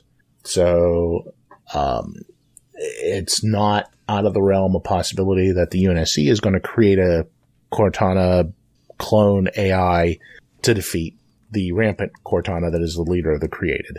Okay, so Cortana is Wilk the Cortana, if she isn't absorbing the quote unquote bad Cortana, who is not the Cortana we used to know, because she's somebody we now I have that song in my head. If the Cortana that we see in Infinite does not do any sort of absorption or anything like that, do we think that Chief and her are going to be, I mean, they're going to be compatible because they were compatible prior, because they were initially put together, but that's got to be painful for Chief because she wouldn't have any of those memories necessarily. She would be a blank slate. Yeah, and there's right after, in Halo 4, right after, and the mission is called Composer. At the end of it, after Chief survives, you see Cortana, like, crouched on the pedestal with essentially her head in her arms, and Chief wakes up, and she says in there, they'll pair you with another AI. They may even give you another Cortana model, but it won't be me. You know that, right? It's at that point that I think, and maybe I'm reading into this, but it's at that point that I see Cortana realizing that the odds of her coming out the other side are slim to none. Mm-hmm. Now, Chief is the one who essentially believes he can still win. And fun fact, Halo 4 is the first time that you as Chief lose, because the mission, the overriding mission of Halo 4 wasn't to defeat the Didact, it was to get Cortana back to Earth to get her healed, fixed, however you want to phrase it. And that didn't happen. Right. Because that was the whole thing, was he was trying to get back to Halsey, because the entire time Halo 4 he was Halsey will have an answer. Halsey will fix this. Halsey will fix this. Halsey will know what to do. Which is why the ending was so painful, you know, as you guys were talking about, because that's where the line that he, like, I think it's Lasky actually makes the comment about, like, which one's more machine and which one's more human about with Chief, and it's just it was so interesting, that dynamic. Chief says that it's our duties as soldiers. And Lasky comes back with the phrase, something to the fact that he's like, you say that like soldiers and humans are not human, and we're not, or that soldiers are machines. And his last line is, she said that to me once about being a machine. Because Chief is always the machine. Choked up just talking about it again. Chief was always the machine, and Cortana was always the human heart of the pair. Yes. And so that was like the whole thing was like Halo 4, and with Halo 5 too, is like that's the conflict that Chief has, is he's being forced to grow as a character, to not have to depend on the whole someone else telling him what to do. He has to make some of his he makes his own choices, like that. I'm not saying that, but like he makes choices in the moment, which is what Chief, like, and they talk about this in Hunt the Truth. Like, he's very, very, very good at making split-second choices and making the right choice. And he's always been that. But he's not emotionally driven. He's logically driven. That's the machine aspect, it's right? actually even like, there's that, but it's also, he doesn't operate on a big picture. He operates in, he's a very much squad-oriented, individual-oriented decision maker. Okay. Whereas Cortana was always the one being like, okay, we got to go there, so now we have to do this, and this. And she would set counterpoints to him. Yeah. But Chief would be like, okay, I can't get here by path A, so I'm going to go to path B, or whatever. He would get to the checkpoints, but Cortana was the one that was setting the end goal, or Lasky became the next one that was setting the end goal. And then we see, like, that's like Halo 4 and Halo 5, you start seeing different characters kind of take on the role of Cortana in trying to drive that. And that's where at the end of Halo 4 it was so hard, because it's basically the Band-Aid gets ripped away, and he's left there kind of hanging with the fact that there is no one who is showing him the big picture anymore. And I know this is a little bit off tangent, but the thing with Chief and Cortana is you have to remember they weren't paired until 2552, literally just before the fall of Reach. So was it right before or was it after? I thought it wasn't it. Nope. Mm-mm. It was in the book, The Fall of Reach. Oh, in the book, yeah, okay, that's right. John is paired with Cortana essentially a few months before Halo CE. Because there was the scene in there about Ackerson making them run an obstacle course. And that is that. Oh my God, I forgot that scene.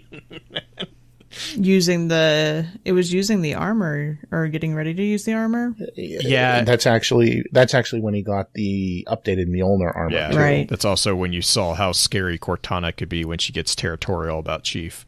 Mm-hmm. Oh yeah, but But in any event, but the other thing is that, and anyway, I'm not down this tangent. Let me just finish this off. The thing is, there was only one of the Spartan 2. Halsey saw all the Spartan 2s as her children, which was kind of messed up because she didn't have a relationship with her own daughter. But she saw all of the Spartans as her children, but the one she had the greatest connection with was John. Mm-hmm. So it is not that far to believe, because the way she created Cortana as a direct clone, that the clone would also have that connection to John. The other thing is that when Halsey had Cortana choose a Spartan to be paired with, she chose John. She actually modified her own processing buffer to essentially make her like 99% compatible with John. So even though they were paired for a very short period of time, you essentially have two entities that are essentially totally compatible with one another. Mm-hmm. So it's not a surprise that the two of them bonded like they did. I mean, it's not a romantic love, but No. there is love there. Well, gosh, the way it's just depicted in Halo 4, it's almost as if there is there's quite the codependency, between the two of them. John needs Cortana in a lot of ways throughout the Halo 4 stories. Mm-hmm. And then you see that Cortana in a lot of ways also needs John, because you see her meltdown and her breakdown. Mm-hmm. Well, and John is her strength at those times too. Right. Like, I think it makes me think of like the four types of love: the eros, the storge, the agape, and the philia. And this I would say this is more like a philia, which is like the love of friends and equals. Mm-hmm. Because I mean, and it's almost agape. Like, I mean, it almost is, because it's just like they operate on the same page, like without thinking, like, without even realizing it. Right. Yeah. So may I redirect our little tangent a bit? Yes. So what I'd like to get into is probably the thing that most people are most excited about, which I think you mentioned at the beginning, and I want to take a quick ad break before we jump into the Halo ring that we're heading to. Have you ever wondered how deep the Elder Scrolls lore rabbit hole goes? Have you got a grasp of the basics and want to find out more about the universe? Written in Uncertainty is here to help you. We'll be mixing in philosophy, theology, and whatever other theory is useful with Elder Scrolls texts to untangle some of the biggest questions in the series, like what are dragon breaks, how does Chim work, where did the Dwemer go, and more. Check us out at writteninuncertainty.com or find Written in Uncertainty on any podcatcher. Thanks for listening, and catch you later in the Grey Maybe of Tamriel. All right, so moment that everybody's been waiting for. What do we know about Site-07? Okay, there's a lot, frankly, but I'll try to give the cliff notes on this. And okay, so the one thing you have to remember about the Halo rings is that all of them were built at facilities known as the Ark. Mm-hmm. Now, the thing is, there were two Ark facilities, a greater Ark and a lesser Ark. Mm-hmm. The bulk of the Halo rays that we come across in game were all created at the lesser Ark. They all have a diameter of 10,000 kilometers. However, the ones that were created on the greater Ark actually were 3 times bigger. They had a diameter of 30,000 kilometers. There were initially 12 of the Halo array that were from the greater Ark, and then there were 6 that were from the lesser Ark. The other difference is the lesser Ark pulses, when they fired, were omnidirectional. They would go in all directions. The greater Ark would only fire in a conical form. Right. So, Installation 07 originally was one of the 12 that were manufactured at the greater Ark. So it fires one direction only? Originally, yes. Yeah. Yes. So this is the location that also had a large number of after the human Forerunner War, a large number of humanity was devolved, which is probably the best way to essentially to make them pre-technological, and they actually lived in certain places in Forerunner sites, and one of the main sites was Installation 07. It had a huge human population. Now, one of the other things about 07 was this was the site that when Mendicant Bias, essentially, this was the ring that eventually held the Primordial, which, long story short, was essentially the very first grave mind. It was a flood. It was a flood grave mind. Okay.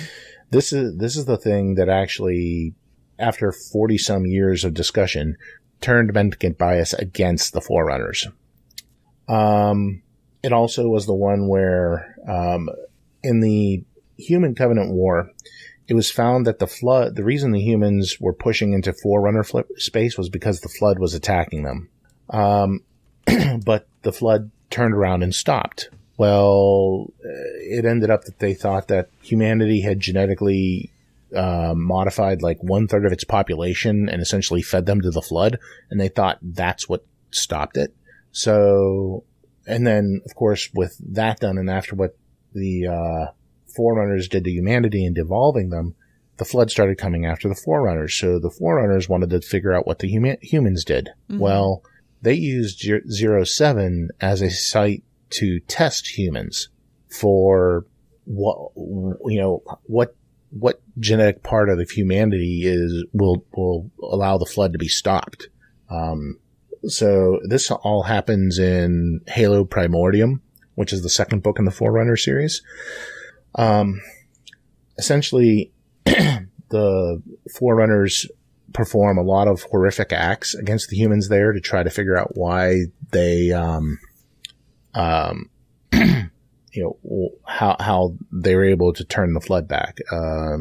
Neo, the Palace of Pain was the name given to the site where this testing occurred by the humans who were living on the ring.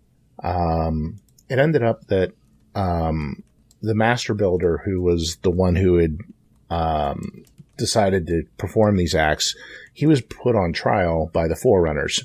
It ended up that Mendicant Bias brought all of the original 12 Halo array to the homeworld of the Forerunner to essentially destroy them. It was during this time that he got stopped, essentially by a clone of the Didact, which is another story altogether. Short answer. Forerunners have the ability to imprint themselves on other Forerunners to allow them to mature. It's a maturing rate. The Didact, before he got driven mad, actually left his imprint on another Forerunner by the name of Bornstellar. Bornstellar Last Eternal was his name, and he became essentially a copy of the Didact. This copy of the Didact was able to halt the attack on the Forerunner homeworld to an extent, and during this, one of the safety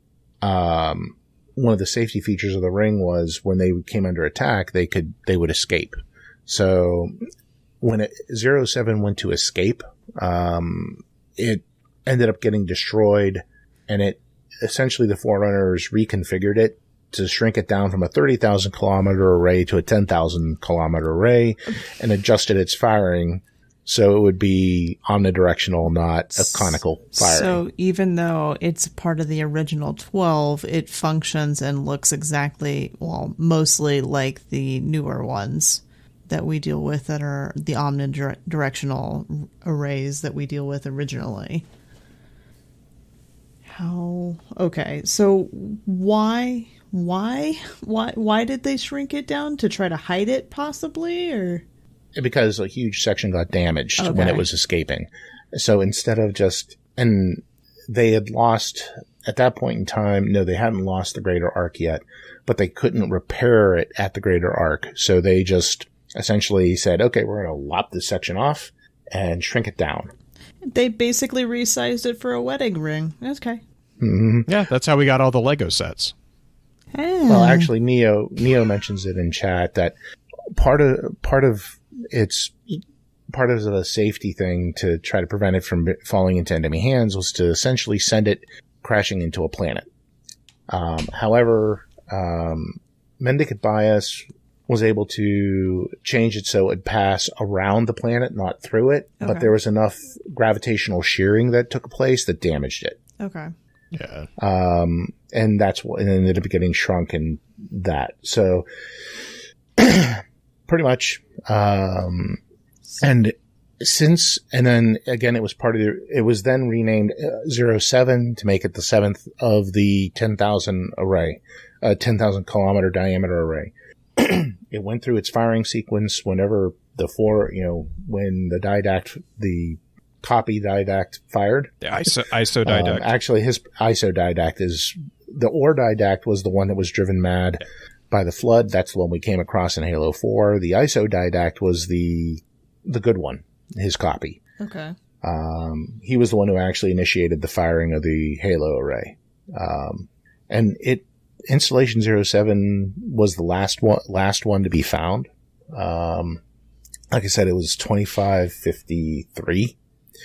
And the UNSC had actually, sent people there to research it. And the thing is with 07, because it's originally was a 30,000 diameter and it got shrunk, the maps of like how the other 6 array were built really don't apply to it. So that's why you kind of see the landscape look totally different from any other Halo array that we've come across so far. Mm-hmm. Because it is so old. It is hundreds of thousands of years older than the other Halo array that we've been on, which from a story perspective leads to huge possibilities. I mean, there was also 10 proto-grave mines that were supposed to be on that ring. There were supposed to be a number of different monitors there on that ring. You have the Palace of Pain, which is where all the testing came done. You have the chamber where the Primordial was stored. Now, what the ISO didact did with the Primordial was essentially sped up time, and so essentially the Primordial broke down into dust. So it's just don't bring dogs around it. No, just don't feed the dogs the dust. Exactly, you're fine. Just don't. Okay, so that's kind of the real quick and dirty of it. Okay. There's a lot more. So there's a ton of story potential is what I'm hearing from having all those different possible antagonists. Well, it's not just up. antagonists either. It's the like the Lifeworker central hub is on it. So I mean, like there's a host of information as well that they could take and go their own way. I'm sorry. One of the things that I thought was most interesting that caught my ear a little bit was when you had mentioned the Palace of Pain specifically having modified, because this was you said it was tested on humans, modified humans that we've never dealt with before. Like the possibility of that is really intriguing to me. Yeah, I mean, part of it was the Forerunners doing their testing, and then at one point in time, they were essentially exposing them to the flood, too.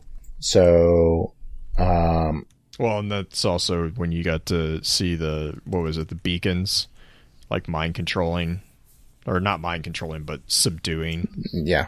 Mm-hmm. But I mean, the interesting thing about this one is that it has the Lifeworker beacons, which are basically devices that were embedded across the ring. Do the other rings have beacons on them? I'm assuming they do, right?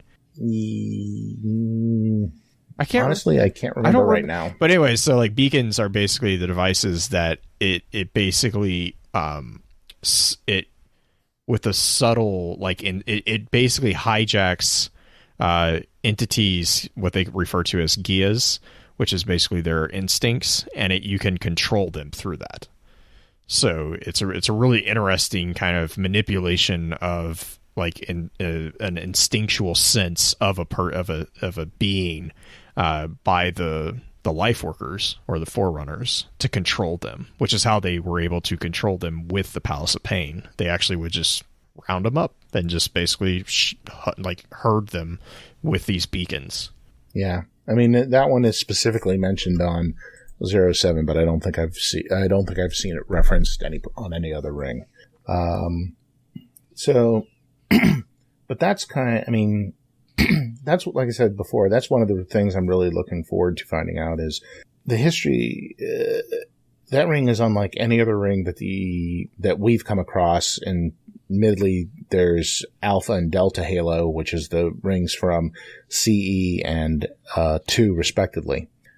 This ring is totally different, which, like I said, brings up so many different possibilities. And that's really one of the really neat things that I'm really looking forward to on that. So I'm out of questions. I don't know where to go with this. I'm excited to know like the concept of the oldest ring that we have ever experienced is really cool. Like that I'm excited to go see. I'm excited to see the stories that they're going to draw out of it. The fact that there's so many different tie-ins between the flood, even like you mentioned that the one got turned to dust, which is like, okay, are we going to start that thing all over again? And then the grave mines and everything. Just bring your vacuum cleaner. Okay. We're good. Oh my gosh. Okay. That does not work. That does not work. I'm sorry. Anybody who cleans on a regular basis knows that you're not going to get rid of all the dust with a vacuum. Get rid of most of it, though. Well, then what you could potentially do is just evacuate the atmosphere and let it all go into space. Swiffer it. Of course, Chat's like, I mean, that's what we do. But then again, you eject it into space and all of a sudden you'll end up with key mines. Yeah. So, yeah. That's not how the Force works. I just, my mind goes to, okay, you vacuum it all up, right? Like, where are you going to put the canister? You can't just throw it in the garbage. In the sun. You can't just jettison it. Just jettison it into worked the on sun. zombie dust dogs.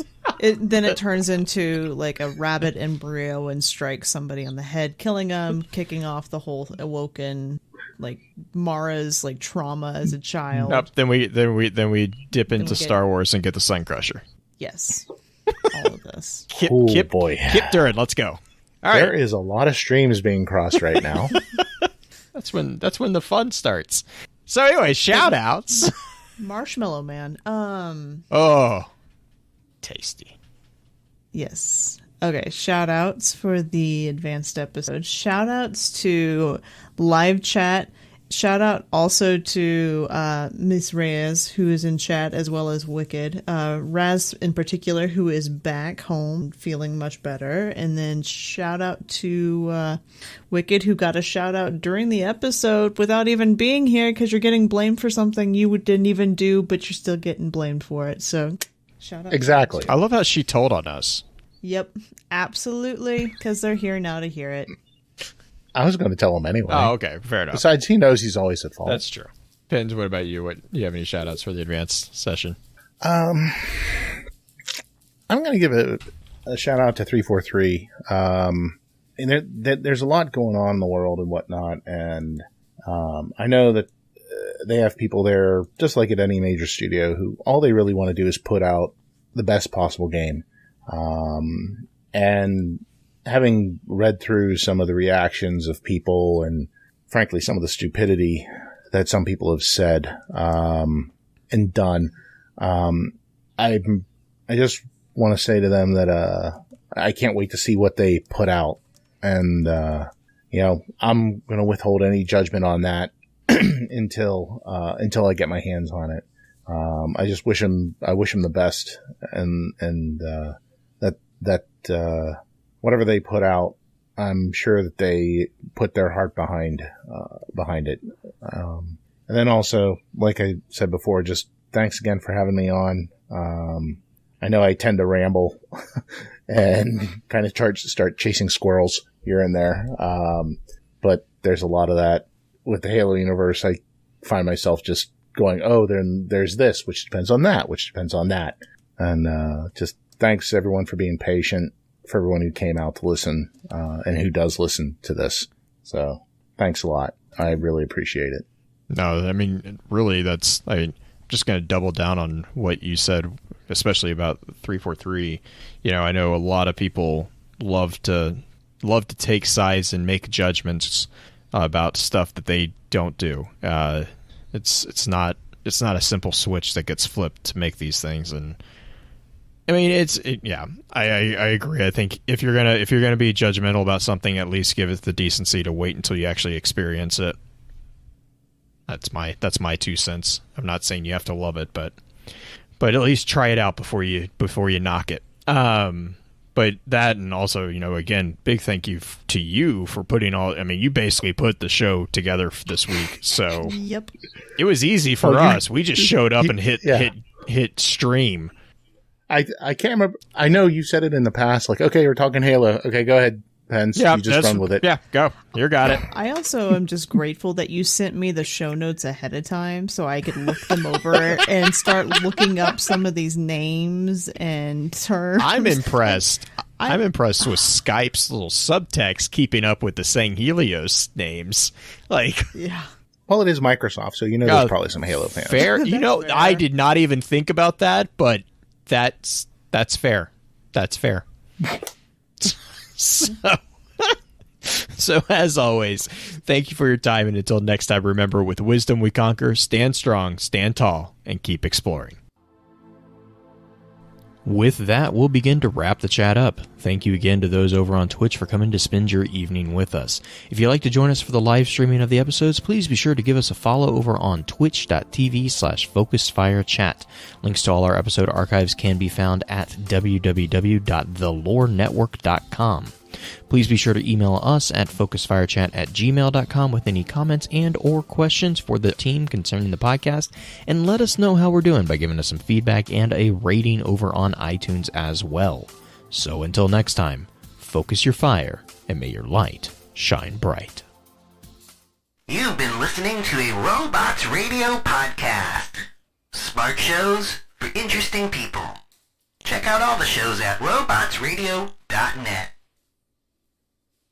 This podcast is brought to you by Anchor.fm, the best and easiest way to host your podcast and get paid for running ads just like these. I've started multiple podcasts, and Anchor has been my go-to host to get my podcast onto platforms like Spotify and Apple without having to spend hundreds of dollars on hosting each year. Anchor.fm does it all for free, and you can get started today by visiting Anchor.fm. Robots Radio presents...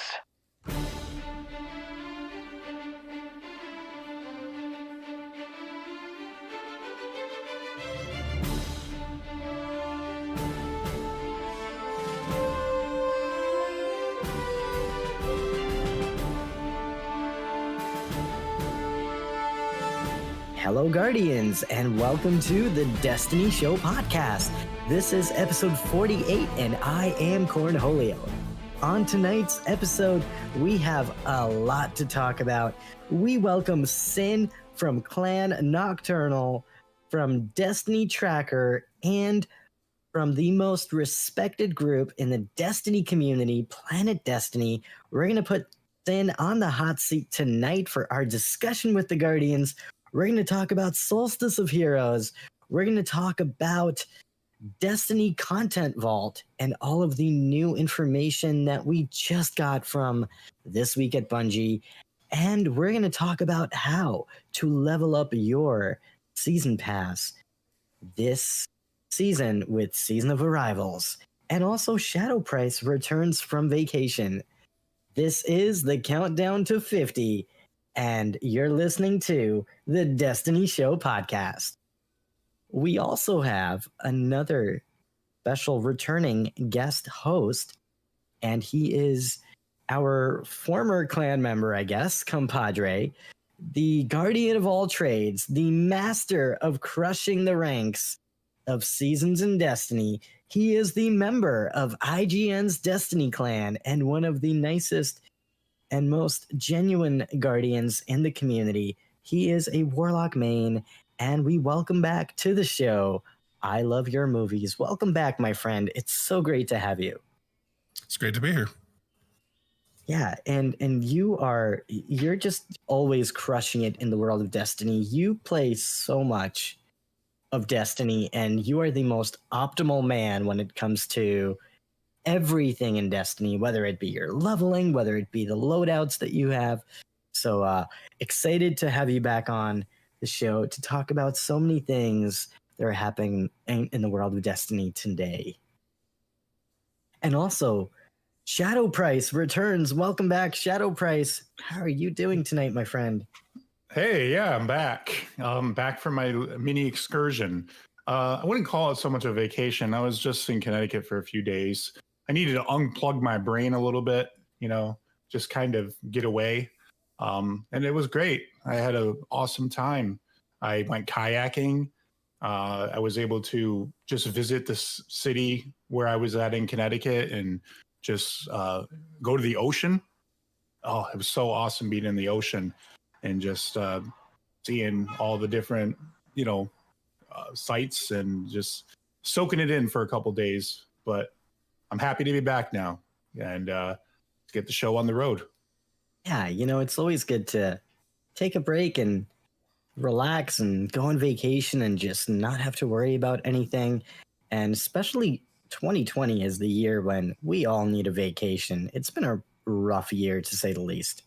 Yeah, I mean, I just went it's literally only a 3.5 hour drive from here. So it was not far at all. Easy drive. And, we made sure to take all the proper precautions too. We masked up everywhere we went. So we made sure to follow the guidelines. So, I don't know why, but I just picture Shadow Price walking around Connecticut with like a Ghostbusters suit. I don't know. I just picture that. I mean, I guess I'd be Venkman then, so. Well, that's good. So were there any highlights from your trip that stood out? Oh, the kayaking. Kayaking. Okay. Yeah. It was a lot of fun to do that kayaking on the Long Island Sound. And it was just, it was a new experience because I had never been kayaking before. So it was really nice weather too. So, I mean, it was like the perfect time, I felt like. So nice. And how's the food? Of course, food is important. And that's kind of one of the most exciting things about visiting a new place. You get to try out new food. Food was great. I had, we cooked the first couple nights we were in, and then I had seafood the third night I was there at this place called Riptide, and it was nice. It was the oceanfront restaurant. We were outside, so we were safe there as well, and the food was great. Great atmosphere, great food, great people, great time. Interesting. Now, out of curiosity, like with COVID happening, was it different going on vacation now as opposed to in previous years? Did it feel different? Like, what was your experience vacationing during this time? Yeah, going everywhere, you see people still, people wearing masks. When we went to the store, people were in masks. When we were out just driving, we saw people walking wearing masks. So people were being very cautious and safe, I would say, everywhere I went when I was there. People maintained their distance. Nobody got too close to one another, especially groups that, weren't together. Obviously, the groups that were together were, close, but not the ones that weren't with other people. So cool. Well, I mean, it's great to have you back, and welcome back. And we have so much to talk about. Oh my goodness. And it feels like it all happened in a matter of like an hour. Yeah. Everything just kind of came out of nowhere. And tonight we welcome a very special guest on the show. He is a talented streamer and Destiny content creator. He is the man who is everywhere. He is part of Clan Nocturnal. the awesome Tracker Network team, and part of the most respected and oldest stream team in the Destiny community, Planet Destiny. He is Sin, and we welcome him on the podcast. So, Sin, thank you so much for joining us today, and welcome to the Destiny Show. Happy to be here, Corn. Thanks for inviting me on. Of course, brother. And yeah, it's so great to have you on. And thank you for everything that you do in our community. Thank you for all the positivity. And thank you for joining us to discuss so many awesome things. We're going to talk about Solstice of Heroes. We're going to give our impressions and our final review. We're going to talk about Destiny Content Vault and all of the newest information that just came out. We're going to talk about Destiny, and we're going to put Sin on the hot seat for our discussion with the Guardians. And we're going to get started right now. So I hope you're ready. As ready as I'll ever be. All right, so let's do this. So the first question we have for you is, who is Sin? For anyone who does not know you. So for anybody that doesn't know me, as Corn was mentioning, my name is Sin. I'm an admin for Clan Nocturnal. We're a Destiny 2 endgame clan. We like to help new players or returning players catch up on the game. We have an awesome Discord channel that we've built from the ground up to be as welcoming to creators, people that want to learn more about the game, people that need to get higher tier, higher skilled objectives done in the game. I work with the Tracker Network's Tracker Pro team. I stream every Sunday from 8 a.m. to 11 a.m. on the Planet Destiny channel. I stream on my own channel most nights of the week, anywhere from 6 p.m. Eastern time to 11 p.m. Eastern time, playing Destiny 2 primarily. And I'm just, I use this a lot, and I just kind of say, like, I'm just a guy that likes to game, and I've just been playing games my whole life, like playing video games my entire life. And I, started streaming just because a friend of mine said, "Hey, you really like Destiny 2. You're pretty good at it. Why don't you start streaming it?" And, eventually over time, I just kind of built up, and I built up, and I built up, and I started streaming playing Borderlands about a year or so ago. I was primarily a Borderlands streamer back then, but I had always played Destiny on the side. And it wasn't until Season of Opulence came around that I kind of put my nose to the grind wheel and just started working primarily in the Destiny community. And I'm really happy here. I feel like Destiny has easily one of the most unique community dynamics out of any gaming community there is out there. I mean, when you look at a gaming community, you see people that are so tight knit and so welcoming of new people, but also everybody kind of knows everybody. And that was a dynamic I really like to be around. So I'm happy where I'm at here. I want to, continue going on and providing positivity wherever I can, and helping people wherever I can, because I mean, you can't get good at the game if nobody's willing to help. That's a good point. That's a really good point for sure. Destiny's like Cheers. It's like Cheers. So you want to go where everybody knows your name, Mm-hmm. So it's a social game to me, and that's what I take most at face value. I mean, there's good times, there's bad times, but at the end of the day, most of the time, a lot of us are just having fun playing with each other. Yeah, that's very true. It's just like you said, there's good times, there's bad times. We're very critical of the game sometimes. It's just kind of like we've kind of taken ownership.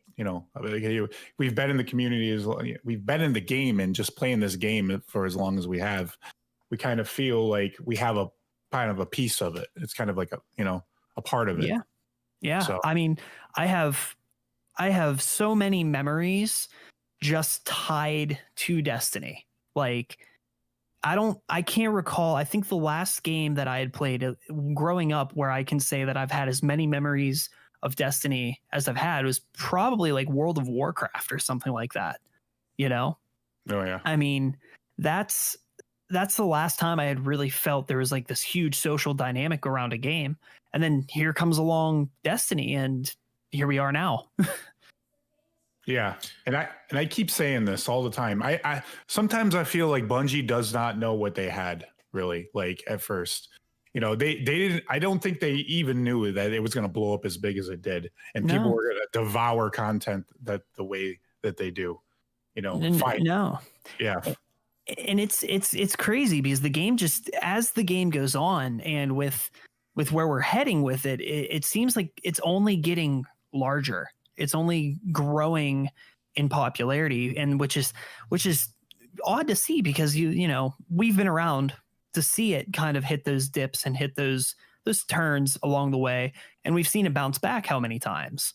Right. And you know, like for instance, I'm not sure if anybody here knows this, but Loot Crate, the subscription like loot box service that like every month they send you like nerdy memorabilia, like geek memorabilia, stuff like that. I've gotten some of those. They are explicitly changing one of their boxes from Loot Gaming Equip to Loot Gaming Destiny. Every 3 months, it will be a Loot Crate box that is full of items relating to the Destiny universe. Might have to jump on when that takes like they like I've followed Loot Crate for years, and they don't just do that for any game. Like the other games that have their own specific crates are games like Fallout and the Elder Scrolls. Like so to think that it's on the same level or getting to the same level of popularity as that is kind of really cool to be a part of. That's awesome, actually. Yeah, I definitely picked up one of those specialty boxes back when I Loot Crated all the time. Yep. I think it's one of those few, games and communities that, because it has such a deep lore attached to it and deep community behind it, that it almost lends itself to something like that, where they can make so much different, things that you can purchase. I mean, how many things does the Bungie store have on it that people just snatch up all the time? So it's a surprisingly rich community behind it, and I think that's what really pushes it out there to things like Loot Crate. Yeah, and I think the other really cool thing is the Destiny community is extremely talented. Like, you have so many artists in the Destiny community who create some pretty incredible art, whether it be t-shirts, whether it be posters and different things. Like, it's really, really cool how creative the Destiny community can get. 3D printed like models of the guns. Yeah, I still need one. Oh man, I'm gonna get one at one point. And the employees get those at their like yearly milestones, so it's pretty crazy. Yeah, I actually heard that Bungie hired the fan of the game who pretty much created 3D models of these incredible weapons and different guns from Destiny, and they pretty much hired him to do it full time for Bungie. And every time they have a celebration for one of their employees, they pretty much have him design something just for them. So it's pretty cool. Yeah, there was one post a couple days ago. They did a Lord of Wolves for one of the employees. It's pretty cool. Oh yeah, I saw that. That was awesome. Yeah, that was sick. Mm-hmm. They I think the same person did the Xenophage that was on display at GCX last year, or Guardian Con. Oh yeah, that looked awesome. How would one go about trying to buy something like this? Is it even available for sale? Is this like something that I can just buy? It's funny. I actually know a guy. There's one of our clanmates. His name's Cold Death. He has a friend that does 3D printing, and he 3D printed a Thorn for him, and another friend of ours got a last word from him. Oh, so nice. That's pretty cool. Yeah, so if anybody's interested, I can put you in contact with KD. Okay. I bet you movies would like the last word, wouldn't you, movies? I'd like one bigger than the one I bought from Bungie. Yes.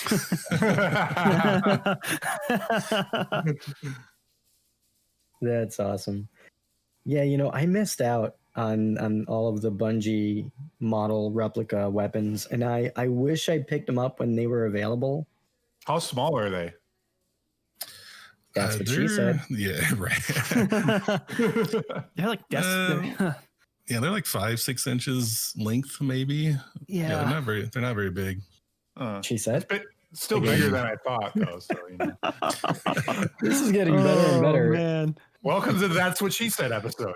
Right. Yeah, I got the Thorn and the Ace as well, and so. Oh, nice. Yeah, but yeah, there were, when I was looking at the picture on the website and everything, and I had an impression they were larger, and then when they came, I was like, oh, well, they're still cool, but no.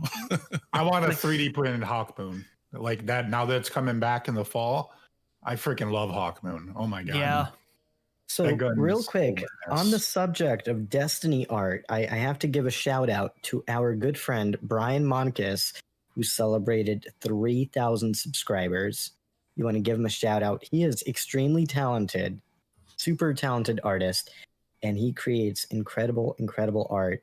You can check him out at brianmonkisart.com. And he's also running a 25% off promotion right now if you purchase any of his art designs. And he has a really sick Trials of Osiris one that I'm definitely going to pick up. But there's a discount code that you can put in if you want to check it out. Let me find it for you real quick. Pretty sweet. There's no affiliate relationship here. I just think his art is really, really awesome. Yeah, And, Brian's art is incredible. I think it was today, he finished a Corvo Atano piece from the Dishonored series. And like, that's one of my favorite games. And it's incredibly underrated game, by the way. And like, I was looking at this thing and I'm like, I need that on my wall. Like, okay. So check this out. Promo code LOVEYOU3000, LOVEYOU 3000, and you'll get 25% off. And he's willing to sign the prints for you. That is insane. That's awesome. So make sure to check him out. Again, BrianMonkisArt.com. And definitely congratulations to Brian on the awesome milestone.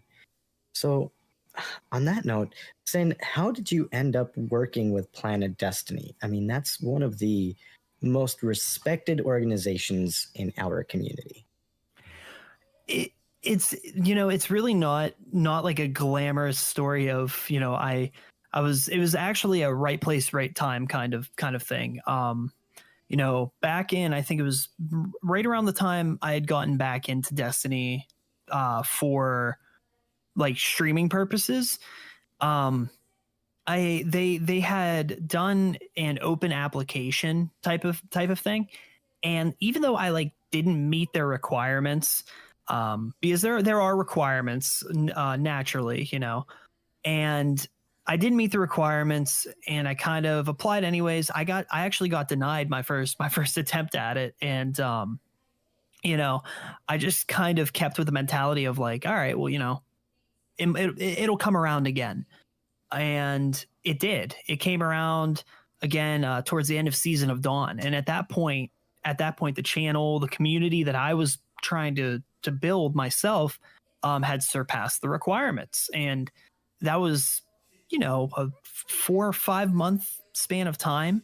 So I had applied and I heard back. She's my manager for Planet Destiny, Moonvald. She just DM'd me one day and was like, hey, going over your application and, we want to interview you to bring you onto the team. So it was like an actual interview. It was as if I was going for a position at a job, honestly. And I ended up passing the interview. And that was pretty much it. But I guess the whole moral of my story as to how I ended up working for Planet Destiny is, but as you said, they're one of the most respected and oldest stream teams in the Destiny community. I mean, so many creators have gone on to do so many great things for the community. A lot of them started in Planet Destiny. and it's kind of a launching off point where, you know, you bring all of these great creators together and you all kind of just bounce ideas off of each other and just share your love for the game. So it's a networking opportunity. It's an opportunity to help refine your skills as a creator. And having a place, you know, that is that respected to kind of encourage you to be as creative as you can be with their content, which in turn is your content. It's a very surreal experience, but it's not a bad one. It's one where it's kind of like, you know, you meet people and you just work together as a team. Yeah, it's very well spoken. Like, there are some great individuals over at Planet Destiny. Moon is amazing. Nem is amazing. Danfinity is amazing. Like, and we've had them all on the podcast, and they're all incredible individuals. Yeah, I mean, if I'm being honest, you know, he's if he sees this, he's probably gonna laugh about it. But Dan has kind of, in a way, like, because I mean, I'm not young, but I'm young in the community when it comes to these things. Dan has kind of become a mentor to me, you know. Anytime I'm struggling with an idea or anything like that, you know, he speaks from his experience and he helps me out, which in turn helps me grow. Not even as a creator, but just as a person. Dan's an all around great guy. Moon is, you know, she's more than a boss at this point. She's a good friend, and you know, everybody over there is just this tight knit community, and they're there to help creators grow in a natural way and make those natural connections. And that to me is the core, what a stream team should be. You know, it shouldn't be about the brand or anything like that. It should be about the people. Definitely. And I think for me, when I was first introduced to Planet Destiny, it was the Planet Destiny podcast. Way back in the day when DCP was essentially Planet Destiny. And that's when I started following Planet Destiny. And on top of that, I remember all the guides and all the articles that were written about different weapons. And it was definitely my go-to place to learn about what's happening in Destiny right now in terms of new weapons, optimal loadouts, stuff like that. As I continued my journey in the Destiny community and as we started the podcast, we've had some amazing individuals from Planet Destiny on the podcast, and we got to meet a lot of these individuals and got to know them. And I can definitely say that Planet Destiny has some of the most dedicated people in the community. You know, Nem, Moonvald, Jarv, you know, all Jarv, amazing good old people. Jarv. And I mean, there's so many amazing individuals who are part of the Destiny community who are just doing so many amazing things and supporting the community in such great ways. So kudos to you all and everything that you all do for the Destiny community. And on that note, I'm curious. We've been playing something new the last couple weeks. We have Solstice of Heroes 2020 is now live. And I'm curious, what do you like the most about Solstice of Heroes? It's definitely the Warlock armor. And I'm going to say that first and foremost. The Warlock armor this year is probably one of my top 5 armor sets for the Warlock in all of Destiny 2. I don't know what it is about it. I really love the Warlock armor set. The helmet looks incredible. You know, the chest piece looks awesome. And I mean, they're really, to expand on that, I mean, the rest of the armor sets look incredible. I love how they have like this theme of like the light breaking out of our armor through like these cracks, given the overall theme of where the narrative's going.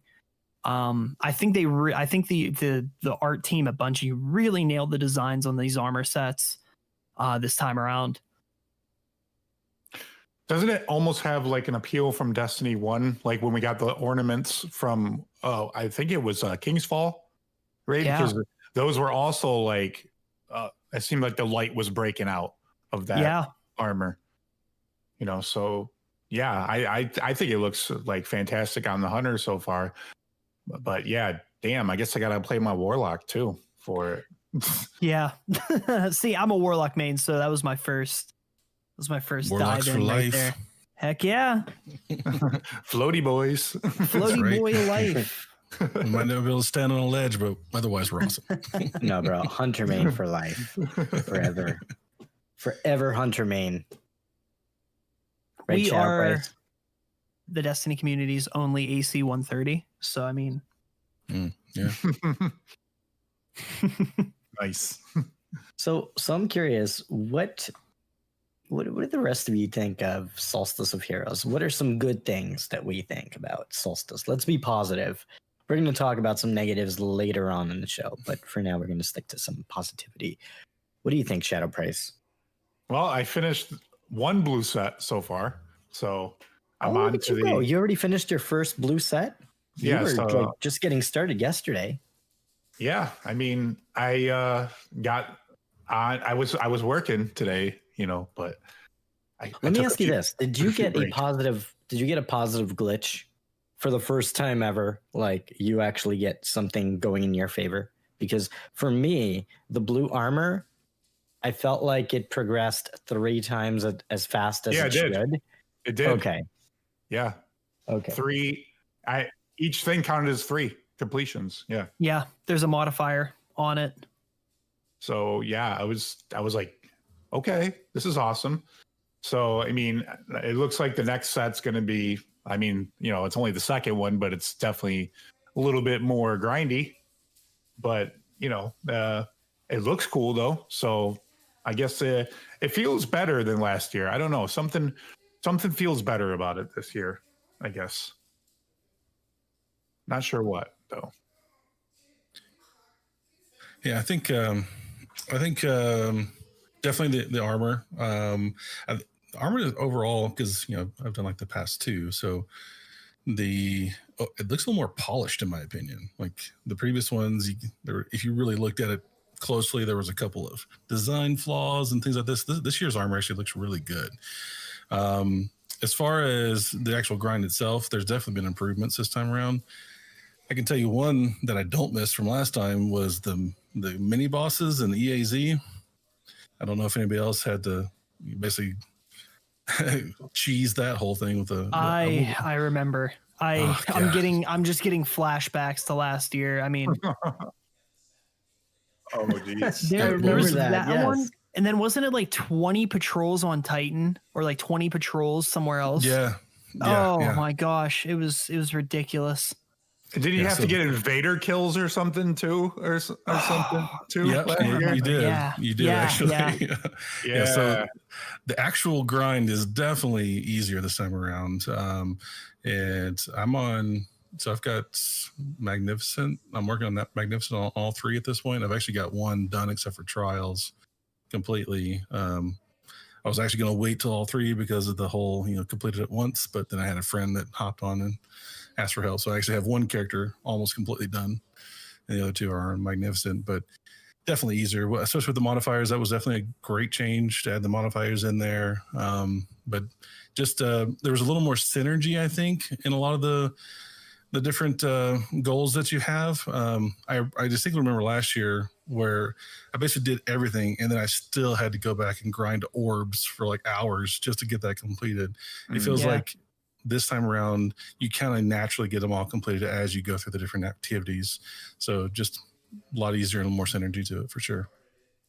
Yeah, and I think that's a big one. They got they nailed the synergy this time around. I remember last year just mindlessly grinding through everything you had to do just to realize, oh no, I was supposed to be on a solar subclass or right.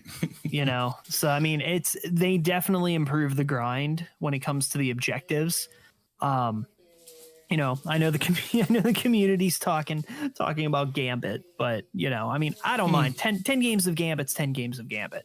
Just casually knock it out, run some bounties with it, bring a couple friends and have fun, Yeah, because I remember having this conversation last year with Korn, and he's like, "Should I go for all 3?" And like, "Should I go for all?" I'm like, "Dude, I'm doing 1. Like, that's it. I'm not." Dude, it was last year. It was a race for me, and I failed. Let me tell you. I got it on 2 of my characters, but on my 3rd one, I mean, I was literally fighting against the clock. And as soon as it was like 1 o'clock in the afternoon, it was over, and all of those bounties had expired, and I didn't get it on my 3rd character, but I got 2 done. This year, everything's different because I started my grind early, fairly early. The first week, I was really focused on my shadow title because I was so freaking close, and I got all of my flawless things done. So at that point, it was like, just grind out your menageries, do the Arcborn challenge or whatever stupid thing I needed to do. And I spent that week grinding out. I think I did like 30 or 40 menageries. It was intense. I played a ton of menageries and got it done. And then this past week, now that I got my shadow title, I've been focusing on getting I was grinding out on my hunter for the solstice armor. And it's not that, it's not that bad, but the 10 gambit matches, no, it's too much. Because if you were to do it on all 3 characters, that means you have to play 30 gambit matches. Who thought at Bungie this was going to be a good idea or a fun experience? Who's the gambit? It's Pino, right? Isn't that the gambit guy? It's Pino. We blame Pino. Yeah. Pino. It's all Pino's fault. Pino, please. Don't make us play 30. 10, they did. 15. You got the multiplier, so it's not 30 technically. Oh, wait. So the multiplier works for the gambit? Okay. Yeah, it works. It works for everything. Yeah. Oh. Yeah, it's actually kind of nice. Well, that changes things then. Yeah, that 3rd character was way easier. We take it back. Only 4. Sorry, yeah, I'm it's going only to take 4. that back, and I'm going to eat my own words. Next season, before you even start Beyond Light, you have to play 30 Gambit matches.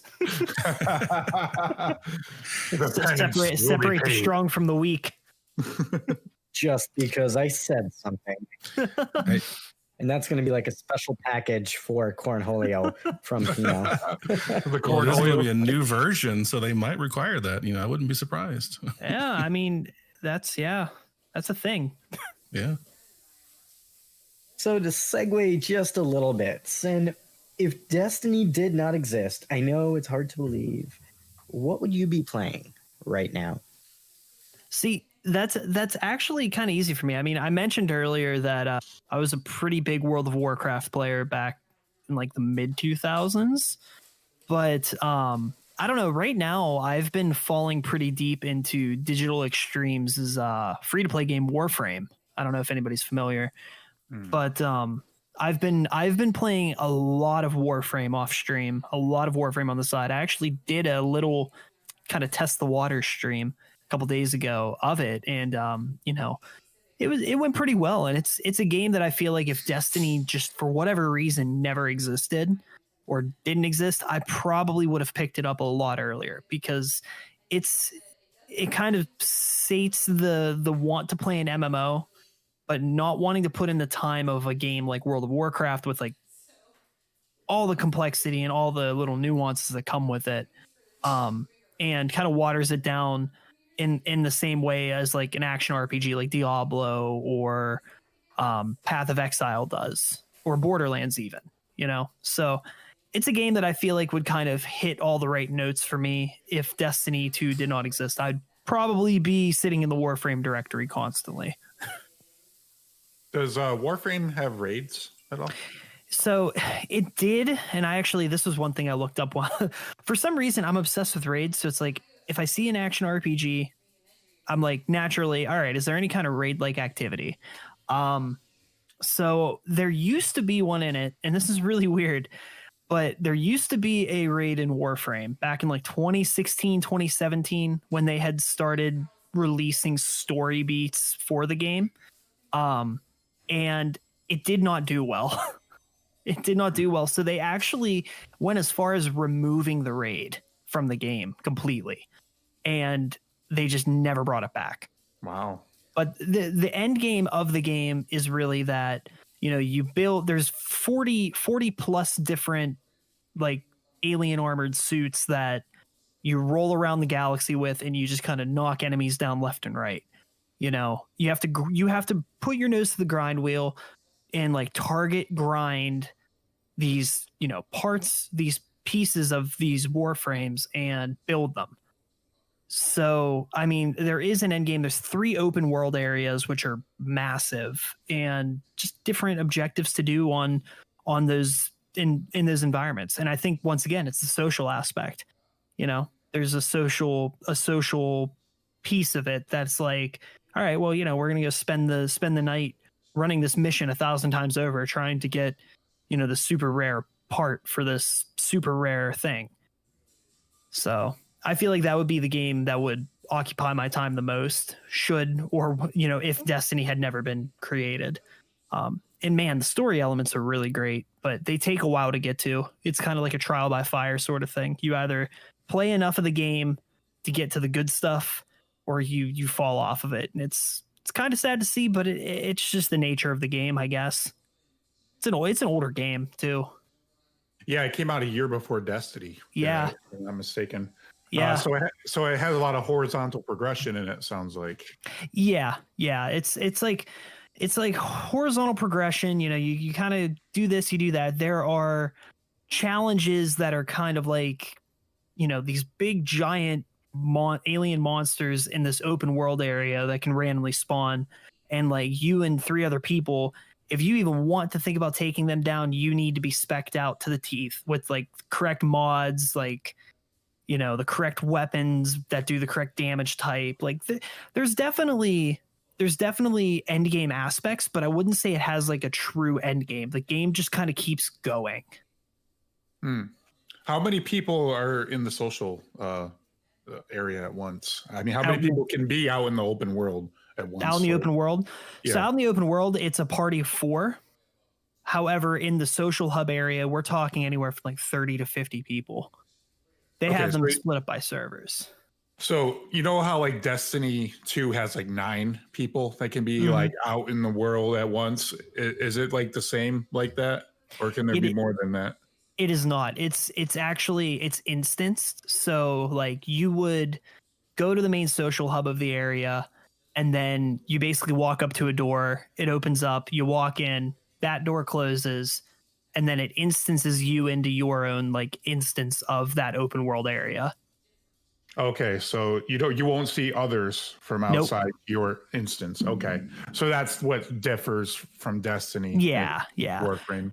There's a lot of differences too.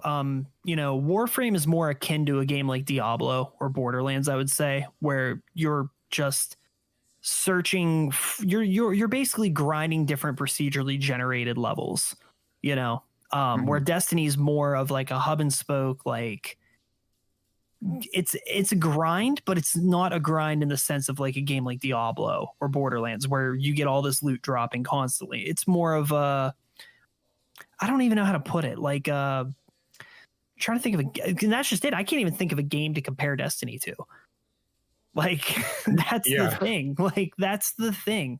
It's like a hybrid of all these games. It really is, and that's part of why I love the game. Honestly, I mean, it takes the best pieces of various genres and says, "All right, well, what if we just put it all together? What would happen?" And this is what we have, and you know, it's awesome. Yeah. I mean, and I kind of wish. I don't know. Some people will tell me I'm wrong. I kind of wish that they did have more loot drops, that kind of like how Borderlands is. Like it would have a lot different, various kinds of, you know, weapons, like more weapons. You know, just you get tired of seeing the same, like Go Figure or, you know, Dire Promise, or, you know, just you want to see some new stuff. Like, and I know it's like it's hard to create that stuff. I get it. It takes time to, you know, create the weapons, write the lore for them too.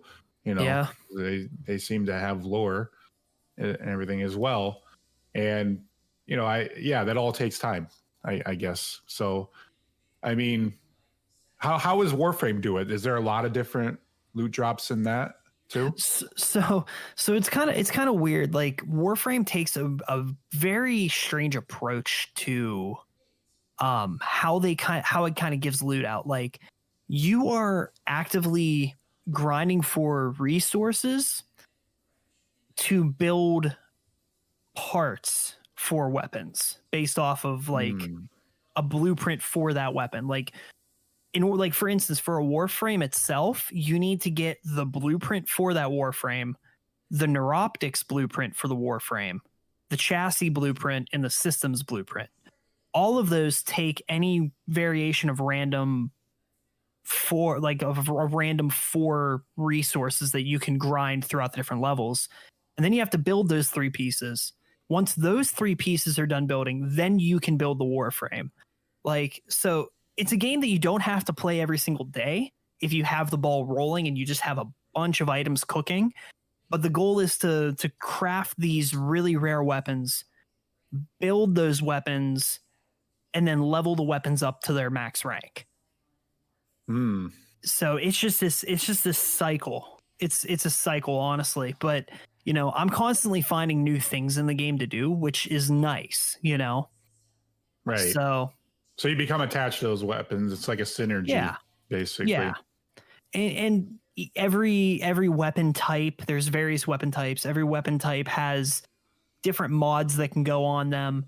As you level it up, you get more space to put more mods in. It's actually very similar to how Destiny does their mod system with the 10. You have the spot of 10. Certain mods take up certain like amounts of that piece of armor. So it's not like infinite. It's just Warframes is scaled differently. Yeah. But it's a system that works, honestly, and it adds for a lot of customization, which is really cool. And I feel like it's one of those things where, you know, Destiny took it and they made it their own. It works for the armor we have. It works for it works for the armor we have. You know what's funny is like it's also on the Switch too. Like Warframe. So like it makes me think that Destiny could work on the Switch if Warframe works on the Switch, right? So that's actually funny. I haven't. So I started playing Warframe about 2 weeks ago. I had originally tried playing it back in like 2016, 2017, and I just couldn't get into it. But I have actually a couple friends of mine from the Destiny community that have been playing the game for a lot longer than me, and I kind of like just joined them. And next thing you know, they're just like, all right, well, you're playing it with us now. So I haven't had the chance to try it on the Switch, but I've been interested in at least trying. It's actually not bad. I mean, it works. It's great playing it handheld on the Switch, actually, believe it or not. Huh. Yeah. I mean, today I broke my Switch out and I'm like, you know what? I'm going to install and see what happens. Yeah. And I think they have like most of the expansions too, which is crazy. Yeah. They're, I think they're all caught up on the Switch expansions. They didn't release them all at like once. Over time, they kind of patched in the rest of them, and they have one coming out on the 25th, I think. So I'm like, you know, I just started playing and now there's already going to be more for me to do at some point, but Destiny's my primary squeeze. But if it didn't exist, I could probably find myself playing games like Warframe or, you know, games like Dark Souls or any kind of action RPG title. Mm-hmm. So are you looking forward to Demon Souls remake?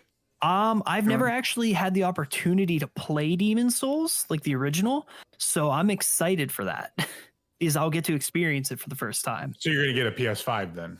More than likely, at some point. And like, I keep telling both myself and my fiance, I'm like, I'm not gonna get a PS5. I'm not gonna get a PS5.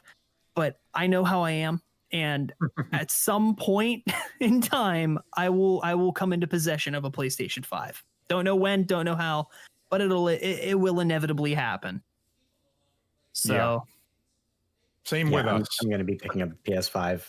Yeah. Just for the VR, because I have a PSVR, so I feel like I'm kind of invested, and I have a pretty sizable collection of games for PlayStation.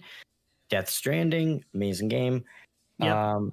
So I'm excited to play the next gen consoles and to get a chance to experience Destiny and be able to play on all platforms with all my friends and experience some parity in the graphical performance that I'm getting on PC. And I'm sure you guys can relate to that because we all play on PC, so we know about high frames and high refresh and all that good stuff.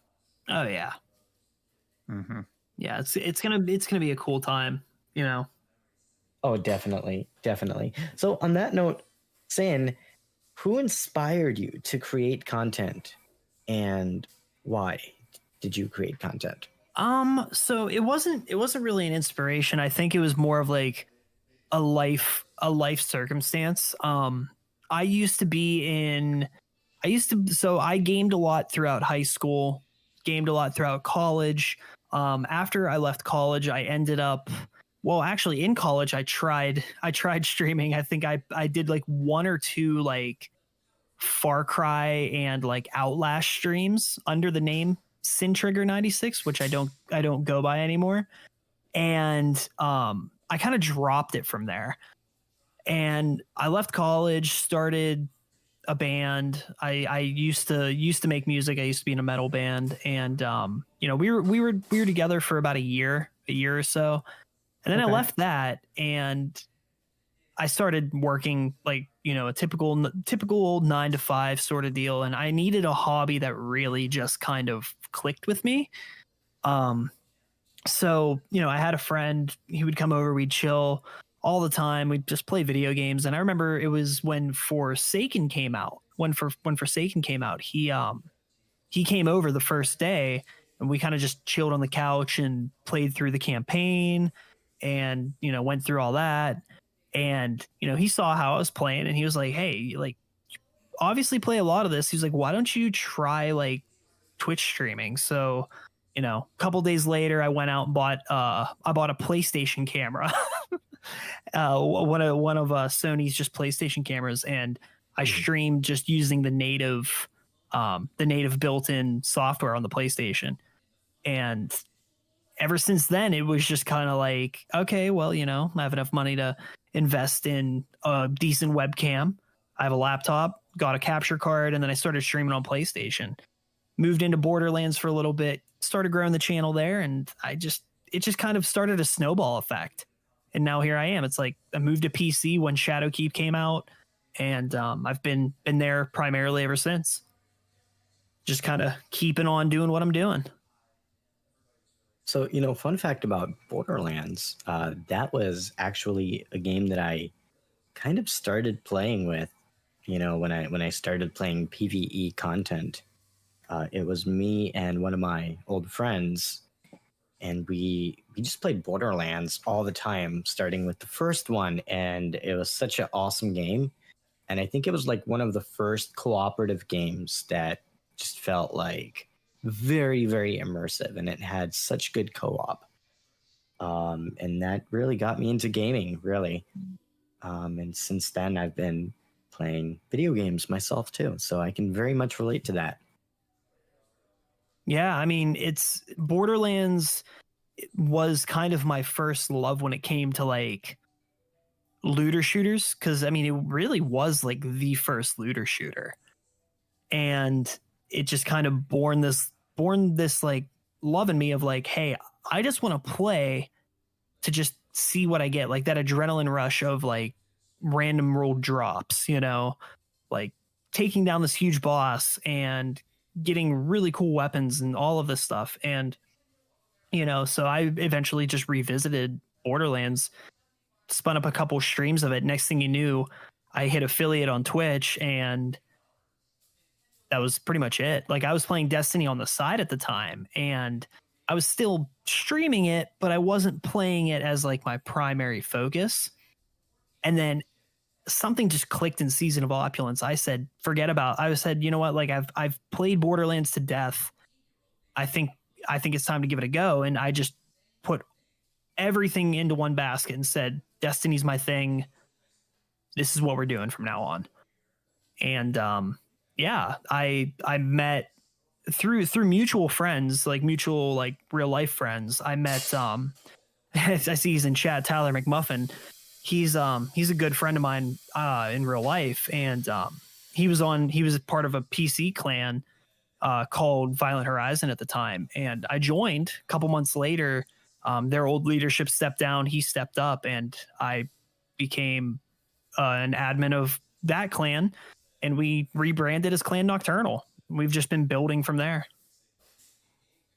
So a lot of story. There's a lot of background there, but yeah, Clan Nocturnal is really it's unique because it was pretty much made by people that don't just game together but know each other like outside of gaming.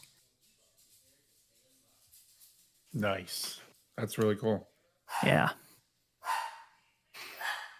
So yeah, I mean that's what got me into it. I mean, you know, what have been some challenges that you face as a content creator? You know, I wouldn't say like, so that's where I feel like a lot of people kind of, I wouldn't say get it wrong, but they just, so content, like for me, and I even said this in one of the tracker interviews that I did, you know, it's not really a race. And a lot of people treat it like it's this race for relevancy, this race for, you know, staying on top as on some kind of status. And like challenging for me is trying to break away from that mentality.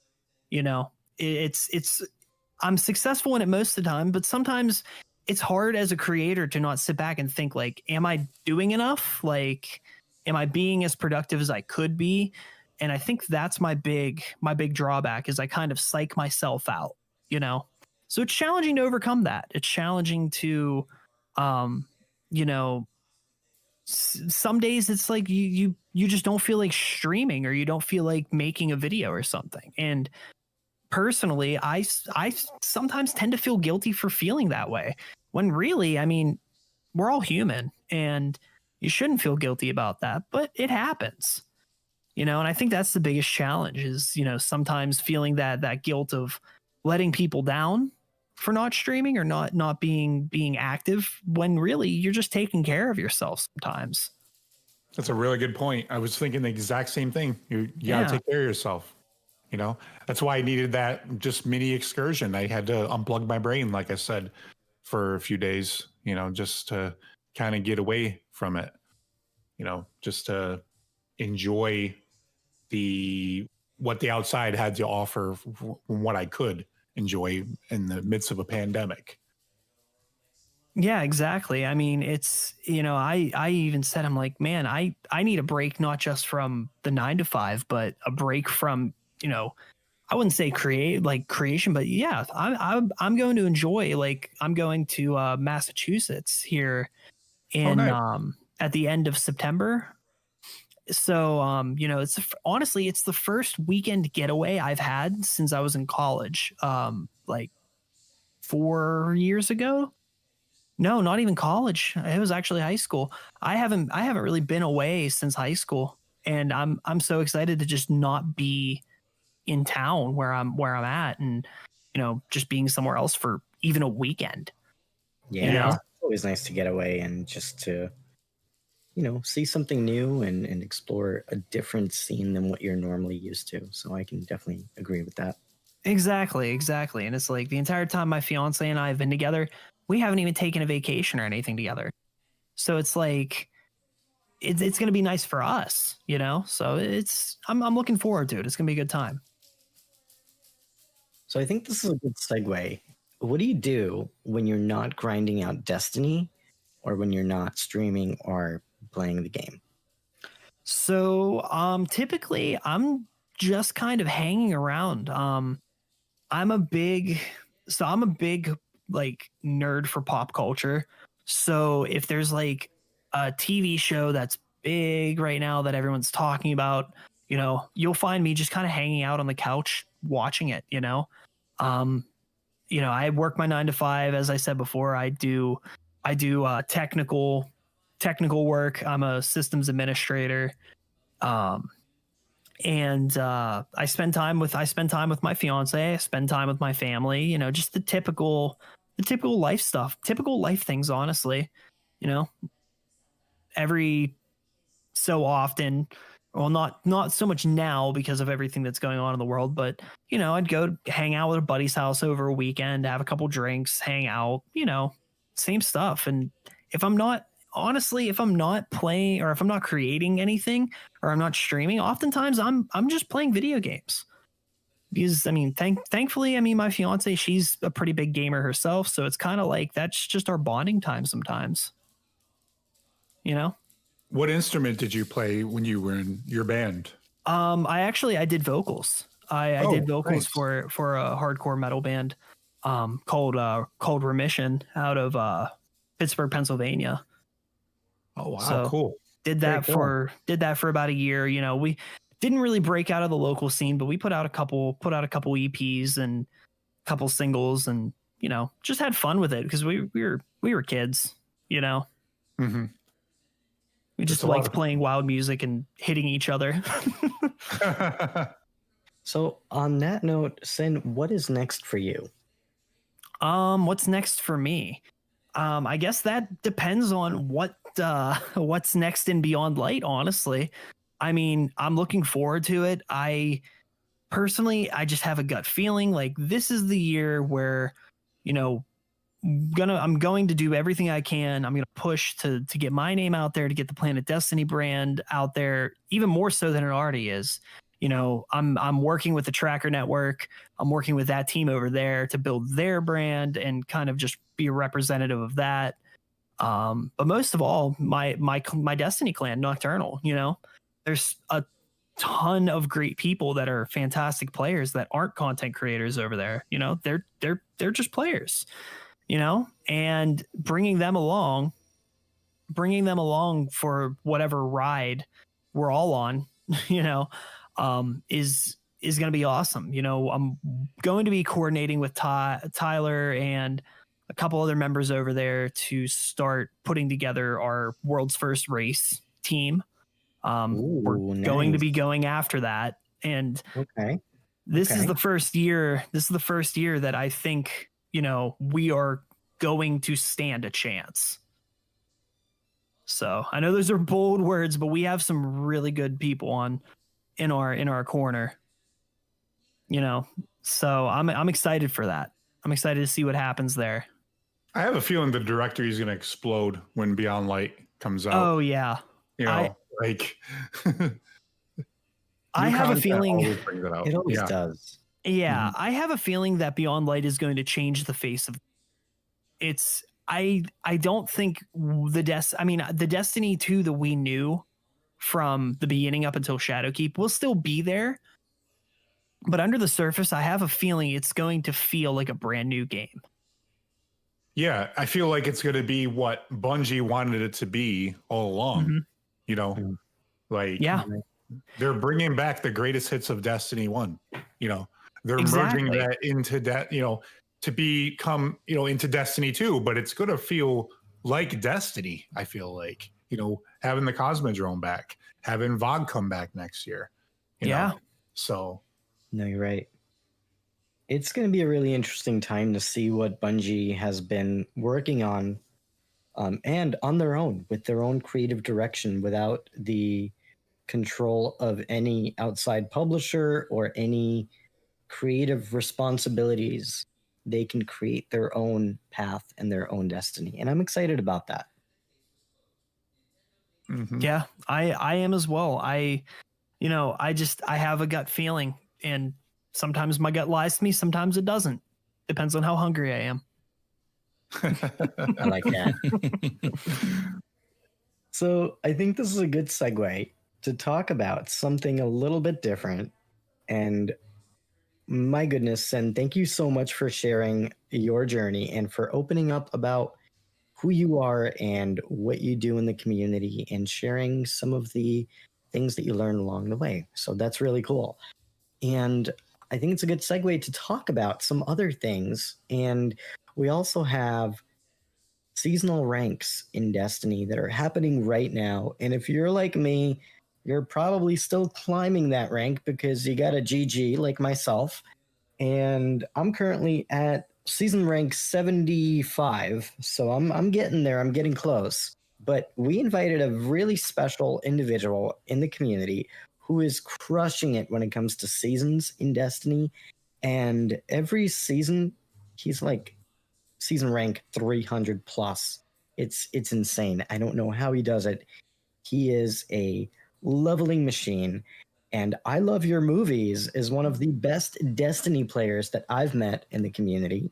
He is always the first one to get the new weapons in the game, and he truly does go beyond light. His current rank is at like 180 or something like that, right, Movies? Yeah, 185, I think. So. Oh my goodness, 185. We're going slow this time around. We're going to pick your brain so that we can learn how to GG like you, so we can finish our season rank. And this goes very appropriately for me. So the first question that I guess we have for you, for anyone who does not know I Love Your Movies, who is I Love Your Movies? Well, I'm a Renaissance man. I like long walks on the beach and cold beer. But other than that, I'm just a gamer. I'm old school. First game system was an Atari, so I've been around the block a few times. But I actually was not a Destiny 1 player because I'm a PC only guy. I think my last console was a Xbox, so been PC ever since. And I did not have the fortune of playing Destiny 1. But one of my mantras is if I play Destiny 2 long enough, it will become Destiny 1. And it kind of sounds like it is. So we're going to bring a lot of content for Destiny 1. So I'm going to have the pleasure of playing that next time around. But yeah, just a Destiny 2 community member. I started, I got plugged into the IGN clan, helping streamers. So I played several times with people like Fran and Destin and things like that, and just kind of helping them out, and got plugged into the community. And I'm just one of those guys that's always playing, and if you ever need help, hit me up and I'll do it.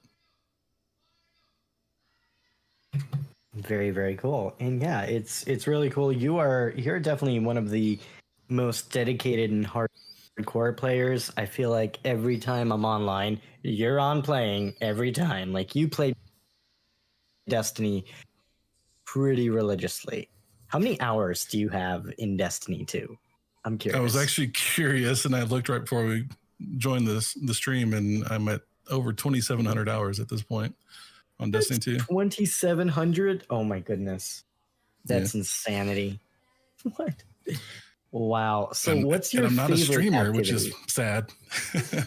You should be. You totally should right. Be. Favorite activity? I mean, that's kind of morphed, as the game has gone on.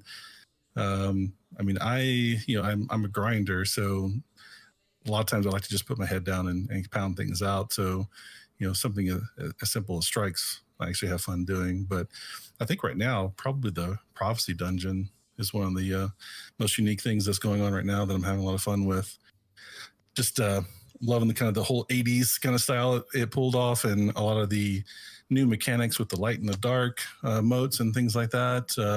You can really tell they were trying to experiment and really make it a unique experience. So definitely something I'm really enjoying right now. That's really cool. Yeah, I've been really enjoying the Prophecy Dungeon also. I think it's very unique in just the environment. I think it's very different from what we had before. So I'm really happy to see that Bungie went out of their way to experiment and try something new. And that was really cool to see that all come together. Yeah, if you haven't checked it out, they did a stream talking about how the development went when they were making the dungeon. So if you haven't seen it, definitely check it out. So it's pretty cool to see the thought process behind it. So, yeah. And now, what are your thoughts on Grand Master Nightfalls? Because that's something that I will admittedly say that I avoided this past season. I just haven't really done them.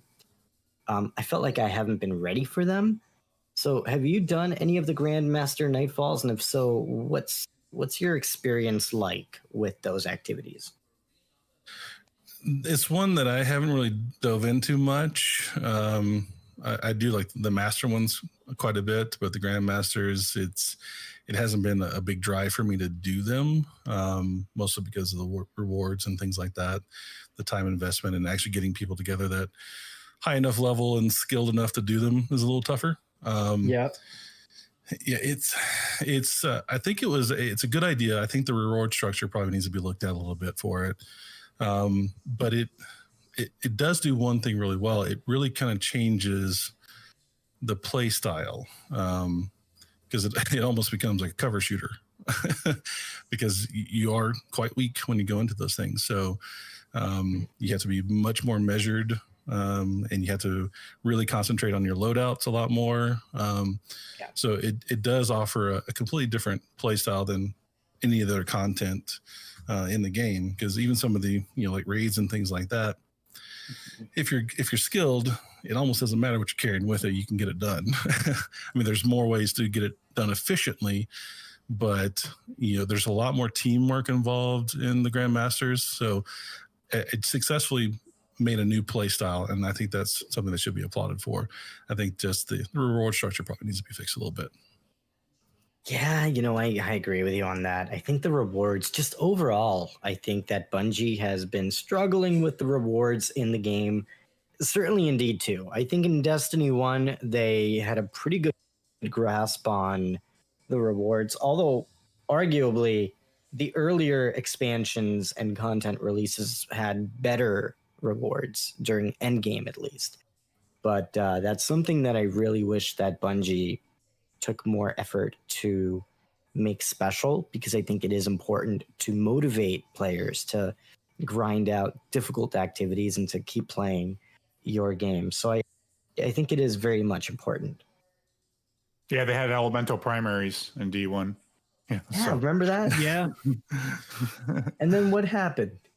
During Rise of Iron, they came back, but they were exotic because they were just way too powerful for them to be legendary. Yeah.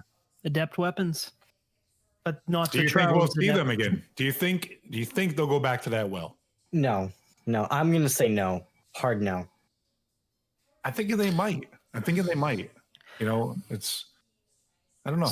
So adept weapons, maybe I would see them having maybe like an added perk, maybe. But we have osmosis, which could make a kinetic weapon in elemental ones. I don't know if that would be the main appeal of them in Destiny 2. Yeah, it'd be just nice to get that rainbow burn back, Oh yeah. It was so fun in D1. Nice, but I think they found that it was too overpowered and they weren't able to balance the game around it. And I think that's the problem that we had. And I think that's part of the reason why the rewards are so kind of lackluster, because when you went from the weapons that we had in vanilla D1 going to what we have now, it's like they can't make something that powerful, because one, they learned a lot during that time as to what can work and what will break the game. So there's a lot of things that they just kind of can't do, and that burn function, I just don't think they can do that because of that game breaking element. There is a new element coming in the fall, is there not? Stasis. Oh, True. Yeah. So, what is that going to look like?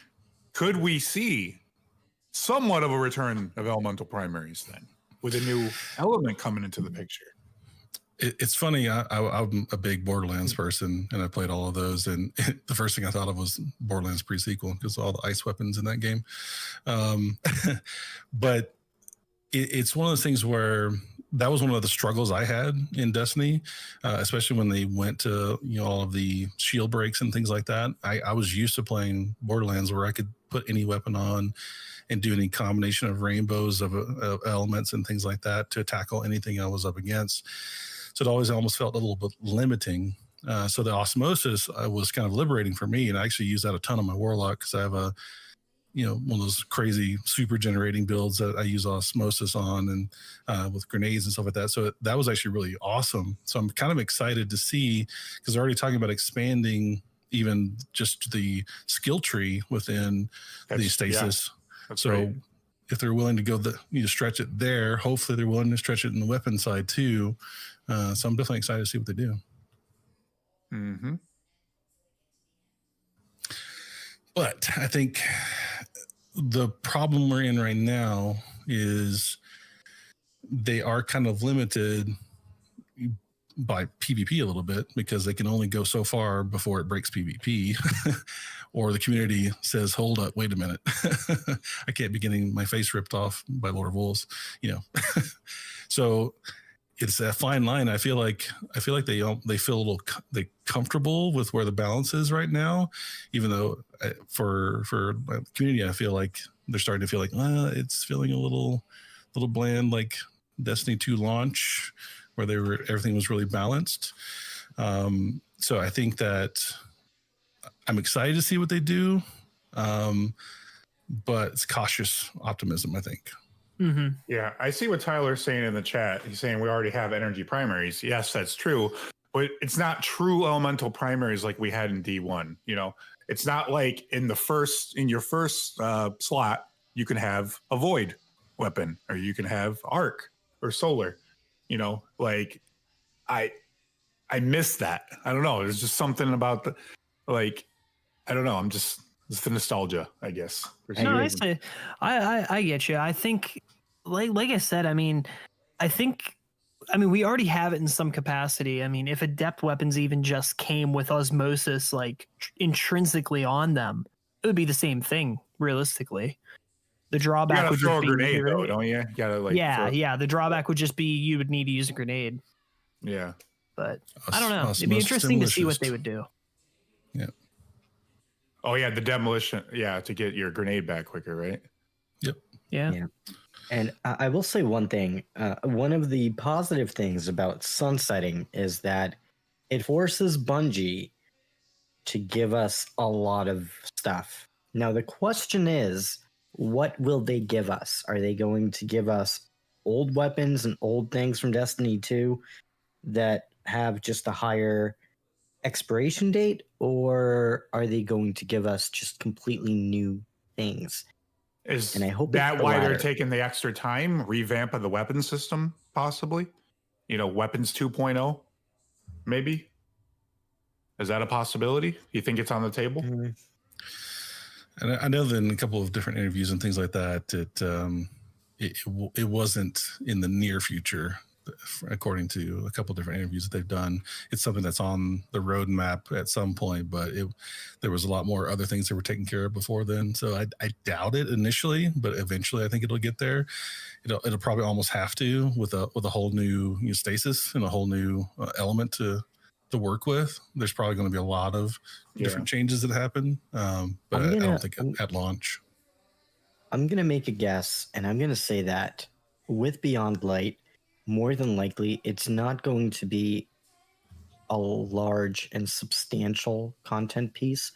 I think it will change the game and how the foundation of the game is laid out, because a lot of things are changing, and we're going to talk a little bit more about this, a lot more about this in just a little bit. We're going to talk about This Week at Bungie with what is leaving with the Destiny content vault, and I think this next expansion will be that ground that Bungie is laying to be able to create a sustainable new model for the game, because I think what Bungie had in the last year, I don't think it's sustainable. I just think too much of the game was just free of charge. And I'm not against free content, but I do think that at the end of the day, when you have a business that needs to make money to sustain, you either have to make money through microtransactions and Eververse, which I don't know if that has been working so well for Bungie, or you have to make the content paid. And I think this next expansion is that step to making that content paid. And I know some people may disagree with me, but raids, campaigns, that's going away for free. You will have to pay to be able to access those type of activities in the future. You'll have access to destinations for free. You'll be able to play things like PvP, which is becoming kind of a standard. look at Halo. Halo just announced recently that Halo Infinite PvP is going free to play as well. So it's going to be interesting. Do you feel the story doesn't have a potential to be big because it's just going to be one new location and a returning location? No, I think the story doesn't have the potential to be big because it's just Bungie on their own. They don't have High Moon Studios. They don't have Vicarious Visions. They don't have anyone but themselves to handle not only producing the game, but also now publishing the game. So you have to set realistic expectations for what we're getting. And I think this last year in the game, it gave us a lot of insight into what we can expect from the game going forward. I think next year, we're going to get something a lot more substantial because Bungie will have had enough time to create something more substantial. I think this expansion, based on the pricing of it, based on the expansion being, what is it, $39.99? Yeah, it is. Now, does that come with the A little season bit. also? Isn't that $5 more than Shadowkeep was or something? So I it has, think so. has the potential to be as bigger than Shadowkeep, right? So Maybe hold on Forsaken now. size? If it's $39.99, does that price include the season for that time period, or is the season separate? It does. Oh, No, good. Go ahead, Sin. No, I think it doesn't. I think the $39.99 does not include that. I could be wrong. I think the deluxe, no, because the deluxe edition comes with the season pass. I think that $39.99 does come with the season. Yeah, the season is included. That season is included with Beyond Light, and then the other three are a la carte, or if you get the season pass. And go ahead. Well, yeah, I was going to say, I think maybe not necessarily for the same reasons, but I think Core might be on the right track because it's a lot of the things that they're doing right now are structural changes. I mean, they're taking entire chunks of the game out. They're redoing things for new players. They're kind of redoing that whole new player experience. There's a lot of structural things that are going into place to set up. And they have said multiple times that they're going to stick with the 3-month cadence. So for it to be something similar to Shadowkeep actually makes sense because it's going to be that big chunk of new structure, new location, and then going to keep adding to it every 3 months. So it would make sense that's that kind of size of thing. But there's always that we hope we get something really crazy and a story that blows us away. But so they can build possible. on to Europa. They can build on to this location, like with the seasons, right? Basically, yeah, that's probably what's going to happen. Yeah, Well, and they're already planning that, and they already confirmed that the Cosmodrome is coming back, but it's not coming back all in one piece. It's going to take time for them to build that environment out, which also paints a picture as to what the development cycle is like to be able to produce this content. Clearly, if the Cosmodrome was able to come back in a full capacity with Beyond Light, it would, but clearly it can't. They're not able to do that. So that also, to me, says Bungie is not able to produce content at the pace that they want. And that's a realistic consequence of not having a publisher. So, and that's where I think that Bungie has kind of a, I don't want to say missed opportunity, but it definitely underestimated. It's not going in their favor by not having a publisher. And I think Bungie did very well underestimate the benefits of having that type of relationship with a live service game. So. Yeah, I mean, it makes sense that they're taking the extra month and a half. I know a lot of it, is COVID, but also just reintroducing the Cosmodrome. It's not a copy pasta. Well, and it's here's something interesting. Here's something interesting. So, according to Tyler and Sin, the expansion does not include for $39.99 the season, which to me then says logically they would price the content based on what you're getting in the game. So maybe Bungie has been working on Beyond Light for quite some time now, and maybe we are getting something a bit more substantial than a $30. That's what I'm thinking. So I have some insight on that, and this is something that I had actually spoken just in passing with my clan. I forget. I'm trying to remember what the gentleman's name was, but I believe he worked with Bungie while Activision was still in the picture, back around Forsaken time. And he had mentioned on Twitter the day that Beyond Light was announced, he had mentioned on Twitter that he was excited to finally see Beyond Light come to fruition because it was the last thing he had worked on with Bungie before he had left. And he had left at least a year or two ago. So I'm trying, I want to be able to cite my sources, but I can't remember what this gentleman's name was. I believe he either works for Activision or he works for Riot Games. Trying to remember what the gentleman's name was, but I vaguely remember that interview, but I don't remember who it was either. Yeah, but so it tells me that at the very core of it, Beyond Light has been a concept that's been in the tubes for a while. Oh yeah, Europa has been a concept since Destiny. Since Destiny 1, yeah. So good point. It makes sense that they've been working on this for quite some time. The better half of 2 years, if not longer. It takes time to build that environment. Yeah, and by no means do I think this is going to be like some big bang experience with Destiny 2, but there is in some ways it feels to me like this is where Bungie says, okay, Destiny 2 kind of needs a soft reset. We need a soft reset. Wheels. Yeah, we got to take off the training wheels a little bit. We're going to add some things that are, I wouldn't say quality of life, but natural progression. Like, this whole concept of we're going to start using this new subclass ability. Destiny's been around for, over half a decade now. And just now are we getting a fourth subclass element. Yeah. Like, that's not like a small decision to make. That's not a small change. That changes fundamentally everything we have ever done in Destiny 2. Yeah.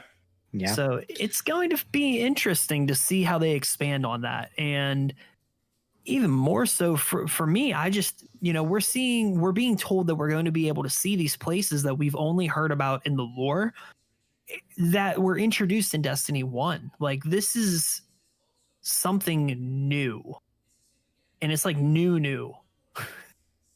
And I feel like even Shadowkeep was kind of like, all right, it was remastered.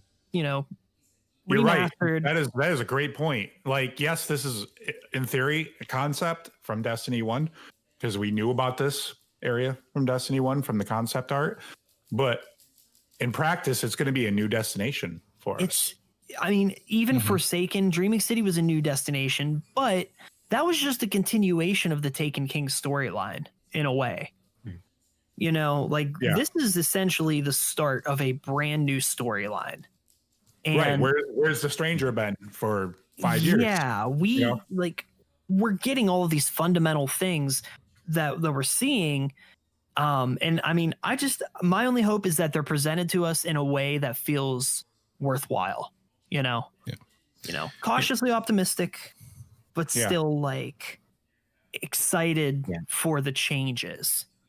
Yeah, I think that's the main focus and the time that they're spending is changing the feel of the game, because if they don't change the actual feel and the base experience of it, it's just another map, and that's not going to sustain or keep those players that come back to check it out. They're not going to stay around if it's just a new map. They're looking for that. Okay, I've been playing Destiny for all these years.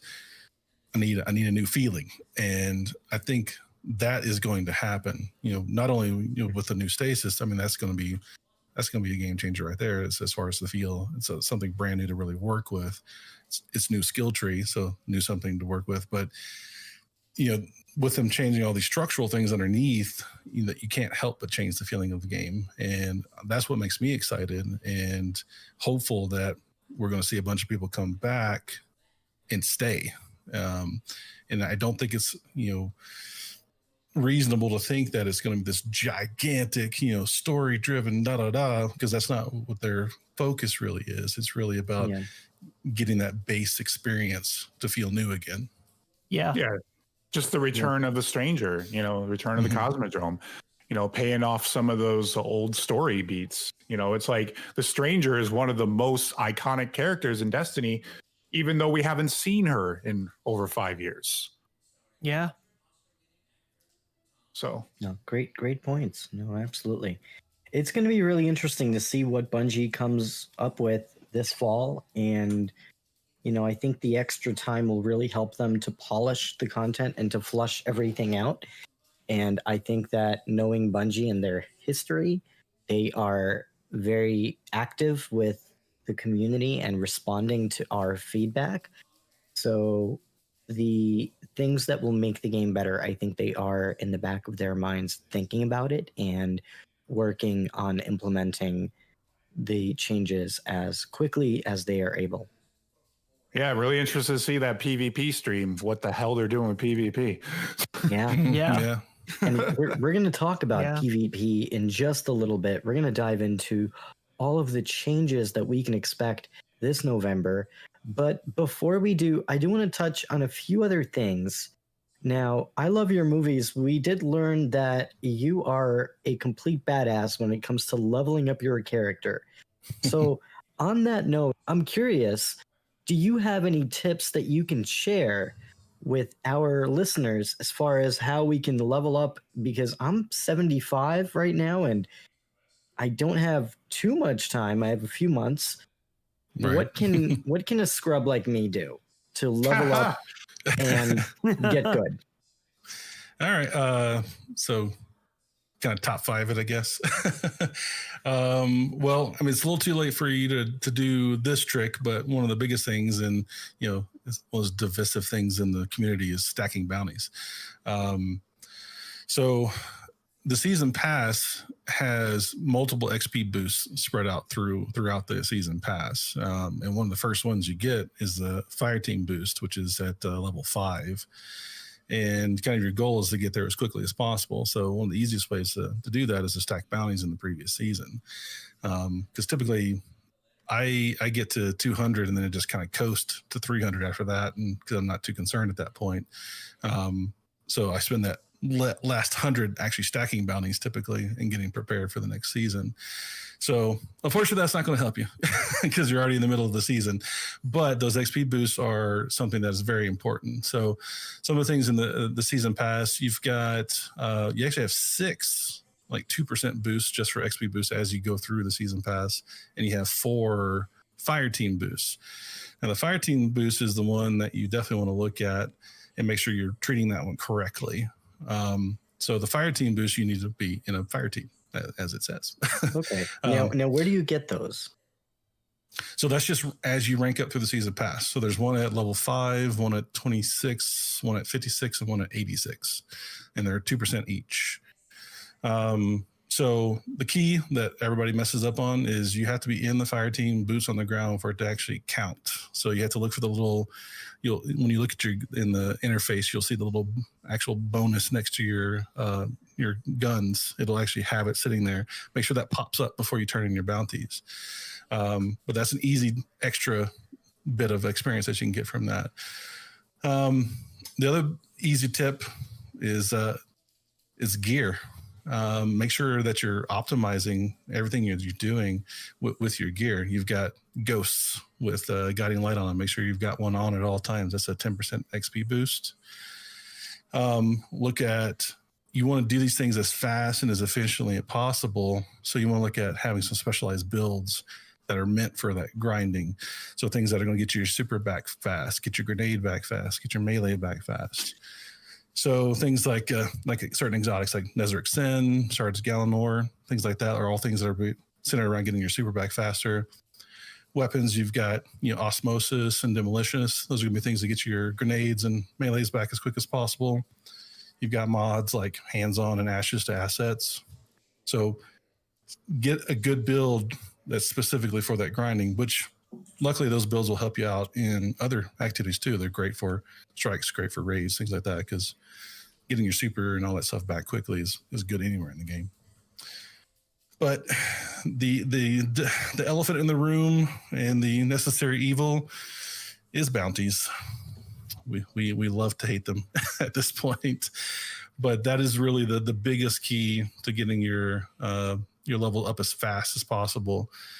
Make sure you're doing your weeklies. They give you the most XP in general, but also like special bounties like Gambit, like the prismatic ones right now. Any of the event bounties are typically going to give you more XP than other normal ones. But just want to be efficient. Always multitasking. If you're doing an activity, have bounties on you. Make sure you've got all the repeatables picked up every time you do it, and keep getting repeatables. So if you're doing, if you're just running strikes for, like I like to run the masters trying to get exotic drops and things like that. And I'm constantly just taking a quick break, going and grabbing some bounties and coming back and just kind of keep doing that. One of the key things that I find that a lot of people make a mistake of is if it takes too long, don't do it. There are so many bounties that are just a pain to do, and just it's not worth it for the XP you're getting out of them, especially like daily ones. If the dailies or the repeatables, they're meant to be just simple, quick ones. So if it's something that just takes too long, just throw it away. It's not worth the silver at that point or the time. But and the other, probably the last thing I would say is 3 characters. That's how I really do it, because I do it all on all 3 characters every time, and that's how you can really get up there quickly. And I have kind of a routine that I do pretty much every day. I go in Tuesday reset, hit on my weeklies, and then I do the planetary bounties. So I just go in a circle around the map and do all the planetary bounties on every planet. Mm-hmm.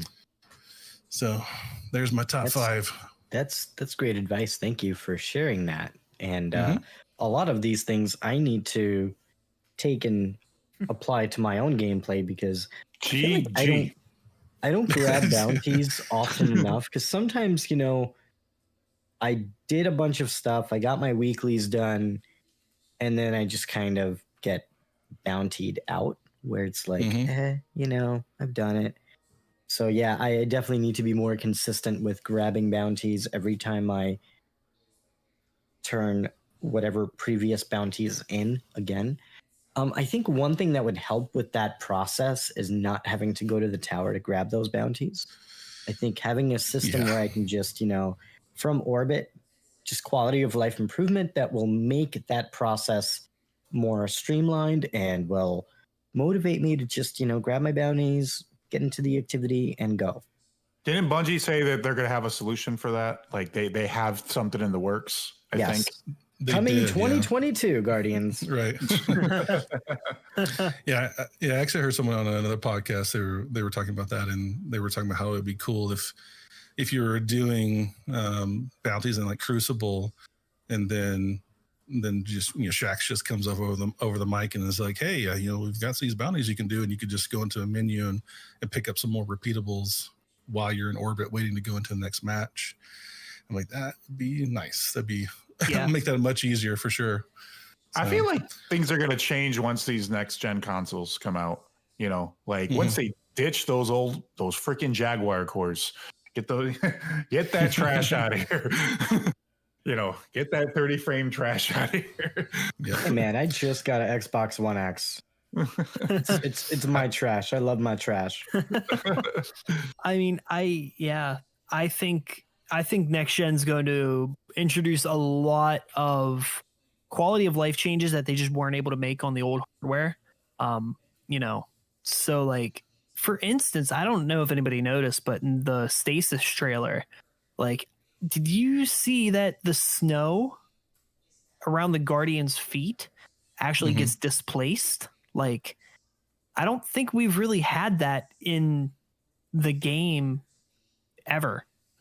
Anything like that, where like we have displaced physics in the game. So I know that kind of sparked a conversation about like the engine Destiny runs on, and if they're upgrading it in any way.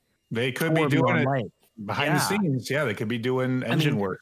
there was a job posting for Bungie a couple months back, and it was a senior software engineer or architect or whatever it might be. And I mean, I just know from the technical standpoint, I work in tech, you know, that's a possible, they could be potentially hiring people for that.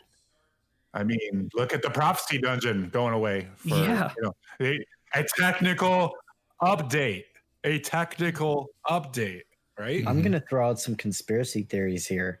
Do you remember that, do you remember that hour and a half long event in the tower? Yep. I think behind the scenes, it was something bigger. I think it was a trick that Bungie was playing on all of us to get us to pretty much be in the tower while they make all the upgrades behind the scenes on the engine. That's the only possible reason why. There we go. I cracked the code. Yeah, there's that. Or, I mean, in the same wavelength of that, there's the possibility they use that as a technical test. Honestly, I mean, that could have been a technical test using that engine. Really, really good point. Like they could have just been secretly testing things in the background to see what if because let's be honest. I mean, they have never done something like that before in the history of Destiny. And, you know, for them to just come out and say, we're having a live event when we have never had a live event before in the history of the entire game, it was kind of shocking. Yeah. Like I was expecting to go to the tower and just watch a cutscene. That's what I was expecting at first. And then they say, no, this is a genuine live event. That tells me that they have access to some new technology that they've been working on for probably a long time, considering the Tiger engine is Halo Reach era. Like, yeah, I agree with Tyler. Yeah.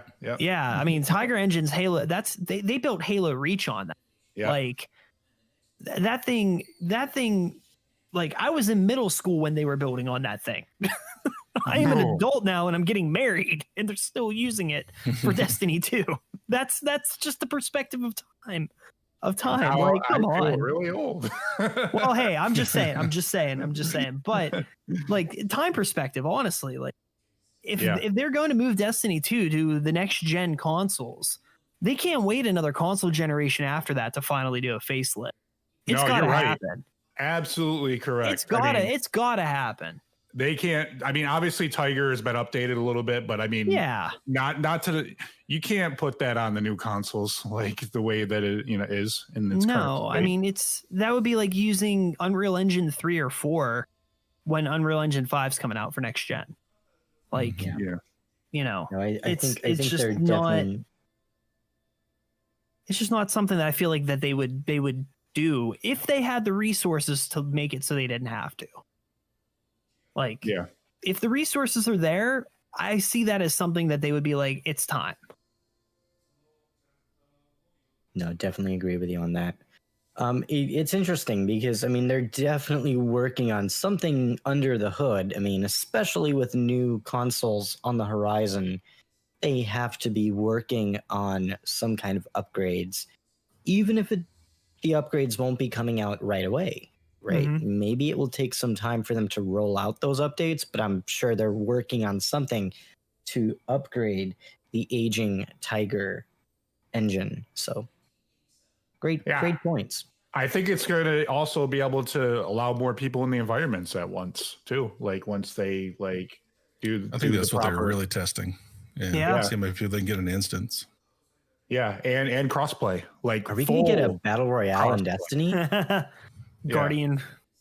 The Guardian Royale. The Guardian Royale. We're gonna have to talk to James Work about that one. I don't know. He'll let Bungie use that. It's already trademarked by James. Trademarked by James. Thanks, James. They'll just give him a check every month. It'll be all right. Yeah. Yeah.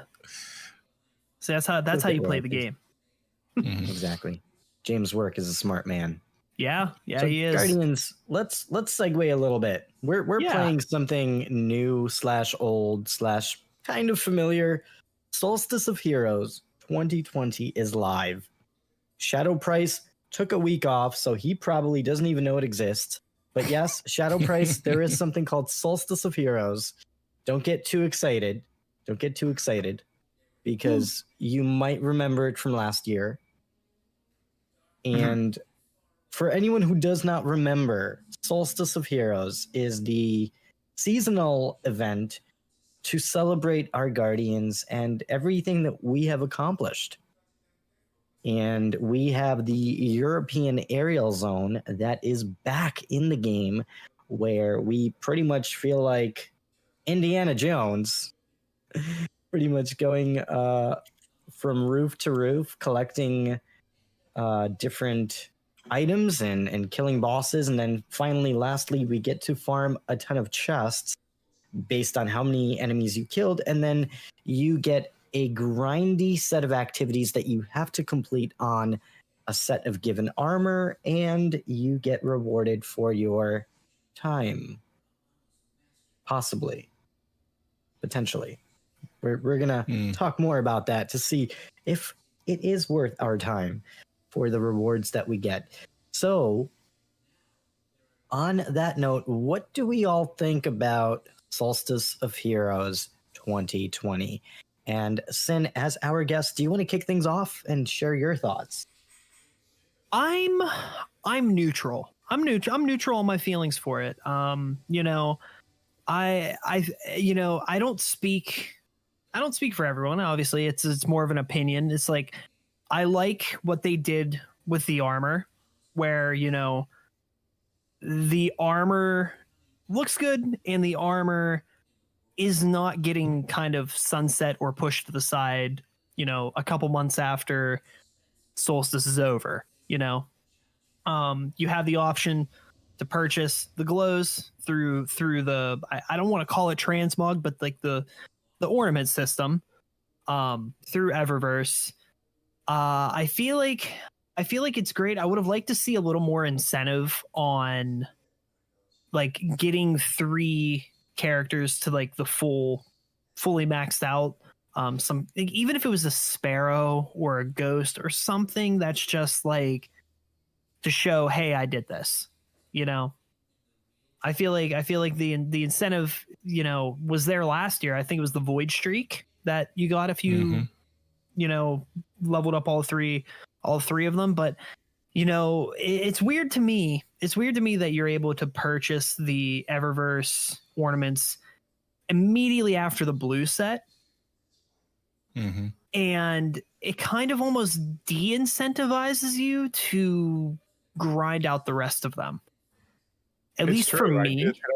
I purchased it.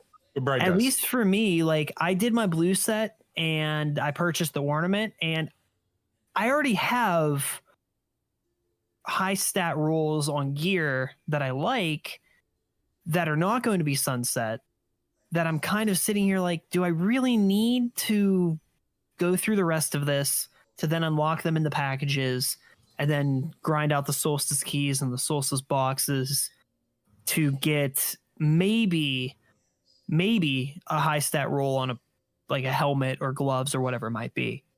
You know, I just feel like it's a weird, it works for everyone. It's kind of like, if you want to do it, you can. But at the same time, it's like, if you don't want to do it, then there's really not much for you there. So now I'm curious about that. For the ornament that you can purchase, that automatically unlocks on all of your characters, and you can use that ornament on any piece of armor, correct?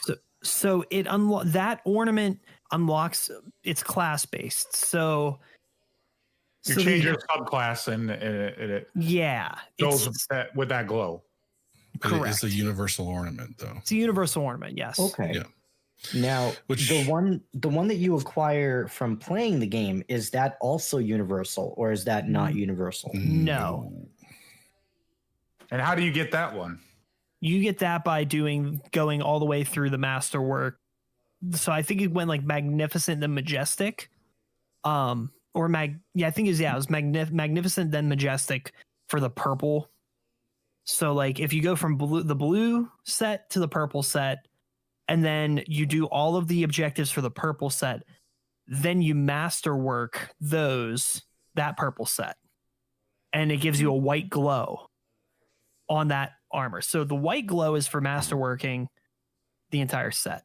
And that glow is only applicable to the solstice armor, correct? Correct. Oh, that's a drag. Correct. Yep. And then so to unlock the glow that changes with your subclass, all you need to do is to do the objectives to go from blue to purple. You don't even need to level all the way through the purple set before you can just buy the universal ornament and call it a day. I did that today on my hunter. That's what I did. And it's nothing against the grind. It's just I'm personally at the point in this season where, I'm just ready for something new. But that's just me. I mean, a lot of us we play the game constantly, Most of the time when we're playing, we're there to help people out that just aren't on the level we're at. And if I'm just casually playing, I don't know. I think that was probably the biggest drawback, is that there's not much of an incentive to really play Solstice, but at the end of the day, it's also a free event when you look at it. So it's a catch-22, but I went through with my Warlock. I'll probably do my Hunter and Titan, get them from the blue set to the purple set, get the ornaments, and I'll be done with Solstice. The Solstice packages, they don't, from what I'm gathering from around the community, the Solstice packages, the drop rate for the armor is very low once you finish it. Extremely so it's low. like, it's very, very low. I mean, it's high stat rolls, but once again, I have high stat rolls that aren't being sunsetted on multiple pieces of gear that are all fully masterworked out, that I've had ready for Beyond Light since the season even started. And with Transmog coming next year, you can just make it look like anything or something, right? Well, I think it's kind of designed for that more casual player and give them an opportunity to get those high stat rolls, but Iron Banner does a better job of that, because you can get high stat rolls in Iron Banner, and pretty much anybody can go in Iron Banner. So agreed. And then the universal ornament is applicable to any piece of armor. So exactly. But I hear the white one, from what Tyler says, looks the best out of all of them.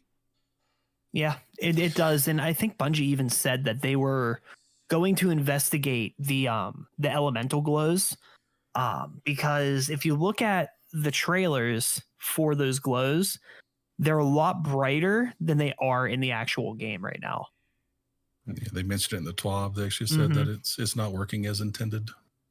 Yeah, it's very faint. Yeah.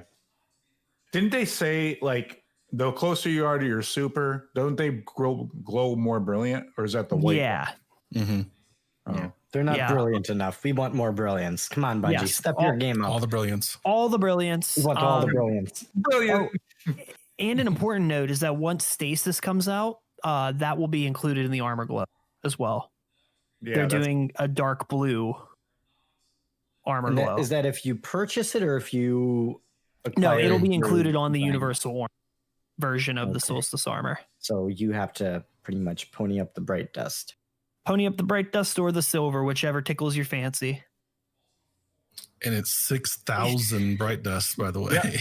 I mean, it's not going to break the bank. It's not going to break my bank. Like, I have, I think, 26,000 bright dust. So I can take it. You got enough for all three. Yeah, I was about to say, you 6,000 each. 6,000 each, yeah. Each. Yep. So 6,000 18,000. If you're doing all three characters. No. Yeah. No. No, I know I said I love the Warlock helmet, but like the Hunter glow looks pretty cool. Like the devil horns. This is terrible. I thought it was 6,000 for like all of it. No. I mean, you do get a lot of bright dust though now. 6,000 a piece. Like, it seems like you get, like, you're going to do those repeatables and get bright dust for them. Now that they're not bugged anymore, right? No, they're not anymore, right? Did they fix it? I think they fixed it, yeah. Yeah, they said they fixed it. And they're supposed to do another patch to give us, like, prorate us to the stuff we already earned, supposedly. So yeah, the people who turned in the bounties and didn't get the bright dust for them are going to be refunded. Now, correct me if I'm wrong, but I think last year, didn't you have to buy the individual subclass glow? Yes. like set. Yeah. So in War, if I remember correctly, wasn't that like a lot as well? Because I remember it wasn't 6,000. It was like, I want to say it was on like 4,500, I think. Yeah. Something So like that. when you think about it, you're paying 6,000 for all 3 subclass elements, and you're getting 1 more. I mean, that's better. It's a lot better when you think about it, other than buying. So you have 3 characters, 3 glow types. That's 9 Eververse items you would need to technically buy if this was last year. And you can take it with you through the Universal Ornament System, permanently through the Universal Ornament System into Destiny 2 Beyond Light and Beyond Light. And the armor itself, it won't be sunset for another year. So and Beyond Light too. So yeah, it definitely has more value. Just the fact that it's Beyond Light too. Yeah, because who doesn't want to go out there and look like a glow stick? So working title. Exactly. It's perfect stealth formation. I mean, it worked for that dude from Splinter Cell. Glowing lights, man. So no one will ever see you coming. So let's quickly run through what is required to complete your Solstice of Heroes armor. I know Shadow Price probably needs to be caught up to speed. He was on vacation last week. And we're going to run through this really quickly because we have a pretty big and juicy TWAB to talk about. So we're going to move on to the TWAB right after this. But before we talk about the TWAB, I do want to kind of go over what we have to do with the grind to get our character leveled up with Solstice of Heroes. And if you have your Titan, you have to do the following to get your blue set upgraded. For your helmet, you have to land 50 precision final blows, complete 1 EAZ run, defeat 100 Hive. Pretty easy, not too bad. Gauntlets, defeat 50 enemies in EAZ, while with an Arc subclass, get 50 super kills, defeat 50 enemies on the EAZ. So it doesn't seem like it's that bad for upgrading the blue set. Plus, you're getting faster progression as well, correct? Shadow Price, you were doing that yesterday. Yeah. Getting 3, doing 1 and getting 3 for 1. Okay, so that's not entirely too bad to get your items leveled up. Now, for your Majestic set, I think that's where it starts getting a little bit unreasonable. And here's why I say that. I was working on my Hunter. For me to upgrade my Hunter, I had to do the following. 2,000 enemies defeated with elemental damage, and you have to defeat 300 enemies with arc weapons. And then lastly, you have to defeat 200 enemies in EAZ. 300 enemies with arc, 200 in EAZ, I can live with that. 3,000 enemies with elemental damage, that's kind of grindy. Kind of a bit much. For your gauntlets, you have to complete 10 heroic public events, collect 300 arc orbs in strikes, defeat 300 Cabal using a subclass that matches that day. Now that sucks because the Cabal suck. So, that one, I actually got that done fairly quickly. Believe it or not,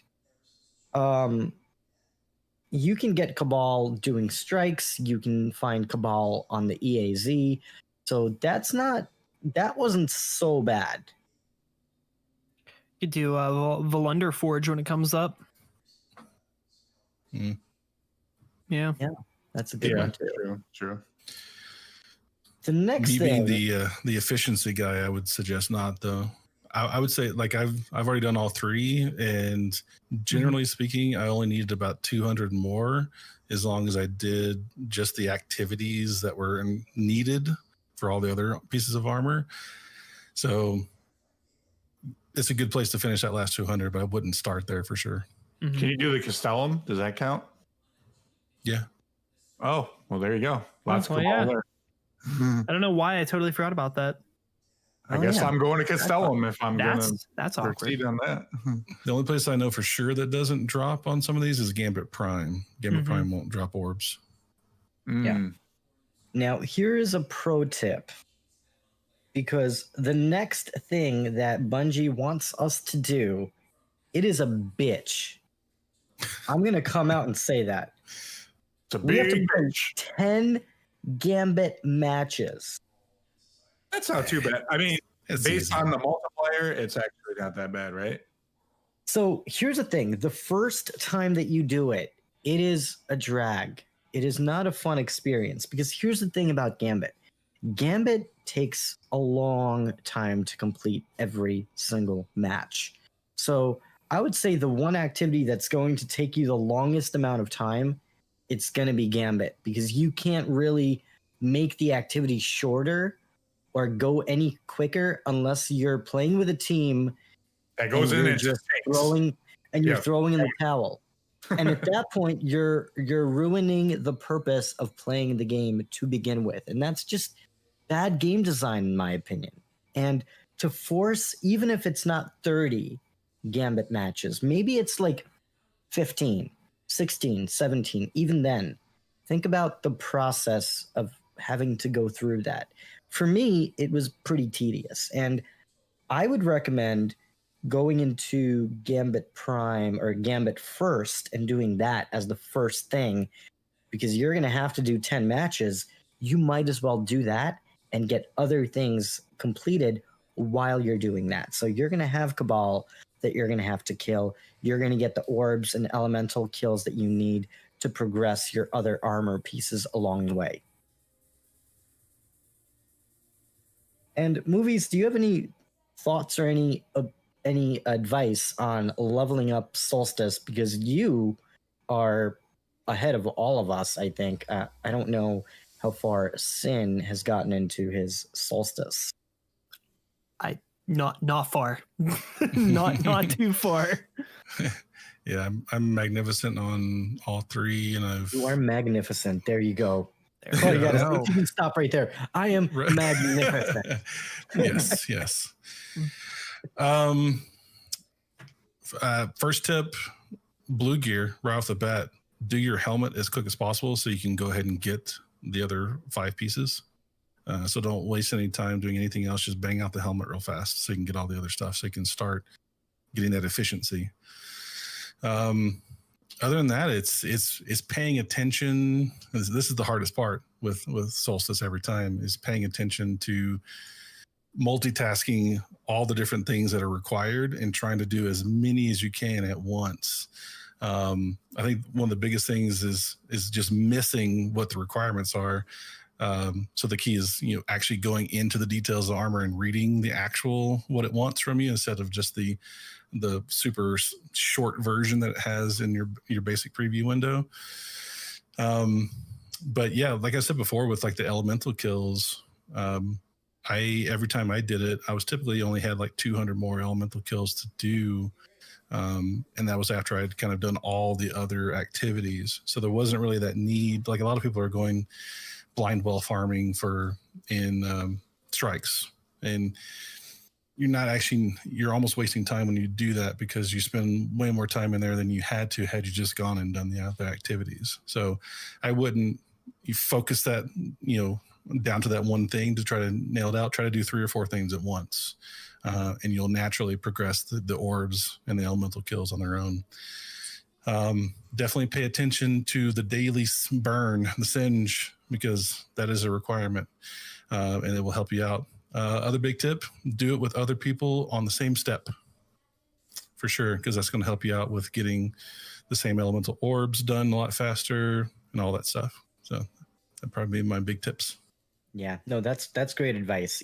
Go in with a guardian that you are playing with who's also on the same quest step and also is doing it on the same character, because you will have identical objectives. So if you're using the same subclass, you're doubling or tripling the amount of orbs that you're gaining. So your progress will be double or triple with some of these objectives, which helps out a ton.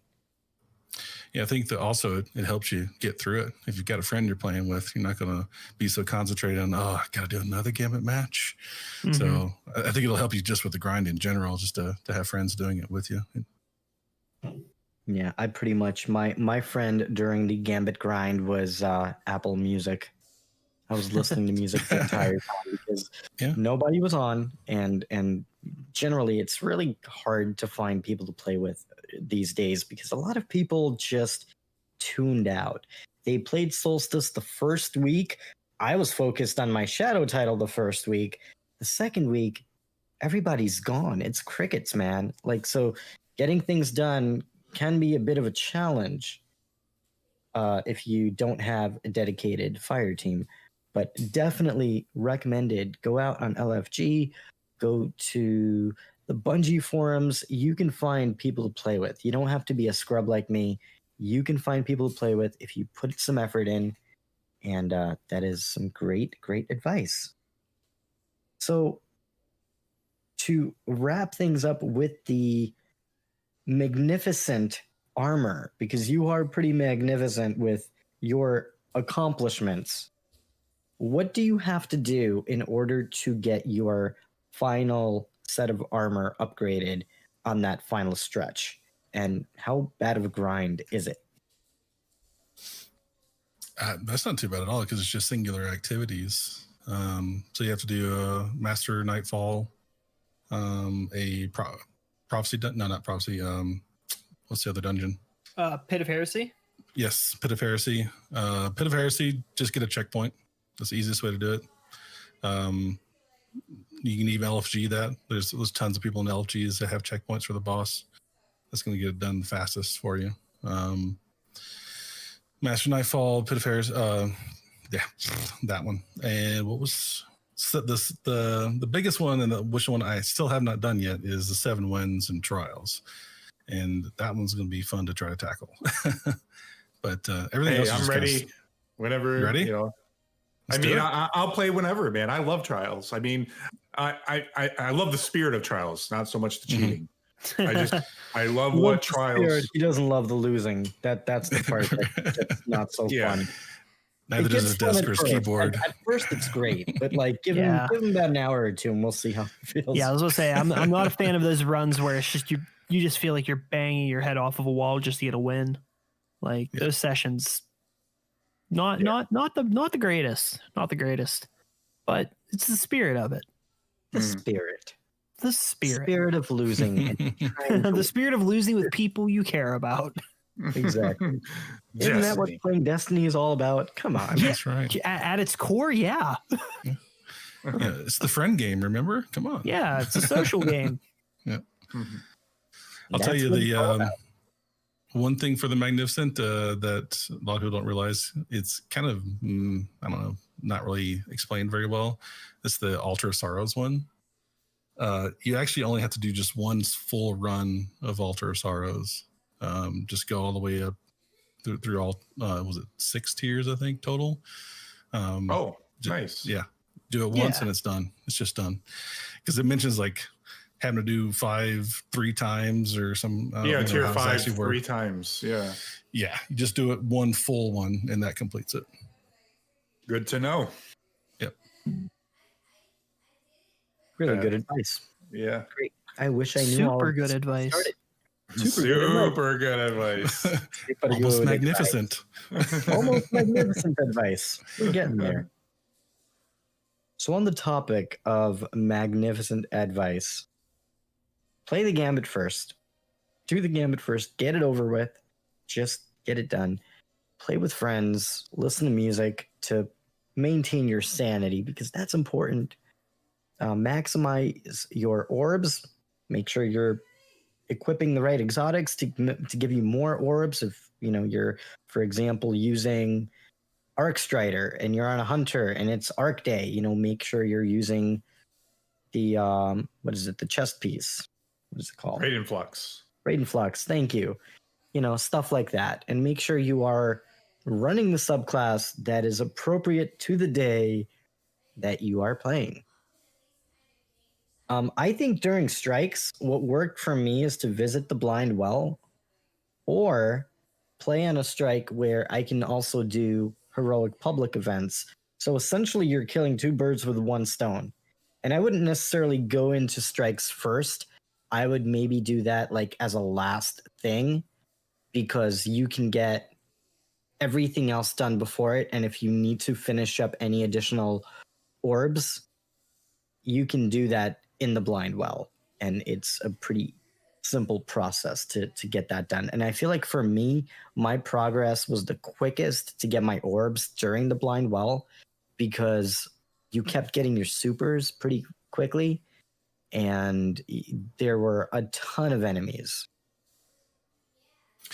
Yeah, for the elemental kills, I would suggest probably starting with your hunter or your titan first, because they have the best melee that you can just proc over and over again. Especially the hunter, you can do the dodge melee on the arc. So you can just sit there and tumble, roll, punch Top over tree. again. Top tree arc strider. Yep. And because you have the multipliers on the other characters, you can get that multiplier easily on your hunter or your titan. So they both have classes that you can kind of just melee forever. So good, quick, easy way to get elemental kills. Mm-hmm. Yeah, and one character at a time is really good advice. There was something that Bungie talked about, I believe last week, where they mentioned don't complete something on your first character, start your second. Do you know what I'm talking about, Movies? It was for the Magnificent specifically. So if you do the Magnificent on one character, it will apply to all of them. So you can just do it once and it'll complete for all 3 characters. Huh, interesting. So you should start your other characters and get them to Magnificent and then complete it on one character. Okay, well, that's really good advice, because knowing me, I would have done it ass backwards, and we know what happens when you do things ass backwards. It doesn't end up well. Wait a second. So if you get everybody the Magnificent set, you only have to do those last objectives on one character? Yep. And you actually don't even have to be wearing the gear while you do it, actually. As long as it's on your character, you don't even have to be wearing it. Wow. Okay, so that's probably why you haven't completed like all the way, right? Because you're doing it exactly like that. It makes sense. Okay. Yeah. I was not going to do 7 trials wins 3 times. Yeah. We're waiting for that one. Oh man, that's going to be a drag. But hey, that's also required for your moments of triumph this year, so it only makes sense to get that done. Yep. So eventually, we'll get it done. So I gotta ask, Guardians, how can Solstice of Heroes be improved for next year? Something new. Probably. Something new. 100%. Yeah. 100% something new. I think that's the only way. Yep. I mean, I'm gonna put out the unpopular opinion here, but get rid of Solstice key fragments. Have them just be the boxes. Have them just be the boxes. I mean, we're swimming in a sea of blues and world drop loot with a very, very small chance of getting an enhancement core. I don't. Giving us more of these boxes is not going to be some overpowered, broken system at this point. 100% agree. I think if anything, that Destiny has a currency problem. You have a currency to buy a box with a currency to open the box. Stop it. Just drop it. Just keep it a drop. And then you're opening Pandora's box. So, right. Yeah. And next thing you know, you're in like the Borderlands universe. Right. Hey, that wouldn't be a bad thing. Yeah. I'm so confused. Great. I think biggest improvement I can say, aside from the blanket, give us something new.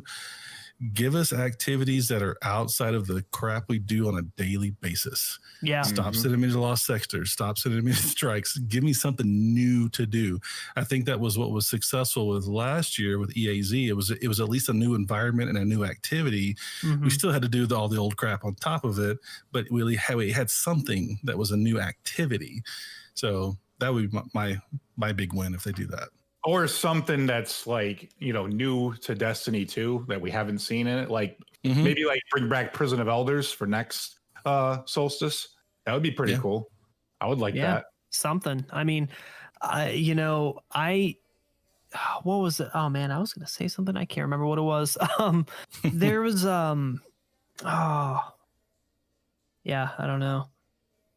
Yeah, I'll think of it. So I'm gonna be the unpopular opinion here, because I think that what Solstice can improve upon isn't necessarily giving us new stuff. I simply think that's not realistic. They're not going to save new content for a Solstice of Heroes type of event. I think Solstice of Heroes would work well as an event where they encourage you to play activities that maybe you wouldn't normally play. And I'm not talking about grinding Gambit to death. That's not what I'm talking about. But think about this. If they can make some small changes to heroic story missions, or especially the ones that are going away, they could have used that content to build something interesting for us to do. They do that in the first Solstice. Did they not do that in the 2018 Solstice, where they had you run those old missions, right? Yeah, and they did. Yeah, they already did that. Yeah, I mean, They already did that, bro. I missed that. They already did that one. I mean, add some extra stuff to it. Add some orbs. I will say, I don't know. I enjoyed that actually, because I had not played those original story missions in forever at that point, so it did feel like a new experience, because they tweaked the enemies a little bit too. So it was kind of a truncated, shorter version of the mission. So actually, that was a lot of fun. Yeah, well, I got an idea. How about make ones for Cosmodrome, like for next one? Yeah. Since they're bringing back the Cosmodrome, and it'll be hopefully back at the fully year one parity by then. So. And if you're going to bring back the Cosmodrome, please bring back the loot cave. Give me something to farm for hours on end. I will shoot in the loot cave for 6 hours. I will shoot that hole for hours on end. I will. I'll do that. And I will shame anyone who steps across that line. And you know what that line is if you play during beta. Dude, that's the line of death. You step across that line. You don't cross. Yeah, you don't cross that line. Sin, you know about that? You know about that loot cave? I know all about the loot cave. I know all about the loot cave. Yeah. I 100% agree. The first time that I crossed that line, somebody Next gave Solstice, me that look. Cosmodrome story and loot cave. Yes. Yeah. Send it. So, package it. Package that. Yep. It's not that difficult. And here's why I think that repurposing content would be perfect for this type of activity, because realistically, they only have so much resources, and I would rather them put their efforts into building the next expansion and making that better than focusing more efforts on the stuff that's sort of in between. Remember how crazy it got when you were shooting in the loot cave, though? Like when the frickin' Urzok would come down during the public event, and then guys, think about this. What if they just created new public events within the spaces that we already have? They have Solstice of Heroes. They have this crazy expanded version of a public event with like a new boss, new mechanics, something on a larger scale where you have to pretty much play with 6, 7, 8, 9, 10 people to actually beat it. I think that would be really cool. That would make the game more fun. It would give us more incentives to play. Yeah, I'm gonna go come out of her wormhole, down in the bottom. Yes, the Cosmodrome. So it'll be a party. Please, Mr. Pino, please, not so much Gambit in the future. Por favor, no more Gambit.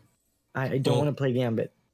With our tinfoil hats earlier, and possibility of engine improvements, something I would throw out there is make the whole world involved. Like if you play Borderlands and they do a Halloween event, you have every enemy in the world has a pumpkin for a head. Make it feel like it's something that's affecting the entire world instead of one singular specific location. I got it, guys. Faction wars. No, honestly though, in that same vein, I would like to see them do that with expansions to begin with. Like, we got like the Taken War variant of Strikes when Taken King came out, where the Taken were invading. Like, that was cool. Updating what attacks you in the world and what you go after in the world based off of what's happening. And I think I think even Luke Smith said that in an interview, the interview after the Stasis trailer came out. He stated that throughout this year, we're going to see Stasis, or, you know, the darkness abilities kind of start moving its way across what we know. Mm-hmm. So I'm wondering if when, like, even the strikes that are not getting vaulted, I'm wondering if we're going to start seeing, like, the fallen in the world, like all of the fallen that would be around. Yeah, remember the spaces. wolves? The wolves I'm are wondering if the fallen, Yeah. the fallen are going to kind of sink back. Like the ones we know are just going to kind of go away, and we're going to see the new fallen kind of taking over. That's So right. taking over like do EDZ that. or the Cosmodrome or whatever it might be. They do that. They introduce the new content, the new expansion. Like the world changes. Like obviously the world's definitely going to change with the exodus of those planets and locations. Like I'm still very intrigued to see what they're exactly going to do for that. Yeah, you know. So I'm curious. We briefly touched on pumpkins, and this leads me to ask: do you think Festival of the Lost will be any different than how it was last year? It's gonna be Festival of Lost Planets. I mean, that's gonna happen while Festival of Lost is going on. You know that, right? Yeah. The Well, Exodus. so while I was talking, I was kind of looking at, I was kind of like just zooming through Twitter just to see what other people's thoughts were on the TWAB, and I noticed that, you know, Festival of the Lost has Infinite Forest, right? Mm-hmm. Yeah. Well, the Infinite Forest, the Haunted Forest. Thank you. Well, it's Mercury's getting sunset. Don't say that, please. This is too painful. And I'm not ready. Well, with that happening, like, if the Exodus is going to happen before Festival of the Lost, or like the Exodus quest at the very least for whatever comes out, because I think that's the 8th, September 8th. I could be wrong. Sometime early September that's supposed to be happening. That if that's all happening and we're going to see this whole Exodus thing come to fruition before Festival of the Lost comes out, and that Festival of the Lost was intended originally for Beyond Light, like, are we going? I honestly think we might be seeing something new with this Festival of the Lost, just for the sake fact of the Festival of space Lost that, Planets. yeah, the space that once was the Infinite Forest is going to be gone, or well, would have theoretically during development been planned to have been gone by that point. Yeah. So when they got that far, yeah. Yeah, I mean, it's a lot of just assuming if they got that far, but I wouldn't be surprised if we saw something at least new or tweaked in some kind of way. They did say it's going to be like no other time in Destiny. Remember? Well, yeah. So, I mean, yeah, we're starting to see the beginning effects of that, and I think this season still has some tricks up its sleeve before we're through with it. Yeah. I still think there's a couple things to come, I believe, that, you know, we'll be very surprised to see. They definitely like to throw surprises in. I mean, look at the 0 Hour mission, look at Whisper mission, you know. So I mean, yeah, I agree. So the last thing that I want to ask, and we have a tradition where we rate things in the form of spicy tuna rolls, and we're going to stick to that. So how would we rate Solstice of Heroes in the form of spicy tuna rolls between 1 and 5? 5 means you just got world-class spicy tuna. 1 means you probably want to go to the emergency room because you will have food poisoning. Let's Sin go first. I'm going to sit neutral. I mean, I have to be honest. I'm going to sit neutral. Like, I'm saying about anywhere from 3 leaning more towards a 4. Just because I think it's average. I think this year's Solstice it's average at best. I mean, it's not terrible to the point where it makes me not want to play the game. and it's not great to the point where I'm going to explicitly go out of my way to do it. Does that make sense? Like, it's kind of sitting in between. It's a casual grind for a free event. And I think Bungie did the best they could while trying to just focus on the future. Well said. Movies, what do you think? I will probably land very similarly. 3.5 we'll go with. 3.5 spicy tuna rolls. They did at least make the effort to make some improvements. I definitely feel like I'm not sweating as much as I did last year. Mm-hmm. So much easier grind.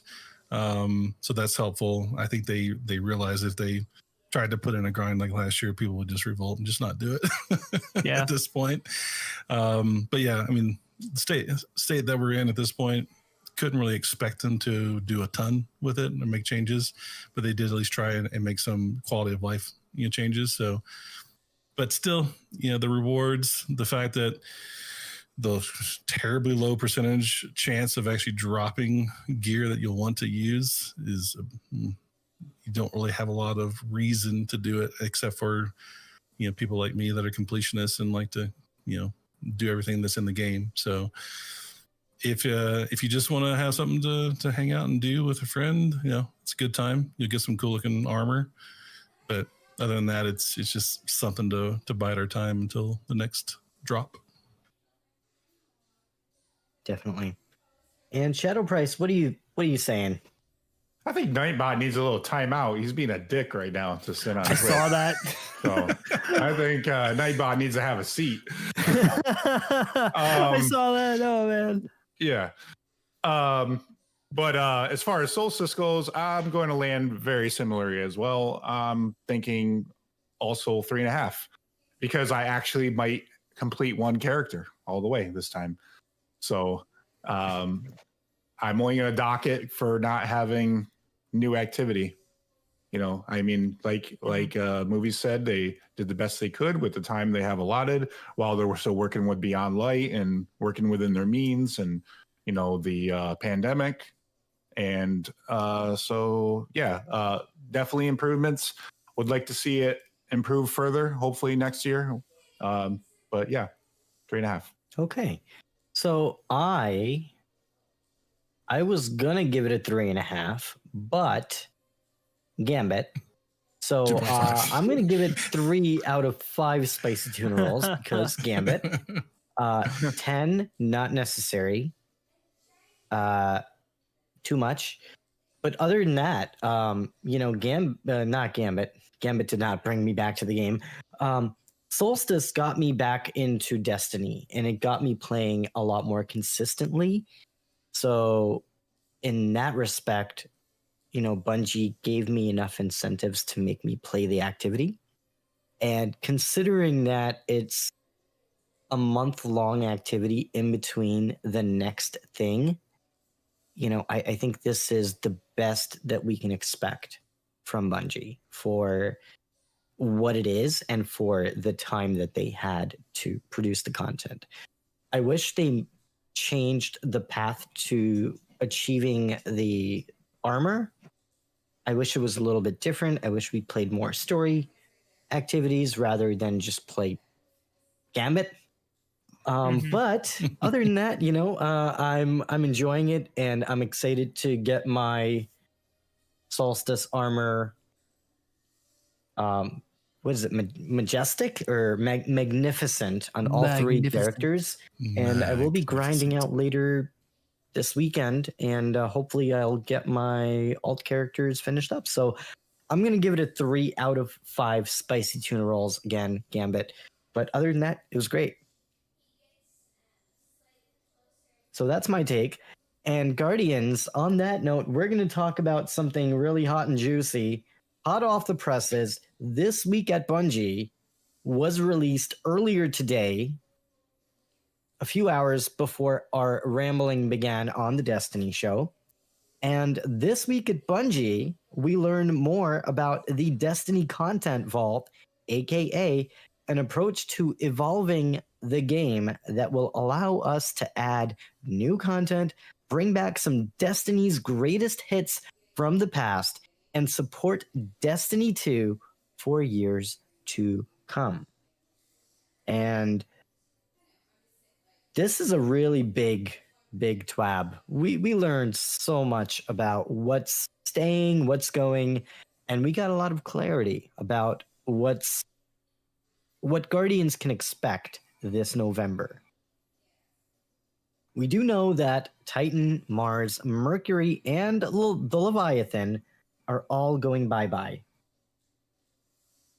And Io. And what else? Oh, yeah, and Io. Io. Oh, I missed Io. Yep, there's Look at 4 me of them. go. And Io. They're all going away.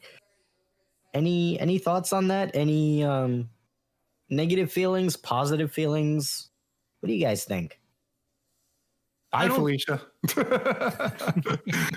Yeah, I mean, I don't have negative feelings per se. I think I have more or less like, I don't know, like that nostalgic, like saying goodbye to an old friend kind of feeling, but knowing like you'll one day cross paths with them again, like that kind of feeling. I wish I had nostalgia for these areas, but I really don't. Yeah, I mean, when they came in, they were in a part of Destiny that wasn't, the hottest. And I think I've played Savathun's song. I've got my fill of that strike, I would say. So if I have to hear Caliban like one more time, I'm just gonna Taliban? Operation Taliban. Taliban. Operation Taliban. Yeah. So we know that new locations are coming this November with Europa and bits and pieces of the Cosmodrome slowly and surely coming to life. And we're gonna dive in a little bit further into what Destiny 2 will look like this November. So let's dig in. The core activities that will be changing are as follows: strikes, Crucible, Gambit, raids, and dungeons. For strikes, the following strikes are pretty much going away. On Io, we have the Pyramidion, the Festering Core. On Titan, Savathun's Song. On Mars, Strange Terrain, Will of the Thousands, and A Garden's World. Any thoughts on these strikes going away? And are you going to miss any of them? Nope. I just realized I mean, the Festering Core came out last year and it's already gone. Yeah. And I'm not but it was gonna miss also it. my least favorite strike, so I'm kind of okay with it. Yeah, I'm not gonna miss it. Yeah, a lot of these I don't think I'm gonna miss. Running, I think the only one out of these that I might miss in any capacity is maybe Strange Terrain, which is odd, but I like that strike. I like Nokris. Like nuking the shit out of Nokris. See, Yeah, it's fun. I'm gonna miss Will of the Thousands because I Zol. kind of like. Look, I like the fact that we got to fight something totally freaking different. It was like this dragon-looking thing. Like I think that was really cool, and I'm going to miss that strike. And Yeah, it wasn't just like a bigger version of an enemy we already have. Right. It was something completely Well, unique. Something funny that happened with Will of the Thousands is I was actually playing with someone and they were like, hey, they added this new mechanic. He'll actually come down and bite you. And I was like, that's not new. If you get too close to him, he'll do that. He's done it from the very beginning. So it's kind of surprising that, most people just stood in the back and baked him or, used anarchy or something like that. So Yeah, I they was don't gonna say see anarchy. so they don't see half the mechanics that are actually there most of the time when they're running it. So Mhm. it was kind of surprising to see somebody just now seeing those mechanics. I mean, and also think about how many new players came into Destiny recently since the free-to-play model was introduced. So that's another thing. And we know that we're going to get some new strikes, some good news in between all the bad. The Will of Crota will be coming back, so yay for that. And we're getting something redacted, something that we don't know. It's coming with the new season with Beyond Light. So that's going to be cool. Do we have any thoughts on what this strike will be? I mean, obviously, we can safely predict it's going to take place on Europa. Mm-hmm. Now, are we only getting one strike on Europa, one new one? Probably, I would imagine so. I would think so. Yeah, I would think so. I kind of am erring on.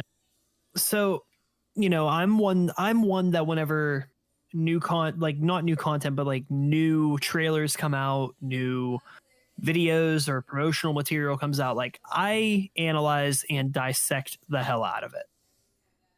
In one of the trailers, can't remember which one it was for Beyond Light, there is a pyramidion-like structure that appears to be on Europa, filled with Vex. And I'm wondering if that's going to be the strike. Because it's like, it looks like the Pyramidion that's on IO, but it's like different. So I was thinking, I'm like, that's either going to be something to do with the raid, but ever since the whole Rise of Iron, Wrath of Machine thing, they don't show any aspect of what's actually in the raid. So like, I'm thinking it's probably going to be Vex related somehow. And it might be like a hybrid Fallen Vex type of deal, where like the Fallen are trying to go after the Vex for something on Europa. The Vex will have ice on them. Cool. Yeah. So, $1 million question: Are we getting a raid specific weapon and armor, or is that too much to ask for? What do you guys think? Do you mean like a raid exotic? Oh, I'm sorry, not raid. Strike specific armor or weapon.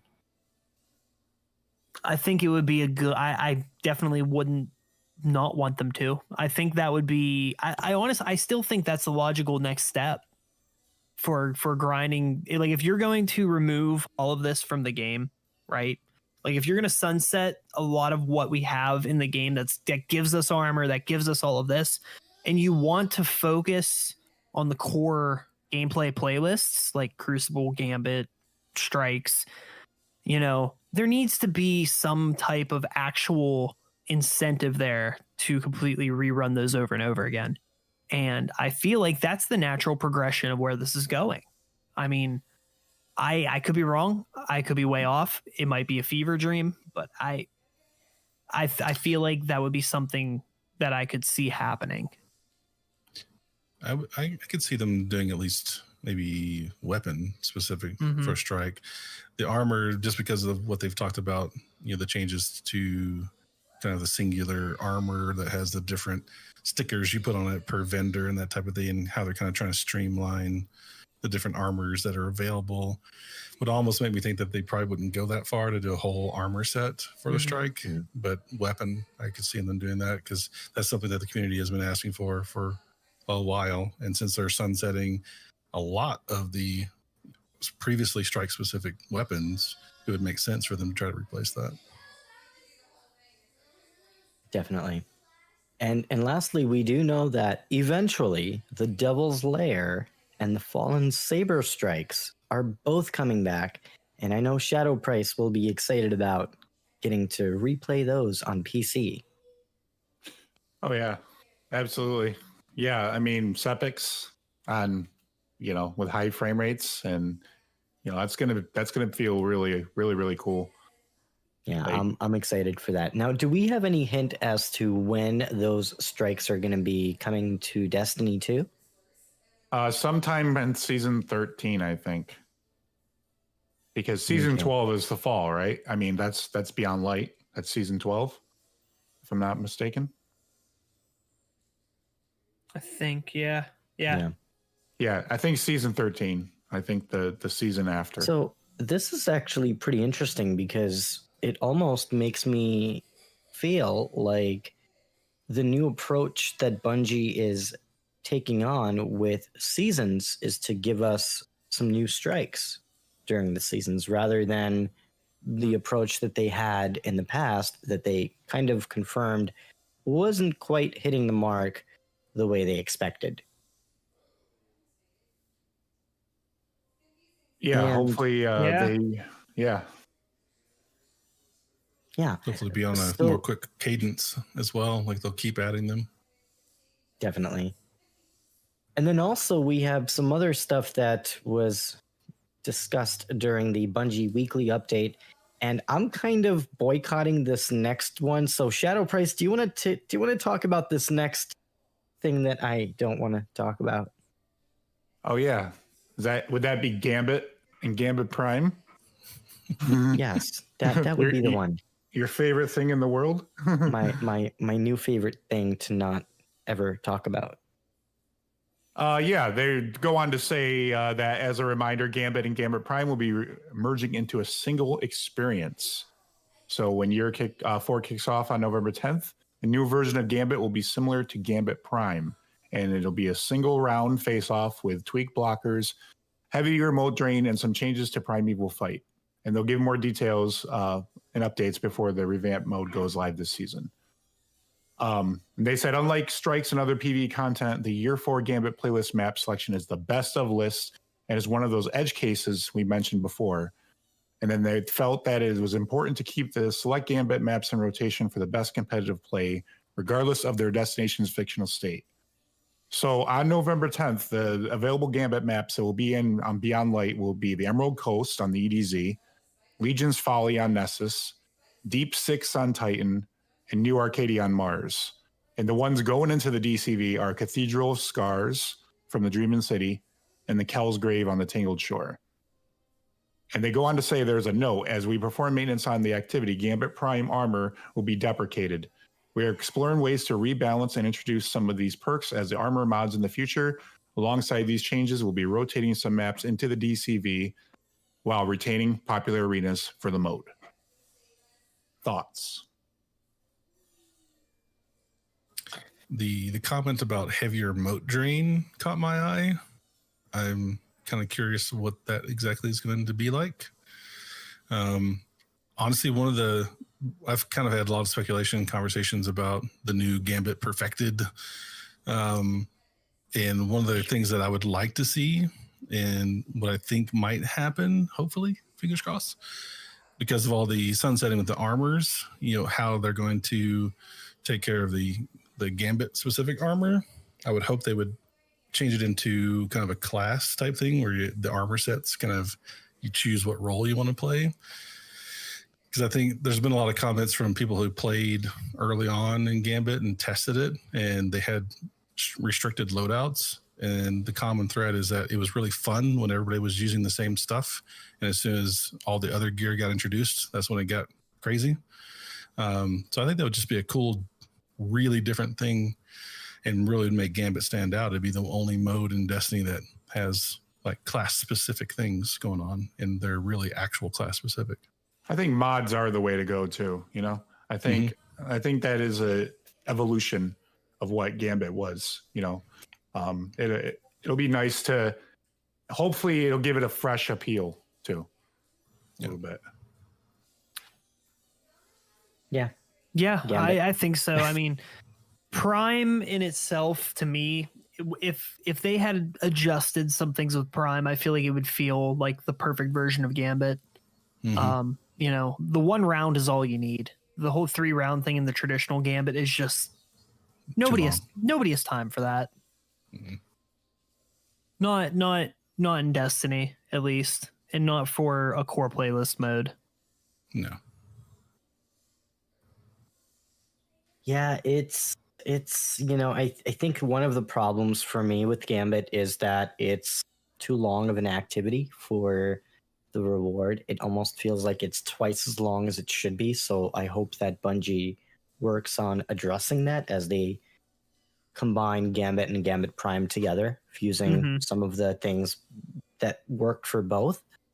Also, I would like to see more incentives for playing Gambit, and I'd like to see perhaps maybe like some kind of a seasonal ranking ladder that you can climb to give you more of an incentive in the activity.